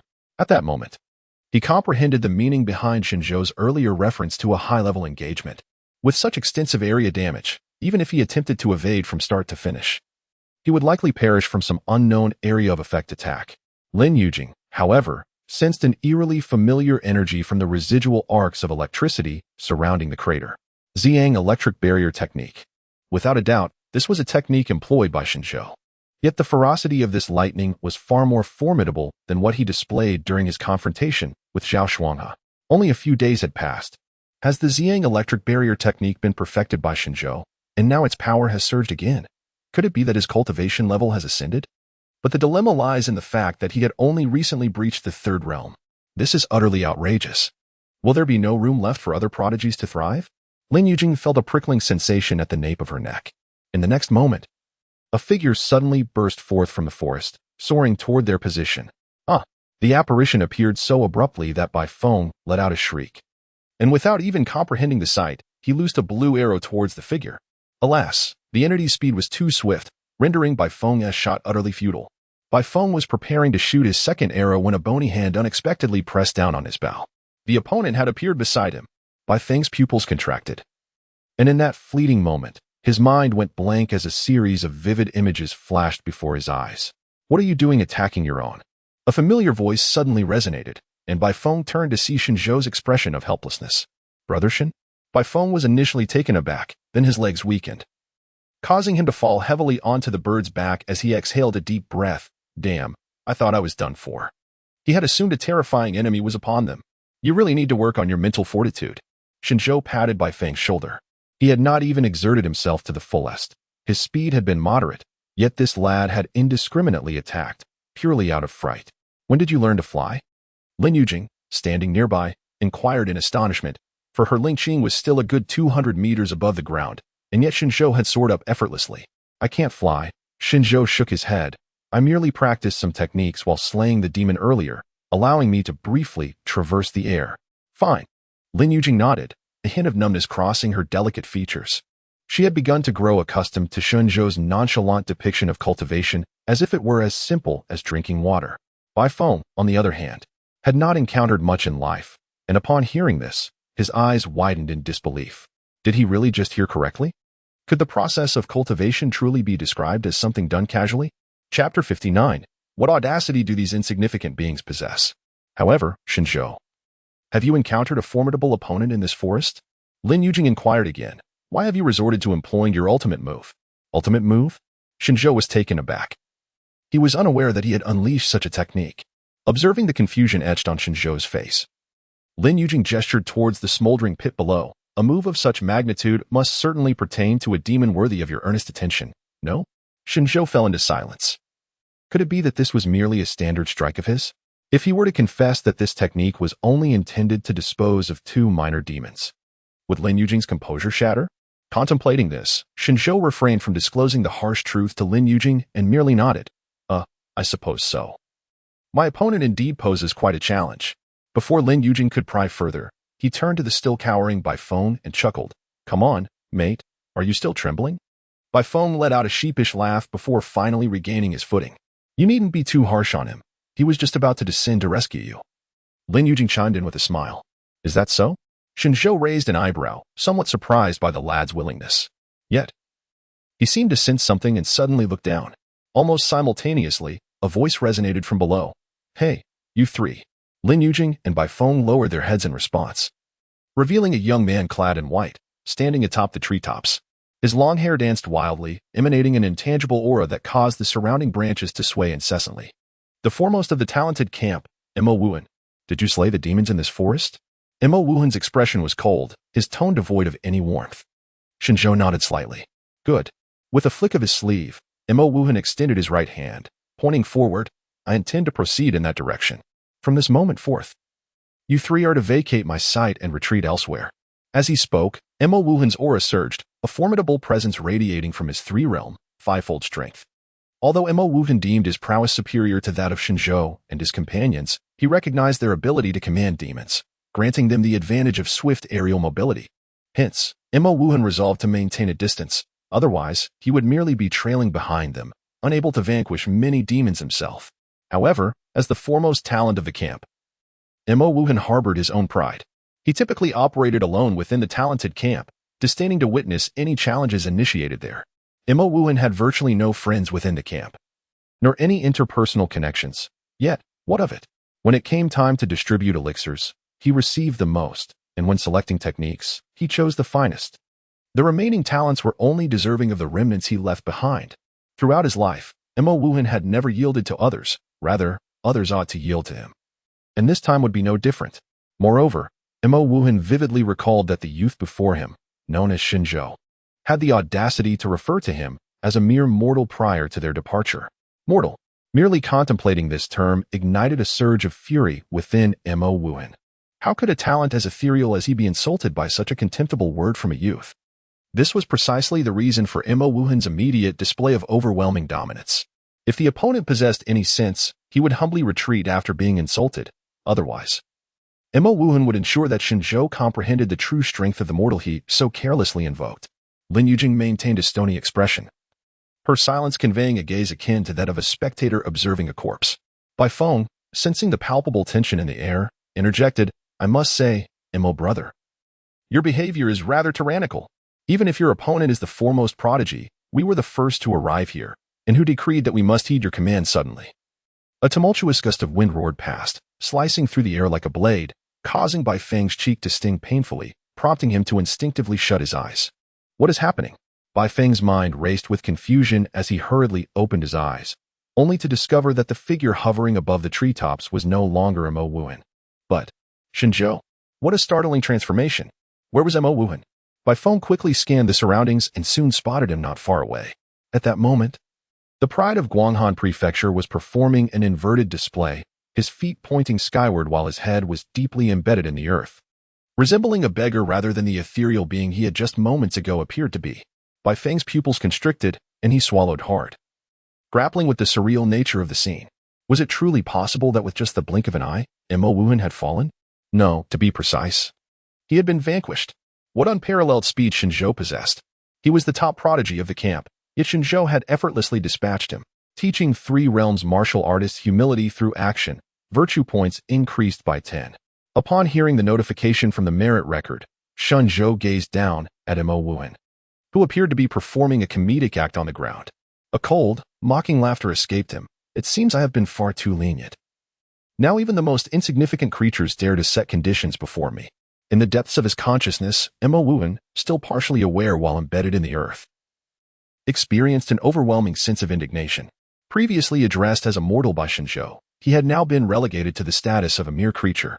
Yet the truth remained, facing Shen Zhou, he had indeed been treated like a street dog, easily dispatched with a single blow. The speed of Shen Zhou was astonishing.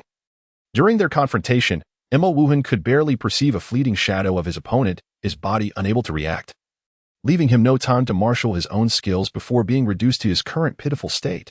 In this moment, Mo Wuhan surprisingly comprehended Shen Zhou's assessment of him. It was not born from disdain or belittlement, but rather a reflection of the most authentic and visceral evaluation in Shen Zhou's eyes. A surge of terror, despair, and frustration enveloped him, and ultimately, Mo Wuhan succumbed to a complete faint.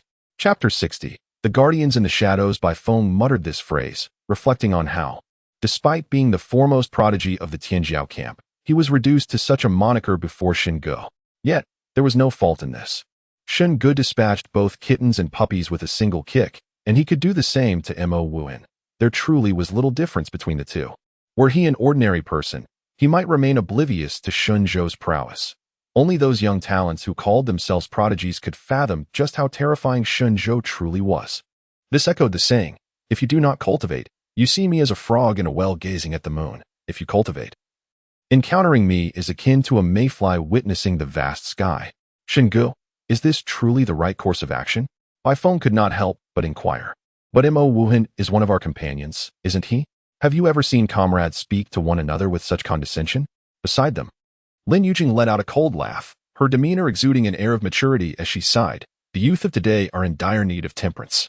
A modicum of martial talent, yet sheltered from the harshness of society, leads to one becoming like Mo Wuhan.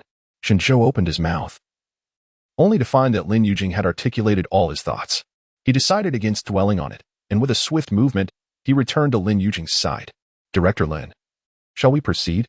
"Certainly," Lin Yujing replied with a nod, and Ling Qing took to the skies once more, carrying Shen Zhou and the others through the dense forest as they continued their journey. Not long after their departure, a silver figure suddenly emerged from the nearby woods, swiftly approaching Mo Wuhan's side. Upon seeing Mo Wuhan's disheveled state, the silver figure could not help but exclaim, "This fellow really is steady, precise, and ruthless in his actions. No wonder Brother Ain specifically instructed me to keep an eye on him. Otherwise, any other member of the Chongwu Guard would be unable to match his pace." He pulled Mo Wuhan from the earth and administered a few slaps, attempting to rouse him. However, Mo Wuhan remained blissfully unperturbed in his slumber. "What are you pretending for? If you're so adept at feigning, do it before the demons. Why put on an act in front of your own people?" The silver figure shook his head, then fed Mo Wuhan a medicinal pill. "Wake up. The Guanghan Palace has sent you to slay demons and hone your skills. What is this nonsense of sleeping on the job?"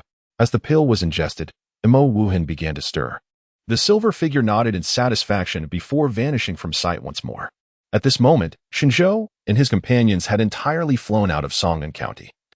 Finding themselves in the buffer zone between Song'an County and the Hanglin Mountain Range, a region with complex terrain, nearly devoid of signs of human intervention, Shen Zhou spoke, "I possess a martial talent that enables me to perceive the traces of any demon. Thus, while in the skies, I can swiftly locate them." "Is that so?" Lin Yujing replied calmly, nodding in understanding. "No wonder you were able to detect the demons in the woods with such ease earlier." Beside them, Bai Feng gasped in awe. "Wow, Shen Zhou, your awakened martial talent has remarkable reconnaissance abilities." Lin Yujing cast a glance at him. The newcomers were still in a state of astonished disbelief at Shen Zhou's monstrous prowess, while seasoned players like her had grown utterly desensitized. Shen Zhou continued, "I will locate the demon later, and then I shall leave it to both of you to handle." The interruption from Mo Wuhan made Shen Zhou realize he had neglected a crucial task. He had enlisted Lin Yujing to accompany him purely out of his desire for her to assist in capturing the avian demon, intending to utilize her as a free driver. After all, such an arrangement would facilitate their demon hunting endeavors significantly. However, the outcome was that Shen Zhou was the sole one engaged in slaying demons, leaving Lin Yujing without a single point to her name, effectively reducing her to a mere tool. It seemed rather unprincipled for him to benefit while undermining her efforts. How could he indulge himself while simultaneously undermining his own allies? His actions bore no distinction from those malefactors he sought to vanquish. As friends, they should naturally uplift one another in mutual advancement. "Very well," Lin Yujing replied with a slight nod, understanding Shen Zhou's intentions. She could not help but reflect once more that the greatest nightmare in this world was likely to become an enemy of Shen Zhou. Conversely, the most fortuitous fate was to be counted among his friends, or so she believed. Her previous 20 years had been shrouded in darkness, fraught with uncertainty, until she encountered Shen Zhou, who illuminated her existence with newfound brilliance. "Ah, Shen Zhou," Lin Yujing suddenly recalled an important matter. "Our mission is to slay demons." But the Guanghan Palace did not specify how our achievements would be recorded. Indeed, upon her prompting, Bai Feng also came to the same realization. Merely slaying demons did not reveal how many they had defeated. Shen Zhou, however, appeared unfazed and explained, "There will be individuals discreetly recording our feats." "Discreetly recording?" "Yes. There are members of the Chongwu Guard observing us. They are both documenting our accomplishments and providing protection."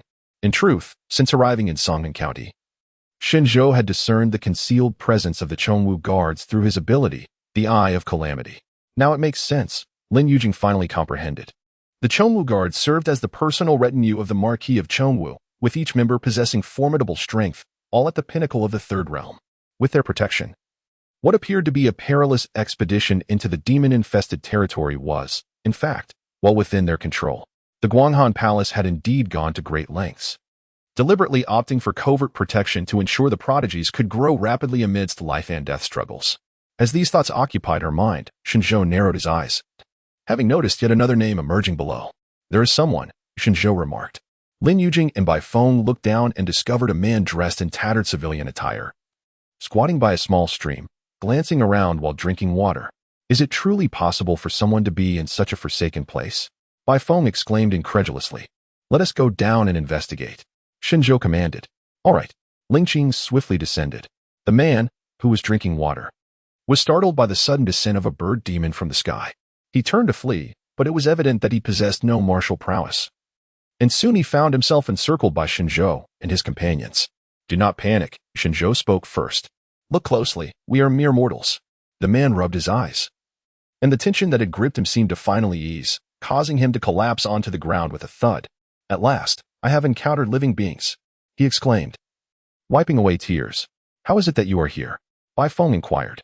Lin Yujing then handed him a large cake from her belongings. The man accepted the cake and began to devour it, speaking between bites. I am called Yufeng Yan, a villager from the nearby settlement. Just 2 days prior, a multitude of demons emerged from the mountains, attacking our village. My entire family was captured by a horde of rat demons. I exerted every ounce of strength to escape from their lair. At this point, Yufeng Yan grew agitated, seizing Bai Feng's hand and pleading, Oh, esteemed ones, since you are so formidable, could you rescue my wife and daughter? If they are not saved soon, they may be devoured by those demons. Certainly, it shall not be a problem, Bai Feng replied, nodding resolutely. Is the lair of these demons far from here? Shen Zhou inquired. Not far. Nearly a few hundred steps away. The rat demons reside in a vast underground cavern, and my family is bound within. Furthermore, there are a dozen others held captive there, treated as reserves for sustenance. Upon hearing this, Bai Feng clenched his fists, anger evident upon his face. Shen Zhou decisively nodded. Lead the way. Yes. Thank you, esteemed ones. Thank you.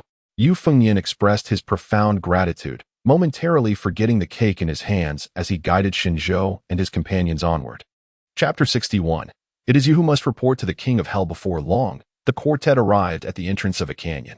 It's in that cave. Yufeng Yan trembled, pointing fearfully from behind a large rock. The trio of Shen Zhou turned their gaze and indeed discovered a dark cave concealed behind a thicket of trees. Even from a distance, a foul odor wafted towards them from within. What should we do now, Brother Shen? Bai Feng inquired eagerly, his eyes fixed on Shen Zhou. Should we charge in? Lin Yujing furrowed her brow. I believe we should refrain from acting impulsively. However, Shen Zhou turned to Yufeng Yan and asked, You say your family is inside this cave? Indeed. Yufeng Yan nodded anxiously. I implore you, esteemed sirs, to assist me. As he spoke, Yufeng Yan attempted to kneel, but Shen Zhou quickly supported him, saying, There's no need for that. I have always been one to help others, and I do not relish undue reverence. His tone abruptly turned cold. However, since you are so worried about your family, allow me to escort you to rescue them. With that, Shen Zhou seized Yufeng Yan by the neck and hurled him outward. The action startled everyone present, and amidst Yufeng Yan's terrified gaze, he soared through the air, landing squarely on the ground before the cave entrance. The next moment, the seemingly solid ground gave way like quicksand, engulfing Yufeng Yan completely. To their horror, several claws emerged from the muck, clutching him tightly. It's me. It's me. Yufeng Yan cried out in panic as the claws tore at his flesh. I was thrown here. The ones you seek are over there, by that large rock. In that instant, Lin Yujing and Bai Feng suddenly realized that Yufeng Yan was an undercover agent for the monsters. A traitor. His true aim was to lead Shen Zhou and his companions into the mire ahead. Fortunately, Shen Zhou had seen through his ruse. You fool. A shrill voice echoed from the swamp, and the next moment, several rat demons erupted from the mud. Each one was roughly the size of a child, small yet fierce, with sharp beaks and teeth. Some even wielded knives and other cold weapons. Seeing these rat demons, Shen Zhou swallowed hard but resisted the urge to strike, instead commanding, You too, take action. Understood. Lin Yujing nodded, her right hand sweeping through the air as the formidable and ferocious Pai Chen reappeared. The rhinoceros spirit let out a furious roar and charged at the swarm of rat demons, engaging them in fierce combat. I'll handle this here. You both proceed into the cave.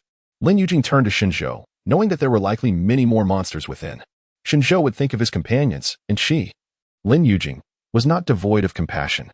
When we encounter points, let us all accumulate them together. May we share the fortune. Agreed. Shen Zhou, unpretentious in nature, revealed a smile. Indeed, his discernment in choosing friends had always been commendable.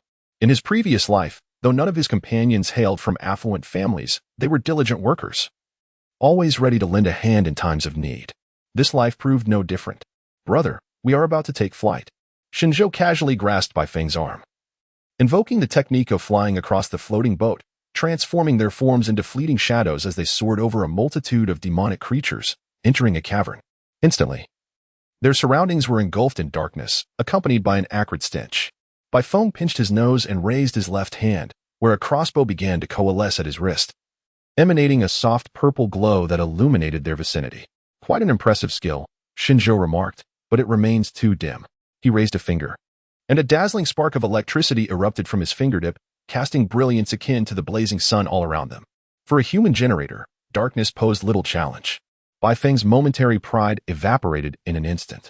The cave resembled the description found in the Peach Blossom Spring, initially constricted, only to open up after traversing several steps into a vast expanse.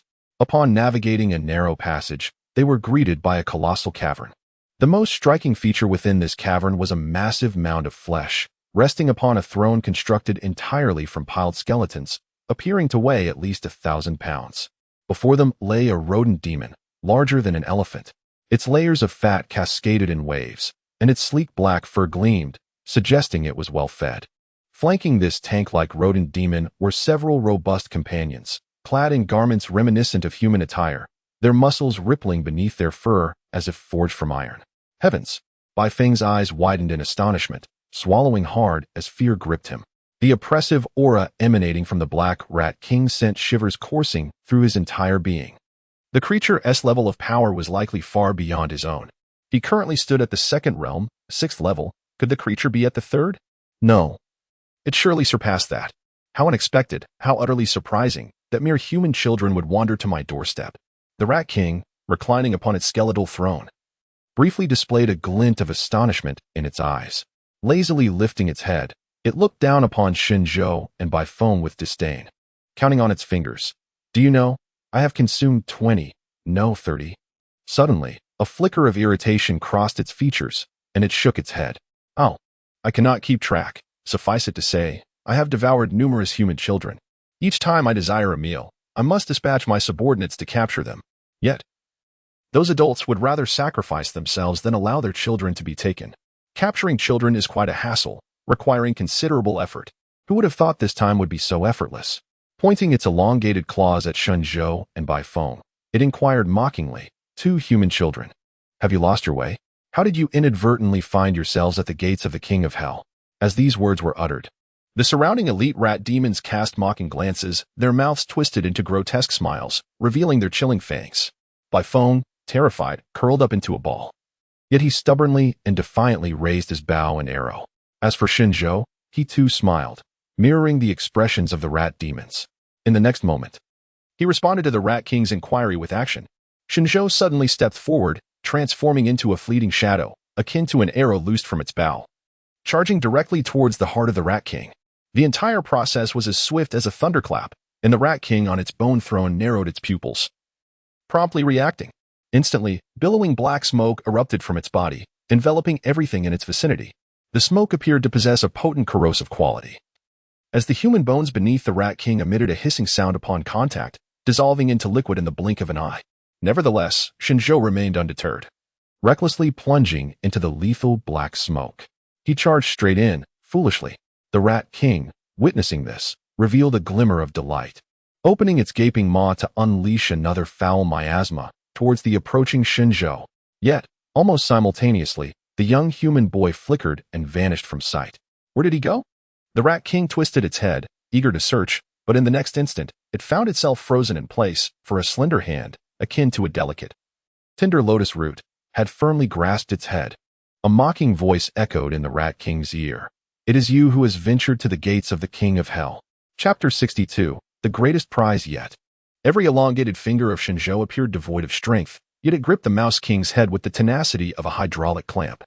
The mocking laughter resonating in the Mouse King's ears sent tremors through its very soul, awakening memories of its past. No, it could not concede defeat. The adversary was merely a human child, while it was the formidable Mouse King. After a century of cultivation, it had attained this level of prowess and could not allow itself to falter at this juncture. All that failed to vanquish it would only serve to bolster its strength. A surge of audacity welled up within the Mouse King as it shattered the mental images racing through its mind, summoning all its demonic power. It resolved to unleash every ounce of miasma it had accumulated throughout its life at this pivotal moment.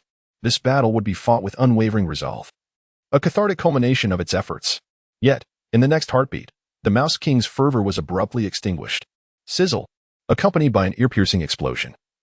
Shen Zhou had effortlessly severed its head. The grand battle the Mouse King envisioned had not even commenced before it was over.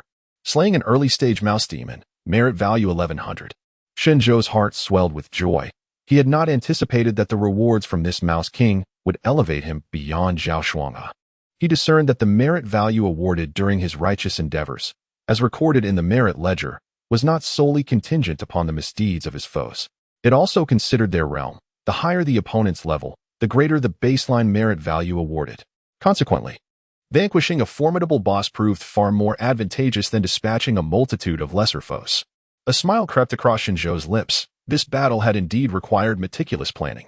He had employed Flying Fairy to ambush the Mouse King, then utilized Blink to swiftly teleport behind it, and finally seized its head with decisive force. In that fleeting moment, Shen Zhou combined Slash with Purple Sun Lightning technique to deliver an immensely powerful, invisible electric strike. Throughout the encounter, he had persistently endured the corrosive miasma of the Mouse King with fourth calamity. Shen Zhou had exhausted nearly all his techniques to achieve this splendid instant kill. After all, this foe was a four-realm adversary, marking the first time he faced such a formidable opponent. Thus he had to exercise utmost caution. He held nothing back and struck with full force. The Mouse King was cleanly beheaded, yet its body continued to spew forth horrific miasma. The black toxic smoke corroded its skeletal throne, and even the two elite mouse demons nearby were ensnared by the poisonous fumes, rolling in agony. As the noxious vapors continued to emit, the Mouse King's massive form deflated like a frantically deflating balloon. This was not a sign of the Mouse King still wielding magic in death, but rather a mere muscular spasm following its demise, reminiscent of a frog whose body still twitches after being slain. Even in death, it could find no peace. With a cold smirk, Shen Zhou casually discarded the severed head of the rat, deftly slicing off the pelt of the Rat King with a flick of his fingers. There was no alternative. The toxic gas released by the Rat King had thoroughly corroded his clothing, leaving him in a state of utter nudity. While a powerful individual might display their upper body after a battle to exude an aura of dominance, exposing oneself entirely would be the mark of a pure pervert. You corrode my garments. I take your hide. Such is the fairness of retribution. As Shen Zhou completed the skinning, he noticed that the Rat King's flesh and bones had also been completely eroded by the black smoke. Conversely, the fur he now wore remained unscathed. How delightful, he thought. Wrapping the thick pelt around himself, he glanced down to see that his health bar had diminished by 1/6 and was still in decline. Quite impressive, indeed, the large rat. Considering the current length of his health bar, this was an alarming amount of damage. It was evident that mastering a body-refining technique was essential to fortifying his vitality. Within the cavern, Shen Zhou's sudden assault prompted an equally swift retaliation from the Rat King. The other elite rat demons and Baifeng stood frozen in place, not lost in thought, but rather rendered incapable of comprehending the scene. This battle had exceeded their comprehension by the time they regained their wits. The Rat King's position was shrouded in a billowing cloud of black smoke, with two unfortunate rat demons caught within, rolling on the ground until they lay motionless. Half of their bodies transformed into putrid sludge. Who had emerged victorious? In that moment, Baifeng and the remaining rat demons anxiously stared at the ominous cloud. Their previous discord dissolving, for they understood that their skirmish was inconsequential. The outcome between Shen Zhou and the king had already been predetermined. In the next instant, they witnessed the black smoke expand dramatically, nearly engulfing a third of the cavern. The elite rat demons hastily dodged, their faces lighting up with hope. The king's powers had intensified. It seemed that victory was assured. This was the triumph of the king. In stark contrast, Baifeng's expression shifted to one of dread. The terrifying black smoke had the ability to corrode everything, and Shen Zhou had been inside for far too long, would he? Both sides' thoughts halted simultaneously as a young man emerged serenely from the heart of the black smoke, his long, strong fingers adjusting his belt, comfortably donning the thick fur. His hair was disheveled, yet his breathing remained steady, and his posture was unwavering. The rat demons present were utterly stupefied, their bodies frozen in place, their eyes wide with disbelief. This youth had emerged unscathed from the king's miasma. Not even a single hair had been lost. And where was the king? Wait, was that the king, walking alongside this youth? To be more precise, it was the youth who emerged clad in the very skin of his prey. Upon witnessing the boy adorned in fur, with a belt cinched at his waist, several elite rat demons came to a grim realization. The king had been flayed alive by the very lad before them. It was utterly inconceivable that Shen Zhou remained unscathed. How could this be possible? Bai Feng was equally astonished, beginning to resemble Lin Yujing as a creeping numbness settled within him after waves of shock. In the profound silence, Shen Zhou cast a glance towards the rat demons, a casual chuckle escaping his lips once more. TSK, your king's eye still held a glimmer in its final moments. I had assumed it possessed some hidden trump card. Alas, there was no way for me to derive any satisfaction from this. Now it appears. Only you three little rodents remain. Chapter 63, The State of the World. Bang, bang, bang. The remaining three rat demons dared not meet Shen Zhou's gaze. They quickly prostrated themselves on the ground, burying their grotesque heads low. My lord, please spare our lives. In the face of such a terrifying presence, fleeing was not an option. The only means of survival lay in pleading for mercy. Shen Zhou did not respond to their entreaties, but instead posed a question. Tell me, who among the myriad demons in the Honglin mountain range is the most formidable? The goodwill bestowed by a rat king was indeed substantial, and Shen Zhou sought an even greater reward. The three rat demons exchanged glances, and one of them spoke first. We actually migrated from the Jiarui prefecture and have only lingered around the periphery of the Honglin mountains, never daring to venture deeper. So our knowledge is somewhat limited. However, if we speak of the strongest we have heard of, it must be the Toad Lord residing in the Yunshi Marsh. Indeed, its prowess far surpasses that of our king. It is a true demon sovereign. Another rat demon concurred. Human warriors must reach the fifth realm to absorb spiritual energy and commune with the heavens, and the same applies to demons. Those who attain such a level may rightfully be called demon sovereign. This meant that the Toad Lord was at least a fifth realm demon. Fifth realm. This posed a challenge for Shen Zhou. To engage in battle across two realms would indeed be troublesome. He wondered if he could defeat it. He decided to note its location for further consideration. With this thought, Shen Zhou inquired, where does the Toad demon reside? In a vast wetland to the southwest. Shen Zhou nodded thoughtfully and then asked, are there any other demons of your king's caliber nearby? The Toad Lord warranted careful deliberation. While those of a similar rank to the Rat King could be dealt with more easily. Yes, to the northwest, approximately 30 miles from here, there is a group of snake demons, and their king's strength is comparable to ours. Remarkably, they had directly revealed their natural adversaries. Clever indeed. These rats sought to drag their foes down with them in their final moments. My lord, please feel free to ask any further questions. We shall answer without reservation. Indeed, we only hope for your mercy. The rat demons continued, bowing deeply as they expressed their sincerity. It seemed this group of rat demons had adopted certain human customs. Even knowing to bow, I have no further inquiries for you. Shen Zhou shook his head, causing the rat demons' hearts to race.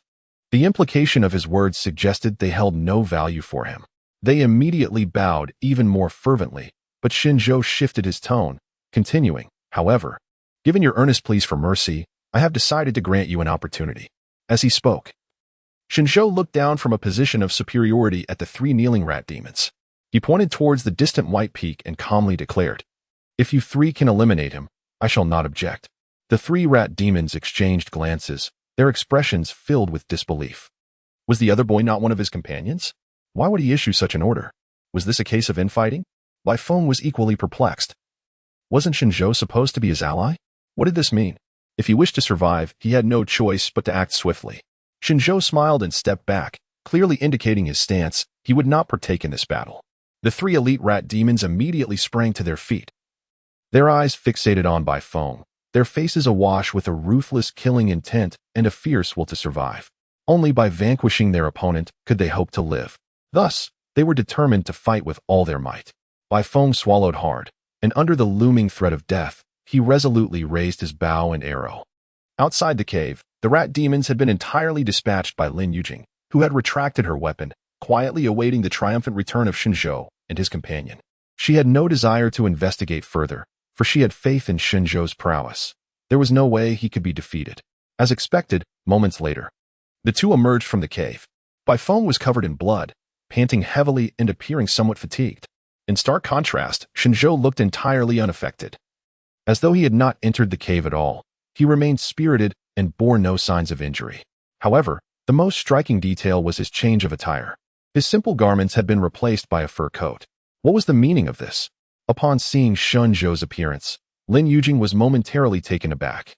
"How did you find the time to change your clothes?" she inquired. Yet, as soon as the question left her lips, she realized the folly of her own cuteness. The garment he wore was unmistakably crafted from the hide of some creature.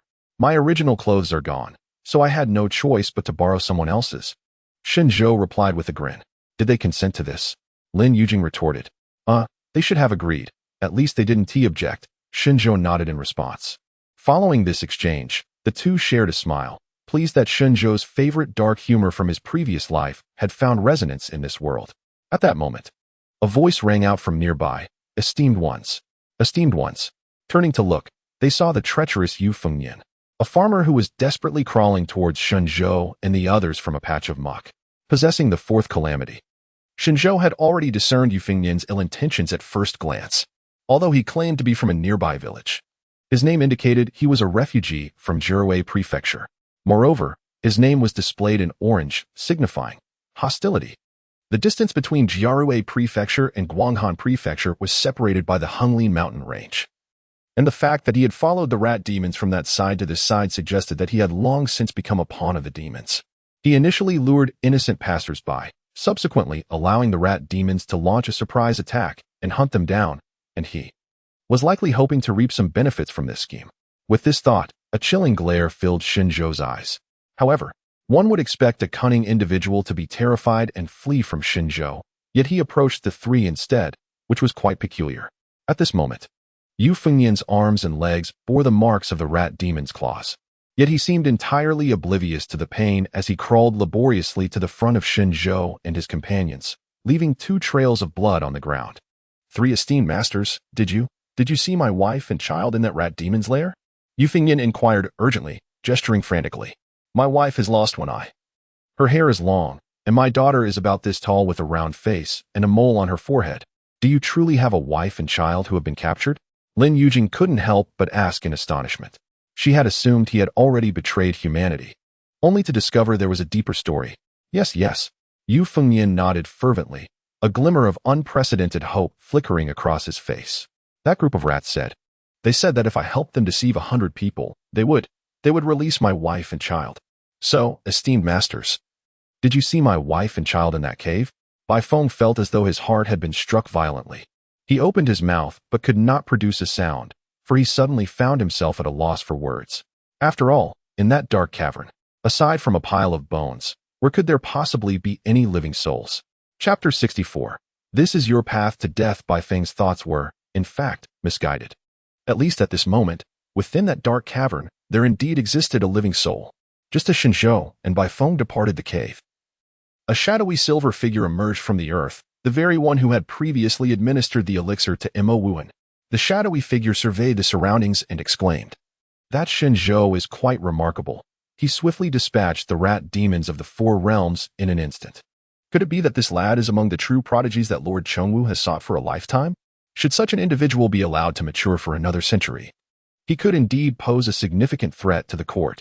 However, shaking his head, the shadowy figure mused, "Alas, the ambitions of Lord Chengwu are doomed to remain unrealized. Perhaps that lad is preparing to slay another batch of demons. I shall follow him closely." The shadowy figure disappeared back into the earth, but at that moment, a warm jade talisman affixed to his chest began to tremble. A message? Grasping the talisman, he infused it with his essence, and an aged yet powerful voice resonated. "The old toad intends to rebel. The mission is hereby terminated." The shadowy figure's expression shifted dramatically. In the face of Yu Fengyan's eager gaze, Bai Feng stood frozen, at a loss for words. While Lin Yujing pursed her lips and glanced at Shen Zhou. Is what he says true? Or is he merely attempting to elicit our sympathy? Though she lacked the ability to discern the lies of others, she believed that Shen Zhou could. In her perception, he had almost taken on a mythical quality, appearing to be capable of anything.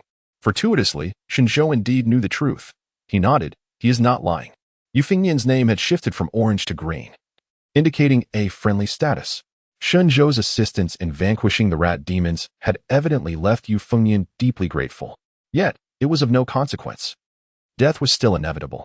Meeting Yu Fengnian's urgent gaze, Shen Zhou spoke with calm resolve. There are no women or girls in that cave, only a pile of bones. At this revelation, the hopeful expression on Yu Fengnian's face turned to one of shock, ultimately contorting into a visage of despair. Yet, Shen Zhou's indifferent voice continued, in truth. You have long known this, haven't you? Having followed these rat demons for such an extended period, you have during the migration of the rat demon. He had never once spotted his wife or daughter among the throng. The promises of the rat demon were indeed hollow, a truth he was acutely aware of. Yet, Yu Fengnian was reluctant to accept this reality. He dared not believe it. He preferred to cling to his ethereal hope, for it was the sole pillar of his existence. Without this support, he felt he would lose everything. Observing Yu Fengnian in such a disheartened state, Shen Zhou understood that this man had spent the majority of his life ensnared in darkness. However, the tragic narrative of your life does not justify your complicity in the suffering of others. To sacrifice your kin for the sake of your own obsession is a path leading to self-destruction.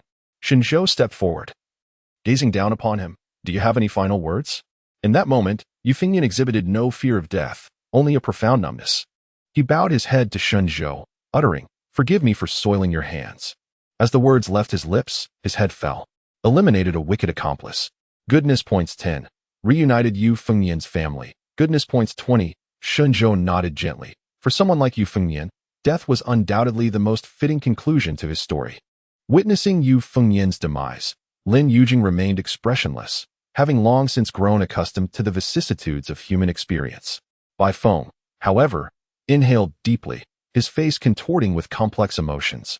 Yu Fengnian's journey had enriched his understanding of the world. This realm is neither black nor white, but rather a delicate shade of gray, where many matters resist simplistic definitions of right and wrong. Reflecting on this, Bai Feng swiftly reined in his emotions and inclined his head toward Shen Zhou. Thank you. Brother Shen. Just moments prior, when Shen Zhou had allowed him to confront 3 demons single-handedly, Bai Feng had grasped the depth of Shen Zhou's intentions.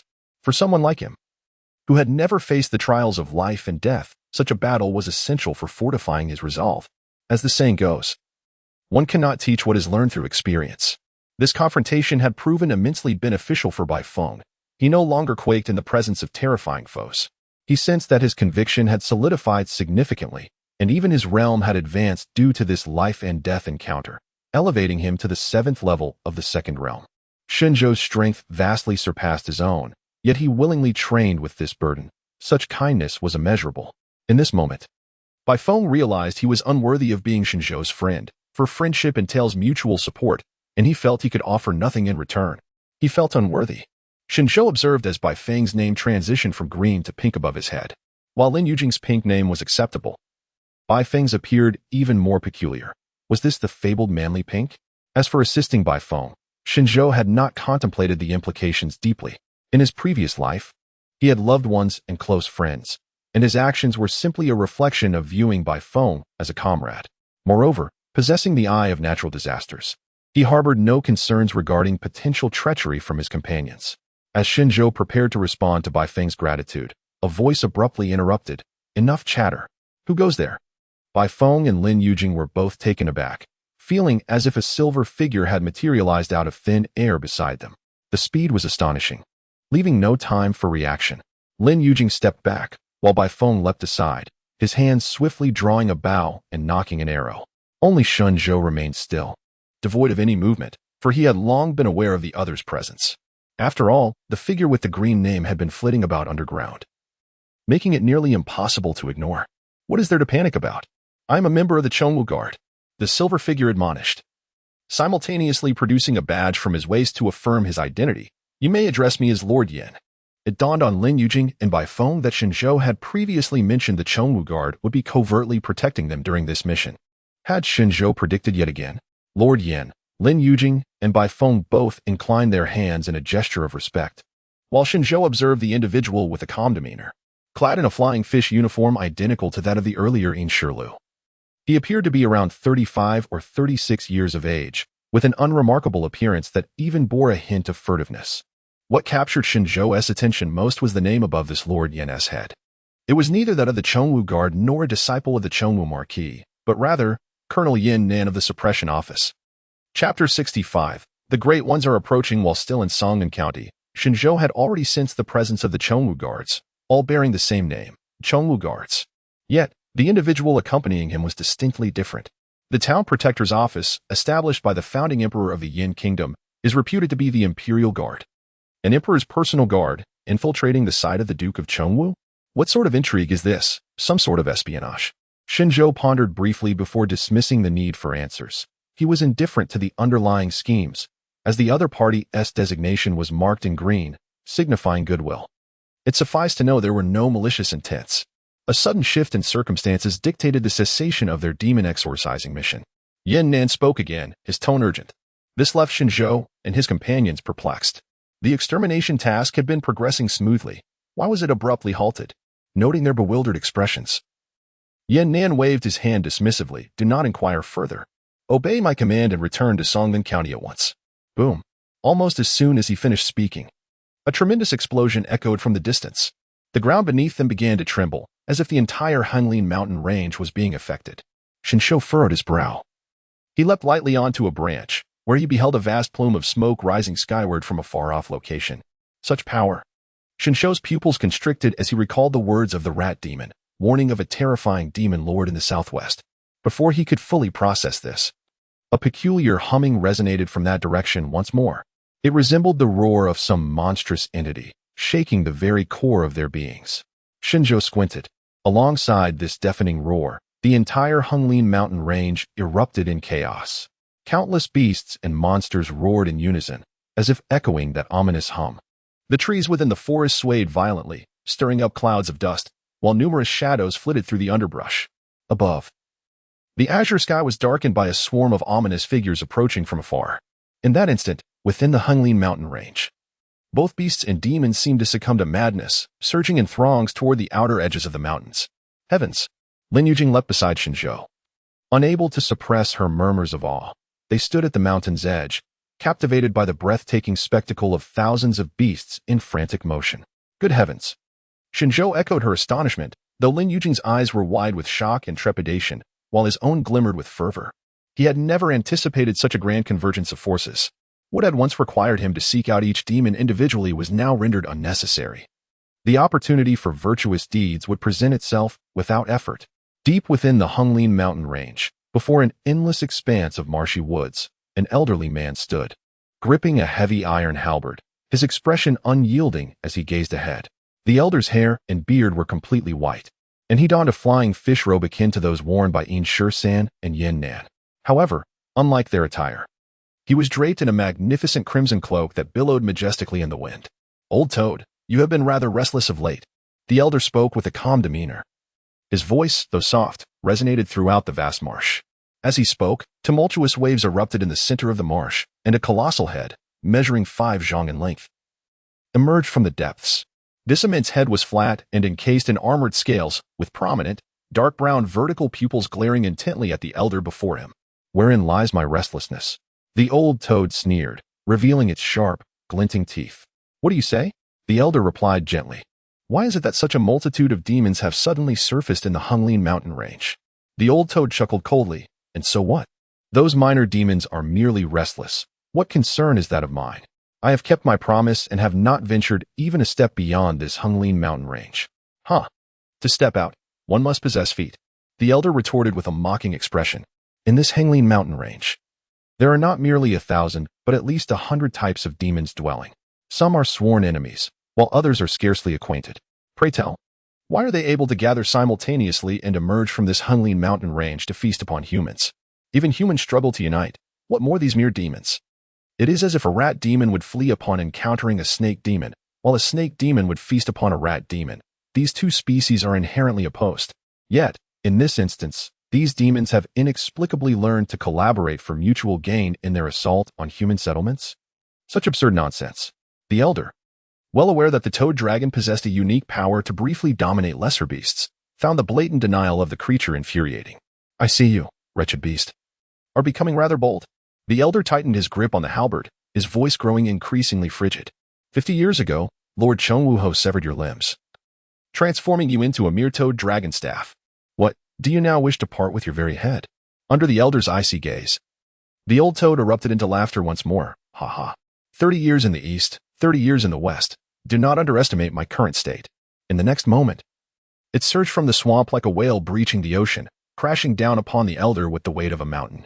The elder's expression shifted from calm to alarmed as he beheld the toad's limbs, completely restored. With a thunderous crash, its massive body struck the ground, sending clouds of dust soaring and causing the earth to tremble. Yet the elder had already vanished to the other side, swiftly retrieving a communication talisman from his chest, and shouted, "The old toad has rebelled. The plan is terminated." Chapter 66. The Monster Slaughtering Machine. The name Tinley Mountain was merely a casual choice, not indicative of its size, which led to some misunderstanding, hence I have renamed it. As the entire forest trembled, an overwhelming number of beasts and monsters surged forth like a relentless tide, flooding in all directions, although most of them were merely first or second-tier creatures. The sheer momentum they generated was enough to instill terror. A palpable aura of slaughter spread outward, almost tangible in its intensity. Yan Nan's expression swiftly turned grave, and he bellowed, "What are you all dawdling for? Retreat at once." Without hesitation, Lin Yujing summoned the bird demon Ling Qing, casting an inquiring glance toward Shen Zhou. "Go on without me. I must stay a while longer," Shen Zhou replied without looking back. In that moment, he felt a powerful emotion boiling within him, a roaring force. It was the foolish fervor known as bloodlust. Before him lay an abundance of virtuous deeds, and Shen Zhou was determined to seize the opportunity, even if it meant risking his life. No one is born strong, yet some are destined to strive for strength. Shen Zhou resolutely activated over 1,000 points of virtue from the record of virtue. Rising to a new level, he began with the body refinement technique known as the Iron Wall Elephant Technique. Take care then.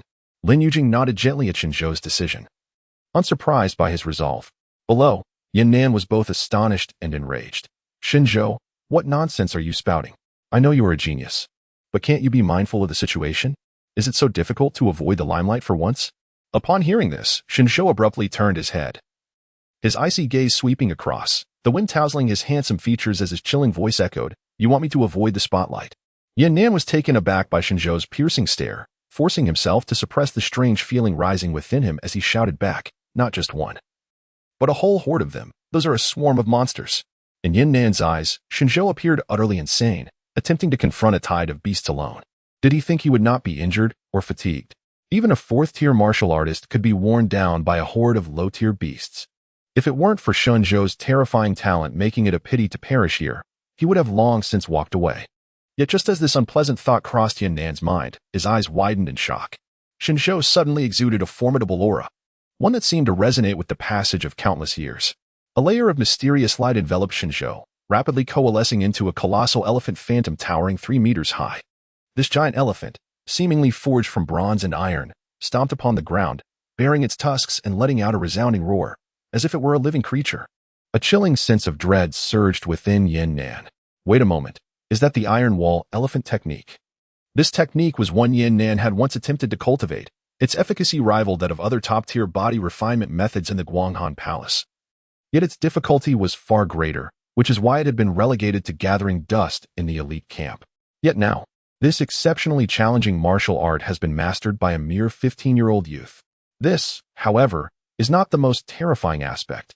The most frightening revelation is that it is a body refinement technique. Unlike other martial arts, body refinement not only necessitates innate talent but also demands an extensive investment of time. It is a painstaking endeavor, requiring years of diligent effort to gradually hone the physical form, with no shortcuts to be found. But why, oh why, has Shen Zhou, this 15-year-old boy, succeeded in mastering it? Where did he procure such an abundance of time? In this moment, Yan Nan does not comprehend this. Yet he grasps the essence of Shen Zhou's previous words. With such a prodigy, why should he shy away from anyone's brilliance? The tide of beasts is drawing near, and Yan Nan no longer hesitates. He swiftly seizes by Feng and transforms into a shadow, darting into the distance. In the heavens, Lin Yujing also rides on Ling Qing, turning to flee. By Feng, carried away by Yin Nan, fixates on Shen Zhou's solitary figure confronting the multitude of monsters.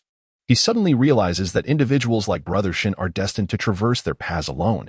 His pace is so rapid that no one can keep up. Accompanied by Bai Feng's exclamation, Shen Zhou also springs into action, racing forward, his fur cloak billowing in the wind. Simultaneously, the myriad beasts ahead catch sight of Shen Zhou and immediately charge towards him. Under the control of the Toad King, these monsters have been commanded to annihilate humans. And now Shen Zhou stands as their primary target. I shall reduce this place to ashes. Shen Zhou's bold laughter resonates. His dark eyes reflecting the various beasts before him, his steps unwavering. Swoosh, swoosh, swoosh. In an instant, a cacophony of slicing sounds fills the air, akin to the thunderous roar of a heavy machine gun unleashed. Countless arcs of slashing light encircle Shen Zhou, devoid of any grandiose display, subtle yet silent, embodying the purest sharpness. Be it serpent demons, wolf demons, or tree demons, any creature that lunges toward him is cleaved apart in an instant. To vanquish these monsters, Shen Zhou maximizes the power of his technique, the slashing waves converging to form a protective barrier around him. Slaying beasts. Virtue points increased by 1. Slaying a first-tier demon beast. Virtue points increased by 10. Slaying a first-tier demon beast. Virtue points increased by 10. The merit record begins to feverishly document Shen Zhou's good deeds, yet its recording speed is utterly inadequate to keep pace with Shen Zhou's relentless slaughter. In his current state, he is the quintessential killing machine. Boom. Suddenly, a towering, 1-meter-high, black-armored scarab demon crashes in from the side, resembling a tank barreling towards Shen Zhou. Crack. In the moment of proximity, a gash is sliced into its armor, yet it does not pierce the flesh. The insect demon momentarily falters, yet continues its approach towards Shen Zhou. This scarab demon becomes the first creature not to be instantaneously slain by Shen Zhou. The strike is the most unadulterated of all blows, yet the greater the number of strikes unleashed simultaneously, the more the force becomes diffused. The hardened shell of the scarab demon has ensured its survival, while its formidable mandibles clash and grind, gleaming with a chilling sharpness. With the accompanying rush of wind, they slice towards Shen Zhou's waist. Shen Zhou furrows his brow. Not only does the enemy refuse to surrender, but they dare to counterattack. He has always been the one to cleave others in two. How could it be that someone would cleave him instead? The true essence within Shen Zhou flows vigorously, and the silhouette of a colossal elephant rises once more. Bang! A thunderous sound reverberates as the massive mandibles become ensnared against Shen Zhou's exterior, while a shimmering aura radiates from him, as steadfast as a towering mountain, unyielding. Shen Zhou's vitality remains remarkably robust before the perfected iron wall elephant technique. He does not waver in the slightest. Not a drop of blood has been shed. Chapter 67. This is genius. With a swift motion, Shen Zhou grasped the formidable mandibles of the insect demon, yanking fiercely. This must be your Achilles heel. With a resounding pop, the mandibles of the scarab demon were forcibly torn away. Shen Zhou's right hand crackled with energy, transforming his palm into a blade, and he plunged it forcefully into the gaping wound left by the severed mandibles. Crackling electricity erupted within the demon's body. A savory aroma of cooked flesh wafted through the air, followed by a pungent scent of charred meat. The colossal insect demon collapsed in defeat. Slain a third-realm insect demon. Good deed value 200. What a thrill. A grin spread across Shen Zhou's face. Bring on more third-realm demons. If only there were fourth-realm ones too. His brilliant golden eyes lifted, and his pace quickened as he surged forward. How could this be? Why are so many demons suddenly appearing? Don't speak. Save your strength to escape. At this moment, Xiang Yang and Lu Tianrang were huddled together, each utilizing their skills to the utmost, desperately fleeing ahead. Behind them, the sounds of demon roars and anguished cries echoed, accompanied by the violent clash of battle. It was Mo Wuhan and 3 members of the Chongwu Guard, engaged in combat against the pursuing beasts, fighting and retreating simultaneously. The defensive struggle behind them not only highlighted Xiang Yang and Lu Tianrang's own weaknesses, but also showcased Mo Wuhan's growth, as he now fought alongside the Chongwu Guards. In stark contrast, they found themselves reduced to the role of the weak, relying on others for protection. Any attempt to join the fray would merely serve to burden the 4 warriors. Mo Wuhan truly was the pride of the Tianjiao camp. The gap between him and his peers was insurmountable. Just as they lamented their fate, Lu Tianrang's eyes widened in shock, for he spotted something profoundly terrifying ahead, surging defiantly against the tide of demon beasts. Mo, within 3 years, you shall surely ascend to the Chongwu Guard. Indeed, Mo Wuhan repelled two canine demons with a single strike, and the praise from the Chongwu guards filled his ears, leaving him in a state of sheer exhilaration. His seamless collaboration with the three guards allowed them to steadfastly repel wave after wave of demon onslaught, while his contemporaries quivered under his protection. He had already reached a point where he could advance and retreat alongside the previous generation. What else could be deemed genius? A surge of boundless ambition welled up within Mo Wuhan's heart, but at that moment, he suddenly heard Xiong Yang and Lu Tianring exclaim in unison, "Quick, look over there. It seems a more terrifying demon is charging towards us." What? Mo Wuhan turned to look, and indeed, he beheld a massive figure rushing towards them from a distance. The silhouette appeared to be that of a colossal elephant demon, emanating an overwhelming force, seemingly harboring bizarre and formidable powers. Any other beasts that dared approach were either flung aside or cleaved in two, exuding an intimidating aura. In an instant, Mo Wuhan felt a shiver crawl over his entire body. The mere display of the monsters might filled him with a profound sense of dread. Engaging it was absolutely out of the question. The consequences would be dire. Nearby, a member of the Chongwu Guard spoke with sudden gravity. "Quick! Run to the left and avoid that unknown demon." They were already struggling amidst the tide of monstrous beasts, contending with creatures of the first and second realms. If they were to encounter that entity, their fate would be sealed, and annihilation would be inevitable. The six-member team swiftly altered their course. Their eyes fixated on the colossal figure, hearts racing in their throats. Should the creature shift direction as well, they would have no choice but to fight to the death. Fortunately, the mysterious demon continued its relentless advance, seemingly oblivious to their presence. Excellent. The creature's target was not them. With this realization, Mo Wuhan and his companions felt a slight reprieve, yet their curiosity only intensified regarding the nature of this demon. What could it possibly be to confront so many beasts alone? The answer soon revealed itself, and at the moment they were closest, they finally discerned the true form of their foe. To their astonishment, this was not a demon at all, but a person, Shen Zhou. He surged through the illusion of the giant elephant, akin to a tank plowing through infantry, wreaking havoc among the monstrous throng. Lu Tianla and Xiong Yang stared at the youthful figure with unprecedented shock. Just moments ago, they had regarded Mo Wuhan as remarkably powerful. Now, in comparison to Shen Zhou, Mo Wuhan seemed inconsequential.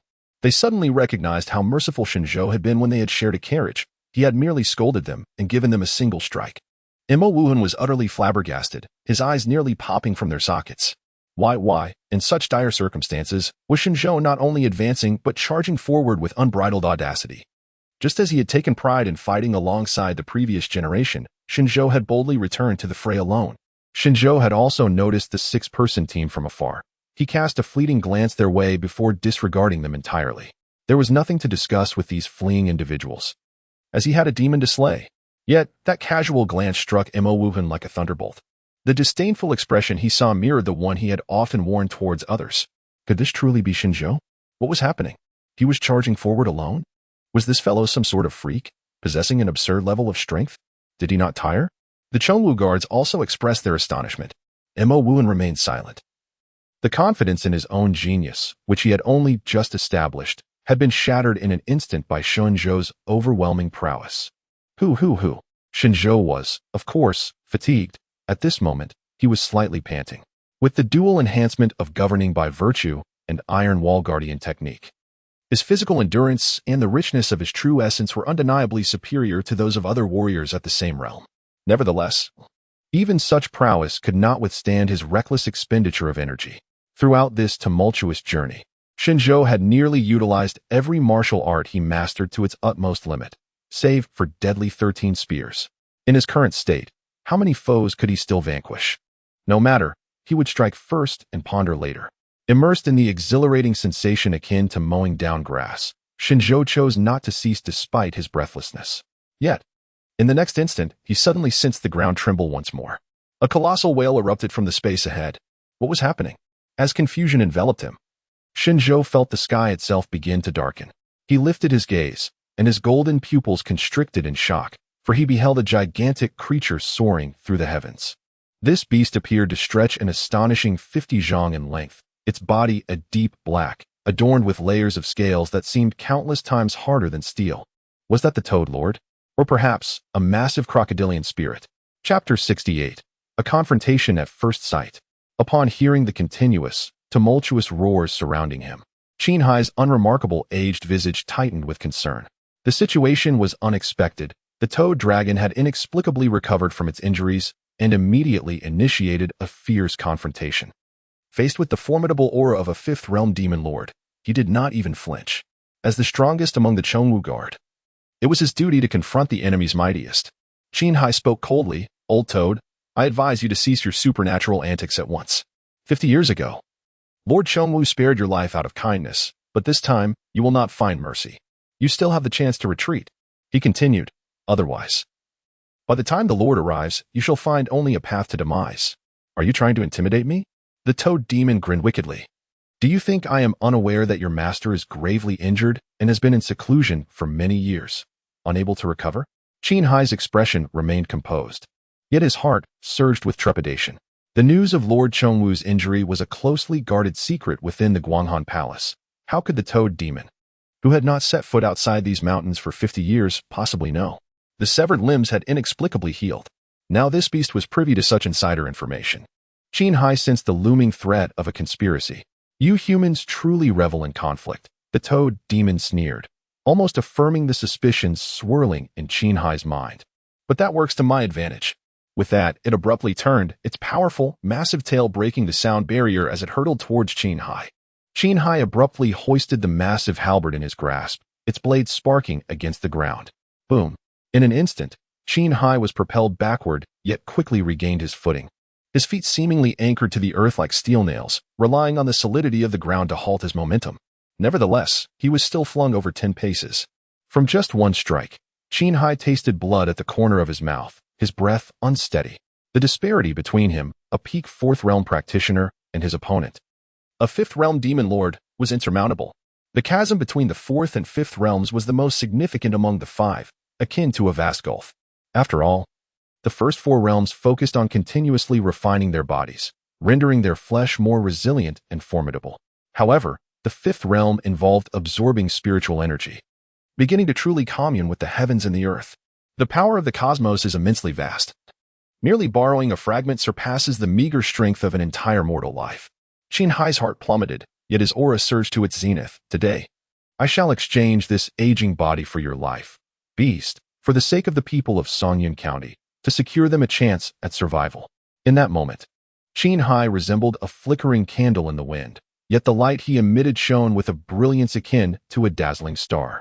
"You dare to challenge me, you wretched creature?" The Toad Lord scoffed. A mere fourth realm dares to speak so brazenly. However, as soon as the words left its mouth, Qin Hai brandished his halberd, thrusting it forcefully forward.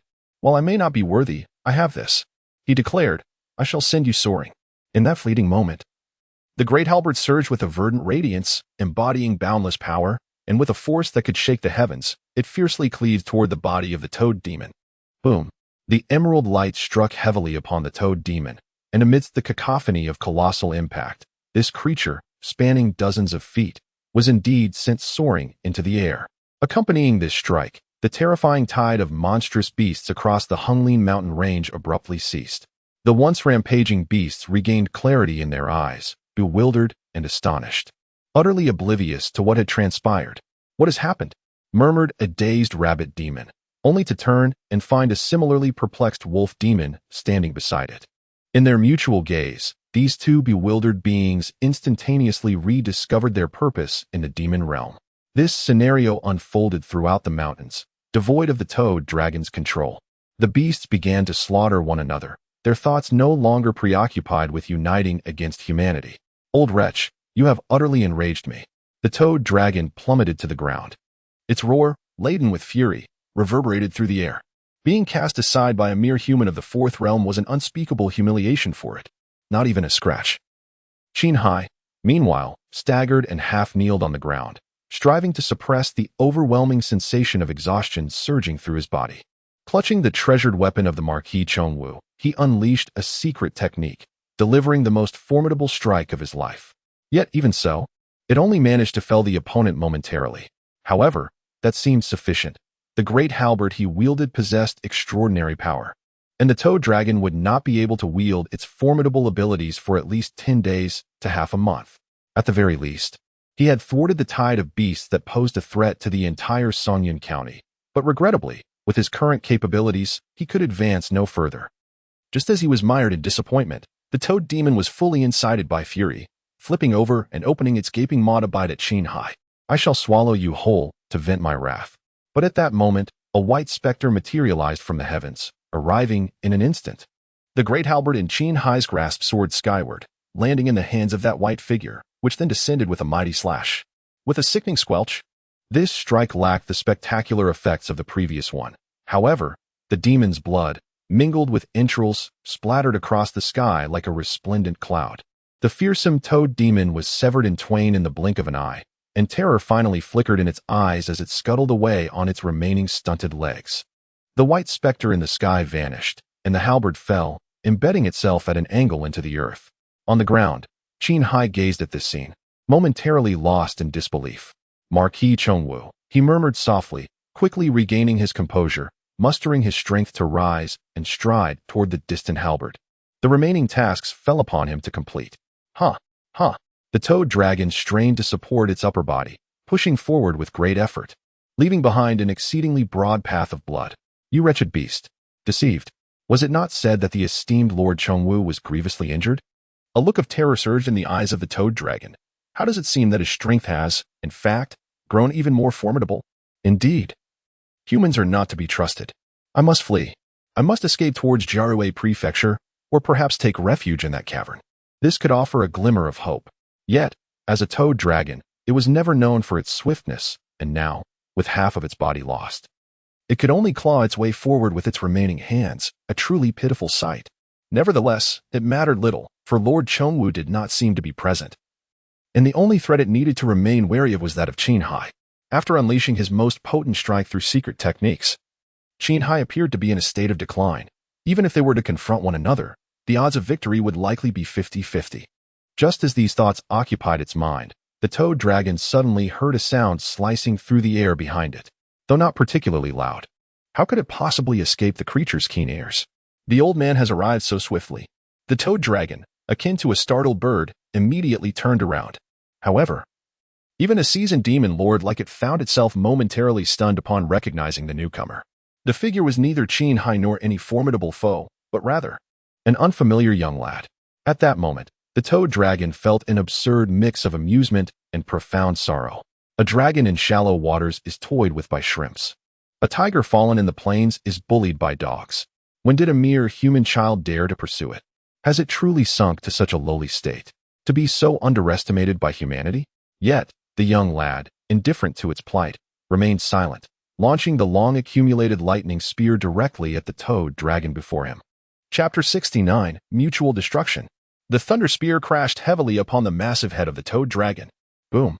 The resounding explosion and the crackle of lightning reverberated simultaneously.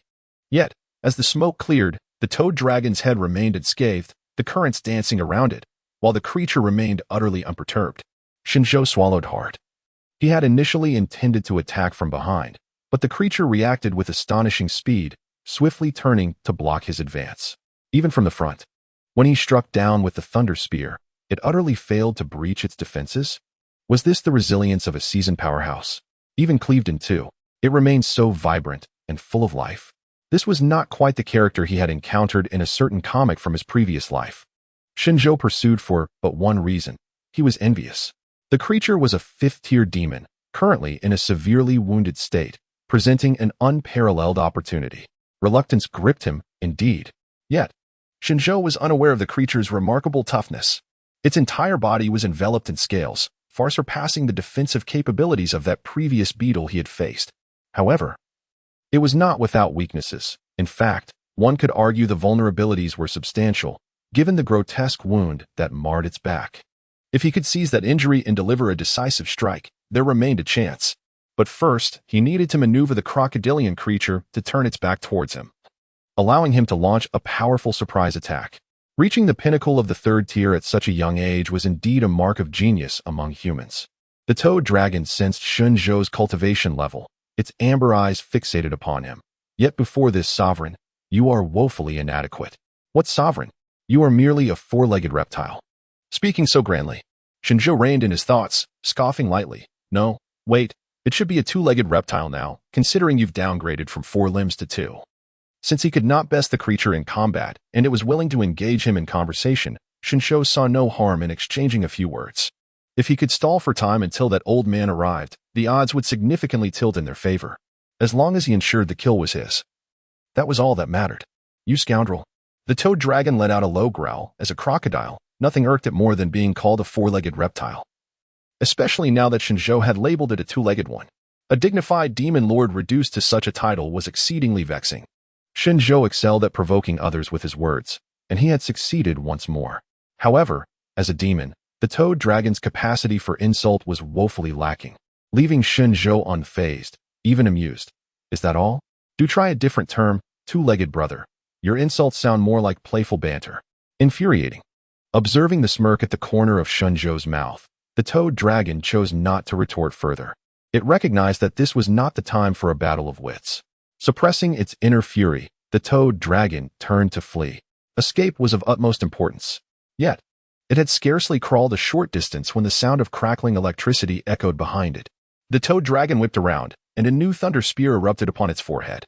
No harm was inflicted, yet the toad dragon turned its gaze back to the youth, immediately feigning interest in the scenery as it hummed a tune. As if the previous assault had no bearing on it. What a charade. Is there anyone else here besides you? The toad dragon glared fiercely at Shen Zhou, preparing to flee, but then, sizzle, sizzle, sizzle. How long must this go on? The toad dragon's movement came to a sudden halt, as the suppressed anger surged within it. This little brat was clearly waiting for it to turn around to launch a sneak attack on its vulnerable back. How dare a mere warrior attempt to ambush me, a disabled beast? Do you have no shame? The most infuriating part was the boy's demeanor after his assault, which was utterly contemptuous. It was a blatant affront to its dignity as a demon lord. Since this brat seeks his own demise, then let it be so. With that thought, the toad dragon abandoned its escape, its short legs leaving fleeting shadows on the ground as it charged towards Shen Zhou. Here it comes. Shen Zhou summoned every ounce of focus, his right hand crackling with thunderous energy, as he concentrated all his remaining essence into his palm. In an instant, a cacophony of birds echoed. Shen Zhou's intention was to provoke his opponent into a mindless attack, thus creating an opportunity for him to break free. Now, the moment had arrived. In the next instant, the toad dragon lunged towards Shen Zhou, its gaping maw filled with jagged teeth. A visibly red energy sphere forming at the tip of its crimson tongue. Flash. Weakness. Shen Zhou vanished from sight, and the toad dragon's massive form was enveloped by a strange, shimmering light. The toad dragon felt as if it had plunged into a deep ocean, its movement slowing. Even the energy it had amassed waning significantly. Simultaneously, a question surfaced in its mind. Where is he? Could it be? The toad dragon deduced the direction of its foe and hastily turned its head. Almost instantly, it sensed a searing pain erupting from behind, spreading rapidly to its brain. In the next moment, the toad dragon completed its turn, finally locking eyes with the youth, whose gaze was filled with a chilling golden light. You shall not escape. The toad dragon let out a roar, the blood-red energy sphere in its mouth transforming into a cataclysmic force, unleashed upon Shen Zhou. Boom. A straight pillar of red light engulfed Shen Zhou, extending endlessly into the distance. What? Qin Hai, wielding a great halberd and just arriving on the scene, witnessed the moment Shen Zhou was consumed by the crimson glow. His murky old eyes instantly filled with fury. How dare this young man? Why did he venture alone to confront this ancient toad? Did he truly believe that, since it was half incapacitated, he could defeat it? Arrogance. Foolishness. Qin Hai berated in his heart, gathering his resolve, gripping his halberd, dragging his weary body forward, determined to charge at the ancient toad once more. This time, he would ensure its complete annihilation to prevent any lingering troubles. Yet, in the next moment, Qin Hai's movement halted midway, as he discovered. The remaining half of the toad dragon's body suddenly collapsed to the ground with a thud. A deep gash appeared on its surface, cleaving its form in two. Not a drop of blood flowed forth. The exposed interior of the toad dragon was entirely charred, evidently carbonized. Qin Hai smacked his lips in disbelief. Could it be that this formidable demon of the fifth realm had indeed been slain by that youth? This young man possessed such remarkable talent. Yet, upon this realization, Qin Hai's heart sank once more. A youth with such boundless potential had perished alongside the old toad. What a pity, what a great pity. At that moment, he wished fervently to take Shen Zhou's place, to perish with the old toad himself. Wait, hold on. As his thoughts swirled chaotically, Qin Hai's pupils suddenly contracted. For after the crimson glow faded, he seemed to see the young man's figure, standing upright before the carcass of the toad dragon. Chapter 70. This is truly incredible. The fiends of the fifth realm are indeed exhilarating. Shen Zhou let out a soft exclamation as he confronted a severely wounded toad demon. He employed both verbal persuasion and swift movements to deliver a strike to its vulnerable spot, even resorting to the weaken ability that he had never utilized before. Yet, despite his efforts, he was struck squarely by the demon's close-range tailed beast orb. How could this toad dragon possess such a hidden technique? Why wait until death's door to unleash it? Shen Zhou's recently acquired rat skin cloak was utterly destroyed, leaving him bereft of protection. Moreover, what had once seemed a reassuring health bar now dwindled to a mere 20%. TSK. Even moral persuasion, combined with iron wall technique, could not withstand the demon's ferocity. This was with Shen Zhou having inflicted, weakened, to diminish its power. Amidst a plethora of buffs, he barely managed to survive. The fifth realm is indeed monstrous. He had nearly been obliterated by this beast's ultimate move.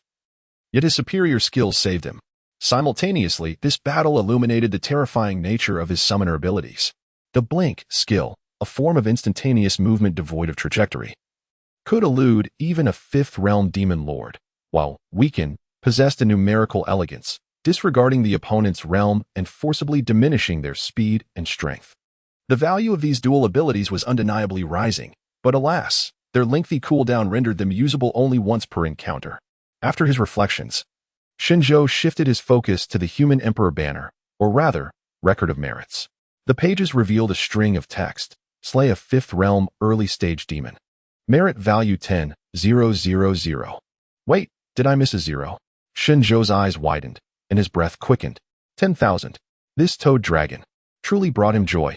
In that moment, all his previous frustrations evaporated. It felt akin to laboring tirelessly throughout the day, only to return to his rented room and discover that his 80 yuan lottery ticket had won 225 million. The disparity between the fourth and fifth realms was indeed staggering. Shen Zhou could no longer contain the exuberance radiating from his visage. Meanwhile, not far away, Qinghai was equally astonished. He stood frozen in place for a while, then slapped himself to confirm he was not dreaming. The scene before him was indeed real. However, how could a third realm youth emerge unscathed after enduring a full-force assault from a fifth realm demon? Remarkably unscathed, he bore not a single wound, not even a singed hair. He appeared as an exquisite sculpture of white jade. What terrifyingly abnormal defensive capability is this? Qinghai grew tense, suddenly shouting. His heavy halberd aimed directly at the other. Are you human or demon? Previously, he might have regarded the individual as a prodigy of humanity, but now, he harbored a flicker of doubt. No matter how formidable one might be, could anyone truly possess such power? Was this person merely a student from the prodigy camp? Upon hearing Qinghai's inquiry, Shen Zhou finally registered the presence of another. His dark eyes deepened, and he chuckled softly. Old dang. You have witnessed my slaying of this toad demon with your own eyes, yet you still dare to call me youngster? Qinghai was momentarily taken aback, and amidst his uncertainty, he quickly altered his address. Then, senior. He began to speculate whether this individual before him was a disguised mighty being. After all, with the elevation of one's realm, a warrior's lifespan extends, and their appearance can transform. Could it be that a powerful figure had come here incognito for amusement? Observing Qinghai's sudden shift to a quivering demeanor, Shen Zhou couldn't help but smirk, finding it rather amusing. Were all these members of the martial guard so adept at shifting their expressions from the elderly to the young? They certainly had a knack for assessing the situation. Nevertheless, Shen Zhou decided not to further complicate matters, as they were, after all, on the same side. Most importantly, he was in a precarious state himself.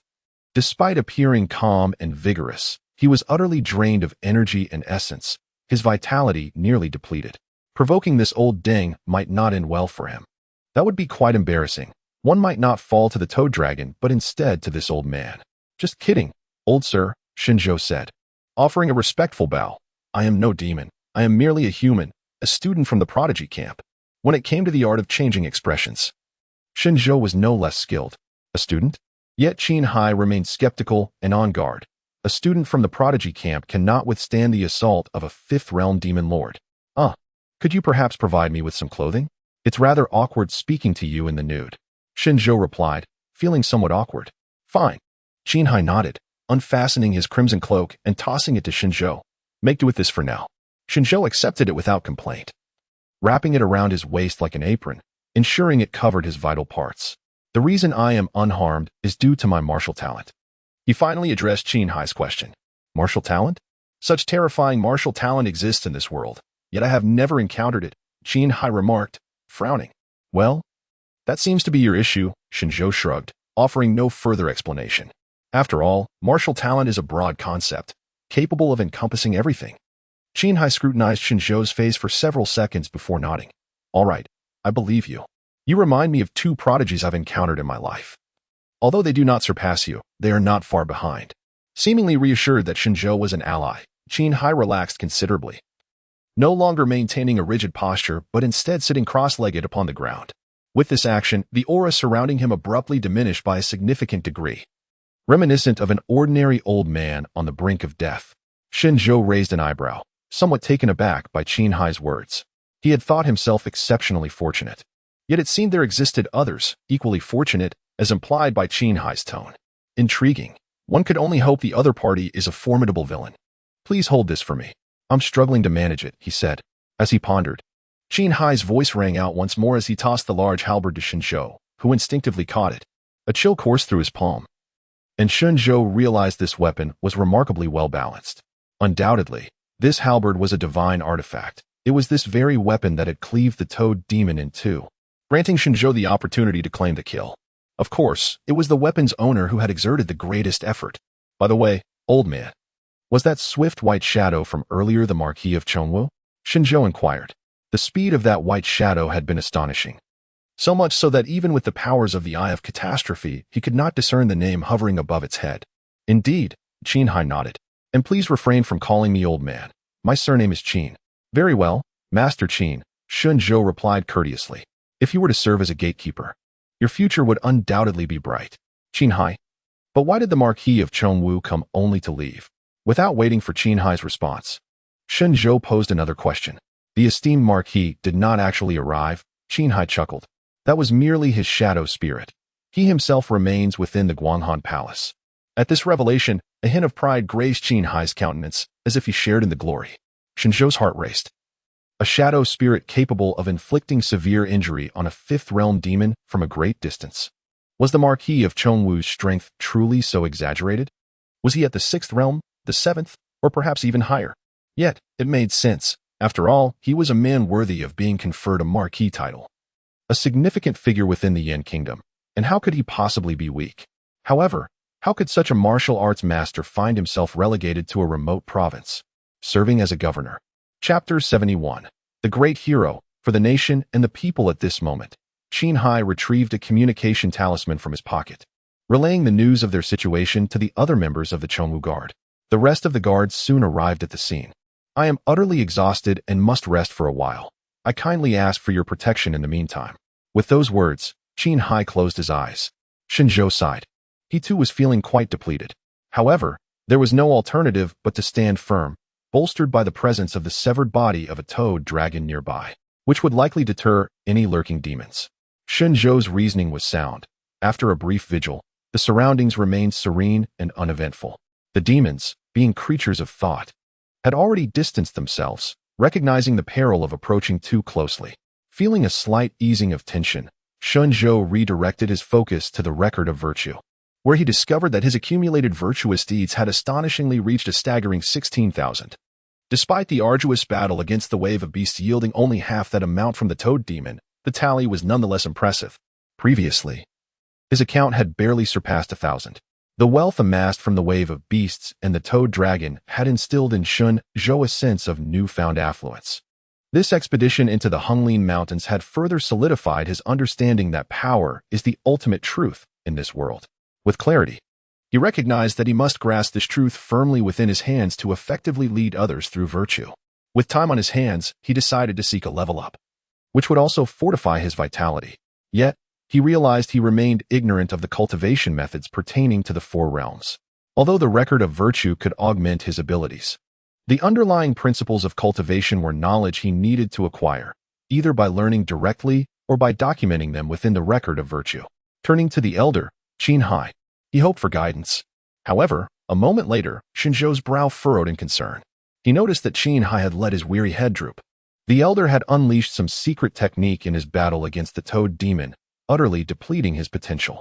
Had he finally reached the end of his strength? Shen Zhou sighed.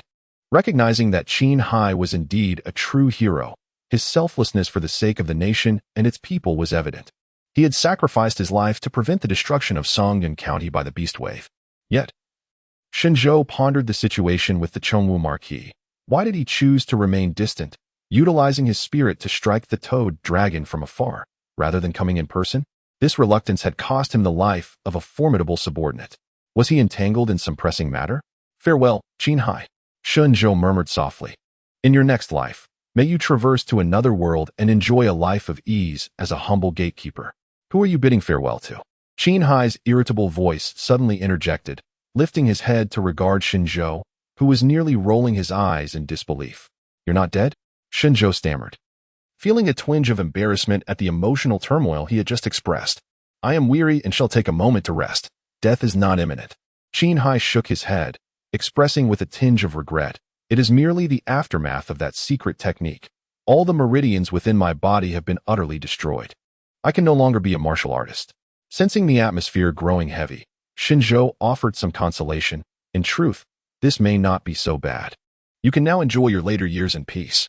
He realized that while he was sharp-tongued when retorting, his attempts at comfort were rather clumsy. Qin Hai, however, gazed at the heavens and lamented, what do you mean, enjoying my later years? I am barely over 100. This is precisely the age for striving. Shen Zhou found himself at a loss for words. After all, in this era, such a sentiment was not entirely unfounded. Let us not dwell on sorrowful matters, he continued. It is quite fortunate that you remain alive, for you can elucidate the methods for cultivating the fourth realm. This would also serve to divert Qin De's attention from his melancholy. So you wish for my continued existence solely to provide guidance? Qin Hai shot Shen Zhou a glare, yet he began to speak. The human body contains 362 meridians, and it is through these that we absorb the spiritual energy of the world.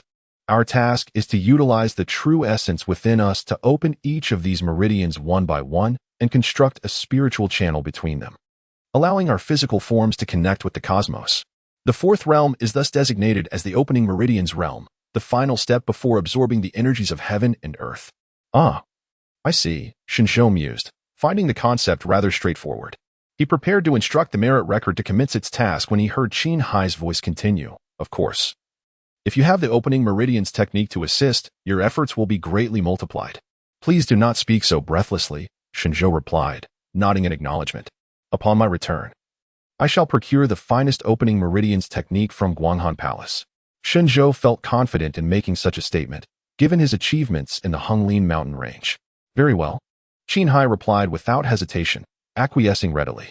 At that moment, shadows surged from afar, each adorned in silver flying fish attire, bearing the title of Chongwu Guard, with one exception, the infiltrator, the lieutenant of the town control division, Yan Nan.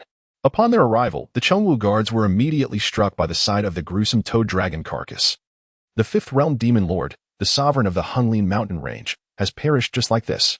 Yan Nan exclaimed in astonishment, gazing incredulously at Qin Hai. While the other Chongwu Guards shared his shock. The feat of a peak fourth realm warrior slaying a fifth realm adversary was a terrifying accomplishment. Any martial artist understands that the chasm between these two realms is akin to a vast abyss. It was not I, Qin Hai replied, shaking his head and gesturing toward Shen Zhou, uttering a revelation that stunned all present. It was this young prodigy, a student of our camp, who accomplished this. At these words, everyone in attendance was frozen in place, their eyes wide with disbelief, resembling statues. What nonsense is this? A mere student has slain a fifth realm demon lord. Chapter 72. Direct zero-frame initiation. If there exists anything more absurd than a four-realm individual vanquishing a five-realm adversary, it would undoubtedly be a three-realm contender triumphing over a five-realm foe. Such a notion borders on the fantastical. The trio of Chongwu guards previously assigned to protect Xiangyang gazed at Shen Zhou as if he were a specter. It was already remarkable for Shen Zhou to charge into the tide of demonic beasts alone, yet he had also slain the toad dragon. This lad is undoubtedly far more formidable than the esteemed disciple of the Chongwu Marquis. Yan Nan muttered to himself. In light of this, it seems that being bested by this young man might not be such a disgrace after all. In 15 found himself amidst the group of Chongwu guards, inexplicably feeling a surge of elation. The mission to eradicate demons in the Honglin mountain range had concluded successfully. Shen Zhou returned alongside the Chongwu guards, leaving a few to manage the toad dragon's remains. The corpse of a 5-realm demon lord is truly a treasure trove. On the return journey, In 15 approached Shen Zhou and clapped him on the shoulder. Impressive, Hero Shen. I initially believed I had gauged your prowess accurately, only to discover I had underestimated you. With your talent, you may very well become the second Duanmu Marquis. At that time, I can proudly proclaim that I once sparred with Hero Shen. Shen Zhou glanced at him. What is this behavior of yours? I merely meant that your flattery is quite pleasant. I suggest you indulge in it more often. Hey, I am simply speaking the truth, In 15 replied, his thick skin rendering him unfazed. Let us not speak of distant prospects, as for the present. It is nearly a foregone conclusion that you will become the direct disciple of the master. Direct disciple? Indeed. Speaking of this, it does dampen my spirits somewhat. The master welcomes many talents and takes on numerous disciples, yet including myself, we are all merely nominal disciples. There is only one true direct disciple. At merely 16 years of age, achieving the mid-4-realm stage is an astonishing feat of talent. Is that so? Shen Zhou held little interest in the direct disciple, instead inquiring, do you have any healing elixirs? I would like a pound. Who possesses healing elixirs by the pound? In 15 scoffed but nonetheless handed Shen Zhou a vial of elixirs. But you're not even injured, are you? At this point, In 15 couldn't help but marvel, realizing that perhaps only a favored child of heaven could awaken such an extraordinary defensive talent as Shen Zhou possessed. I'm consuming it for enjoyment, Shen Zhou said, as he accepted the vial and swiftly swallowed a pill. He then observed his health bar visibly increase by a small margin. Indeed, food supplements can restore health, and medicinal enhancements are even more effective. A smile graced Shen Zhou's face as he brought the vial to his lips, preparing to blow directly into it. Wait, why are you consuming so much? In 15 exclaimed in astonishment. One healing elixir suffices. Taking more 1T amplify the effects. Shen Zhou shook his head. No, you don't understand the constitution of our athletic kind. What does it mean to be a sports student? Could it be a synonym for some kind of genius? In Shiwu fell into contemplation. Below his gaze, Shen Zhou's health bar was leaping forward like a frog in a long jump, inching ahead bit by bit. However, it was uncertain whether it was due to the length of his health bar or the ineffectiveness of the healing elixir, as he had consumed an entire bottle yet managed to restore only a mere 30% of his health. Is there any more? Shen Zhou looked once again at In Shiwu, feeling a sense of urgency as his health dwindled. He was plagued by the unsettling illusion that he could perish at any moment. In Shiwu had only brought one bottle, but he had his own methods. He immediately called out, Brothers, who still has any healing elixirs? Our future direct disciple of the Duanmu Marquis is in need. Swiftly, the surrounding Duanmu guards extended their hands, each clutching a bottle of healing elixir. Although most of them were not well acquainted with Shen Zhou, establishing a connection with someone of his talent was undoubtedly wise. Consequently, Shen Zhou consumed the healing elixirs to his heart's content, restoring his health from a mere 20% to approximately 70%. This item proved invaluable. Akin to health potions in games, it seemed prudent to carry more in the future. Along the way, Shen Zhou gleaned further information about the Duanmu Marquis from In Shiwu. The life of the Duanmu Marquis could easily fill the pages of a legendary biography. He was one of the 8 great marquises of the Yan kingdom, the youngest among them, and had started from a position of the lowest rank. Rising from obscurity, he fought countless battles for his nation, achieving unparalleled mastery in his cultivation. At the height of his power, he could single-handedly suppress a formidable enemy state that threatened the Yan kingdom. However, the details of subsequent events were unclear to In Shiwu. He only knew that the emperor eventually dispatched him to the remote Guanghan prefecture, relegating him to a minor lordship, which was akin to exile for someone of the Duanmu Marquis' caliber.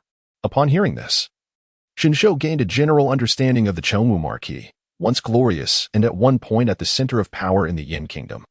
He now found himself in a state of unfulfilled ambition, based on the history Shen Zhou had studied in his previous life. During such times, the Duanmu Marquis would either enter a peak period of poetic creation or rally the masses with a fervent cry, bringing forth the city adorned in golden armor. There was a hint of anticipation in the air. Meanwhile, within the county office of Songyan County, the prodigies of the Tianzhao camp wore expressions of gloom. They had yet to recover from the terrifying spectacle of the beast tide, had the horde not inexplicably dispersed. Some among them would likely have become mere fodder for the monsters. Wait, where is Shen Zhou? Why haven't I seen him? At that moment, someone suddenly noticed the absence of a fellow student. Shen Zhou. Lu Tian's eyes shimmered with shock the last time I saw him. He was charging straight into the beast tied alone. At this revelation, the prodigies gasped collectively. Is this a joke? We couldn't even escape, and he rushed in. What is the difference between that and madness? Surely he won't perish in there, will he? Upon overhearing the murmurs of the crowd, Emma Wuhan was suddenly consumed by a profoundly dark thought. He harbored an intense desire for Shen Zhou to perish amidst the tide of monstrous beasts. The disdainful gaze Shen Zhou had cast upon him, as if he were but an insignificant insect, was a memory he feared would haunt him for a lifetime. If only Shen Zhou were to meet his demise, then within the ranks of the gifted, Emma Wuhan would once again claim the title of number one. He would remain a veritable genius. All the unpleasantness could be forgotten. Breathing heavily, Emma Wuhan dared not harbor even the faintest hint of murderous intent towards Shen Zhou, for he was acutely aware that he was no match for him. Thus, he fervently prayed to the heavens, imploring them to ensure that the horde of beasts would end Shen Zhou's life. Meanwhile, Bai Feng anxiously observed the entrance of the magistrate's office, while Lin Yujing sat with her eyes closed, seemingly indifferent to her surroundings. Yet, the tremors of her eyelashes betrayed the turmoil within her heart. They were all awaiting the arrival of a certain individual, or perhaps his absence. After the passage of a half-incense stick, the atmosphere at the magistrate's office suddenly grew lively as a throng of Chongwu guards filed in, with Shen Zhou at the center, surrounded as though he were the moon embraced by a host of stars. At this moment, Shen Zhou had donned a new outfit, a flowing azure robe that made him appear radiant and strikingly handsome. Emma Wuhan clenched his fists, a wave of inexplicable disappointment surging within him. Lin Yujing also let out a quiet sigh of relief. Brother Shen, Bai Feng exclaimed with a smile, stepping forward to greet him. Shen Zhou nodded lightly, casting a sweeping glance over the gathering before his gaze abruptly fixed upon Emma Wuhan. Startled by Shen Zhou's attention, Emma Wuhan quickly averted his eyes, refusing to meet his gaze. Despite the myriad of grievances swirling in his heart, he dared not exhibit even the slightest hint of discontent towards Shen Zhou. Not even a glance of resentment.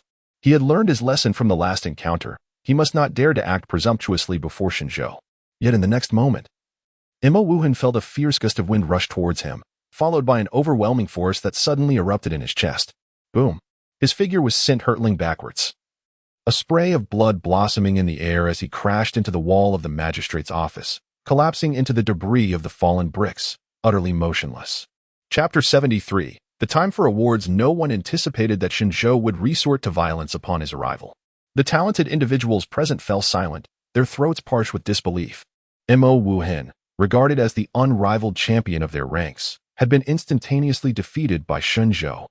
As members of the duo who had offended Shen Zhou, Lu Tianjiang and Xiang Yang trembled uncontrollably. One gazed upwards, lamenting the blueness of the sky, while the other cast his eyes downward, pondering the vastness of the earth. Too fearful to even turn their necks, they dreaded that the next instant, a mere blink might summon Shen Zhou to their faces. Even Lin Yujing wore a look of astonishment, for Shen Zhou was known for settling scores on the spot. Last time, it was due to Emma Wuhan's provocation. What could have triggered this latest altercation? Was it merely a fleeting moment of discontent? The members of the Chongwu Guard also bore expressions of rigidity. Typically, in the face of such student bullying incidents, they would at least offer reprimands. However, recalling the remarkable feat of the young man who had slain a fifth-realm toad demon, they thought it best to turn a blind eye. Wait, Shen Zhou, what is your intention here? It was none other than Qin Hai, with his audacity, who broke the silence. As the chief of the Chongwu Guard, his position afforded him the highest authority in the room. It would be quite embarrassing for the highest official to remain indifferent while one subordinate assaulted another right before his eyes, eradicating the sinister thoughts of a prodigy. Good deed value increased by 20. A notification echoed in Shen Zhou's mind, prompting him to turn and face the bewildered Qin Hai. Grandfather Qin. He insulted me in his heart, so I merely taught him a lesson. This should not be against the rules, right? You can discern what he thinks in his heart. Qin Hai responded with surprise. Indeed, I possess a form of mind reading. Shen Zhou nodded, asserting that his claim held merit. The Eye of Catastrophe could indeed be considered a form of mind reading. Upon entering the courtyard, he had been greeted by a sea of blue, green, and pink names, among which was an orange name. Who else should he strike but the one with the orange designation? Shen Zhou's approach to handling orange names was straightforward and forceful. Strike first and assess the outcome. If the name turned blue, all would be forgiven. If it turned red, the individual would be eliminated. If no change occurred, The beating would continue until a transformation was achieved. As he believed, one's attitude toward him would dictate his response in kind. In response to Shen Zhou's words, all present swiftly quelled their thoughts, striving to maintain a blank mind, resolutely avoiding any contemplation linked to him. Shen Zhou's explanation seemed rather perfunctory, but perhaps it bore truth, given the myriad of peculiar martial talents in existence. Qin Hai took a deep breath, resigning himself to say, "Very well, this shall be your final warning.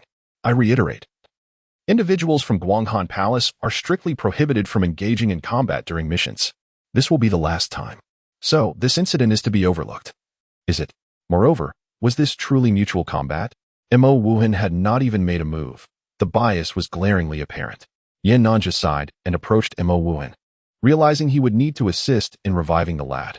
Reaching into his pocket, Yan Nanja suddenly remembered that the healing pills were gone, consumed entirely by that young rascal. Shen Zhou. As several days passed, the group finally returned to the Tianjiao camp at Guanghan Palace. At once, Shi Mo called together the top 15 prodigies to tally the points from this mission. However, Mo Wuhan did not attend, remaining in a state of unconsciousness due to the rather forceful punch delivered by Shen Zhou. Mo Wuhan, 56 points. Lu Tianong, 19 points. Lin Yujing, 23 points. By Feng's 20 points. Each individual score was announced, and due to the premature conclusion of the task, the points were disappointingly low, with some even in single digits. Mo Wuhan's high score stemmed from his brief but valiant defense alongside the Chongwu guards against the Beast Tide. Conversely, Shen Zhou's points remained uncalculated. After all, how could one quantify the slaughter of hundreds of monsters, including a formidable 5th-tier toad demon? It was simply unfathomable, given the early termination of the mission. Shi Mo added that compensatory rewards would be dispensed. Upon hearing this, the prodigy's spirits lifted. Now, let us commence the selection of rewards, starting with you, Shen Zhou. Shi Mo announced, directing his gaze at Shen Zhou. Naturally, those with greater contributions would select first, and the other students harbored no grievances. Shen Zhou was undeniably powerful and deserving of his accolades. Excellent. Shen Zhou readily agreed. The duo departed the Tianjiao camp and arrived at the treasure pavilion, a critical area of Guanghan Palace, perpetually guarded by 2 4th-tier warriors. Shi Mo produced a dark token, which allowed them entry into the pavilion. Before Shen Zhou could fully grasp his surroundings, Shi Mo continued, "Keep moving. The items outside are for the other students. You are worthy of far superior treasures." Was this a special privilege? Intrigued, Shen Zhou followed Shi Mo deeper into the pavilion, arriving at a room entirely constructed of a black metal. This was the core area of the pavilion, housing the most exceptional items within Guanghan Palace. Shi Mo remarked, "Normally, the contents of this room are beyond the reach of Tianjiao camp students, but your contributions are so significant that an exception is warranted." As he spoke, he embedded the token into a slot on the door. In the next moment, the black door slowly creaked open. "Enter. Lord Chongwu has decreed that you may select 3 items within a single incense stick's duration," Shi Mo instructed. Shen Zhou stepped inside. The room was not particularly large, allowing for a comprehensive view, filled with an assortment of items, weapons, manuals, elixirs, haphazardly arranged, resembling a cluttered marketplace. Among these items, the one that captured Shen Zhou's attention the most was a magnificent sword. This sword, with its broad and hefty blade, was entirely obsidian. Yet it subtly emanated a crimson glow. Such a formidable and imposing weapon was impossible to overlook. It bore a slight resemblance to the mysterious heavy sword from the Return of the Condor Heroes. After making this assessment, Shen Zhou shifted his gaze to the next item nearby, a pill nestled within a wooden box, accompanied by a line of inscription, "Creation Pill. Capable of enhancing your martial arts talent once." What? Shen Zhou gasped in astonishment, incredulous at the thought of directly upgrading one's martial prowess. How extraordinary. Chapter 74. The heavy sword without edge to enhance one's martial arts talent is undoubtedly an exceedingly domineering effect. It is akin to elevating Shen Zhou's renown to a higher echelon. Indeed, it is no surprise that this is one of the finest treasures of the Guanghan Palace. However, Shen Zhou soon discovered a line of fine print following the description of the creation pill, only applicable for the first enhancement. This implies that for those like the 4th calamity, who have already undergone an enhancement, further elevation is unattainable. Such limitations. Yet for Shen Zhou, this remains inconsequential. After all, he possesses more than one martial arts talent. This item is certainly worth acquiring. Without hesitation, Shen Zhou grasped the creation pill and proceeded to examine other items. 9 turns returning elixir, revives the deceased, restores flesh and bone. Upon consumption, it can completely heal all physical injuries sustained. Marvelous, this elixir boasts remarkable healing properties. However, given that Shen Zhou already possesses the fourth calamity, he chose to pass on it. Wither Tree Respite Technique completely conceals one's aura, diminishing one's presence. It can also be employed for a simulated death, during which breathing ceases and the heart stops, rendering one indistinguishable from the deceased. This description seems reminiscent of Guahai Huang, a martial art with exceptional life-preserving capabilities. It is a staple for those who feign weakness to deceive others. Yet, it holds no utility for him. However, it could be beneficial to transcribe it into the merit record. A smile crept upon Shen Zhou's lips as he held it in his hand, preparing to peruse it when a resonant and profound voice suddenly echoed in his ear. Are you contemplating this martial art? Shen Zhou's hand froze mid-motion. No one else was present, yet this voice had spoken to him without a trace of detection. In an instant, he comprehended the identity of the speaker. Chong Wu Ho, that old silver coin, was undoubtedly observing him from some concealed vantage point. It is only natural, for this location is the most crucial secret chamber of Guanghan Palace, likely overseen personally by Chong Wu Ho. Recalling the other's ability to slay a toad dragon from 1,000 miles away, Shen Zhou became considerably more compliant. No, I merely intended to browse casually. You possess the ability of photographic memory, the voice interjected. Once you open it, it signifies your selection, which cannot be altered. Shen Zhou, realizing his intention to glean knowledge without cost had been exposed, Shen Zhou quietly returned the book to its place. Chong Wu Ho was aware of his photographic memory? It must have been that graphite who informed him. Alas, how foolish, had he known to maintain a lower profile during his time in the talented camp. He might have evaded such scrutiny. Feeling somewhat disheartened, Shen Zhou diverted his gaze from the withered tree technique and continued to scan downwards, only to come upon a jade stone the size of a basin, crystal clear, by Xiao River, Jiao Demon Egg, nurturing its offspring. Shen Zhou raised an eyebrow. This was indeed a dragon egg, and according to the description, it was fertilized and capable of producing offspring. If only he possessed Lin Yujing's martial arts talent, he could select this item and indulge in a whimsical fantasy akin to Pokemon. Otherwise, he deemed himself incapable of nurturing a demon beast. Nor did he wish to expend effort in such endeavors. Using it for fried rice would be an extravagant waste. Thus, he chose to skip it. Shen Zhou once again turned his gaze to the striking greatsword that commanded attention in the room. In truth, the techniques he practiced, namely Zhan and Xiang electric method, did not necessitate the use of a weapon. Yet, for reasons unknown, this sword appeared to him as a benevolent senior, a charming classmate, and a mischievous junior. Quite simply, it was tantalizing.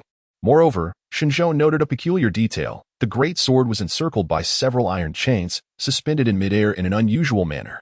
Unlike other items, this sword lacked even a brief description.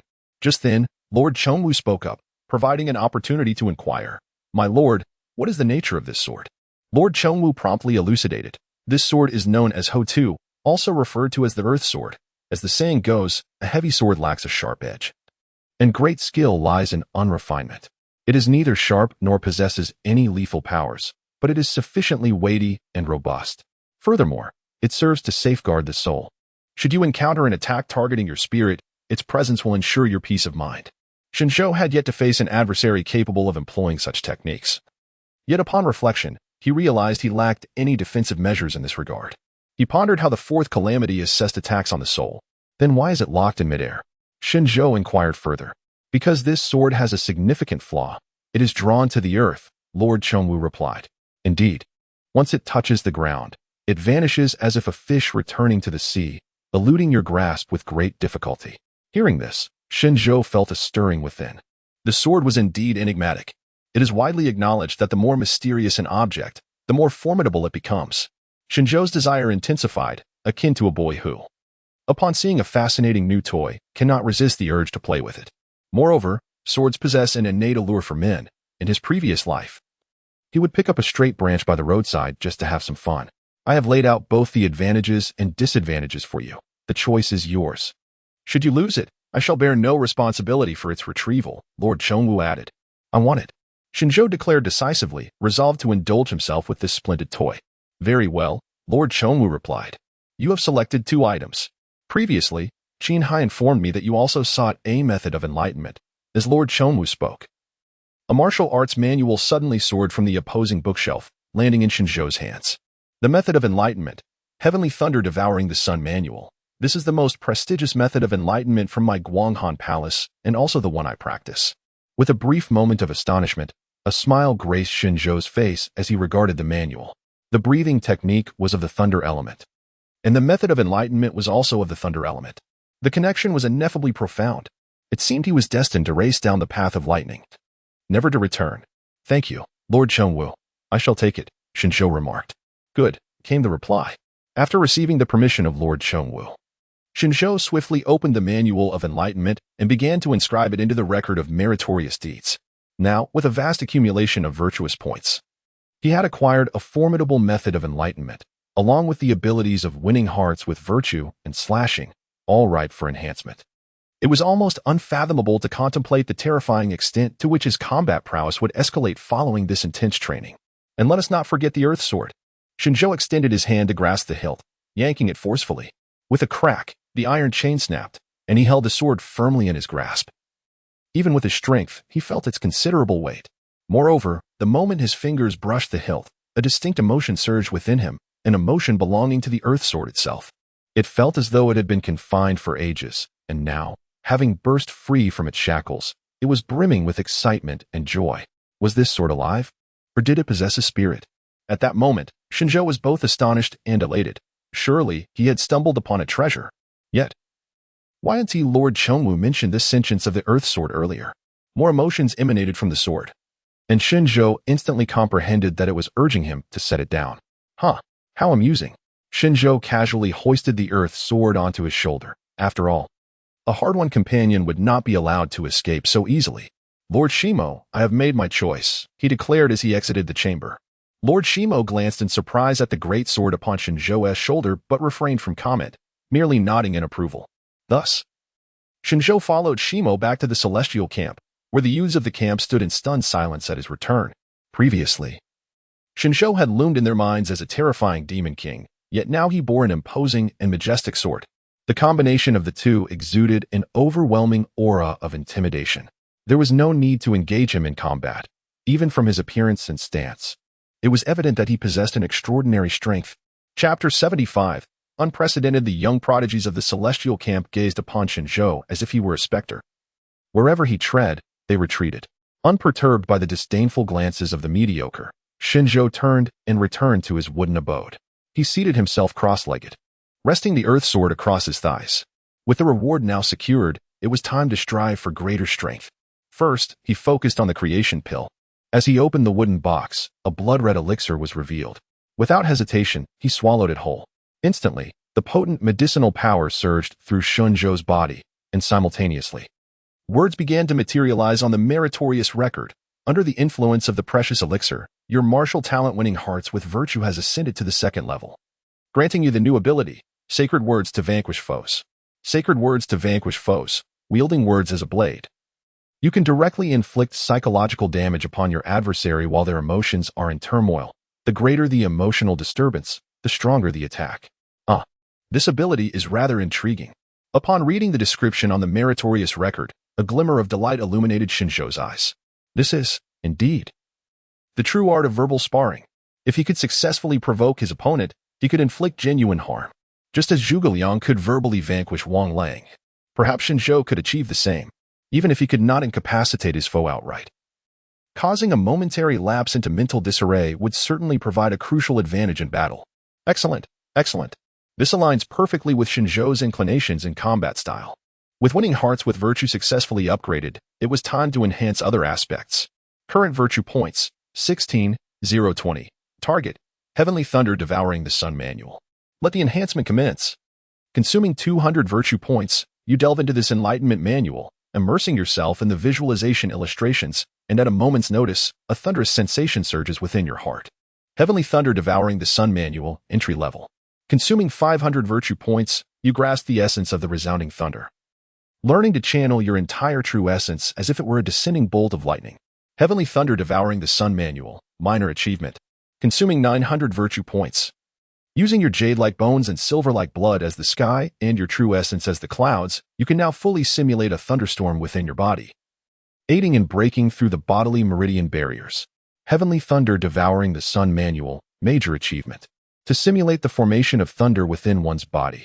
This technique is indeed audacious. Shen Zhou felt a rumble of thunder echoing within him, and he couldn't help but inwardly scoff.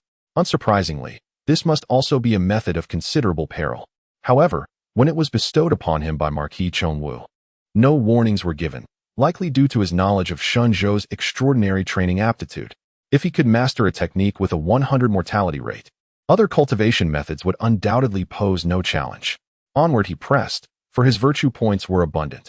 Having consumed 1,000 points of virtuous merit, you have attained a mastery of this technique that allows you to summon forth a relentless tempest of terrifying thunder with but a mere thought. The thunder-devouring sun scripture is now perfected.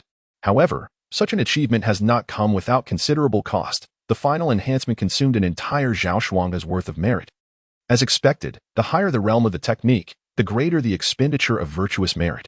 Yet for the current Shen Zhou, this was merely a trifling matter. One wonders just how formidable the power of this thunder technique could become. As Shen Zhou pondered, he noticed that the record of virtue continued to inscribe. Upon perfecting the enlightenment technique, you discover numerous similarities between the thunder-devouring sun scripture and the purple yang lightning technique. Perhaps they can be merged into a singular art, yielding a result greater than the sum of its parts. Oh, the prospect of synthesis? Why hesitate? Merge them now, record of virtue, and reveal your limits. The text reemerged, consuming 500 points of virtuous merit. Your agile mind, having invested considerable time, has successfully fused the two thunderous techniques into one, naming it 10,000 Thunder Suppression Technique. Was success achieved so swiftly? Shen Zhou exhaled a breath of relief. He had amalgamated two formidable thunder techniques into one. To what extent could this newfound power reach? However, this was not the moment for experimentation.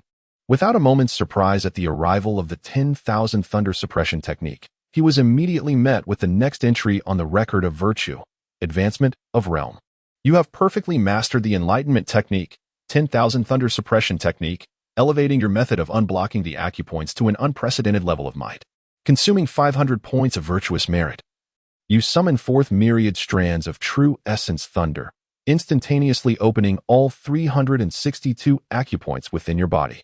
The great barrier of acupoints may seem impenetrable to other martial artists of the third realm, yet before your torrential thunder, it crumbles like a feeble ant against a sturdy tree. You have ascended to the fifth layer of the fourth realm. Oh, to burst open all acupoints in an instant and ascend to the fifth layer of the fourth realm? Shen Zhou felt a sense of awe, though not unexpected. After diligently practicing the Yang Yongxin Great Method for so long, and with its double efficacy, such extraordinary results were entirely reasonable. Consuming 1,000 points of virtuous merit. With all acupoints fully opened, the formidable thunder once more coalesces, constructing a spiritual conduit that connects to every limb and sinew. You have ascended to the ninth layer of the fourth realm. As the textual prompt from the record of virtue arrived, Shen Zhou began to introspect his internal environment. Momentarily bewildered, was it not a spiritual conduit? How could the conduit within him bear no resemblance to the term conduit at all? It appeared resplendent, gleaming like gold, utterly dazzling, and utterly devoid of any connection to the word conduit. It must be said, the effect of merging two top-tier thunder techniques to unblock the acupoints and construct the conduit is astonishingly formidable. If the spiritual conduit within other martial artists resembles a mere trickling stream in the wilderness, then the spiritual conduit within Shen Zhou is akin to an expansive ocean. It can only be said that your spiritual conduit and my spiritual conduit appear to be strikingly different. Chapter 76. The effect of all attacks accompanied by decapitation. Overlooking the vast spiritual channel within him, akin to an expansive ocean, Shen Zhou felt his power surge to an unprecedented level. His senses sharpened to an astonishing degree, reaching the point where not a feather could be added, nor a fly could settle. Upon glancing at his health bar, it had replenished from a mere 70% to full capacity, expanding from occupying half of his field of vision to an overwhelming 3/4. At this rate of advancement, he mused, his health bar might soon stretch to 2 full bars. With a sigh of contemplation, he expressed concern, should his power continue to escalate, what if his health bar eventually engulfed the entire screen, obscuring his view of the enemy? After a brief adjustment to his current state, Shen Zhou swiftly consolidated his aura. Even a fleeting release of his presence was sufficient to be sensed by everyone within the talented camp, eliciting remarkable expressions from all. What an overwhelming aura! The gifted youths marveled, their hearts racing alongside a profound sense of insignificance, as the majority of them, being merely at the second realm, could hardly comprehend the significance of this aura. The sole individual capable of understanding this was the esteemed Shen Zhou from the central pavilion. Although he too was only at the third realm, he recognized this aura, having once witnessed it emanate from the first guard of the esteemed martial order, Qin Hai. This was the aura of a pinnacle fourth realm practitioner. Moreover, judging by its richness, the aura was significantly more potent than that of Qin Hai. Among the students of the talented camp, the highest cultivation level was merely at the third realm. How could such a formidable fourth realm presence suddenly emerge? Just as this thought crossed Shen Zhou's mind, a figure abruptly appeared in his consciousness. Shen Zhou. In that instant, Shen Zhou was inundated with goosebumps. No way. A 15-year-old at the pinnacle of the fourth realm? What a jest. Most crucially, wasn't this lad merely at the initial stage of the third realm when he first arrived at the talented camp? It had been scarcely half a month since then. Such an extraordinary genius. Shen Zhou clenched his fists, a bitter smile gracing his face. Previously, upon encountering the direct disciple of the esteemed Lord Duanmu, he believed he had grasped the true essence of genius. It was an undeniable brilliance, immediately apparent in the other's promising future. Yet now, the reality of true genius is such that upon a single glance, one feels no envy whatsoever. In the presence of that esteemed disciple, Shen Zhou felt envy and admiration. But before Shen Zhou, he harbored no such thoughts. It was akin to gazing up at a towering mountain. Would one be envious of a mountain that stands taller and stronger? Within the wooden cabin, Shen Zhou's actions were far from over. His balance of virtuous deeds rema with a single thought from Shen Zhou. The immense merit value surged forth. You have honed your skills for far too long in the beginner stage. It is now time to delve deeper into the study and cultivation of Zhan. This cultivation will likewise be accompanied by tremendous risks. Yet your increasingly robust vitality is akin to a computer fortified with an array of antivirus software such as 360, Ruixing, and Jinshan, rendering you virtually impervious to any virus.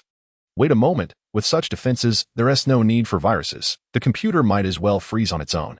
Besides, is it truly appropriate to employ such contemporary terminology in a merit record? As the words of the merit record unfolded, Shen Zhou's vitality once again plummeted to its limits. The descent akin to the panic of investors witnessing a market crash. This was precisely why Shen Zhou had reserved Zhan for the final stage of his training. While other martial arts required innate talent, this one demanded a sacrifice of life itself. After his vitality diminished by another fifth, the successful notification materialized, consumed 1,500 merit points. You have cultivated Zhan to a minor success, mastering the divine ability, Blade Enhancement. Blade Enhancement. You can imbue any of your attacks with the effects of Zhan. At first glance, this ability seemed somewhat perplexing, yet within Shen Zhou's mind, everything became crystal clear. The effect of Zhan allows for the release of powerful strikes without any prior motion. Meanwhile, Blade Enhancement enables all of Shen Zhou's attacks to be executed with zero wind-up. How splendid, yet another practical and formidable divine ability. An enhanced version, perhaps, indeed. A divine skill that resonates with my desires. Shen Zhou nodded lightly, promptly resolving to continue pouring merit value into this extreme martial art. As long as he could endure, he would relentlessly invest. However, in the next moment, the merit record inscribed a line of text that interrupted Shen Zhou's frenzied ambition for advancement. Insufficient realm, cultivation impossible. Shen Zhou furrowed his brow slightly, which was to be expected. This was a forbidden technique crafted by a master of martial arts, and it was inconceivable that one could fully master it at the fifth realm.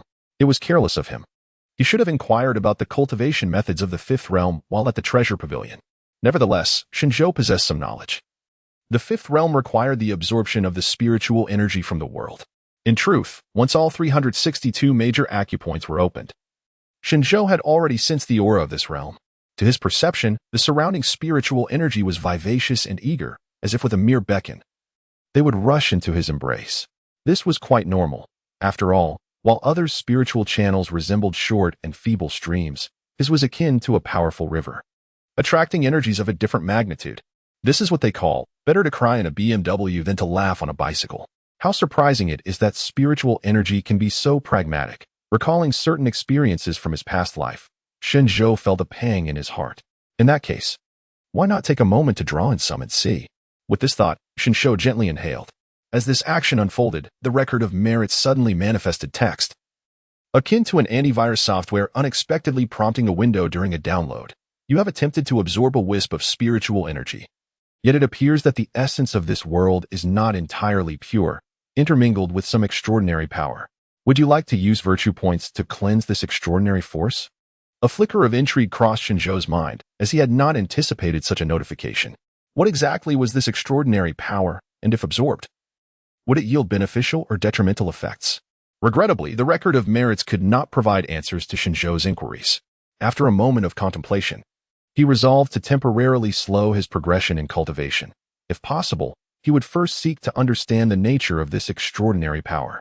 In the ensuing days, the top 15 prodigies within the celestial camp received the coveted rare materials they required, subsequently opting for seclusion to enhance their skills.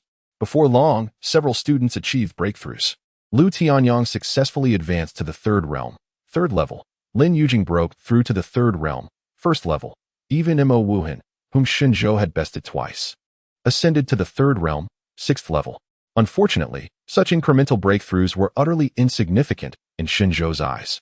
The reality of cultivation dictated that while other prodigies could steadily progress level by level, individuals like Shen Zhou, who leapt a realm in a single bound, had to navigate a multitude of considerations. Chapter 77. The misfortunate Mo Wuhan. Just a few days hence, at the entrance of the Celestial Heroes camp, two young individuals once again made their appearance. A boy and a girl, both seemingly around the age of 15 or 16. The girl, petite in stature, wore a mischievous smile that revealed a pair of dimples, while the boy exuded a calm and serious demeanor, appearing meticulously composed. "Brother, is this not our first visit to the Celestial Heroes camp?" the girl inquired, her voice breaking the silence. "Indeed," the steady youth replied with a slight nod. The girl surveyed their surroundings, her expression swiftly morphing into one of disdain. "Is this truly the caliber of talent that our master has summoned from various regions? They all seem rather mediocre. Can our master genuinely select disciples from this lot? The quality is rather subpar." The composed young man remained silent. Yet his eyes mirrored the girl's contempt, indicating his agreement with her sentiments. "By the way, brother, would you be interested in sparring with the students here? I've heard that newcomers are allowed to challenge the top 15. The girl's enthusiasm bubbled forth as she proposed her plan, clearly finding it amusing. "Too weak. I have no interest," the boy decisively declined. "Ah, you have a point. Given your prowess, the younger generation indeed pales in comparison." The girl sighed, recognizing that no one, herself included, could rival her brother's exceptional talent in cultivation. It was no wonder he alone among their peers had been chosen as the master's direct disciple. "Never mind. I shan't dwell on this. Since you want to partake, I shall venture forth to have some fun." With a playful grin, the girl entered the Celestial Heroes camp, prompting the boy to display a fond yet resigned smile before following suit. "Ah, new arrivals, I see. And a lovely young lady at that." The camp's students turned their curious gazes towards the unfamiliar faces. The girl politely greeted those around her. "I'm new here and I've heard that I can challenge the top 15 experts?" "Absolutely," a student replied enthusiastically. "Splendid." The girl nodded, then suddenly raised her hand with vigor, declaring, "Report. I wish to challenge." Her exuberant gesture appeared quite comical and childish, eliciting laughter from the surrounding students. One among them asked, "Which challenger do you intend to face, little girl?" "Why, the very first of the Celestial Heroes camp," she proclaimed loudly, radiating determination. The crowd momentarily froze in surprise, then erupted into even greater laughter.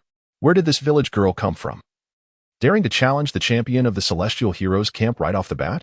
How foolish and reckless. The last person to do so was Shen Zhou. As this thought crossed their minds, their laughter faltered, pondering the rarity of another such extraordinary talent as Shen Zhou. Who is this little girl?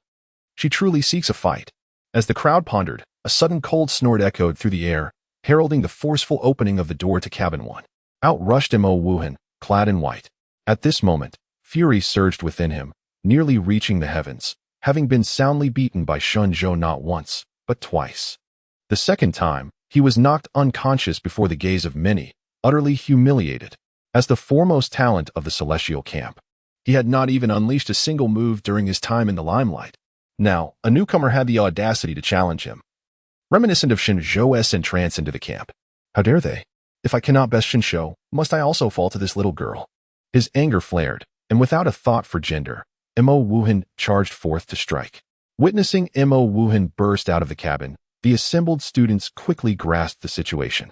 Mo Wuhan intended to channel all his resentment towards Shen Zhou onto this new girl. Formerly, Mo Wuhan would adopt an aloof demeanor when faced with a challenge, often delivering a few menacing words. Yet now, he was ready to engage in combat at the slightest provocation. It seemed he had adopted Shen Zhou's commendable habit of less talk, more action, proving that pain indeed fosters memory. The new girl was a most unfortunate soul. Why did she choose this moment to issue a challenge? Water moon roll. With a wave of his sleeve, Mo Wuhan unleashed a crescent wave of true essence, generating a visible shockwave that surged toward the girl. Like a shadow, it followed her closely. However, the girl's response was remarkably swift. Her figure suddenly became ethereal, splitting into countless doppelgangers, each overlapping with the other. Mo Wuhan's attack struck only the illusions, achieving nothing. Mo Wuhan was taken aback by this clever maneuver. Behold! In the next instant, the multitude of girl-esque figures surged towards Mo Wuhan, leaving him with no escape. Frowning, he was left with no choice but to confront them head-on. As the two engaged, the air crackled with the sound of their fierce exchanges, leaving the observing students in awe. They had anticipated an easy victory, but to their surprise, the girl fought fiercely, evenly matched with Mo Wuhan. Indeed, why were there so many formidable talents in this world? Would she truly seize the title of the foremost talent of the celestial camp upon her arrival? Dragon's Tail Moon. The students' pessimistic thoughts did not materialize. After a brief stalemate, Mo Wuhan shouted in anger and unleashed a vast wave of crescent light, obliterating all of the girl's illusions. Bang! The girl was sent flying, her complexion pale. Mo Wuhan quickly pursued, ready to capitalize on his advantage, when suddenly, he felt a blur before his eyes. The composed youth had inexplicably appeared before him. That is enough.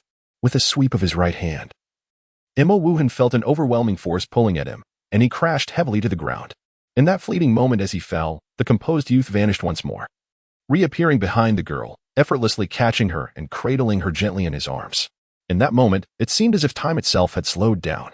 The two locked eyes in the air, engaging in a slow, graceful dance. "Are you all right, senior sister?" The composed young man inquired, a warm smile gracing his face. "I'm fine," the young woman replied, her cheeks flushed with shyness. "I will not allow anyone to harm you," the young man asserted, his tone resolute.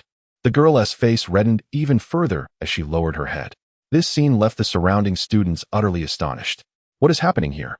We came to witness your battle, and now it feels like we're being fed dog food." Mo Wuhan, who lay on the ground, dazed and disoriented from the fight, was infuriated. "Am I merely a pawn in your little play? What is up with that young man? His speed is astonishing, and his combat prowess is terrifying. He had just broken through yesterday, yet he was able to defeat his opponent in a single blow. If it weren't for his unremarkable appearance, I might have thought it was Shen Zhou coming to the rescue." Frustrated, he thought, why are strong individuals popping up like mushrooms after the rain? He had intended to vent his frustrations, but now he felt even more stifled. Meanwhile, the young woman also sensed the multitude of gazes around her and gently pushed the young man away. Taking a deep breath, she composed herself, the blush fading from her cheeks, and placed her hands on her hips with a smile. "It appears that your Tianjiao camp has no one of real merit." Her words immediately stirred a tempest of discontent among the other students. "What are you so smug about? You didn't even defeat Mo. If it weren't for that guy's intervention, you would have been knocked down by Brother Mo," they retorted. "And it was a sneak attack. If it had been a fair one-on-one, that guy might not even stand a chance against Brother Mo. Well then, if you're so capable, why not fight Brother Mo fairly?" Hearing the surrounding chatter, Mo Wuhan lowered his head, feeling suffocated. He recognized that he was no match for the young man. Based on his experience in combat, he surmised that the composed young man's strength was comparable to Shen Zhou's, and he certainly did not wish to be bested again. Just then, another student spoke up. "By the way, our brother Shen hasn't even fought yet." This statement was met with enthusiastic agreement from the others. "Exactly. Are you brave enough to challenge Brother Shen Zhou?" "Yes, someone like him should be taught a lesson by Brother Shen. Brother Shen loves to take on those who are full of themselves." "All right," the young woman decisively responded. "Then I shall challenge the Brother Shen you all speak of." She believed the students from the Tianjiao camp were merely boasting. Since their top contender had been defeated, they could not bear to lose face and had to fabricate another champion to praise. Moreover, even if it were true, what did it matter? It was of no concern to her, for she had her junior brother to back her up. With that thought, she cast a glance at the young man, who returned her gaze with a gentle smile. "Rest assured, senior sister, with me here, everything will be just fine, just as it was before." "Yes," she exclaimed, raising her small fists and calling out, "Shen Zhou, according to the rules of the Tianjiao camp, I challenge you." Chapter 78. Merely a paper tiger, how intriguing it is to witness the drama unfold before oneself. Sitting leisurely in his makeshift courtyard under the sun, Shen Zhou's lips curled into a smile. In truth, the wooden cabin he resided in lacked any proper yard.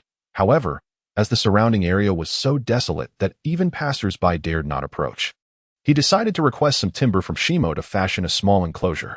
Unlike his fellow disciples who were diligently honing their skills, Shen Zhou found himself with an abundance of leisure time in recent days. Thus, when he heard of a challenge directed at him, a wave of elation surged within him. His curiosity was piqued by the pair who approached, especially the youth among them. It was not due to any peculiar inclination on Shen Zhou's part, but rather the intriguing titles hovering above their heads. The girl bore the title, Disciple of the Chongwu Marquis, Duanmu Yan, while the boy was labeled, Host of National Fortune, Yichuan. A host of national fortune. Such an appellation was entirely unfamiliar to Shen Zhou. Could this lad be the fabled child of destiny, embodying the fortunes of the Yin Kingdom? As he pondered the implications of this revelation, the duo immediately launched into an unexpected spectacle. The girl initiated a provocation, only to be swiftly countered, and then the boy intervened, disregarding the rules in a fervent display of protectiveness. Ultimately, the two found themselves entwined, gazing into each other's eyes as they descended in a dramatic swirl. Shen Zhou had always held a dismissive view of Mo Wuhan, yet he couldn't help but feel a twinge of sympathy for him now. After all, Mo Wuhan had merely adhered to the rules in stepping forth to challenge, only to be met with an unorthodox duet of mixed combat, a rather unfortunate twist indeed. Who would have thought that even in this lifetime, he would bear witness to such a farcical ancient drama? Complete with the nauseating trope of a domineering protector of his beloved, the absurdity was overwhelming, yet oddly worth the spectacle. Muttering to himself, Shen Zhou rose to his feet. With his recent elevation in strength, he was in need of a worthy opponent, and now fate had presented him not one, but two. Simultaneously, the earth sword strapped to his back emitted a soft hum, its emotions palpable, urging him onward. Strike, wield it fiercely. Battle, exhilarating. All right. Shen Zhou reassured the sword, recognizing its eager spirit. Due to its considerable size and weight, he could not sheathe it at his waist, so he bore it upon his back instead. Amidst the crowd's watchful gaze, Shen Zhou nonchalantly made his entrance into the assembly of disciples. Instantly, a wave of excitement rippled through the gathered students. Shen Gu had arrived, our savior from the Tianjiao camp. Duanmu Yan and Yichuan turned their attention toward him, and in Duanmu Yan's eyes, an unmistakable spark of admiration ignited. The youth before her, with his noble visage and the grand sword upon his back, radiated an aura of gallant heroism. Yichuan furrowed his brow. Struck by the overwhelming presence of his opponent, the impact of Shen Zhou's appearance was simply unforgettable. In terms of stature and charisma, he found himself unable to compete. So you wish to challenge me? Shen Zhou's gaze fell upon Duanmu Yan. Indeed, Duanmu Yan nodded. Yet her gaze was filled with concern as it drifted towards Yichuan. From the moment this enchanting youth appeared, her heart had begun to race uncontrollably, as if she were not facing a mere human, but a colossal beast from the primordial age. The sense of oppression he exuded was utterly overwhelming. Rest assured, senior sister, Yichuan replied with an air of tranquility and composure. I have assured you, as long as I am here, even if the heavens were to collapse, I shall hold the fort for you. Upon hearing his words, Duanmu Yan felt as if she had ingested a calming elixir, her tension dissipating. Indeed, with such a prodigious talent as her junior brother by her side, what could possibly go awry? Her expression regained its steadiness, while not far away. Shen Zhou tilted his head slightly, observing her. Shall we begin? Let it commence. Duanmu Yan inhaled deeply, her fists clenched. Let me see just how much weight you carry. As these thoughts raced through her mind, Duanmu Yan caught sight of Shen Zhou's right hand slowly reaching for the hilt of the dark sword behind him. Was he preparing to draw his weapon only now that the battle had begun? Too late. A spark ignited within her, and she scoffed. Watch me take the initiative and catch you off guard. Boom. In an instant, a tremendous and piercing sound erupted across the arena of the elite camp. Duanmu Yan's thoughts were abruptly interrupted, and her figure was sent hurtling like a cannonball. Soaring through the air, she was propelled to the edge of the elite camp, crashing heavily against wall after wall, finally rolling into a heap of ruins before she came to a halt. In the midst of her flight, Yichuan stood frozen, his expression shifting dramatically as he gazed in disbelief at the debris where Duanmu had landed. The moment he witnessed her being flung away, he sprang into action, intent on lending his aid, but he was too late. Shen Zhou's strike had been executed with blinding speed, leaving him utterly unprepared. With bravado spoken, the reality of their confrontation proved to be a dismal failure. The idiom of a fox assuming the majesty of a tiger had been employed to great effect here. Amidst the shock and astonishment, Shen Zhou's teasing voice rang out, and as Yichuan turned to look, he saw that Shen Zhou had drawn his massive sword. Its tip now aimed directly at the spot where Duanmu had stood. Understanding dawned upon him. Shen Zhou had, in that fleeting moment, completed the draw and the forward slash. But why had he been completely oblivious to it? Just as Yichuan was engulfed in confusion, he met Shen Zhou's calm gaze. The latter's voice laced with a mocking tone. Unfortunately, the tiger you rely upon is nothing more than a paper tiger. Chapter 79. This is a binding incantation. In truth, Yichuan misjudged the situation. Shen Zhou did not execute any slashing movement. He merely wielded his sword, using the blade's surface as a fan, casually unleashing a tempest that effortlessly sent Duanmu flying. Had he truly unleashed a strike upon her, the outcome would have been far graver than merely being airborne. Yet, this seemingly nonchalant gesture was sufficient to evoke awe from the onlookers. Following a brief silence, the entire elite camp erupted in cheers. Shen Zhou, splendid performance. It's our Shen Zhou to the rescue. Indeed, once Shen Zhou made his move, the outcome was immediately apparent. According to the camp's regulations, one could only challenge a single opponent each day. However, the newly arrived woman was so audacious that she incited the ire of many. Thus, when Duanmu announced her intention to challenge Shen Zhou, none of the assembled students dared to mention the rule. The outcome was one that the elite camp's crowd relished. Within a mere exchange, Duanmu was struck down, unable to rise again. Shen Zhou's overpowering display and the deafening cheers from the students ignited a flame of anger within Yichuan. The paper tiger Shen Zhou referred to was undoubtedly him. Never had anyone dared to address him thus. Not even his master, Lord Chongwu, had ever humiliated him in such a manner. Yichuan glared at Shen Zhou, but was met with cutting words. What are you staring at? Weren't you just boasting about how you would protect your senior sister and prevent her from harm? Shen Zhou rested his sword upon his shoulder and gestured toward the direction where Duanmu lay. Look at what you've managed to protect, you little waste. These words struck a nerve with Yichuan, turning his face crimson, and his anger intensified. Indeed, moments ago, he had confidently proclaimed grandiose promises to his senior sister, showering her with sweet nothings. Yet, in less than half a minute, all of it had been brutally dismantled by Shen Zhou. This humiliating predicament left him, a direct disciple of Lord Chongwu, feeling profoundly ashamed and utterly mortified. This scoundrel has made me such a laughingstock as this thought flickered through his mind. Yichuan suddenly heard a buzzing sound. It felt as though a heavy hammer had struck his brain, and a wave of intense dizziness washed over him. Hiss! Yichuan clutched his head, his body swaying unsteadily. What is happening? Why am I suddenly feeling dizzy? Confused and frightened, he could not comprehend his current state, struggling to keep himself upright. Unexpectedly, the ability of sacred words against invaders activated with such ease. Yichuan could not fathom what had transpired within him. But Shen Zhou understood all too well. This fellow's mental fortitude was shockingly weak, easily shattered by Shen Zhou's mere words, triggering the sacred words against invaders. How marvelous! This newfound ability he has just acquired is perfectly suited for honing his skills against another. So, shall you challenge me next? Shen Zhou gazed down at Yichuan. Splendid. I accept your challenge. Yichuan, what on earth are you talking about? When did I ever declare my intention to challenge you? And why would you accept? Accept? My foot. Wait a moment. I never said I would challenge you. Enduring a dizzying sensation, Yichuan fervently defended himself, nearly gritting his teeth as he spoke. It appears I have become somewhat entranced while practicing. Let us pause for now, and once I have regained my composure, we shall engage in a fair battle. Although Shen Zhou exhibited formidable prowess, Yichuan retained unwavering confidence in himself. Since embarking on his cultivation journey, he had never once been bested by a peer. Moreover, Yichuan deduced the cause of his dizziness. It must be a result of his practice gone awry. After all, as a disciple of the esteemed martial marquis, he had been training in top-tier techniques, each with considerable difficulty, so occasional mishaps were entirely normal. Practicing gone awry? Quite the performance. Shen Zhou scoffed derisively. Merely a fabricated excuse to evade combat. Huh. You are indeed nothing more than a cowardly lizard afraid of battle.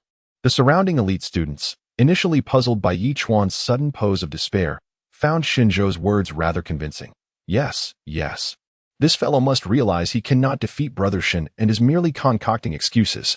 Remarkable, he dares to call for a pause in front of Brother Shen. Such pretense. Undoubtedly a charade. I am not pretending. Yi Chuan roared, feeling exceedingly wronged. He was simply speaking the truth, yet Shen Zhou had unjustly labeled him a cowardly lizard. How venomous his tongue is. This insult stoked his fury even more than the previous taunts. The most infuriating part was that a multitude of onlookers were there to echo Shen Zhou's claims. Yi Chuan yearned to refute them, but found himself utterly incapable. He was on the verge of madness.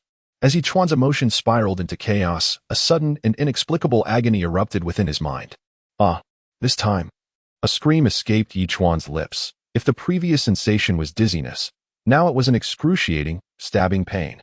It felt as though someone were piercing his skull with a needle, relentlessly jabbing at his vulnerable brain.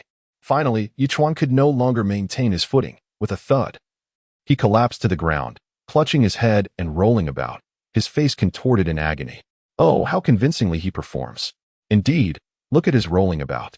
It appears so excruciatingly real. No doubt, the sweat on his brow flows down as if he is genuinely in pain. The surrounding students regarded this with disdain, convinced that Yi Chuan was merely acting to avoid combat with Shen Zhou. Yet, if the roles were reversed, they would likely perform with even greater fervor. After all, one must confront the formidable figure of Shen Zhou. Observing Yi Chuan in such a state, Shen Zhou could not help but conjure the sound of his lament. Master, please cease your chanting. I, the old sun, have erred. He mused on how familiar this scene appeared, realizing that he had unwittingly mastered a form of the tightening spell. With a mere recitation, his adversary would commence a cacophony of despair. Furthermore, Shen Zhou discerned an intriguing aspect. The divine technique of holy word suppression could seamlessly integrate with the effects of edge blade. Consequently, whenever Shen Zhou's words unsettled his opponent's emotions, the holy word suppression would instigate instantaneously in their mind, leaving Yi Chuan blissfully unaware that he had fallen prey to it. Chapter 80. A joint confrontation. Yi Chuan ultimately succumbed to a new wave of psychological assault, collapsing onto the ground in a motionless state, completely unconscious. Allow the willful and domineering maiden to enjoy a restful slumber. Virtue points 15. Engage in earnest guidance for the gifted youth. Virtue points 50. The record of virtues inscribed these two lines in succession, once again rewarding Shen Zhou for his benevolent deeds. This revelation took Shen Zhou by surprise. Yi Chuan, it seemed, had amassed such a significant amount of virtue points. Was this the true worth of a national fortune host? Nevertheless, at that moment, Shen Zhou felt more a sense of tedium. This national fortune host had been so easily defeated, requiring no direct intervention from him. Although Shen Zhou did not believe that his opponent could provide him with genuine excitement, surely he could at least work up a bit of a sweat. Yet, the outcome merely resulted in a waste of breath. Simultaneously, Shen Zhou sensed the thoughts of the sword in his hand. No battle, no thrill. Oh, the thrill. Can't you pursue something more noble? You only seek enjoyment. Shen Zhou chided the sword, and seeing Yi Chuan so pathetically defeated, he lost interest in further conflict. His gaze then shifted to the figure of Mo Wuhan, who lay nearby. To avoid battling Shen Zhou, this lad was willing to feign madness to such an extent? At that moment, Mo Wuhan was still in shock. He had initially thought that Yi Chuan's strength was comparable to Shen Zhou's. But it was now clear that this was a profoundly misguided assumption. Just because both could eliminate him in an instant did not mean they were of the same caliber. It was akin to two students both scoring 100 on an exam. Yi Chuan achieved it because that was his limit, while Shen Zhou attained it because the exam itself had a perfect score. As he pondered this, Mo Wuhan suddenly felt a chilling sensation run down his spine, a terrifyingly familiar aura. He stiffly turned his neck to look, and indeed, he found Shen Zhou staring intently at him. Oh no, this is bad. Mo Wuhan's heart leapt into his throat, and he closed his eyes, tensing his body in preparation for an impending attack. However, the anticipated strike did not come. Instead, he felt a hand grasp his clothing, lifting him off the ground. Upon opening his eyes, he heard Shen Zhou's voice. Mo Wuhan trembled as he opened his eyes wider. His gaze has become much clearer, Shen Zhou remarked. After 2 rounds of persistent guidance, he had successfully transformed Mo Wuhan's status from orange to blue. Indeed, effort reaps rewards. Shen Zhou set Mo Wuhan down on his feet, then patted him on the shoulder, pointing toward Yi Chuan in the distance. Go, give him a couple of slaps, and ensure he remembers this lesson. Mo Wuhan was momentarily taken aback. He had thought Shen Zhou was there to reprimand him, only to discover he was actually there to help him exact his revenge. Excellent. With Shen Zhou backing him, Mo Wuhan nodded, instantly feeling emboldened. He strode confidently towards Yichuan, rolled up his sleeves, squatted down, and delivered 2 resounding slaps across Yichuan's face. Yichuan lay in a state of unconsciousness, utterly defenseless against the slaps administered by Mo Wuhan, enduring a one-sided beating, upholding the weak and punishing the strong. 10 points of virtue added. This act by Shen Zhou once again earned him 10 points of virtue. After delivering the blows, Mo Wuhan felt a significant sense of relief. It was a win-win situation. He adjusted his sleeves and expressed his gratitude to Shen Zhou. Thank you. Although he felt somewhat awkward while uttering these words, he steeled himself to speak them nonetheless. Shen Zhou nodded, feeling that he had sufficiently taught the impudent individual a lesson. He stretched lazily and turned to return to his own courtyard. As he passed by cabin 14, Shen Zhou spotted Lin Yujing standing outside her wooden dwelling, quietly observing the entire altercation. Director Lin. Shen Zhou casually greeted her. Lin Yujing nodded in acknowledgement and remarked, I have been secluded in meditation these past few days. Just as I intended to step out and relax, I happened upon you fighting. And then I lost all desire to unwind. With a sigh, Lin Yujing turned and retreated into her abode.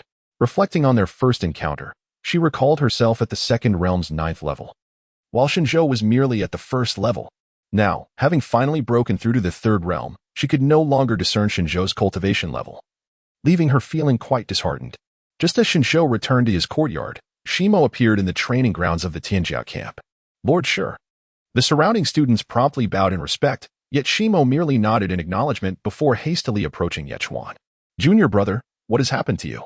Shimo exclaimed anxiously, assisting Yichuan to his feet and offering him a healing pill. Upon hearing Shimo's address to Yichuan, the smiles on the faces of the Tianjia camp students froze in disbelief.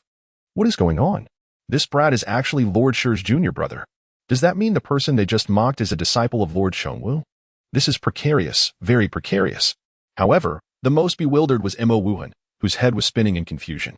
Had he known of the other's significant background, he would have never heeded Shen Zhou's words and struck him. Now he felt utterly doomed. I'm fine. After swallowing the healing pill, Yichuan opened his eyes, trembling slightly as he spoke. I must have experienced a backlash from my cultivation. You should check on senior sister Duan first. All right. Shimo nodded, then promptly dragged Duan Shuang from the heap of rubble.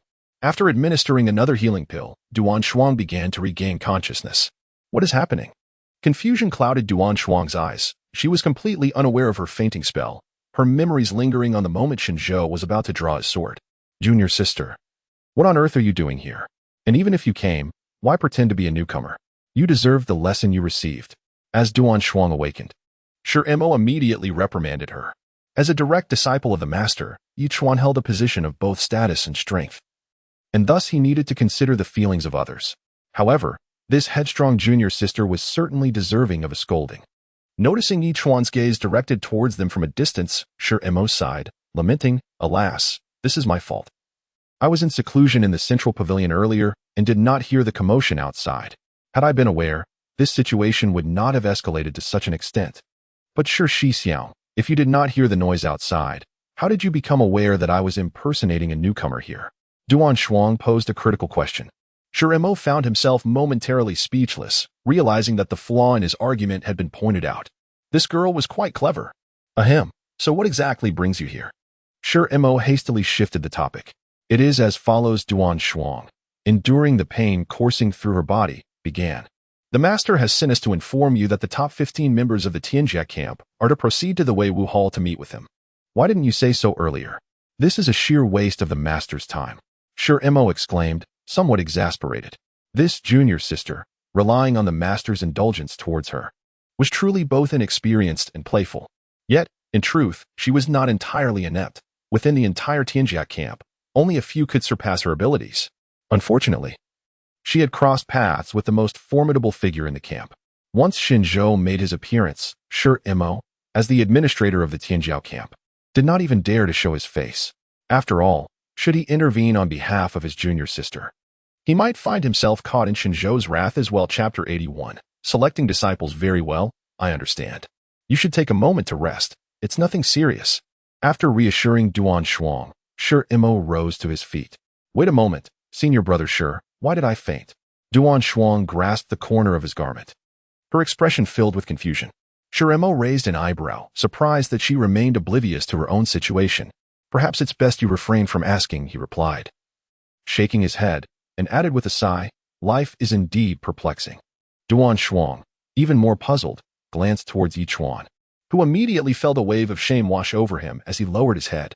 Struggling to stand, he said, Senior brother, sure, I must take my leave. I need to inquire with my master about what has transpired. Ah, so you truly have succumbed to madness? Shiremo retorted in astonishment. Do you also think I'm pretending? Yichuan's cheeks flushed as his voice grew louder. No, I believe you. I truly do. Shiremo hastily reassured him. You should hurry to consult with our master. Matters like this cannot be delayed. In Shiremo's past impressions, Yichuan had always exuded an air of superiority. He had once ventured alone into the Henglin mountain range with mere third-tier cultivation, successfully slaying 3 fourth-tier demons. Under the guidance of Lord Chongwu, his strength had skyrocketed in a short span, effortlessly surpassing those from Guanghan Palace. Presently, among the ranks of Chongwu Guard, apart from the incapacitated Elder Qin, only Yin Nan could pose a challenge to him. With a prodigious talent like Yichuan in their midst, others were destined to remain mere shadows. Shiremo had held this belief until he encountered Shen Zhou. Yichuan departed, visibly distressed, having not even called upon his beloved senior sister. Yet, Duan Shuang eagerly followed in his wake. Shiremo returned to the central pavilion and promptly summoned the top 15 members. Not even a moment to settle. Shen Zhou lamented, reluctantly rising and slowly exiting the wooden cabin. Here comes Brother Shen. Everyone, make way for Brother Shen to enter first. At the entrance of the central pavilion, the observant Lu Tian promptly noticed Shen Zhou's approach and called out, stepping aside. Indeed, let Brother Shen enter first. Echoed the others in agreement. Seriously, Lu Tian is such a sycophant. Why should Shen Zhou go in first? Some students murmured indignantly. Yet their bodies obediently parted to create a path. Thus, as Shen Zhou approached the pavilion, he was greeted by a line of students standing at attention on either side, revealing the grand entrance. Make way, nonsense. Get inside. He frowned, exclaiming in frustration, what absurd formalities. One might think I'm part of some underworld organization. As soon as these words were uttered, the assembled students promptly dispersed in an uproar. Those who had previously harbored resentment towards Shen Zhou inexplicably developed a modicum of admiration for him. Once all members had gathered in the loft, Shiremo announced, You shall immediately accompany me to the Wei Wu Hall to meet Lord Chongwu. If I am not mistaken, His Excellency will select a few of you to become his disciples. Upon hearing this, the entire central loft erupted in excitement. Every prodigy displayed expressions of eagerness. For Lord Chongwu epitomized the pinnacle of martial prowess and authority in the entire Guanghan prefecture. To become his disciple promised an illustrious future. Shengu, with your capabilities, it is undoubtedly within your grasp to become Lord Chongwu's disciple. Bai Feng exclaimed, his face brimming with envy. Yet, he too had not been without opportunity. For the past few days, he had been in seclusion, not stepping beyond the confines of his wooden cabin, and had successfully advanced to the 9th level of the 2nd realm. This, however, meant he had missed the earlier spectacle. Or else, he would have transformed into an ardent supporter of Shen Zhou. I am indifferent, Shen Zhou replied casually, though he too felt exhilarated, not for the prospect of becoming a disciple, but because he yearned to inquire about the cultivation methods of the 5th realm upon meeting Lord Chongwu. After being trapped in the 4th realm for so long, his impatience was palpable. The Wei Wu Hall was the very heart of the Guanghan Palace and the place where Lord Chongwu practiced. Typically, entry was forbidden to all save Lord Chongwu himself and Yichuan, who enjoyed unrestricted access. Within moments, the group arrived before a grand and ancient hall. Master, the top 15 members of the prodigy camp have been brought, Shiremo stated respectfully at the entrance of the hall. Enter, came a deep and resonant voice from the innermost recesses of the hall. The talented youths present immediately felt a surge of tension, their hearts racing. Even Lin Yujing, usually composed, found her breath quickening. Most notably, Xiang Yang, an ardent admirer of Lord Chongwu, began to tremble uncontrollably. Shen Zhou, however, exhibited little reaction. He had previously heard that voice in the treasure pavilion. Under Shiremo's guidance, the anxious youth stepped into the hall. Within the spacious and chilly main hall, several individuals awaited their arrival.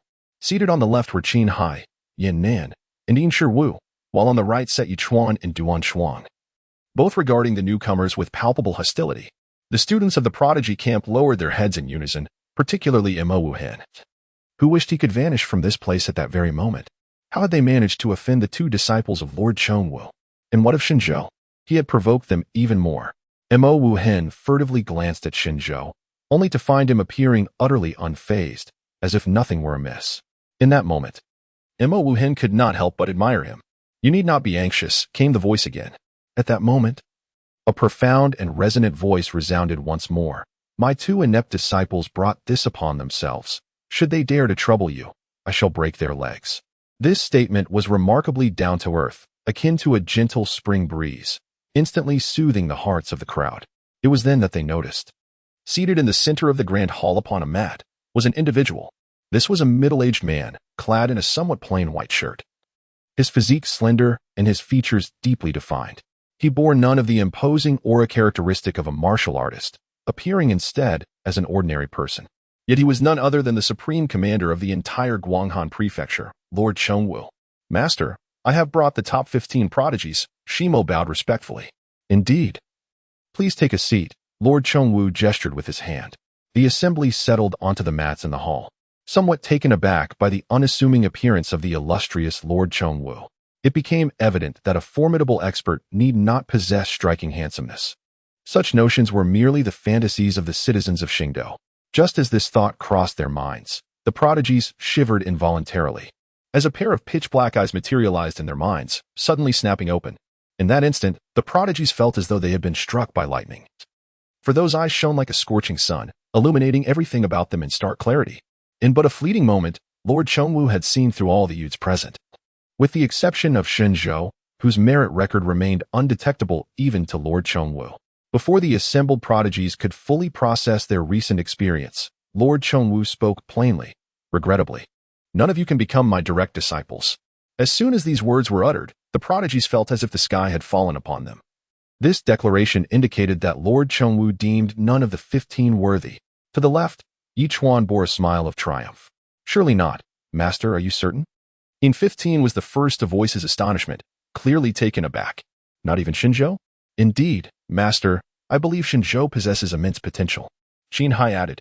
"Master, could you reconsider?" Yan Nan chimed in. Having witnessed Shen Zhou's terrifying achievements in the Honglin mountain range, they found it difficult to accept this outcome. After all, even Yichuan could not attain such heights.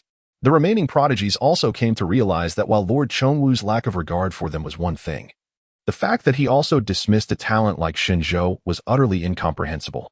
Chapter 82, Secrets of the Yan Kingdom.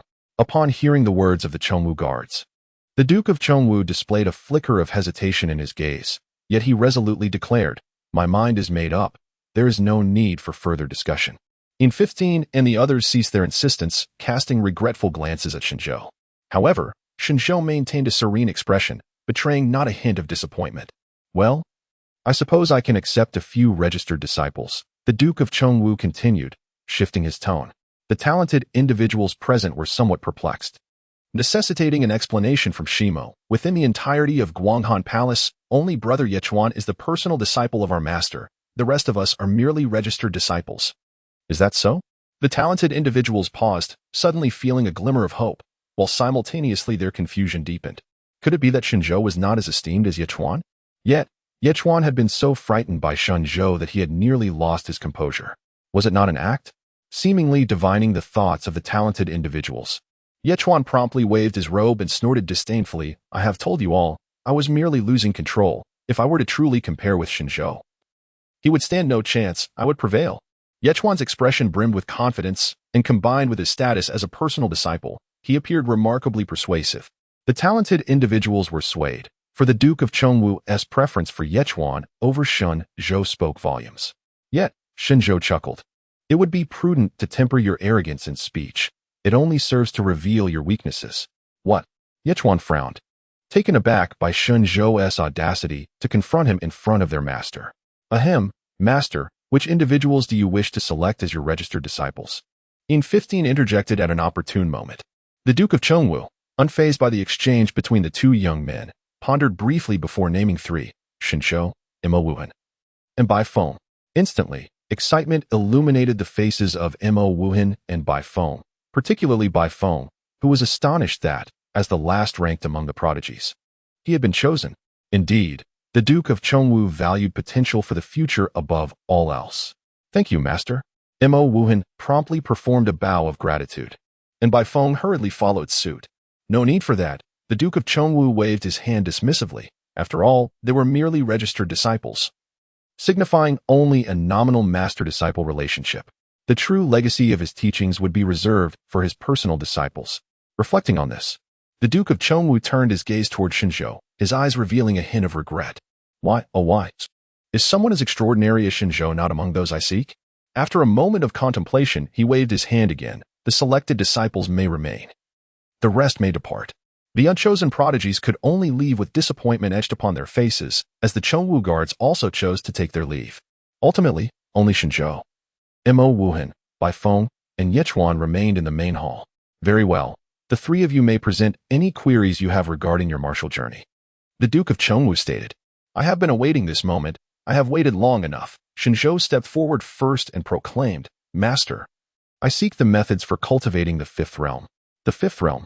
Upon the utterance of those words, Mo Wuhan and Bai Feng immediately shifted their gazes. Were their ears deceiving them? Was Shen Zhou indeed requesting the cultivation method for the fifth realm? It is worth noting that one of them had only attained the third realm, while the other barely reached the second. Not only were Bai Feng and Mo Wuhan taken aback, but even Yichuan was astonished. After all, he himself was merely at the fifth level of the fourth realm. Was it possible that Shen Zhou had reached the pinnacle of the fourth realm? Yichuan found it hard to believe, suspecting that it was all an act. A deliberate exaggeration to impress others with such an outrageous demand. Chong Wuho cast a deep glance at Shen Zhou, fully aware that the latter was not merely posturing but had genuinely reached the peak of the fourth realm. Such a prodigy was astonishingly remarkable, yet upon reflection, even such brilliance could not escape the fate of becoming a pawn. A flicker of struggle appeared on Chong Wuho's face. Noticing Chong Wuho's inexplicable silence, Yichuan and the others grew increasingly perplexed. For someone of Chong Wuho's caliber, this matter should have posed no challenge. Why, then, did he exhibit such hesitation? Shen Zhou discerned that Chong Wuho seemed burdened by his thoughts and recalled the earlier hints from the merit record. He promptly inquired, By the way, Master, when I absorb spiritual energy, I can sense the spiritual aura of the world, as if it harbors something else. Before Shen Zhou could finish his sentence, Chong Wuho's expression changed dramatically, and he vanished from his spot, almost instantaneously reappearing before Shen Zhou. You can sense it. Chong Wuho's eyes locked onto Shen Zhou, filled with urgency. Yichuan stood by, utterly stunned. It was the first time he had witnessed his master display such a lack of composure. Wait a moment. Did Shen Zhou just claim he could perceive the spiritual energy of the universe? Could it be that this lad truly was at the peak of the fourth realm? Yes. Shen Zhou nodded. The merit record allows me to sense it, and if I can perceive it, then that is indeed the case. How could this be? Chong Wuho regarded Shen Zhou with a look of bewilderment, as if a mathematics professor were utterly stumped by the Riemann hypothesis. Therefore, Master, do you know why this is? Shen Zhou pressed on. Chong Wuho did not answer immediately. Instead, he took a deep breath to compose himself. He then gestured to Yichuan and the other two, saying, You three should leave this place for now. Understood. Although slightly perplexed, Mo Wuhan and Bai Feng nodded in agreement. Yichuan, however, was taken aback. Master, even I. You should leave as well. Chong Wuho affirmed. With a glum expression, Yichuan followed Mo Wuhan and Bai Feng out, leaving only Chong Wuho and Shen Zhou in the grand hall. After a moment of silence, Chong Wuho finally spoke. Do you know why I waited until the very last moment to act back at Honglin Mountain? Shen Zhou was somewhat puzzled by Chong Wuho's sudden reference to that incident, yet his curiosity was piqued. Had Chong Wuho intervened earlier, perhaps Qin Hai would not have suffered the fate of having his cultivation crippled. Why? Shen Zhou asked. For many years, I have descended into mortality before taking action. The Marquis Chongwu spoke, his tone imbued with deep bitterness. My cultivation has regressed. This is a consequence of the seal imposed by the imperial family. Chapter 83, Complete Monopoly. The words of Lord Chongwu were astonishing, even to the typically composed Shen Zhou. As the master of a state, the once powerful and illustrious Lord Chongwu had remarkably been reduced to a mere mortal for many years. Had he only recently regained his cultivation? The royal family of Yan was indeed formidable, capable of corrupting spiritual energy. Shen Zhou inquired. Lord Chongwu glanced at Shen Zhou, recognizing him as an astute individual who grasped the essence of the matter swiftly. He continued, Since the founding of the Yan kingdom, it has a history of 8,000 years. Do you know how many emperors have reigned during this time?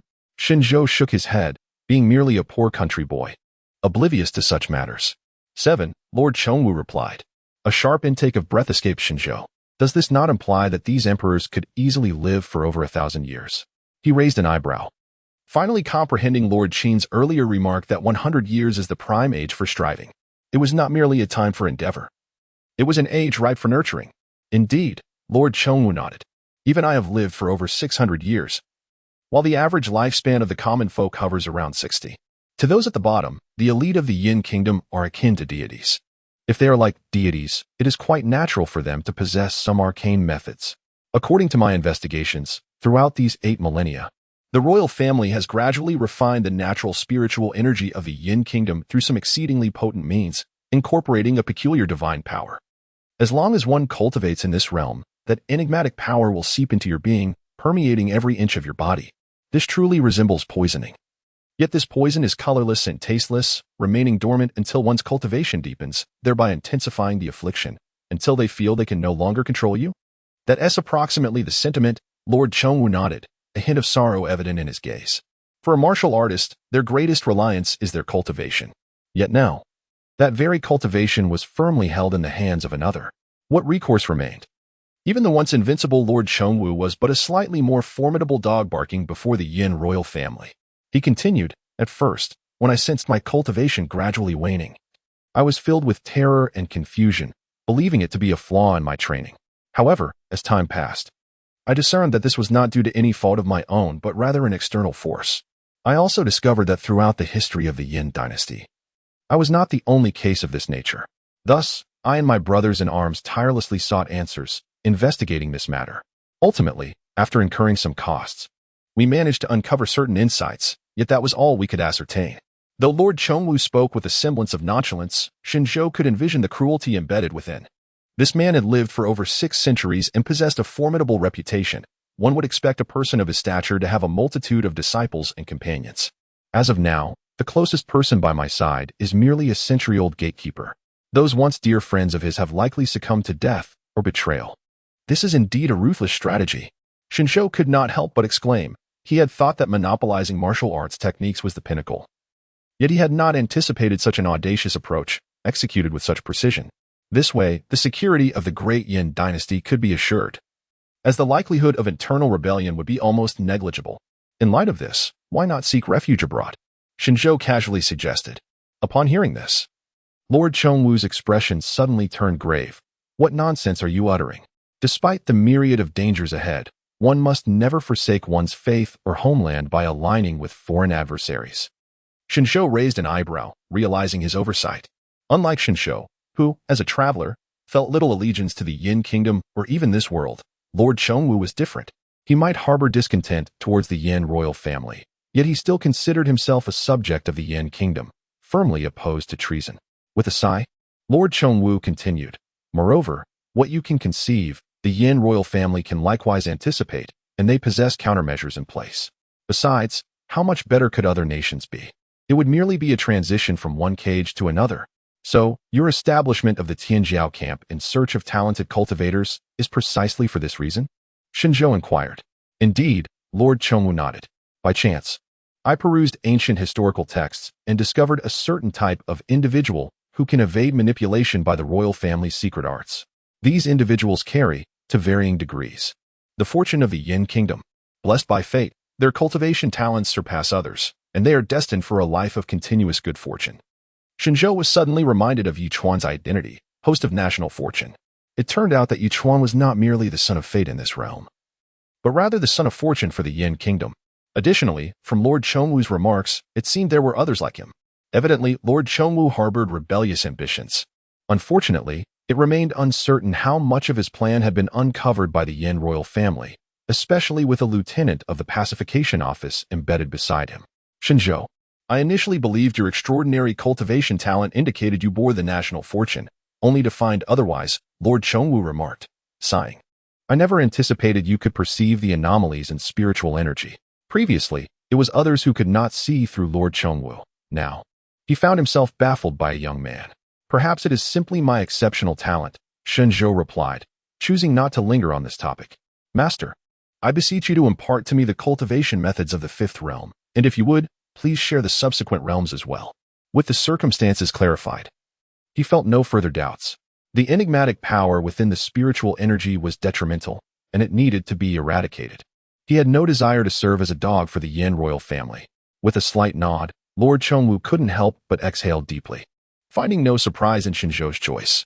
Indeed, what difference does it make to know the truth?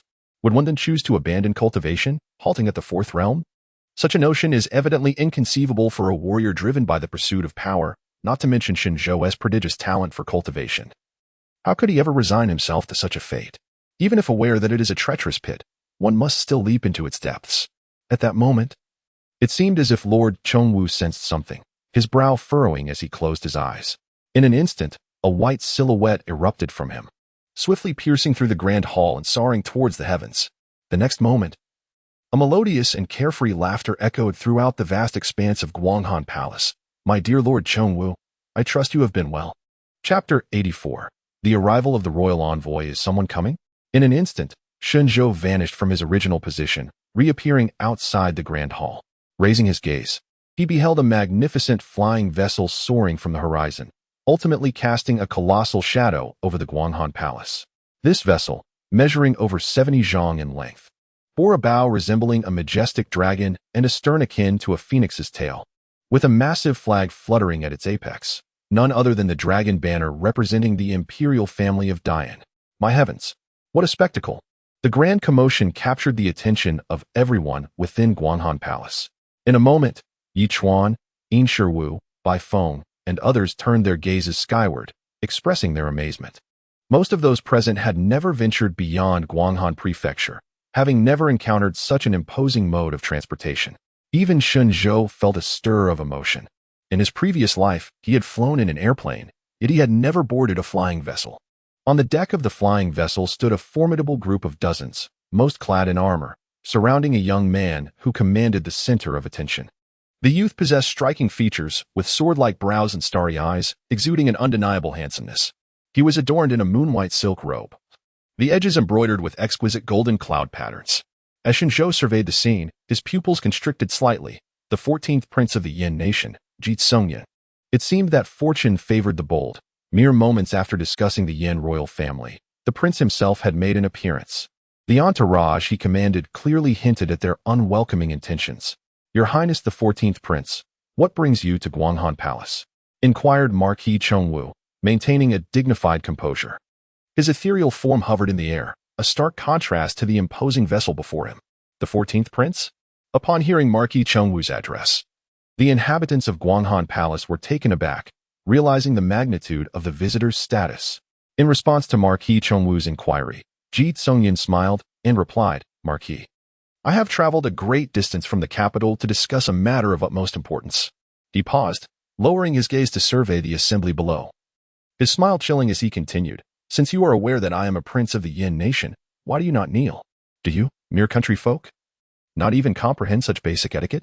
Yin Shiwu, Yi Chuan, and the others immediately turned pale, hastily dropping to their knees. Even Lin Yujing, although her downward gaze revealed a trace of reluctance, complied nonetheless. In the blink of an eye, the vast hall of Guanghan Palace was filled with kneeling figures. The rigid social hierarchy of the Yan nation, with its emphasis on imperial authority and the feudal tenets of ruler to ruler, minister to minister, father to son, and son to father, had become ingrained in the very bones of its people. Excellent. Ji Tsongyan nodded slightly, a satisfied expression gracing his face. Despite Marquis Chongwu's long-standing control over Guanghan Prefecture, it appeared that the majesty of the royal family still held sway. However, a frown suddenly creased Ji Tsongyan's brow, for he had noticed a solitary figure who had failed to kneel. Not far away, a young man stood upright, his gaze cold and unwavering, showing no intention of kneeling. Bold, why do you not kneel? A burly man clad in armor interjected before Ji Tsongyan could speak. His name, emblazoned above his head, read, Royal Guardsman, Jiang Yuanhua. Shen Zhou chuckled lightly, stating, I possess a hard spirit and cannot learn to bow, let alone kneel. In this life, I live freely. I only know to kneel to heaven, earth, and my parents. What right does a mere royal have to demand my submission? Better to die than to live unfree. Upon hearing this, the members of Guanghan Palace, including Yin 15, could not help but break into a sweat for Shen Zhou. They knew of his audacity. but they never anticipated he would dare to exhibit such defiance before the royal family. He was truly courting death. Each one sighed inwardly, yet a sense of admiration arose within him. Ji Songyun, enraged, laughed ironically. Well, what a hard spirit, unable to learn to bow. Jiang Yuanhua, understanding his master's temperament, leapt from the flying vessel as Ji Songyun finished his words, resembling a shooting star across the night sky, charging towards Shen Zhou. Boom! The two figures collided in the plaza outside the Great Hall, raising a cloud of dust. Ji Songyun smirked. He had come to Guanghan Prefecture with the intent to instill a sense of fear in the Duke of Chongwu, and his plan had unfolded successfully, aided by this reckless young man. However, the smile on Ji Songyun's face soon froze, for as the dust settled, he beheld Jiang Yuanhua kneeling on the ground, with the youth in a green robe leisurely seated upon his back. Not just Ji Songyun, but everyone else wore expressions of disbelief. This young man's strength appeared overwhelmingly formidable. Only the Duke of Chongwu, floating above, displayed a smile. At that moment, Jiang Yuanhua was dizzy and shocked, utterly bewildered by the turn of events. Why had he failed to perceive any of Shen Zhou's movements? The royal guards? Utterly incompetent. Amidst his confusion, Shen Zhou's mocking voice rang in his ears, causing Jiang Yuanhua's face to flush with anger. Where did this brash youth come from to challenge the royal authority? Another voice, belonging to a slender man standing beside Ji Songyun, thundered, "Royal Guardsman Captain, Zhua Song." In the next instant, Zhua Song surged forward like lightning, faster and more intimidating than Jiang Yuanhua. Yet, before he could reach Shen Zhou, the air rippled violently, and Zhua Song was suddenly sent flying backward, crashing through the gates of Guanghan Palace and leaving a deep crater in the ground. Under my very eyes, you dare to strike my disciple once, and now you seek to do so again? The Duke of Chongwu's indifferent voice echoed. His shadow hovered in the air, unmoving. Yet it was undeniable that he had been the one to send Zhua Song flying moments ago. If you strike the young, then surely I too can retaliate with the old. A hint of tension and unease suddenly flickered across Ji Songyun's handsome visage. Despite having languished in despondency for an extended period, the esteemed Lord Chongwu still exuded an undeniable authority. The attempt to assert dominance had utterly failed, resulting instead in a lesson imparted by his counterpart. Ji Songyun clenched his fists. The kingdom of Yan still relied on Lord Chongwu's martial prowess, and thus, it would be unwise to sever ties. With this thought in mind, Ji Songyun once again donned a gentle smile. Your Excellency, you are entirely correct. My subordinates have displayed a lack of decorum, which is entirely their own doing. I have come here today, as per my father's imperial decree, to present you with a sacred edict. With that, Ji Songyun gestured, and a somewhat portly old eunuch beside him stepped forward, gradually unfurling the resplendent yellow edict in his hands. Chapter 85. The Imperial Edict and Recruitment by the Grace of Heaven. The Emperor decrees, the northern borders have frequently suffered from the incursions of enemy nations. Fires of war rage continuously, and the situation is dire. I am deeply concerned. Marquis Chongwu, possessing both loyalty and valor, as well as commendable strategies, I hereby appoint you as the general of the northern defense. Depart immediately to the north to guard our borders and protect the territory of the Great Yan, thereby upholding our celestial prestige. Thus it is decreed. The rotund eunuch recited the edict with a leisurely demeanor, and only then did Marquis Chongwu fully comprehend the implications. A cold smile crept upon his lips. It was no wonder that his previously lost cultivation had inexplicably returned. Indeed, the court required him to charge into battle. Utilized to the utmost when useful, cast aside when not. A sense of desolation engulfed Chongwu. Accept the edict, my lord, the eunuch's voice echoed once more, his beady eyes, squished together by layers of flesh, glimmering with mirth as he regarded the marquis. He added a pointed remark, I trust you will not disappoint the emperor's goodwill. Shen Zhou silently observed the scene, aware that among these unwelcome guests, the seemingly amiable eunuch was likely the most formidable, as indicated by the title above him, Chief Eunuch of the Eastern Depot, Lu Dong. The position of depot chief in martial dramas is typically held by a top-tier expert. Noticing that Marquis Chongwu remained silent, Ji Songyun's expression grew tense, and every member aboard the flying vessel appeared to be on edge.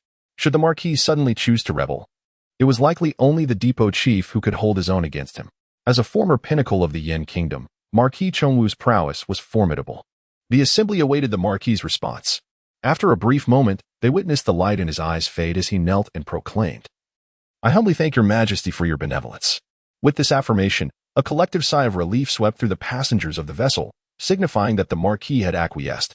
Lu Dong swiftly appeared before Marquis Chongwu, placing the edict in his hands and urging, "I implore you to depart as soon as possible. The situation at the northern borders is urgent."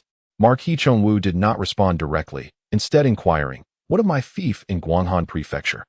"The emperor has decreed that Guanghan Prefecture remains your fief, and the court shall not interfere," Lu Dong replied with a smile. "Moreover, should you achieve merit in defending the borders, His Majesty is willing to grant you additional lands, perhaps even an entire province." The Yan Kingdom operates under a three-tier system of counties, prefectures, and provinces. However, upon hearing this, Chongwu's expression remained stoic. Even the prospect of receiving a province seemed to him merely a larger morsel of bone. "I understand," he stated simply. "I shall depart once I have attended to my affairs." "That is quite agreeable," Lu Dong nodded, then suddenly shifted the conversation. "By the way, it has reached the emperor's ears that you have been nurturing talents over the years?" Marquis Chongwu's brow furrowed slightly, a foreboding feeling stirring within him. "What of it?" Lu Dong remarked. "Recently, His Majesty has expressed a desire to cultivate exceptional talents and wishes to select a few from your esteemed self to bring to the imperial court for training. What do you think?" Upon hearing this, the talented individuals within Guanghan Palace experienced a wave of peculiar emotions. The imperial court is the highest institution in the Yan Kingdom dedicated to nurturing young martial artists. Only the most distinguished among them have the opportunity to enter. What if I were to refuse? The imposing figure of Marquis Chongwu turned pale with displeasure. If the Marquis is unwilling, the emperor would not insist. Lu Dong lowered his stance, stating, "However, I believe it is essential to give the young ones a chance to choose for themselves. Don't you agree, Marquis?" With an impassive expression, Marquis Chongwu sensed the tension in the air, which lingered for a moment before he finally replied, "Very well." At this juncture, he understood that his clandestine plans to seek and nurture a host for the nation's fortune had already come to the attention of the royal family. The so-called selection was mere pretense, aimed squarely at Yuchuan. If the emperor were to forcibly take Yuchuan away, he would indeed have no means to resist. But now this old eunuch has allowed Yuchuan the opportunity to choose. That is a chance. Marquis Chongwu had confidence in Yuchuan. After 3 years of mentorship, during which they had spent nearly every waking moment together, he had imparted his teachings to Yuchuan without reservation, regarding him as his own son. Upon hearing the Marquis's agreement, Lu Dong immediately turned his gaze toward Yuchuan. "Young master, do you wish to join our esteemed imperial court?" Yuchuan's face displayed a moment of hesitation and wavering. His gaze darted between the stern Marquis Chongwu and the smiling Lu Dong. On one side lay the Marquis's kindness, and on the other, the promise of a broader future. After a tumultuous internal struggle, Yuchuan finally spoke. "I am willing to join the imperial court." Upon uttering these words, he lowered his head. Marquis Chongwu trembled slightly, clearly taken aback by Yuchuan's choice. 3 years of effort seemed to vanish in an instant. "Junior brother Yu." From a distance, Duan Shuang looked at Yuchuan in disbelief. Countless moments under the moonlight had seen Yuchuan vow to protect her for a lifetime, yet now, on the flying vessel, Ji Songyun scoffed coldly. "A wise bird chooses its tree. This is hardly surprising." "Well, it seems this young master has made his decision." Lu Dong chuckled. "You wouldn't go back on your word, would you, Marquis? Please, take him away." Marquis Chongwu, with a dimmed gaze, waved his hand without casting another glance at Yuchuan. "The greatest sorrow lies in a heart that is withered." In 15, Qin Hai and the rest of the Chongwu guard felt a twinge of compassion in their eyes, fully aware of the profound care and expectations Marquis Chongwu had bestowed upon Yuchuan. "Then, I thank you, Marquis." Lu Dongshi, unable to restrain himself, did not relent. Instead, he turned his gaze towards Shen Zhou and inquired, "Might this young sir be inclined to join the Imperial Academy?"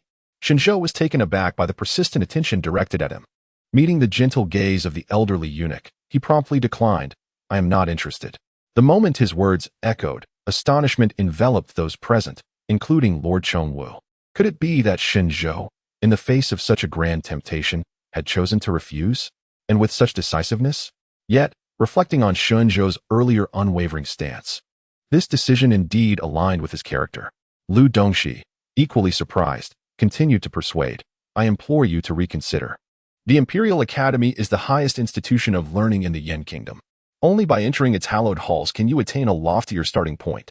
There is no need for further consideration," Shen Zhou interjected, cutting off the elderly eunuch. "I have had my fill of your elaborate formalities." Chapter 86. Between you and me lies a vast chasm. In response to Shen Zhou's refusal, Director Lu remained unperturbed, even maintaining his smile. After all, inviting Shen Zhou had been a whimsical decision, and its failure bore no consequence. Since that is the case, could you kindly dismount from my rather foolish guard? Director Lu suggested, glancing at Shen Zhou. From the beginning, Shen Zhou had been seated upon Duanmu, who, despite his strength, was unable to extricate himself, having served as a makeshift cushion for several minutes. Of course, Shen Zhou replied, patting his backside as he stood. Duanmu hurriedly retreated, hugging his head in embarrassment. Acutely aware of Ji Songyun's disdainful gaze directed at him from above, instantly filled with regret. Duanmu lamented his choice to stand out in an attempt to please his master, especially considering the presence of so many guards brought by the 14th prince. Now, he feared he might lose even his position as a guard. Very well, my lord, we shall prepare to take our leave, Lu announced. The task was accomplished, and the royal guard had no intention of lingering any longer. Lu floated over to Yichuan. Young Master Yi, please accompany me aboard the vessel. Please wait. Yichuan interjected. Before we depart, I wish to challenge someone. Who? Yichuan pointed a finger at Shen Zhou. Him. From the very first moment he encountered Shen Zhou, he had been humiliated, made the subject of ridicule by those from the Tianjiao camp. Later, even the esteemed Duke Chongwu had dismissed him, leaving Shen Zhou to whisper amongst himself. Now, it seemed that even prominent figures from the palace sought to recruit both him and Shen Zhou into the royal courtyard. This series of events left Yichuan feeling deeply aggrieved. He was determined to prove that he was superior to Shen Zhou. Not even in a parallel standing could they coexist. The dignity and glory he had lost must be reclaimed by his own hand. Moreover, Yichuan had observed that the 14th prince aboard the vessel harbored a distinct aversion towards Shen Zhou. If he could use the guise of a duel to eliminate Shen Zhou, it would surely endear him to the prince, paving the way for a more illustrious future within the royal courtyard. Yichuan considered this plan to be a perfect duel opportunity. Oh, Director Lu had not anticipated Yichuan's proposal. The 14th prince, Ji Songyun, immediately remarked with a grin, I find this proposal quite agreeable. The disciples of Duke Chongwu turning against each other would indeed be an entertaining spectacle. Director Lu then turned to Duke Chongwu. What say you, my lord? Very well. Before Duke Chongwu could respond, Shen Zhou preemptively accepted, his gaze towards Yichuan reminiscent of one looking at a lifeless body. Seeing this, Duke Chongwu chose to remain silent, tacitly agreeing.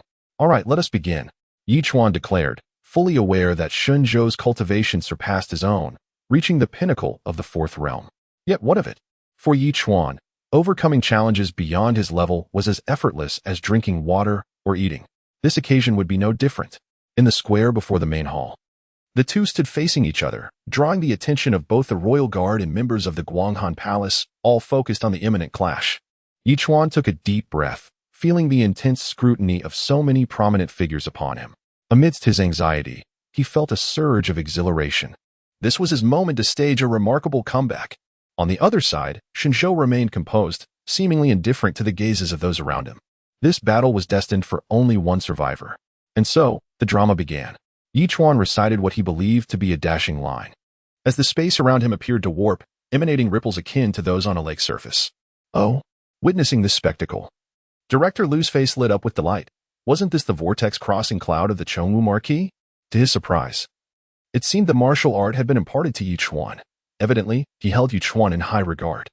Bringing Yichuan back to the imperial city would indeed be a tremendous gain. I hope your mental fortitude is strong enough. Do not let me breach your defenses. As Yichuan's arrogant voice resonated, he charged toward Shen Zhou. The ripples surrounding him seemed to possess a propelling force, dramatically increasing his speed, allowing him to reach Shen Zhou in the blink of an eye. Come here. Yichuan's right hand clawed toward Shen Zhou, palm facing him, pulling back. The surrounding vortex deepened and intensified, enveloping Shen Zhou, as the air grew thick and oppressive. Yet, Shen Zhou stood his ground, unfazed, exclaiming, so that's how it is. The ripples can generate a pulling force. Quite intriguing. Seeing Shen Zhou unaffected, Yichuan's expression shifted. Why are you unperturbed? What a joke. Does an ant, having learned wrestling, think it can topple an elephant? As Shen Zhou spoke, a colossal elephant manifestation coalesced around him, completely overshadowing him. With a thunderous roar, the giant elephant unleashed a sound wave that struck Yichuan's mind like a tangible assault. This was at least a perfected body-refining technique. How could this fellow's physical prowess be so extraordinarily formidable? Yichuan felt a mix of astonishment and dread. Instinctively, he chose to retreat, creating distance, while simultaneously reaching for his waist. Go. 7 small knives sprang forth from his pocket, unfurling in the wind, transforming into 7 dazzling flying daggers that emitted a piercing sonic boom, surging towards Shen Zhou from all directions. Meanwhile, the Chongwu Marquis frowned deeply. These were the precious 7-star daggers he had gifted to Yi Chuan, now wielded by this traitor against his other disciple. Yet, facing the all-encompassing assault of the 7-star daggers, Shen Zhou's expression remained unchanged. His right hand gently rested upon the earth sword on his back. Clang! In the next moment, a series of metallic clashes echoed, as visible sparks erupted in the air. Each of the 7-star daggers was deflected simultaneously. While Shen Zhou's posture remained steady, he even released his grip on the earth sword. What? Yi Chuan was utterly horrified. He could not comprehend the scene before him. Did Shen Zhou just draw his sword and send all his 7-star daggers flying? But why did he not witness any movement from Shen Zhou's sword? What kind of martial arts has this young man cultivated to be so extraordinarily enigmatic? A growing sense of terror and unease enveloped Yi Chuan as he instinctively began to retreat before this mysterious and formidable adversary. Shen Zhou, however, approached him with an unhurried demeanor. Did you not intend to kill me? Why then do you seek to distance yourself from me? Allow me to share a truth with you. When two equally matched forces engage in battle, the distance between them holds significance. Yet, between you and me, that distance is utterly meaningless. In the next moment, Yi Chuan felt a warm sensation at his chest, accompanied by a teasing voice in his ear. You see, like this, I can easily reach your heart.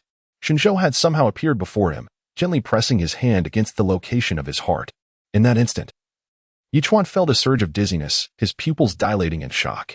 As if struck by lightning, he stumbled back, overwhelmed by fear, power, mystery, and invincibility. His mind was filled with awe for Shen Zhou, and a familiar wave of dizziness and pain surged through him. Breathing heavily in anxiety, he realized he had no choice but to unleash his final card. I will make you pay for underestimating me. Yi Chuan roared, and suddenly, his physical form stood still like a marionette, while a shadowy figure erupted from his body. The Shadow God.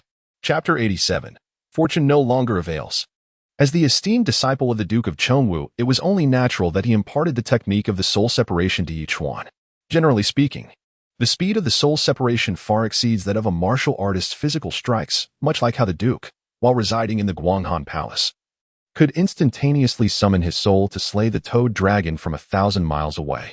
However, in comparison to the Duke's mastery, Yi Chuan had only recently begun to practice this technique, rendering him exceedingly clumsy in its execution, coupled with the profound panic clouding his mind. He fumbled through the process in utter disarray. The moment Yi Chuan's soul departed his body, it drifted aimlessly like a rootless water lily, flailing about like a kite with severed strings. He was incapable of even directing its movement towards Shen Zhou, let alone launching an attack. The state of his soul was a complete catastrophe. Even without Shen Zhou intervening, he would perish from the dislocation of his spirit. Lu Dong furrowed his brow, his form transforming into a streak of light as he dashed into the fray, intent on rescuing the hapless youth. Yet, in the next instant, his pupils constricted in horror. For Shen Zhou had, unbeknownst to him, unsheathed the great sword from his back. At that moment, a crimson line began to manifest along Yi Chuan's body, running straight from his head to his hips. The sword was blunt, yet before Shen Zhou's decisive strike, even a hammer could deliver a lethal blow. Shen Zhou exhaled gently. He could not allow Yi Chuan to end his life due to his own folly. This act of kindness must be acknowledged. You fool. Yi Chuan's soul let out a roar, acutely aware of his corporeal demise. Without a body, his spirit was akin to a wandering ghost, devoid of a resting place, destined to perish in the vastness of existence. I will take you down with me. In a fit of desperation, Yi Chuan shrieked at Shen Zhou, intent on delivering a fatal strike while his soul still lingered in the mortal realm. Yet, his inexperience with the technique, compounded by the loss of his physical form, rendered him increasingly incapable of approaching Shen Zhou. The more he tried, the further he drifted away. TSK. Shen Zhou allowed a warm smile to grace his lips. The last one who uttered such words to me, a 5th-tier demon lord, now has grass 3 meters high on his grave. What? In midair, Yi Chuan's face contorted in disbelief. 5th tier? Shen Zhou had actually slain a 5th-tier powerhouse. As a disciple of the Duke of Chongwu, Yi Chuan had heard his master speak countless times about the vast chasm that separated the 4th from the 5th tier. Could it be true? In that moment, he seemed to finally grasp the insurmountable gulf between himself and Shen Zhou. Yi Chuan ceased his frantic struggle against Shen Zhou and turned to gaze at the distant Duke, crying out, Master, Master, save me. I do not wish to die. The Duke remained expressionless, unmoved by the plea. As Yi Chuan's soul continued to disintegrate, His cries grew fainter and more distant, until at last, his essence transformed into a wisp of white mist, vanishing completely into the ether. In his final moments, Yichuan heard a last calm utterance. To die by my hand is the sole event worthy of remembrance in your life. As the swiftly rotating lantern of memories flickered before him, Yichuan sorrowfully realized that Shen Zhou's words were utterly accurate. After all, he had indeed enjoyed the same treatment as a formidable fifth-tier demon lord. A notification resonated from the record of virtue, indicating personally escorting a mid-stage fourth-tier warrior back to his hometown and successfully preventing his betrayal of the sect grants 1,500 virtue points. This revelation not only left Shen Zhou somewhat disheartened, but it also highlighted the meager sum. After all, Yichuan's cultivation level was not particularly high, and under the constraints of the Duke of Chongwu, he had evidently committed no heinous acts, rendering him not a true villain. However, he had made the grave error of attempting to kill Shen Zhou. From the moment Yichuan's name turned red, his life had commenced a rapid countdown. Regrettably, it seemed that national fortune bore no enhancement upon virtue points. The speed of his strikes was astonishing. Even as a spectator, I found myself unable to intervene. The martial art he wielded was indeed peculiar. Lu Dong's figure hung suspended in midair, speechless and choked with rage. Originally intending to return the national fortune host to the royal city for a report, he was now humiliated by the opponent's swift execution.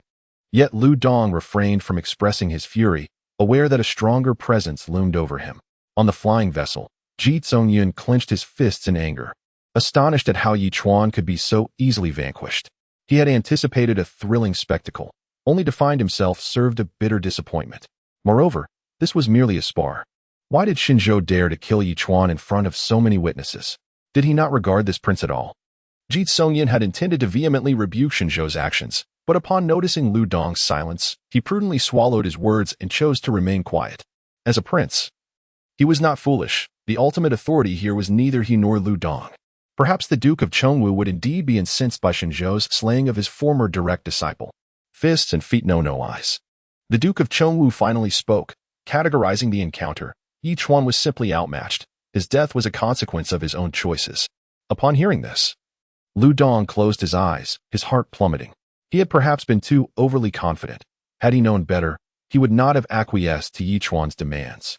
He had not anticipated Shen Zhou's formidable strength.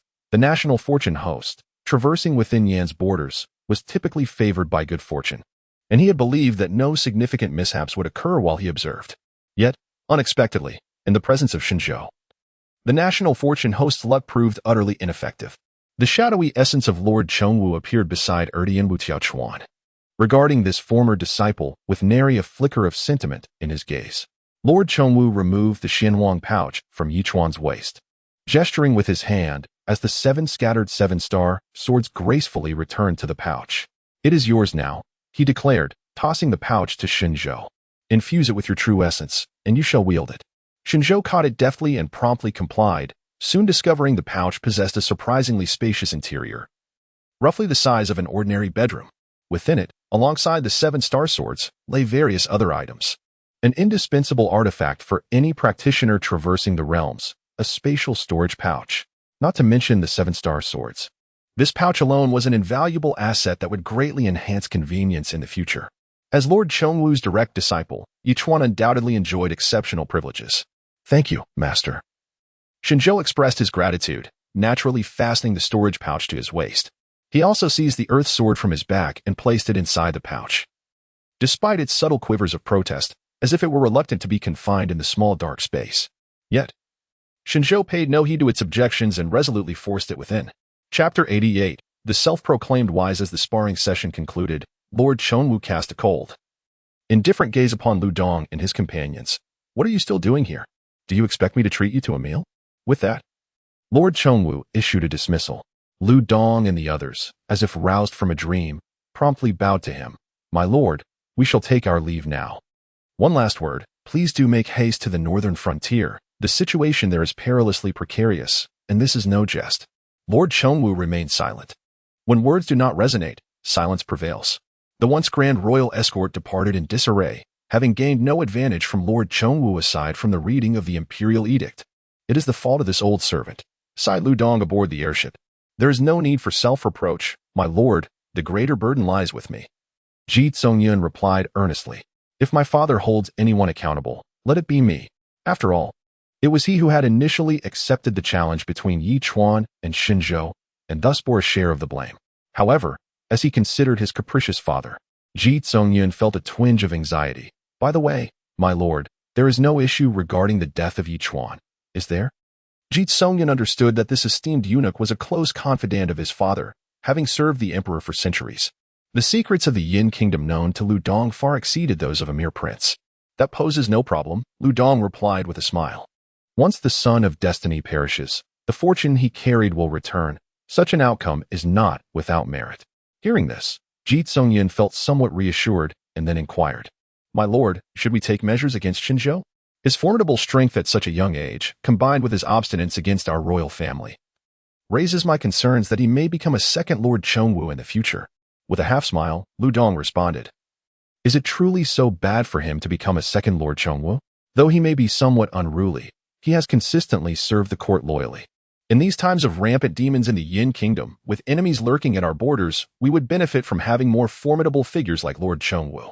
However, there is no need for further discourse, Your Highness. Lu Dong interjected, You are still quite young and unaware of many matters. In the future, it would be wise to speak less and act more prudently. With that, Lu Dong rose and bowed to Ji Tsongyun. This incident need not weigh upon you, for I shall bear the responsibility alone. The hour is late. I advise you to retire early. Without waiting for Ji Tsongyun's response, Lu Dong exited the room. Gazing out the window at the clear, azure sky, Ji Tsongyun fell into a contemplative silence.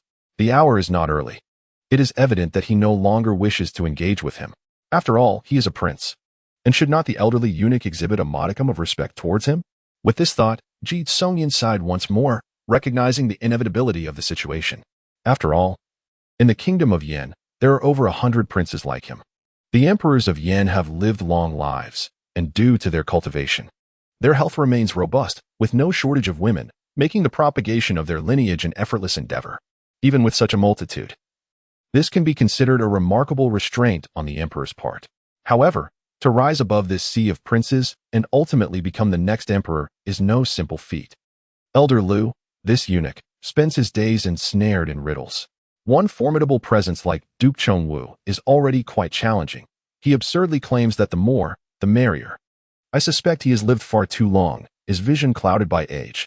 Ji Tsongyun firmly believes his perspective to be entirely justified. He is contemplating the welfare of the kingdom of Yan and the court. A terrifying genius like Shen Zhou must either be eliminated prematurely or kept firmly in check. It is unacceptable to allow him to roam unchecked. With this resolution, Ji Tsongyun instructed his subordinates, summoned Zhuitsong forth.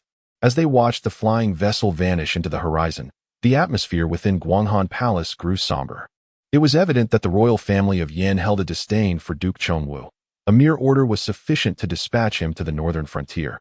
And upon his departure, they sought to take away Yi Chuan, a talent nurtured over many years.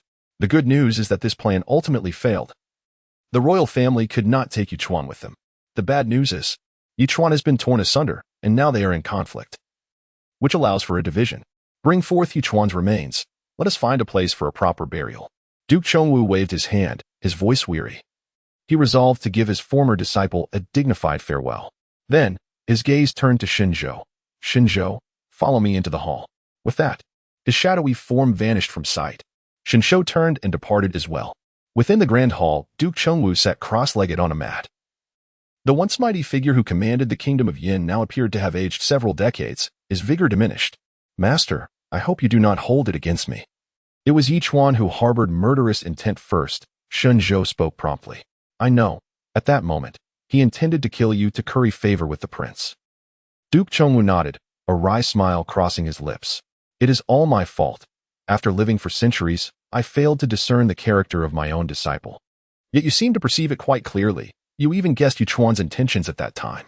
Shen Zhou muttered to himself, believing it to be a natural occurrence, for Duke Chongwu had been under the influence of the royal family for most of his life. And it was uncertain how long it took him to finally discover Yi Chuan, the antidote he desperately needed. From that moment onward, Lord Chongwu found himself in a state of disarray, perceiving Yi Chuan as a reflection of his future self, enveloped in boundless trust, even to the point of indulgence. The concept of betrayal has been an enduring theme throughout humanity, transcending all realms. Even the celestial deities are not exempt. However, Shen Zhou possesses the means to avert such treachery, for he wields the Eye of Calamity. Well, now that Yi Chuan has met his demise, let us speak no more of it. Lord Chongwu continued. Today, I shall prepare to journey to the northern frontier. Today? Departing in such haste? Shen Zhou expressed his surprise. Indeed, Lord Chongwu nodded. I have been sidelined by the royal family of Yan for over a century, and now they have abruptly unsealed my cultivation, hastily dispatching me to the north. Such a hurried demeanor clearly indicates that the masters stationed at the northern frontier can no longer hold their ground. Lord Chongwu is a man of unwavering loyalty. Though reluctant to serve the royal family, he remains devoted to the people and the nation. In times of national peril, he must inevitably rise to the occasion. Chapter 89. The Lord of Guanghan Palace. As the mountains and rivers lay shattered like drifting willow fluff, and one's destiny ebbed and flowed like raindrops on floating duckweed. It is a truth well known throughout history that death awaits us all. Yet, let one's loyal heart illuminate the annals of time. Shen Zhou was cognizant of the thoughts occupying the mind of Marquis Chongwu at that moment. Unbidden, these lines of poetry surfaced in his mind, and he recited them involuntarily. However, as soon as the words left his lips, a twinge of regret washed over him, for it felt akin to tempting fate. Yet, upon hearing them, Marquis Chongwu's eyes sparkled with newfound clarity. The initial couplet vividly illustrated the tragic plight of both the nation and himself, while the latter lines exuded a profound and stirring resonance. Who among us has not faced death? Let one's steadfast heart shine brightly through the ages. What a splendid poem, he exclaimed, thumping his thigh. Indeed, even that old emperor can only live for a millennium. Ultimately, death befalls us all. So what if I am constrained? If I can perish for the sake of the common people, my name shall endure through the ages, immortalized in history. It seemed he had come to a realization. The shadows of despair that had accumulated on his face were swept away in an instant, replaced by a surge of unbridled ambition. Shen Zhou had not anticipated that his casual recitation of poetry would evoke such a transformation in the Marquis. But he quickly grasped the truth. Chongwu had wholly immersed himself in the verses, identifying with the shared experiences and treatment that resonated deeply within him. Who knew you possessed such a gift for crafting words? Marquis Chongwu remarked with a smile. These lines are truly remarkable. Will they enhance my martial prowess? Alas, no, Shen Zhou replied, his desire to achieve poetic greatness stirring within him. However, they are indeed uplifting. Chongwu countered. Then it is of no consequence, Shen Zhou said. Thank you for your poetic gift, Chongwu continued earnestly, fixing his gaze upon Shen Zhou. From this moment forward, you shall no longer be my disciple. Nay, my esteemed disciple has not yet warmed up. Shen Zhou hesitated, words caught in his throat. I consider you my friend, Chongwu added, a note of sincerity in his tone. Hey, we're all buddies here. Your words feel quite distant, Shen Zhou replied, grinning. Chongwu was momentarily speechless, taken aback by the rapid ease with which the young man had navigated the conversation. Nevertheless, the lines penned by Shen Zhou resonated profoundly with his own life story, providing him with an enlightening epiphany, as if the words had been inscribed upon his very heart. In that moment, Chongwu felt a kinship with Shen Zhou, pondering how rare it is to find a true confidant in life. Now, Shen Zhou felt entirely justified in reciting those lines, for he had gained a like-minded ally and friend, opening new avenues and infusing his life with greater enjoyment. Thus, the duo transitioned from mentor and disciple to comrades. Subsequently, Marquis Chongwu adopted a serious demeanor once more. Shen Zhou, I now present you with two choices. What are they? First, accompany me to the northern frontier, where I can ensure your protection against any potential threats from the royal family, for your performance today may have revealed your formidable potential to them. Yet, with the constraints of spiritual energy, do they truly need to act against me? Shen Zhou countered. This is a secret of the Yan Kingdom, one that I have uncovered at great cost, sacrificing many old friends and subordinates in the process. Even among the royal family, the number of those privy to this secret is likely to be minimal. The Marquis Chongwu explained. Take today as 14th prince for instance. Given his rank, he certainly remains unaware. Once we reach the border, may I expect to indulge in a satisfying slaughter? Shen Zhou inquired, for after all, on the battlefield, one faces a million-strong army, and it would be gratifying to engage in combat. Chongwu Ho cast a glance at Shen Zhou, recognizing that while he appeared gentle and refined, his heart harbored a penchant for violence, a truth well known to the demons of the Honglin Mountains. A person who revels in killing yet maintains a facade of righteousness. Chongwu Wei shook his head, dismissing his inner uncertainties, and continued, "It is difficult to say. To the north of Yan Kingdom lies a nation of equal stature known as the Ice Plains. Over the past 2 centuries, the strength of the Ice Plains has grown significantly, with an increasing number of masters emerging. Wars between nations are essentially wars between these masters, with most conflicts resulting in a stalemate. Only when the masters perish do the lesser ranks take the field, but by then, their impact is often minimal." Shen Zhou fell silent, acknowledging the truth in the words spoken. In this world, the strength of a nation is not measured by the size of its army, but rather by the number of elite warriors it possesses. After all, what does it matter if an army is vast if it lacks the power of a single formidable individual? Thus, someone like him would be of little use in such a scenario. He could neither kill nor do any good. "Perhaps you should elaborate on the second option," Shen Zhou suggested. "The second option is for you to take command of the Guanghan Palace as its new master," Chongwu Ho declared, once again astonishing him. "Me?" Shen Zhou responded, somewhat taken aback. "You truly trust me?" "Indeed, I trust you completely," Chongwu Ho replied with a smile. "When you first arrived at Guanghan Palace, Yin 15 provided me with all your information.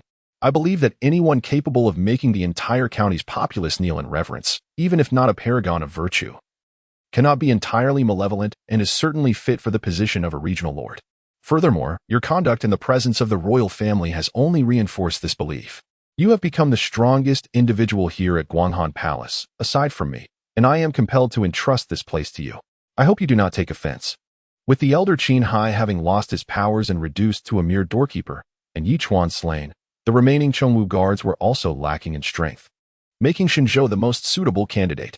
Shen Zhou was still somewhat astonished. This was their first meeting, and already the Marquis was offering him a region. This unexpected gift came with the weighty responsibility of safeguarding Guanghan Prefecture. "And what of the treasures within the treasure pavilion?" he prompted. "As long as you accept, you will be the master of Guanghan Palace, and there will be no need to consult me further," Chongwu Ho replied with a smile. "My sole wish is for you to protect this land to the best of your ability." "Very well," Shen Zhou decisively agreed. This proposition sounded like a guaranteed profit, leaving him with no reason to refuse. "Thank you," he concluded. Upon hearing Shen Zhou's agreement, the smile on the face of the Duke of Chongwu grew increasingly gentle. "Ah, and there is this." With a flick of his hand, a jade slip, no larger than a finger, fell into Shen Zhou's palm. "This contains the chronicles of my martial arts journey and insights throughout my life, originally intended for Yi Chuan. Now, it is bestowed upon you." Chapter 90. It feels like a dream. Shen Zhou held the delicate jade slip, and an involuntary joy surged within him. He realized that from this moment onward, the path leading to mastery had been entirely paved for him by the Duke of Chongwu. Indeed, he had encountered a truly noble benefactor. Fate is indeed wondrous. Shen Zhou originally came to the Guanghan Palace for scholarly pursuits, yet unexpectedly, he found himself appointed as the principal. He ought to express gratitude to Yi Chuan. Without him, none of this would have been possible. Perhaps during the festive seasons, he should burn some paper money for Yi Chuan. Gathering his thoughts, Shen Zhou continued, "However, Duke Chongwu, your entrustment and singular wish seem rather ominous. Why do you appear as if you shall not return?" He felt as though he had inadvertently set a flag for the Duke, not realizing that the Duke was already accumulating his own blessings. "Ah, the battlefield is merciless. Any outcome is possible." The Duke chuckled softly, "But it matters not. Perhaps dying at the frontier would paint a splendid conclusion to my life. This way, I shall be spared the constant vexation of cultivation concerns." Hearing this, Shen Zhou sensed a hint of the Duke's willingness to sacrifice for his country. After a moment's reflection, Shen Zhou added, "Among the Chongwu guards you have trained, there is one from the town suppression office. He is not inclined to betray. But given the multitude of generous gifts from you, it would seem rather disloyal for him to conceal this information." "Oh?" A look of surprise crossed the Duke's face as he inquired, "Who?" "Yin Nan. It is he. How do you know?" "I possess the ability to read minds." "Huh, you are full of surprises," the Duke remarked with a wry smile, nodding gently. "I understand now. No wonder his clandestine search for the host of national fortune came to the attention of the royal family. It seems there is a traitor among us." "Traitors? What kind of people surround him?" Then, the Duke's voice resonated throughout the Guanghan Palace. "All Chongwu guards, report to the Weiwu Hall immediately." Soon, dozens of Chongwu guards gathered, kneeling on one knee before the Duke. "We pay our respects to the Duke of Chongwu." Their voices rang out in unison.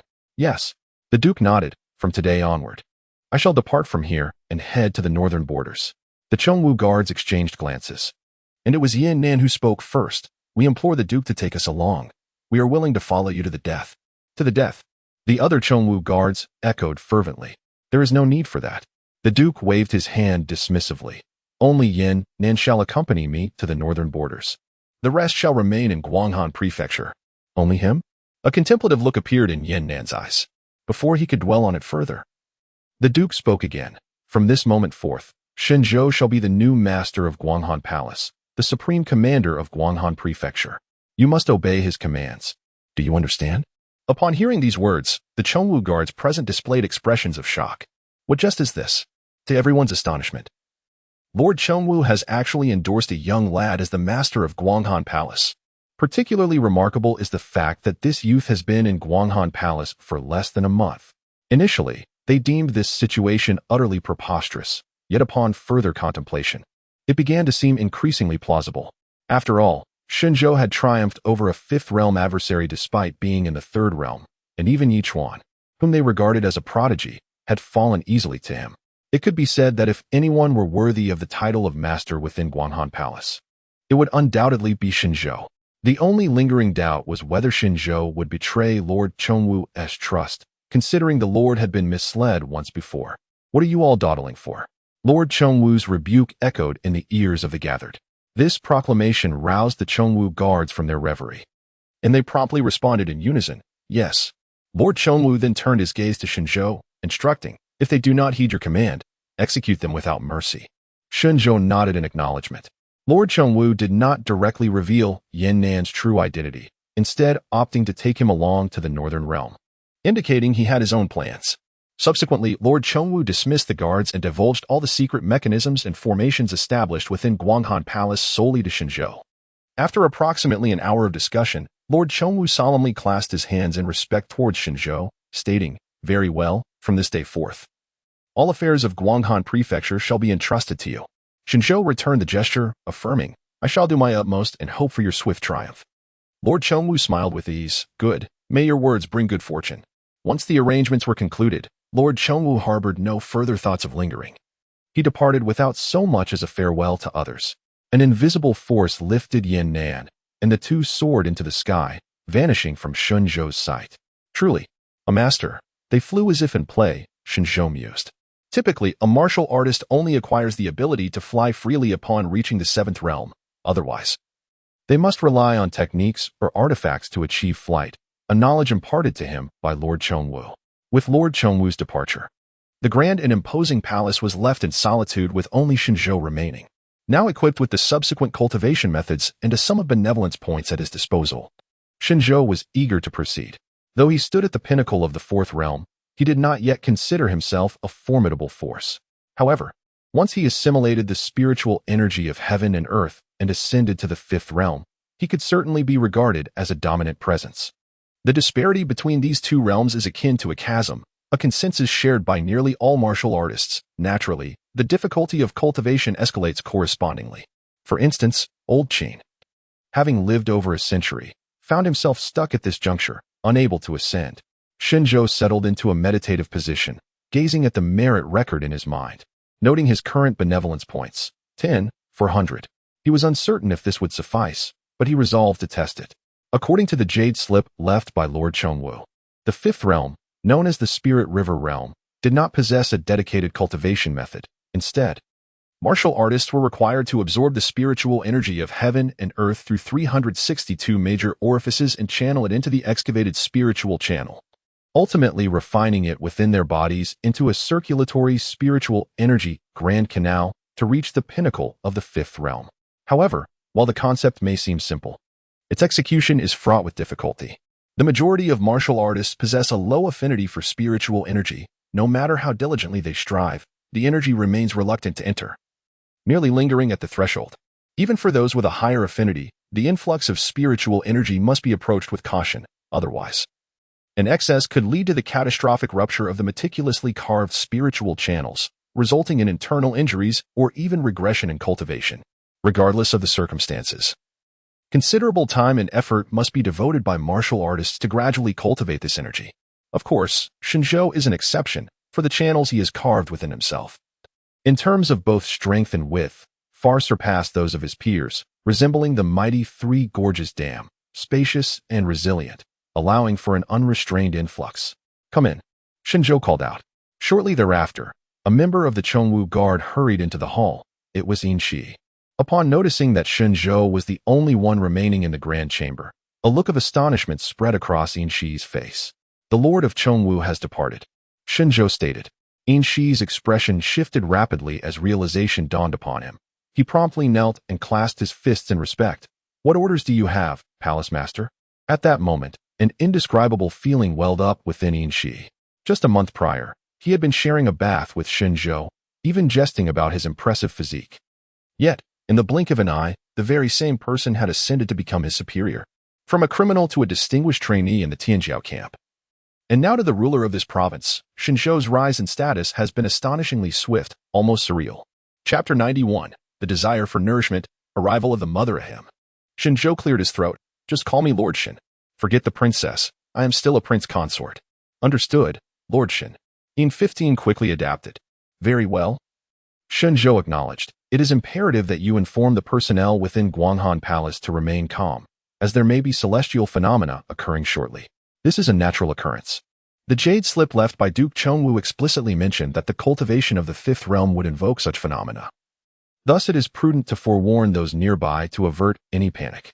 Even such trivial matters were inscribed by Duke Chongwu in the jade slip.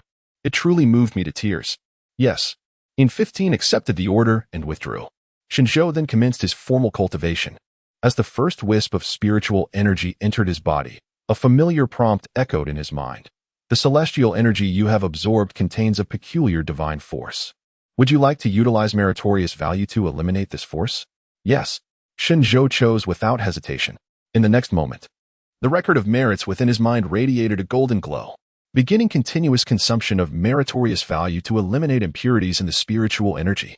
Outside the mighty palace, Yin 15 disseminated Shen Zhou's command, and Qin Hai immediately grasped the situation, exclaiming in astonishment, "Lord Shen is preparing to challenge the fifth realm."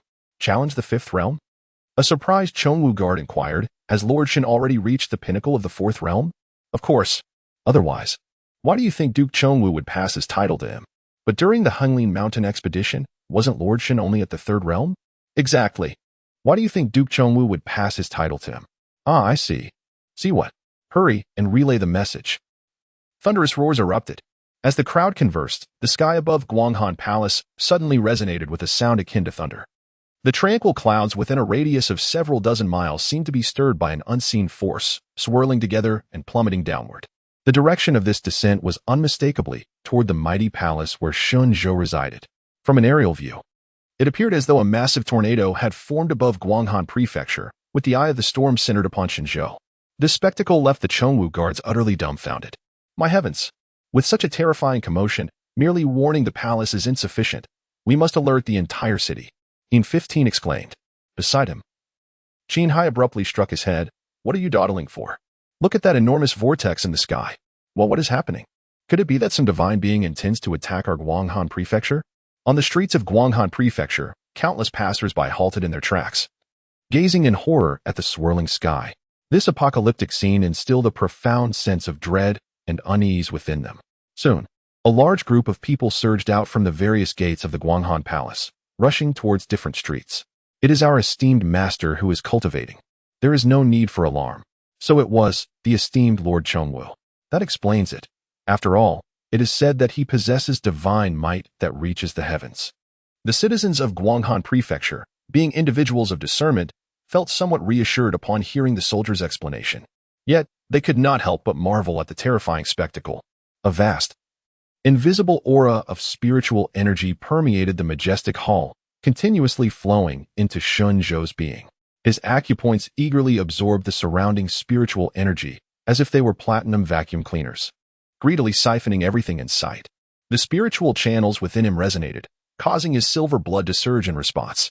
The speed at which Shen Zhou absorbed the spiritual energy was nothing short of astonishing. However, even so, it could not fill the exceedingly broad spiritual channels within him in a timely manner. A full 3 minutes passed before the merit record inscribed, consuming 2,000 points of virtue value. The spiritual channel you have carved within is finally filled with spiritual energy, and a terrifying power brews within. You have ascended to the 3rd level of the 5th realm. Upon entering the 5th realm, Shen Zhou could distinctly perceive an extraordinary enhancement in his physical prowess across all aspects. If his previous strength could be likened to a towering tree, then now he resembled an entire forest that obscured the sun. The disparity between the 4th and 5th realms is indeed monumental, a chasm of celestial proportions. Yet, the consumption of virtue value is equally staggering. Shen Zhou could not help but exclaim, for the spiritual energy had filled his body, and the next step was refinement. Consuming 3,000 points of virtue value, the spiritual energy converges within you, continuously transforming into a golden-hued spiritual power under the synergy of your true essence and silver blood. As the spiritual channels morph into mighty rivers, revealing a tremendous spectacle, you have ascended to the 5th level of the 5th realm. As the textual notification appeared, Shen Zhou's physical form underwent another qualitative transformation. A golden radiance burst forth from him, soaring straight into the heavens. It was as if boundless spiritual power erupted from his being, surging forth in all directions. This session of cultivation concludes here. During the process, the virtue value consumed to purge impurities from the spiritual energy, 3,000. Feeling the explosive power coursing through him, Shen Zhou furrowed his brow. For this was the first time his cultivation had stalled midway, with his virtue value visibly insufficient. Alas, he was left with only 10,000 virtue points, nearly all of which were contributed by the Toad Dragon. The Toad Dragon was merely a 5th realm beast. Relying solely on it to propel Shen Zhou to the pinnacle of the 5th realm proved to be quite the challenge. Not to mention, Shen Zhou also needed to expend additional virtue value to eliminate impurities from the spiritual energy. Well, it is what it is. I shall stretch my limbs and experience my current strength. Simply sitting here lamenting serves little purpose. Rising to his feet, Shen Zhou swayed his form and arrived at the entrance of the majestic hall. With a gentle leap, he ascended directly to the eaves of the grand hall. A profound sense of lightness enveloped him. Shen Zhou summoned his strength once more, bending his legs before launching into a powerful leap. In an instant, he soared skyward like a gleaming sword piercing the heavens. The clouds beneath him cascaded downward, and he deftly altered his trajectory, harnessing the ethereal currents to glide gracefully through the sky. With a mere bound, he ascended several hundred meters, and coupled with the perfected technique of flying over the floating boat, it felt almost indistinguishable from true flight. Shen Zhou reveled in his progress. What he accomplished as a practitioner of the 5th realm was typically reserved for those of the 7th realm. As he gazed down upon the bustling populace of Guanghan Prefecture, an uncanny sensation washed over him, as if he were a deity surveying his domain. The ordinary citizens below, akin to ants, seemed so fragile that a single strike could annihilate hundreds or thousands of them. In the midst of these reflections, a slight furrow appeared on Shen Zhou's brow. His vision, sharper than that of a hawk, allowed him to discern the names of the townsfolk even from thousands of meters above. Among the sea of blue names, one striking red name caught his attention: Royal Guard Commander Zhuo. Upon recognizing this name, Shen Zhou's brow unfurled, a smile illuminating his face. Truly, thoughts manifest into reality. Yearning for nourishment led to the arrival of his mother. Longing for family brought forth his uncle. How splendid!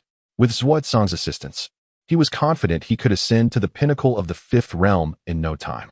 Chapter 92. Please me. Zhuo had shed his imposing flying fish attire, donning only a simple robe as he mingled around the Guanghan Palace. He had chosen not to depart with the main force, having received orders from Ji Songyun to remain hidden in this location. Once the esteemed Duke Chengwu, who ruled over Guanghan Prefecture, vacated the area, he would seize the opportunity to eliminate Shen Zhou, a young man who could potentially become a significant threat to the court of the Yan Kingdom. Just moments ago, Zhuo had witnessed the Duke soaring away from Guanghan Prefecture with another individual who was decidedly not Shen Zhou. Unlike other provinces in the Yan Kingdom, Guanghan Prefecture was the Duke's fiefdom, functioning almost as an autonomous region, free from the court's interference in its internal affairs. With the Duke's departure, the prefecture would be devoid of any formidable adversaries, and Zhuo, possessing a 5th-level cultivation, would be invincible here. He would not even need to conceal his aura, boldly displaying his prowess and causing chaos throughout the region. With these thoughts in mind, Zhuo felt no need for stealth and prepared to stride confidently into Guanghan Palace. However, as he took a single step forward, he suddenly beheld colossal whirlpools forming in the sky. The spiritual energy of the world was being drawn towards the center of Guanghan Palace with fervor. Zuozong quickly realized that someone was attempting to break through to the spirit river realm. The intensity of this phenomenon was the most exaggerated display of spiritual energy he had ever witnessed in his life. He attempted to absorb the nearby spiritual energy to counteract this force, but found himself utterly outmatched. Not a single strand of energy was willing to enter his body. The affinity of the breakthrough individual for spiritual energy was alarmingly high. Zuozong gasped in astonishment, then sneered. But what does it matter? How foolish to attempt to absorb such a vast quantity at once. Can a martial artist's spiritual channel, as thin as a wisp, withstand such a torrent of energy? The absurdity of the opponent's actions amused him greatly. He had never encountered such a foolish martial artist before. This reckless endeavor would undoubtedly lead to a backlash, and the repercussions would likely extend beyond mere damage to the spiritual channel. The entire body would likely be overwhelmed. It must be that with the Duke's departure, his subordinates had become disoriented, prompting them to forcibly strive for a breakthrough to the fifth realm, hoping to bolster Guanghan Prefecture with formidable strength. With this thought, Zuozong relaxed, leisurely watching the grand spectacle unfolding in the sky, eagerly anticipating the moment of the other's explosive demise. During this time, Zuozong saw a large group of people rushing out of the palace, shouting that their master was in the midst of cultivation and urging calm. Calm? Their master was on the verge of exploding. Suddenly, an unsettling realization struck Zuozong. Had not the Duke already departed? Then who was this master? As he pondered this, a thunderous boom echoed beside him. He quickly looked up to witness a surge of golden light erupting from the center of Guanghan Palace, soaring into the heavens. The amused smile on Zuozong's face froze instantly. This was the tidal wave of spiritual power that manifested only upon officially entering the fifth realm. The other had succeeded in their cultivation and had formally stepped into the fifth realm. In the blink of an eye, the expression on Zuozong's face transformed from derision to sheer terror. What he was witnessing was utterly unprecedented. Soon, he discerned an even more alarming truth. The spiritual energy surge of an average martial artist rarely ascended beyond 100 zhang. Yet the energy radiating from his opponent resembled the sun's rays piercing through the heavens, likely surpassing 1,000 zhang. Something was amiss. There were countless discrepancies. How could such a formidable presence exist within the Guanghan Palace? What was he thinking about fighting? Zuozong waved his sleeve dismissively and turned to leave. Logically, given that his opponent had just entered the fifth realm and Zuozong was at the mid-stage of the fifth realm, he should have been able to best him. Yet the issue lay in the fact that this logic was now firmly in his opponent's grasp. The extraordinary phenomenon accompanying this ascension rendered any advantage of the initial fifth realm moot. His adversary could still easily overpower him. He yearned to immediately employ his exceptional agility to escape this place swiftly. However, the composed Zuozong refrained from such rashness. Instead, he navigated through the crowd of onlookers, opting to walk away. He needed to report back to the 14th prince that this task was beyond his capabilities. A more formidable warrior was necessary. What was happening in Guanghan Prefecture? The emergence of a talent like Shen Zhou was already alarming enough. Now, another even more terrifying figure had surfaced. At this moment, Zuozong dared not reveal his own strength for fear of attracting unwanted attention.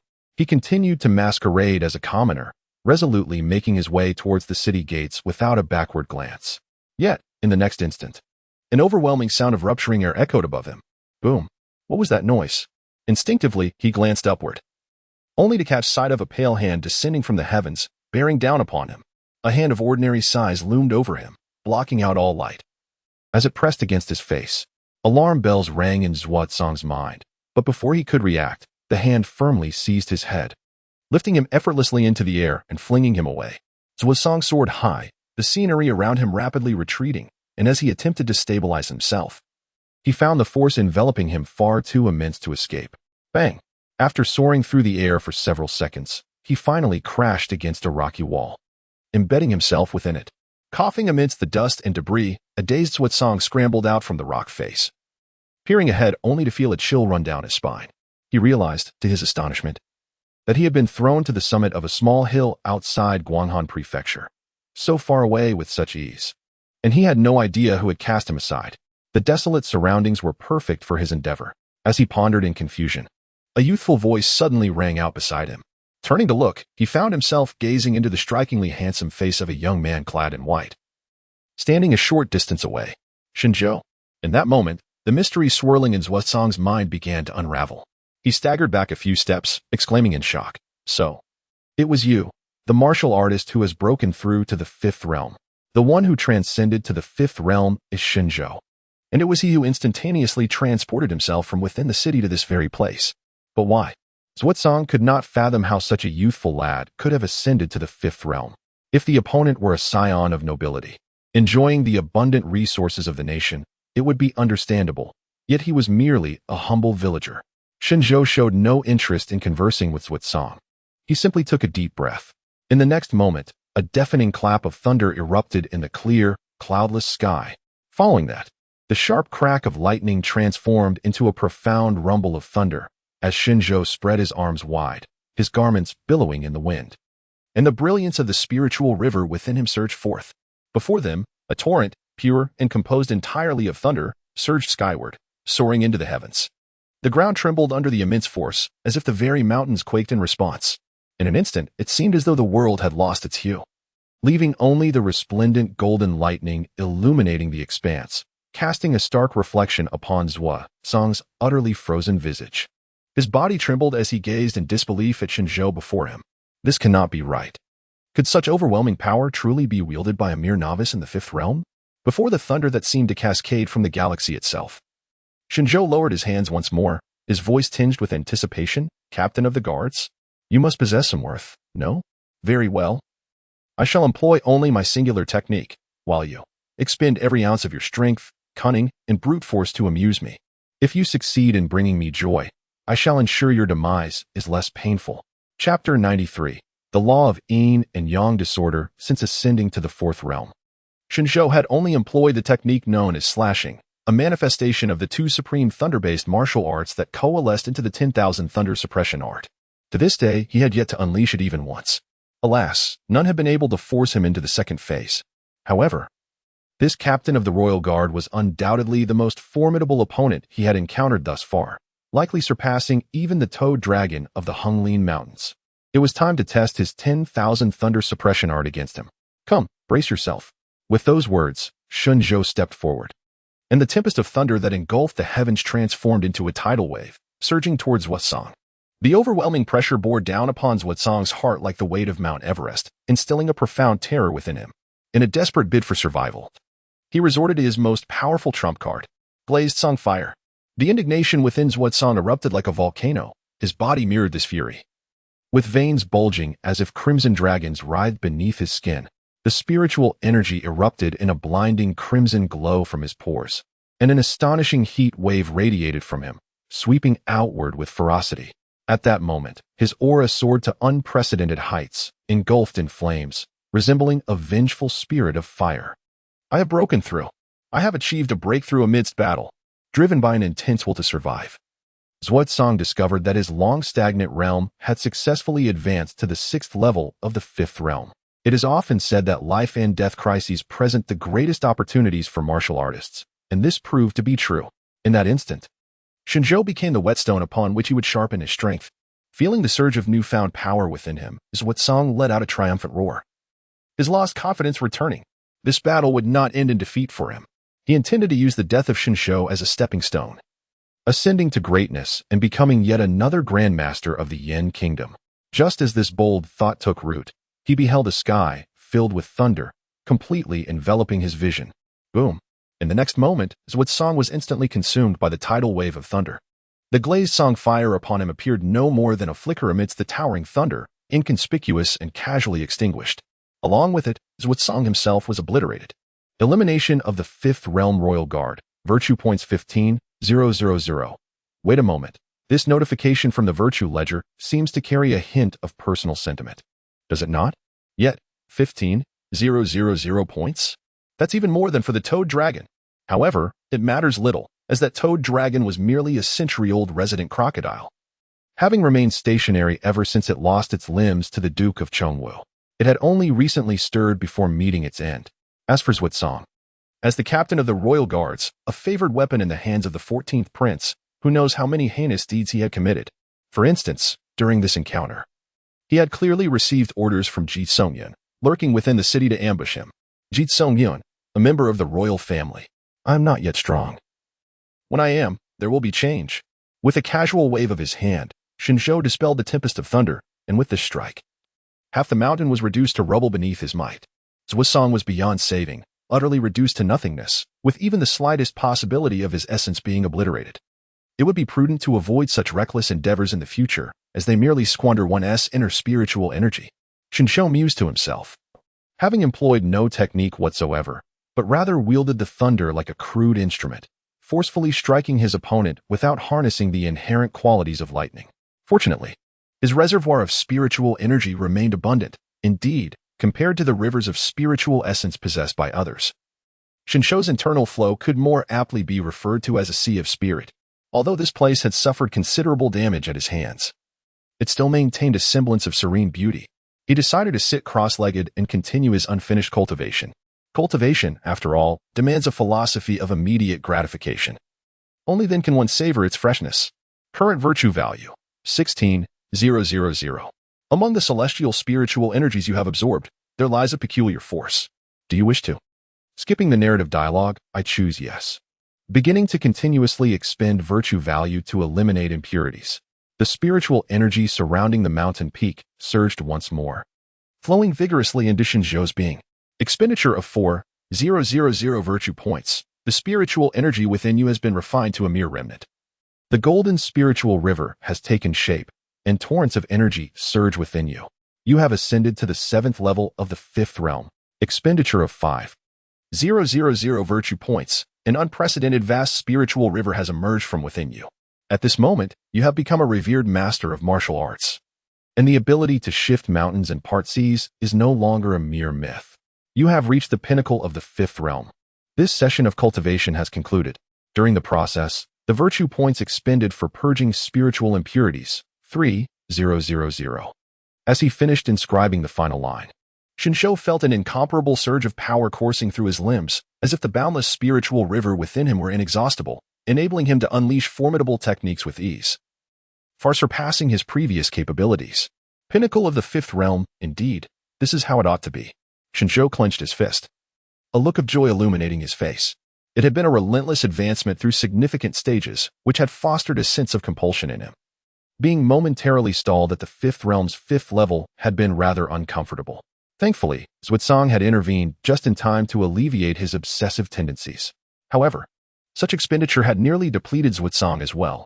Shen Zhou glanced at the record of virtue, noting his current virtue value, 4,000, with only 4 Jiaoshuanghe remaining. He could not afford further depletion. He might as well select a technique to initiate his training. Contemplating this, he summoned his true essence, once more immersing his thoughts into the jade slip provided by Marquis Chongwu. Within the slip lay authentic, top-tier techniques, albeit limited in number, presumably curated with great care for Yichuan. The first technique that caught his eye was one he found somewhat familiar, yin-yang reversal technique. This must be the method for spirit projection, he thought. Marquis Chongwu's spirit projection allowed him to slay a toad dragon from 1,000 miles away, while Yichuan's could only eliminate himself within 10 meters. Clearly, akin to Zhan, this technique offered boundless potential, yet bore immense risks. His favorite practice was undoubtedly this technique. Shen Zhou immediately delved into its intricate details. Yin-yang reversal technique. It enables the yin spirit to transcend the confines of pure yin, advancing towards the realm of yin and yang harmonization. The practitioner must engage in cultivation during the delicate moment when yin reaches its zenith and yang is born. Akin to the dawn breaking or the moon setting amidst the cries of crows, when the two energies of yin and yang intertwine and transform in an ephemeral instant. Perceiving that initial ray of sunlight in the cosmos with one's spirit, it was rather complex, and even the timing for cultivation was restricted. At the moment of dawn, it seemed, one had to comprehend the essence of that nascent sunlight in a fleeting moment, merely by examining the content. Shen Zhou understood that the difficulty of this technique was formidable. However, it mattered little. He would leave such considerations to the merit record. Rising to his feet, he resolved to return to Guanghan Palace and await the designated time for cultivation. With a powerful leap, he soared into the sky, heading towards the city of Guanghan. Chapter 94. Has the plot been skipped again? In the palace of Guanghan, Yin Shiwushi continued to gaze up at the sky, his face reflecting a lingering sense of reluctance as he murmured, "The celestial phenomenon has vanished. Ah, such a terrifying spectacle of the heavens and earth. Lord Shen's future is indeed radiant." Qin Hai sighed. In an instant, he ascended to the fifth realm. Such formidable talent is truly beyond my reach. He recollected the countless times he had endeavored to break through to the fifth realm, yet no matter how hard he tried, the spiritual energy of the world remained unyielding. It was akin to a middle-aged office worker, returning home late each day, remaining indifferent to his wife's affections. Lord Qin. Did Lord Chengwu exhibit such grandeur when he ascended to the fifth realm? Inshiwushi inquired once more. If you ask me, who shall I ask? Qin Hai replied somewhat testily. By the time he had followed Lord Chengwu, the latter was already a figure of great renown. Indeed. I have not heard Lord Chengwu recount tales of his past. Inshiwushi murmured. By the way, how is junior sister Duan Shuang faring? With Yichuan's betrayal and subsequent demise at the hands of Lord Shen, she must be suffering greatly. Still weeping, I presume. Qin Hai shook his head. To prevent her from being a hindrance to Lord Shen, I sent her back to her room to cry. Instantly. Inshiwushi raised his thumb to Qin Hai. You have acted wisely. I was concerned that our little junior sister might suddenly go mad and confront Lord Shen, which would indeed be troublesome, given Lord Shen's temperament. Before he could finish, another voice interjected seamlessly. Her sins do not warrant death. I would merely give her a sound thrashing. Inshiwushi and Qin Hai turned at the sound to behold Shen Zhou, clad in white, descending from the heavens like a celestial being. Lord Shen. The two hurriedly bowed, their astonishment evident in their eyes. Didn't you just step into the fifth realm? How is it that you can now soar through the skies? Shen Zhou nodded slightly in acknowledgement, suddenly feeling somewhat unaccustomed to the sensation of being above others. Inshiwushi, puzzled, asked, wasn't he Lord Shen cultivating within the palace? How did you come down from the sky? Oh, I went out for a meal, Shen Zhou replied casually. A meal? Before Inshiwushi could gather his thoughts, Shen Zhou inquired. By the way, are there any unruly great demons in Guanghan Prefecture, akin to the Toad Dragon? Allow me to address this question. Qin Hai stepped forward. Under the watch of Lord Chengwu, Guanghan Prefecture has rarely experienced significant demon calamities over the past century. However, there are indeed a few formidable demons lurking here, like chronic ailments that are difficult to eradicate entirely. Nonetheless, Lord Chengwu has dispatched the Chengwu guards to keep a watchful eye on them, to prevent these demons from becoming bolder. For instance, I was previously responsible for guarding the Toad Dragon in the Honglin mountain range. I see. Shen Zhou nodded, somewhat surprised by Qin Hai's words. For he was aware that Lord Chengwu had long since lost much of his strength, appearing strong yet feeble. Thus, the state of Guanghan remained relatively stable, likely due to the formidable reputation of the Chengwu Marquis, which deterred numerous demons and monsters. However, Master Qin, your handling of this matter appears rather inadequate. Since you are charged with guarding the four-legged serpent, how could you be unaware that it has regrown its limbs? Shen Zhou jested. A look of embarrassment immediately washed over Qin Hai's face. This was indeed a lapse on my part. Shen Zhou waved his hand, offering reassurance. This is not your fault. After all, it is not negligence, but rather a matter of insufficient strength, so do not take it to heart. Upon hearing this, Master Qin became even more despondent, his countenance reflecting utter dejection, as though he had succumbed to melancholy. Shen Zhou clicked his tongue, lamenting his own inability to provide comfort. Previously, the Chengwu Marquis had informed him that someone had been clandestinely communicating with the Toad Dragon, aiding its recovery, and subsequently inciting it to wreak havoc in the Honglin Mountains. Considering that Master Qin is at the pinnacle of the fourth realm, it is conceivable that the adversary's strength may reach the Spirit River realm. Previously, out of fear of the Chengwu Marquis, that individual had remained hidden, scheming in the shadows. With the Marquis's departure, they would likely reveal themselves. The thought filled Shen Zhou with anticipation. It would be even more fortuitous if the adversary were to present themselves like Song. Regaining his composure, Shen Zhou instructed, I would appreciate it if you could gather all the information regarding the major demons within Guanghan and present it to me. The Chengwu Marquis's cultivation has been sealed, thus he must remain vigilant. However, I intend to eradicate all these demons. Understood. Qin Hai acknowledged the command and departed, while Yin 15, who stood nearby, discerned Shen Zhou's intentions. The new official's enthusiasm was evident, suggesting that Shen Zhou was poised to deal with those major demons.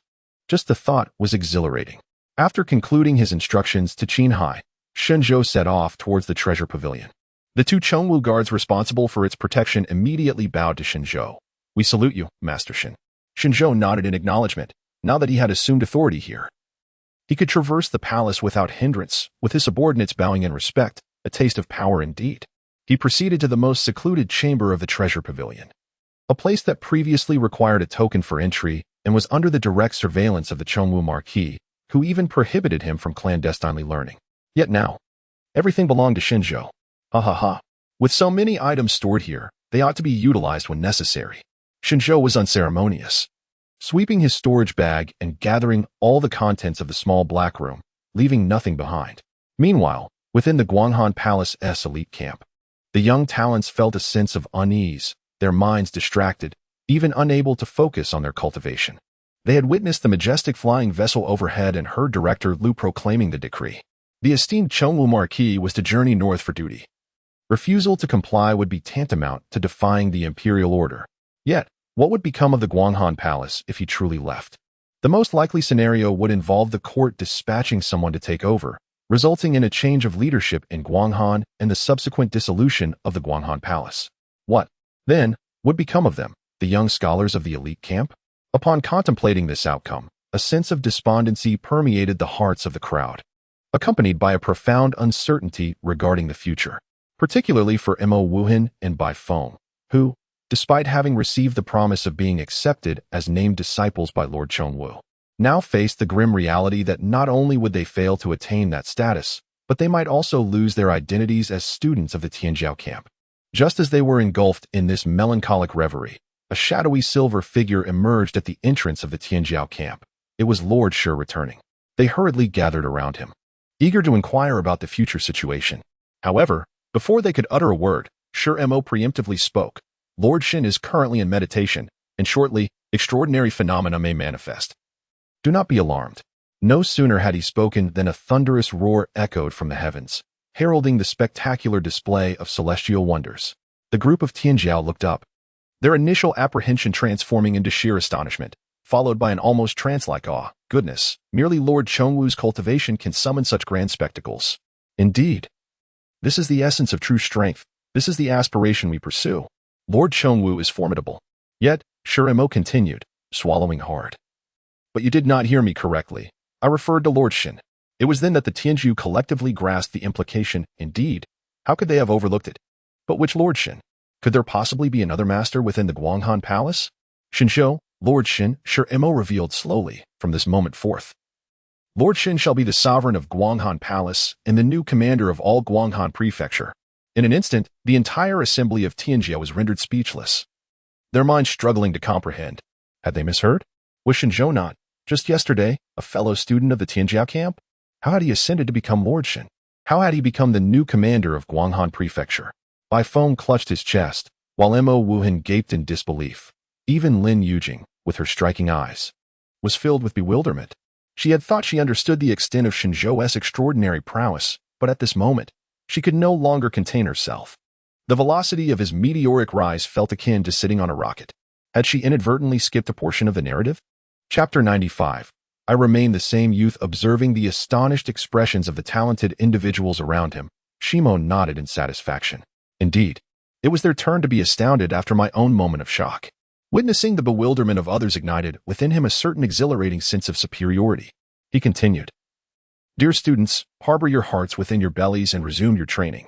Although Lord Chongwu has departed, with Lord Shen here, the Guanghan Palace shall not falter, at least for now. Previously, Shimo was uncertain about the future of Guanghan Palace, especially when he heard that Lord Chongwu intended for Shen Zhou to take over. Doubt had crept into his mind. However, observing Shen Zhou's astonishing rate of advancement and the scale of the phenomena he invoked, much of his skepticism dissipated.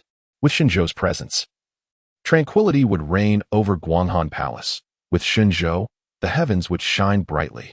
After imparting this message, Shimo turned to leave, while the talented individuals remained in a state of processing this monumental news, casting aside their previous uncertainties about the future. Suddenly, a student cried out in despair. I want to escape. I wish to leave the talented camp. The one uttering these words was Zhuang Yu, who, due to his loose tongue, had been the first to be punished by Shen Zhou on the very first day he joined the camp. Now, with Shen Zhou inexplicably transformed into the ultimate antagonist, what fortune could he possibly expect? Upon hearing Zhuang Yu's declaration, his close friend Yuan Fei quickly chimed in. I'll flee with you. He had been the second victim of Shen Zhou's wrath. In a frenzy, the third and fourth individuals, Xiang Yang and Lu Tianrang, also began to panic. What do you think? Tianrang, should we escape? Xiang Yang asked nervously. Surely it cannot come to that. Brother Shen, Lord Shen has a compassionate heart, Lu Tianrang replied. Filled with conflict. As they conversed, a sudden whoosh caught their attention. Turning to look, they found Mo Wuhan. Unlike the hesitance of Xiang Yang and Lu Tianrang, he was the most decisive among them, rushing into his small wooden cabin in the talented camp to prepare his belongings for a hasty departure. After all, he was the only one who had been struck down by Shen Zhou twice. The need for retribution was palpable. Seeing Mo Wuhan preparing to flee, the others who had suffered similar fates quickly followed suit. They swiftly packed their medicinal herbs and silver, and as they arrived at the square, a figure clad in white descended from the heavens, landing gracefully before them. Ah, where are you fine individuals headed? Shen Zhou casually greeted Mo Wuhan and the others. The group was taken aback by Shen Zhou's sudden appearance, their faces paling in fear. Shen Zhou has returned? And he can fly. How could 1 hour apart result in such an extraordinary transformation? Yet, it was indeed the magnificent celestial phenomenon that he had invoked. It was Lu Tianrang, the most adept flatterer among them, who first regained his composure and bowed to Shen Zhou, saying, Greetings, Lord Shen. Mo Wuhan and the others quickly followed suit, and the surrounding students, including Shimo, who dwelled in the central pavilion, all joined in the salute. In an instant, the entire assembly at the Tianjiao camp bent at the waist, save for Shen Zhou, who stood upright. No need for formalities. He waved his hand dismissively, adding, In the future, there's no need to bow. A nod will suffice. The sensation of being treated with such reverence was indeed gratifying, yet Shen Zhou, as a modern individual, found it utterly unaccustomed and, quite frankly, cumbersome. Such elaborate protocols were entirely unnecessary. Where are you all headed? Shen Zhou turned his gaze once more towards Mo Wuhan and the others. Just wandering about, Lu Tian replied, a hint of guilt in his tone. Wandering about with luggage. Shen Zhou chose not to confront this inconsistency and continued, I am here to announce several personnel appointments. Clearing his throat, he proclaimed, Mo Wuhan, Bai Feng, and Lin Yujing are all promoted to the Chongwu Guard. Mo Wuhan and Bai Feng were designated disciples of the esteemed Chongwu Marquis. Fulfilling the Marquis's promises was a duty Shen Zhou felt compelled to honor. However, since they could no longer remain as designated disciples, it was only fitting to elevate their positions. As for the head of the Lin family, that decision stemmed purely from Shen Zhou's personal inclinations. Oh, the indulgence of power. Upon hearing these words, Mo Wuhan was momentarily taken aback, as he was prepared to flee, yet here Shen Zhou was, promoting him. Truly, a magnanimous person does not dwell on the minor faults of others. Filled with gratitude, Mo Wuhan bowed sincerely, exclaiming, Thank you, Lord Shen. Thank you, Lord Shen. Bai Feng was equally astonished, knowing that aligning himself with Brother Shen would yield no misfortune. Thank you, Lord Shen. Lin Yujing's tone, however, bore a hint of complexity, tinged with an unmistakable sense of estrangement. Back in Chaqing County, she had been able to stand shoulder to shoulder with Shen Zhou, sharing both joys and grievances. Now, such camaraderie felt like a distant dream. The increasing disparity in their statuses had erected a painfully thick barrier between them. As these thoughts coursed through her mind, Shen Zhou's voice rang out once more. Ah, Lin Guanzhu, this is for you. Looking up, Lin Yujing noticed that Shen Zhou had somehow appeared beside her, his youthful visage adorned with a smile, and in his hand, he held a translucent jade stone. Yet, rather than being captivated by the jade, she found herself lost in contemplation of his face. His demeanor and tone were strikingly reminiscent of their first encounter, unchanged even in the way he addressed her. To this day, he was the only one who still referred to her as Lin Guanzhu. Perhaps he remained that same boy. Untouched by time, Lin Yujing felt her heart swell with warmth, and as she cast her gaze downward, she inquired, What is this? A dragon egg. Shen Zhou replied, Take it and incubate it. Perhaps it will hatch a little one. Lin Yujing, what an absurd request. You just stole away my earlier sentiment. Chapter 96. Keeping pace with him, Lin Yujing's lips twitched. Although her mind was racing with sarcastic thoughts, warmth enveloped her heart. Shen Zhou's words sounded peculiar, yet they genuinely reflected his concern for her. After all, she possessed the rare talent of beast mastery. And capturing a high-tier demon like a flood dragon, born with innate power, seemed an insurmountable challenge for her. However, nurturing such a creature from infancy would be a different matter entirely. She could gradually instill her own will into this naive flood dragon, provided she succeeded in hatching it. I understand. Lin Yujing inhaled deeply, nodding earnestly. I shall not disappoint you. She knew that Shen Zhou might not place great importance on this matter, but for her, it was significant, and she wanted him to recognize her dedication. Excellent. Shen Zhou tossed the flood dragon egg to Lin Yujing, who caught it with steady hands. The surrounding prodigies watched with envy. The very name of the flood dragon egg hinted at its immense value. Had they foreseen this outcome? They would have forged a connection with Shen Zhou the moment he entered the prodigy camp. All is well, everyone. Please continue with your tasks, Shen Zhou waved dismissively. Shirimo approached. Lord Shen, it is unnecessary for you to personally attend to every matter. For trivial issues like this, you could simply remain in the Grand Hall and instruct us via sound transmission talismans. Ah, indeed.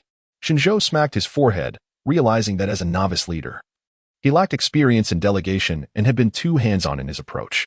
The sound transmission talisman was indeed a remarkable tool, akin to a mobile phone, albeit with a limited range of a couple of 100 kilometers.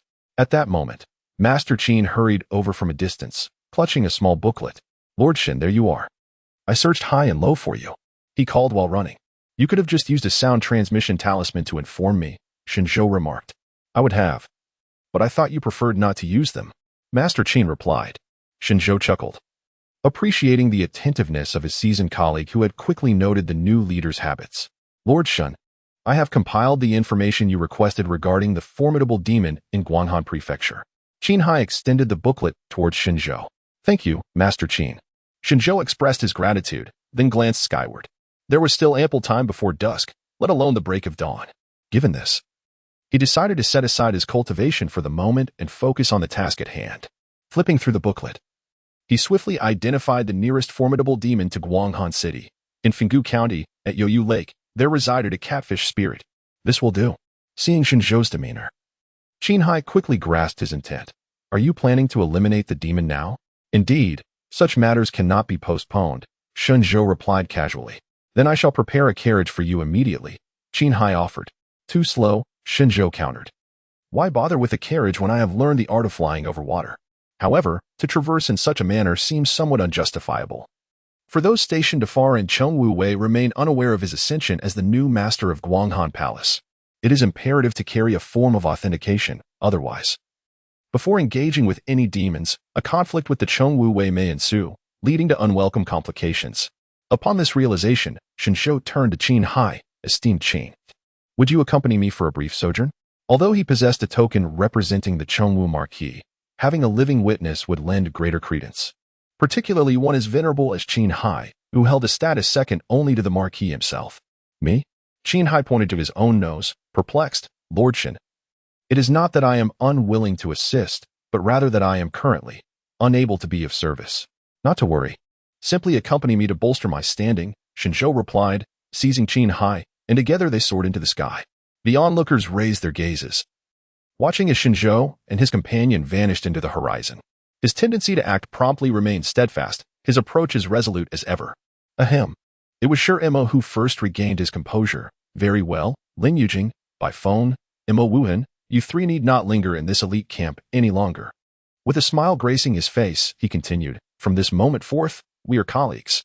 Joy illuminated the faces of Imo Wuhan and Bai Feng, while Lin Yujing clutched her dragon egg tightly, as this might be her sole opportunity to pursue Shen Zhou.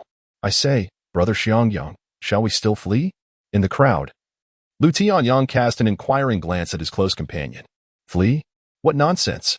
Do you not see that Lord Shen, with a heart as vast as the sea, has graciously forgiven us? Xiangyang replied, his expression fervent, pointing skyward. By following Lord Shen, our futures will undoubtedly be boundless. I knew it. The choice of the Chengwu Marquis is indeed impeccable. The fervent admiration of Xiangyang for the Marquis erupted once more. Since Shen Zhou was the designated successor of the Chengwu Marquis, Xiangyang resolved to follow him to the ends of the earth. In the capital of Yongnan Province, within the grandest hall of the Jinfu Division, a middle-aged man clad in glossy black armor, possessing an elegant demeanor, sat with poise in the principal seat. Jiang Tao, the sole 7th Realm Minor Master of Yongnan Province, presided over the position of Chief General. Lu Dong was seated across from Jiang Tao, this somewhat portly eunuch leisurely sipping his tea. Outside the hall, over 10 guards, armed with waist sabers, stood vigil at the entrance.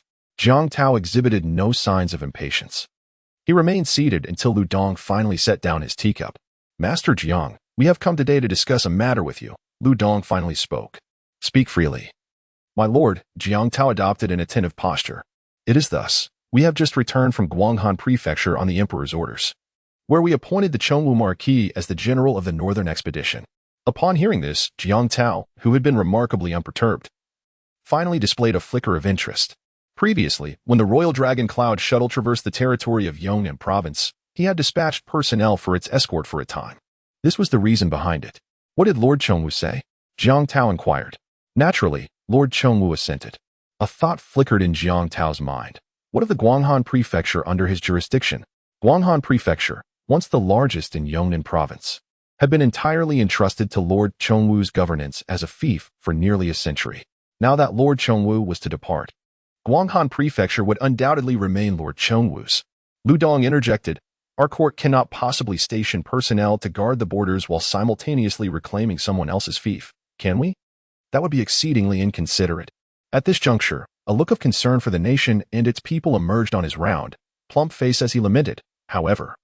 Those nefarious demons, blind to their own folly, continue to invade our great Yin. Without Lord Chongwu's protection, the common folk of Guanghan Prefecture, I fear they shall endure great hardship. Jiang Tao resumed his solemn demeanor, refraining from further comment. Chapter 97. The introduction of demons and monsters. Director Lu briefly lingered at the town suppression office before taking his leave. Master, what does it signify that Lord Lu has come here to convey such words? Inquired a young man garbed in black as he entered the hall, clearly having overheard the preceding conversation. Lu Gonggong is hinting that we may drive a portion of the demons to Guanghan Prefecture, Jiang Tao elucidated. For nearly a century, the majority of the provinces in Yongnan have suffered incessantly from the ravages of demons, while Guanghan Prefecture, in contrast, remains relatively stable. Even the demons, fearing the esteemed reputation of Chongwu Marquis, dare not tread lightly within its borders. Why would one do such a thing? The young man expressed his confusion. There is no town suppression office established in Guanghan Prefecture, and now that the Chongwu Marquis has departed, would this not lead to greater casualties among the populace? You do not comprehend. Jiang Tao shook his head. What the higher-ups desire is precisely this effect. A stir must be created for the court to justifiably assume control over Guanghan Prefecture.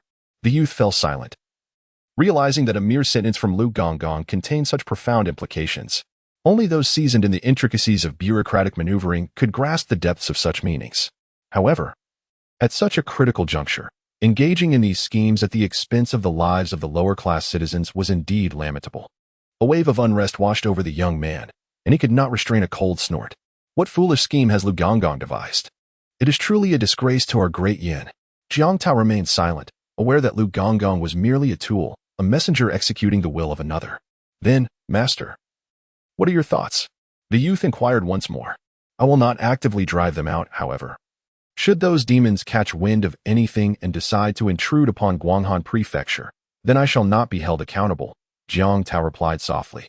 As the provincial commander, he had already exhausted himself against those ferocious demons, and if another prefecture could share the burden, it would indeed be advantageous, especially since he would not bear responsibility for that territory. It is worth noting that Jiang Tao had previously sought assistance from the Chongwu Marquis regarding the demon issue in Yongnan Province, yet he had received no response, which only deepened his dissatisfaction with the Marquis. A Marquis of such formidable prowess remained idly in a remote corner, living off the spoils of others.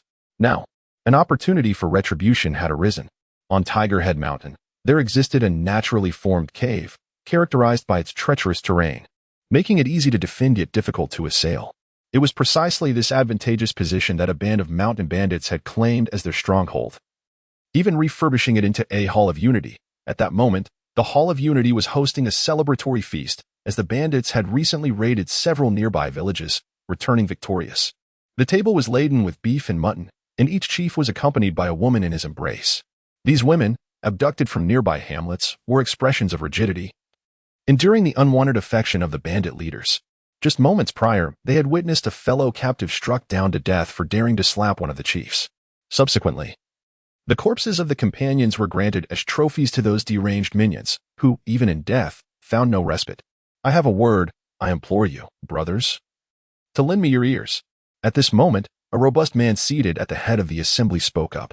Unlike the other leaders, he had 4 women nestled in his embrace. The gathering hall fell into an immediate hush, with all the mountain bandits gazing fervently at their chief. Rising from his seat, the chief raised his goblet and declared in a booming voice, "When you chose to follow me, I promised you a life of indulgence.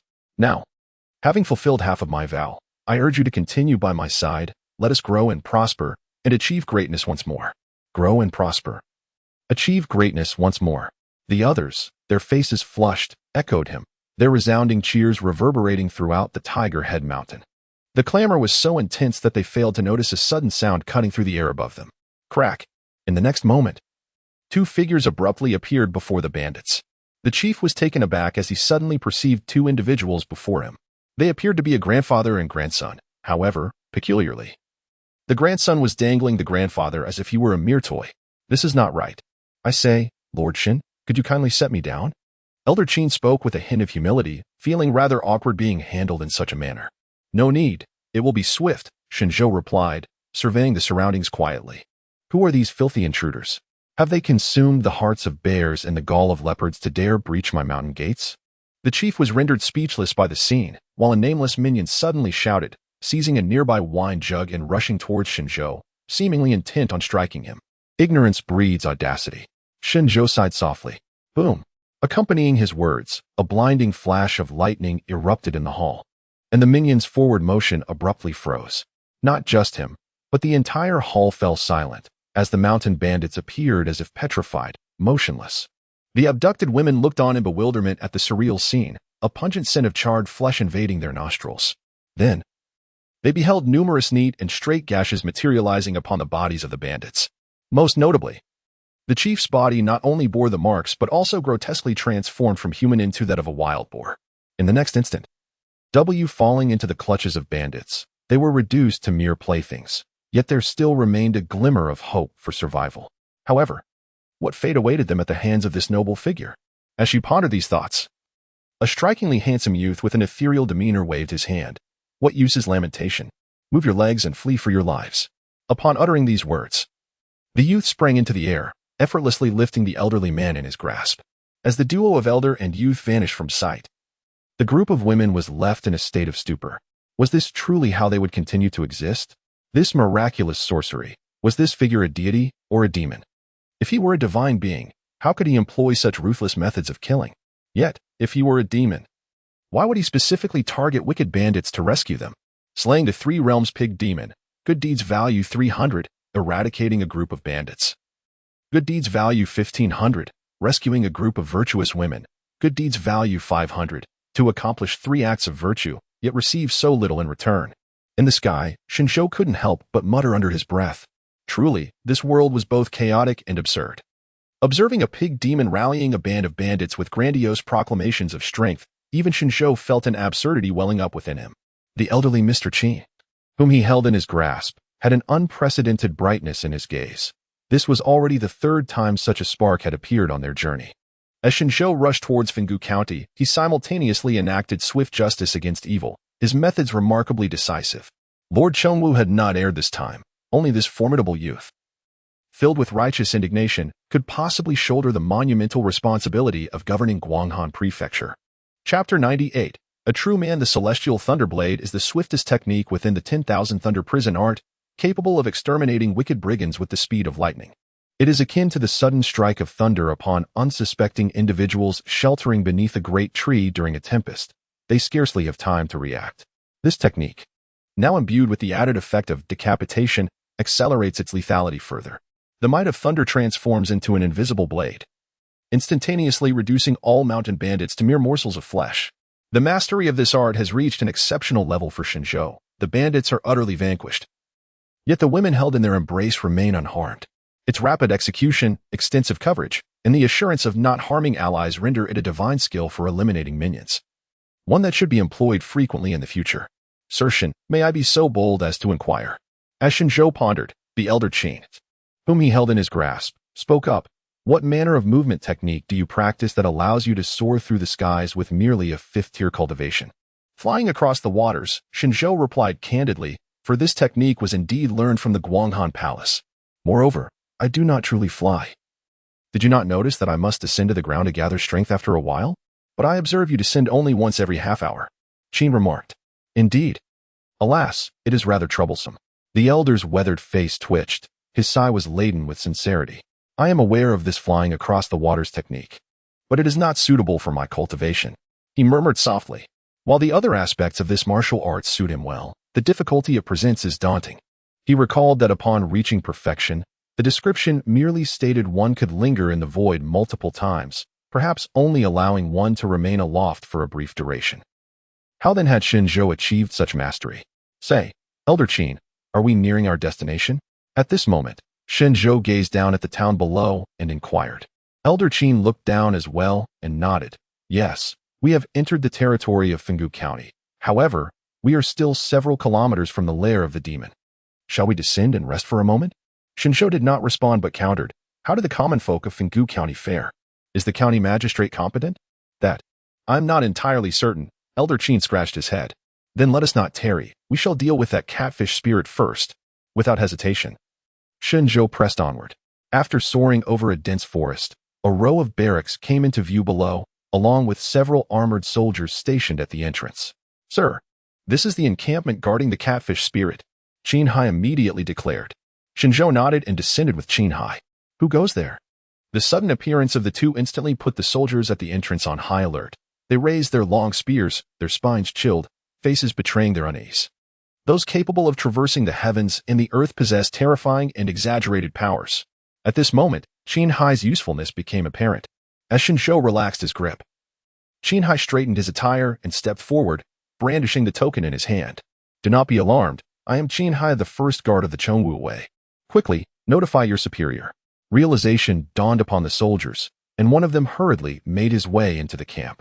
Qin, old man, why have you left the Hunglin mountain range to come here?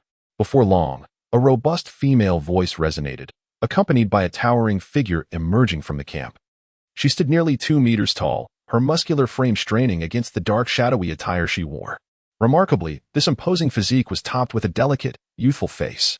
This woman is quite the warrior, was Shen Zhou's initial assessment upon seeing Lu Xiuyan. Qin Hai did not respond to her question, but instead took the lead in introducing Shen Zhou.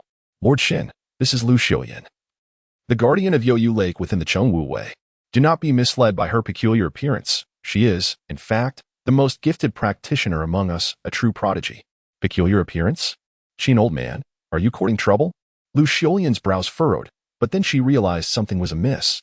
Wait a moment, you are addressing this youth as Lord Shen? In her recollection, Qin Hai's superior should only be the Duke of Chongwu. Indeed, Qin Hai confirmed with a nod. By imperial decree, the Duke of Chongwu has been reassigned to the northern borders. Henceforth, Lord Shen Zhou shall be the ruler of our Guanghan prefecture. What on earth? Confusion washed over Lu Xiuyan's face. It had indeed been several years since she last returned to Guanghan Palace. In that time, such monumental changes had occurred. The entire Guanghan prefecture had suddenly acquired a new master, one whom she had never encountered before. Why was I not informed via carrier pigeon? She inquired. This all transpired just this morning, Qin Hai replied with a wry smile. The pigeons have yet to arrive. We came ahead of them. Lu Xiuyan still found it difficult to accept the situation. She could not help but scrutinize Shen Zhou with a discerning gaze. But this individual appears far too youthful. Has he even fully matured? Even if my master were to seek a successor, it shouldn't be this haphazard. Why not let Qin old man take the position? If not, Yan'an would suffice. Who is this Shen Zhou that has suddenly appeared? Lu Xiuyan was a straightforward individual, harboring doubts and dissatisfaction. She was eager to voice them. This is utterly perplexing. Please wait a moment. Stepping forward, she fixed Shen Zhou with an unfriendly stare and, in a tone reminiscent of admonishing a child, declared, Young man, to assume leadership, you must first earn the respect of those beneath you. Therefore, I kindly request that you demonstrate some prowess. I, Lu Xiuyan, wish to see. Suddenly, before she could finish her sentence, an overwhelming wave of energy surged forth, causing all present to instinctively close their eyes. When they finally managed to open their eyes, they discovered that Lu Xiuyan had vanished from sight. Alongside her disappearance was Shen Zhou. What? As the howling wind rushed past her ears, Lu Xiuyan found herself utterly bewildered. Mid-sentence, the world around her flickered dark and bright, and she realized she was suspended hundreds of meters above the ground. Take me to that catfish spirit. Before she could comprehend what had transpired, a youthful voice pierced through the wind, reaching her ears. It was only then that Lu Xiuyan became aware that the collar of her garment was being grasped by someone. She abruptly looked up and was met with the striking yet somewhat youthful visage of Shen Zhou. In an instant, her expression shifted from confusion to sheer terror. Had this boy truly lifted her into the sky? With no means of resistance? Lu Xiulian suddenly recalled Qin Hai's earlier words. The two of them had flown here together. Initially, she had assumed that Qin Hai had employed some flying artifact bestowed by Lord Chongwu. But it now appeared otherwise. Could it be that the old man Qin had been carried here in the same manner by this youth? Chapter 99. The worldview is upended as Lu Xiulian's astonished gaze swept over. Shen Zhou spoke once more. I do not wish to repeat myself. He had no time to engage in a theatrical confrontation with this member of the Chongwu Guard. His singular focus was on the life of that catfish demon. Very well. Lu Xiulian swallowed hard and immediately pointed in a direction. The Youyu Lake lies to the west. Shen Zhou nodded, his toes barely touching the air before he soared forward. Lu Xiulian cast aside her extraneous thoughts and continued her explanation. That catfish demon possesses the cultivation of the peak of the fourth realm. With my strength, I could have barely triumphed over it. However, that creature is exceedingly cunning. When cornered, it retreats into the depths of the lake, leveraging the terrain to gain the upper hand, rendering me utterly powerless against it. Such aquatic demons are notoriously difficult to contend with. Their combat prowess surges in water, while humans, as terrestrial beings, suffer a significant decline in strength. Upon finishing her remarks, Lu Xiulian noticed Shen Zhou frowning. Surely, he must also find this catfish demon rather troublesome. It was somewhat disheartening for Shen Zhou to realize that the demon's cultivation was so low. A fourth realm demon, not even qualifying as a demon lord, yet requiring dedicated personnel for confinement, and still unable to vanquish it. The official combat strength of Guanghan Prefecture is truly disheartening. Yet, there is little to be done. After all, the highest authority here, Lord Chongwu, is merely a paper tiger, continuously suppressed by the court. In such circumstances, it is indeed miraculous that Guanghan Prefecture has remained tranquil for over a century, solely relying on the former reputation of Lord Chongwu. As his thoughts wandered, a vast lake emerged within Shen Zhou's view. The lake, with a radius of approximately 50 zhang, lay still as death, devoid of any ripple. This is the place, Lu Xiulian's voice resonated. This is the territory of the catfish demon. Were it not for this lake, I would have roasted that fish long ago. Lu Xiulian, begrudgingly, added, Shen, if you wish to capture it, you may need to devise a way to lure it out. Just as she suggested this, she suddenly felt a lightness on her nape.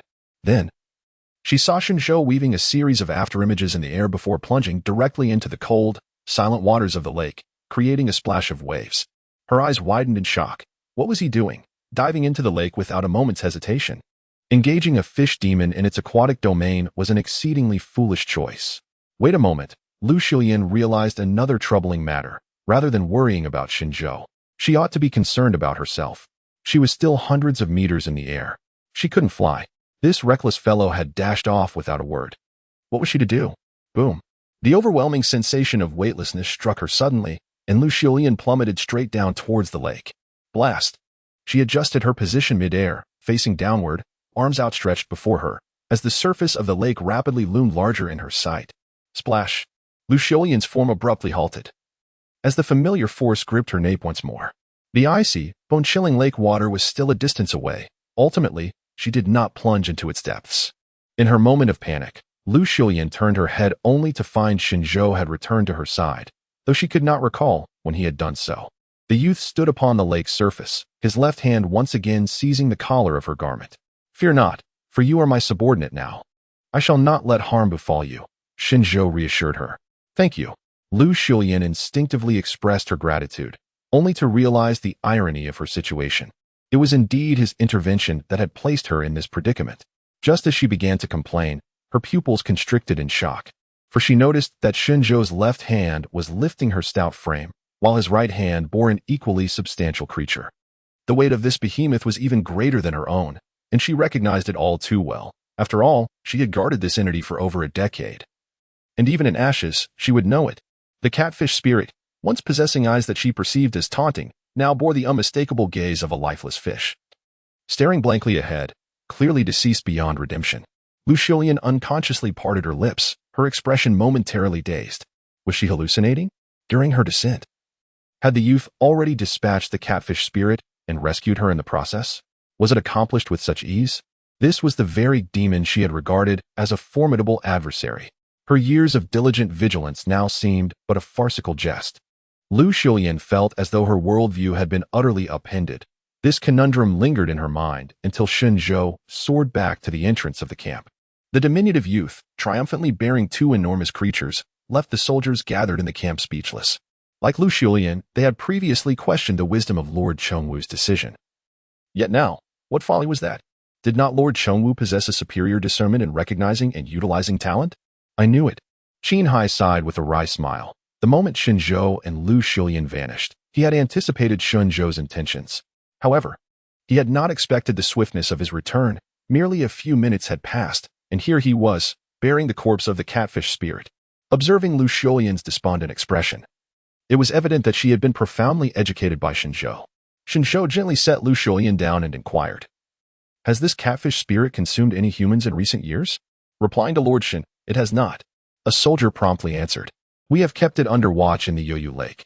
It has had no opportunity to harm anyone." "That is good." Shen Zhou nodded with satisfaction upon receiving this information. "Go and fetch your cooking pots, and bring several." It was apparent they were preparing a feast. The soldiers quickly deduced Shen Zhou's intentions and hurried off to comply. At this moment, Lu Xiulian finally regained her composure and surveyed the figure beside her, clad in white.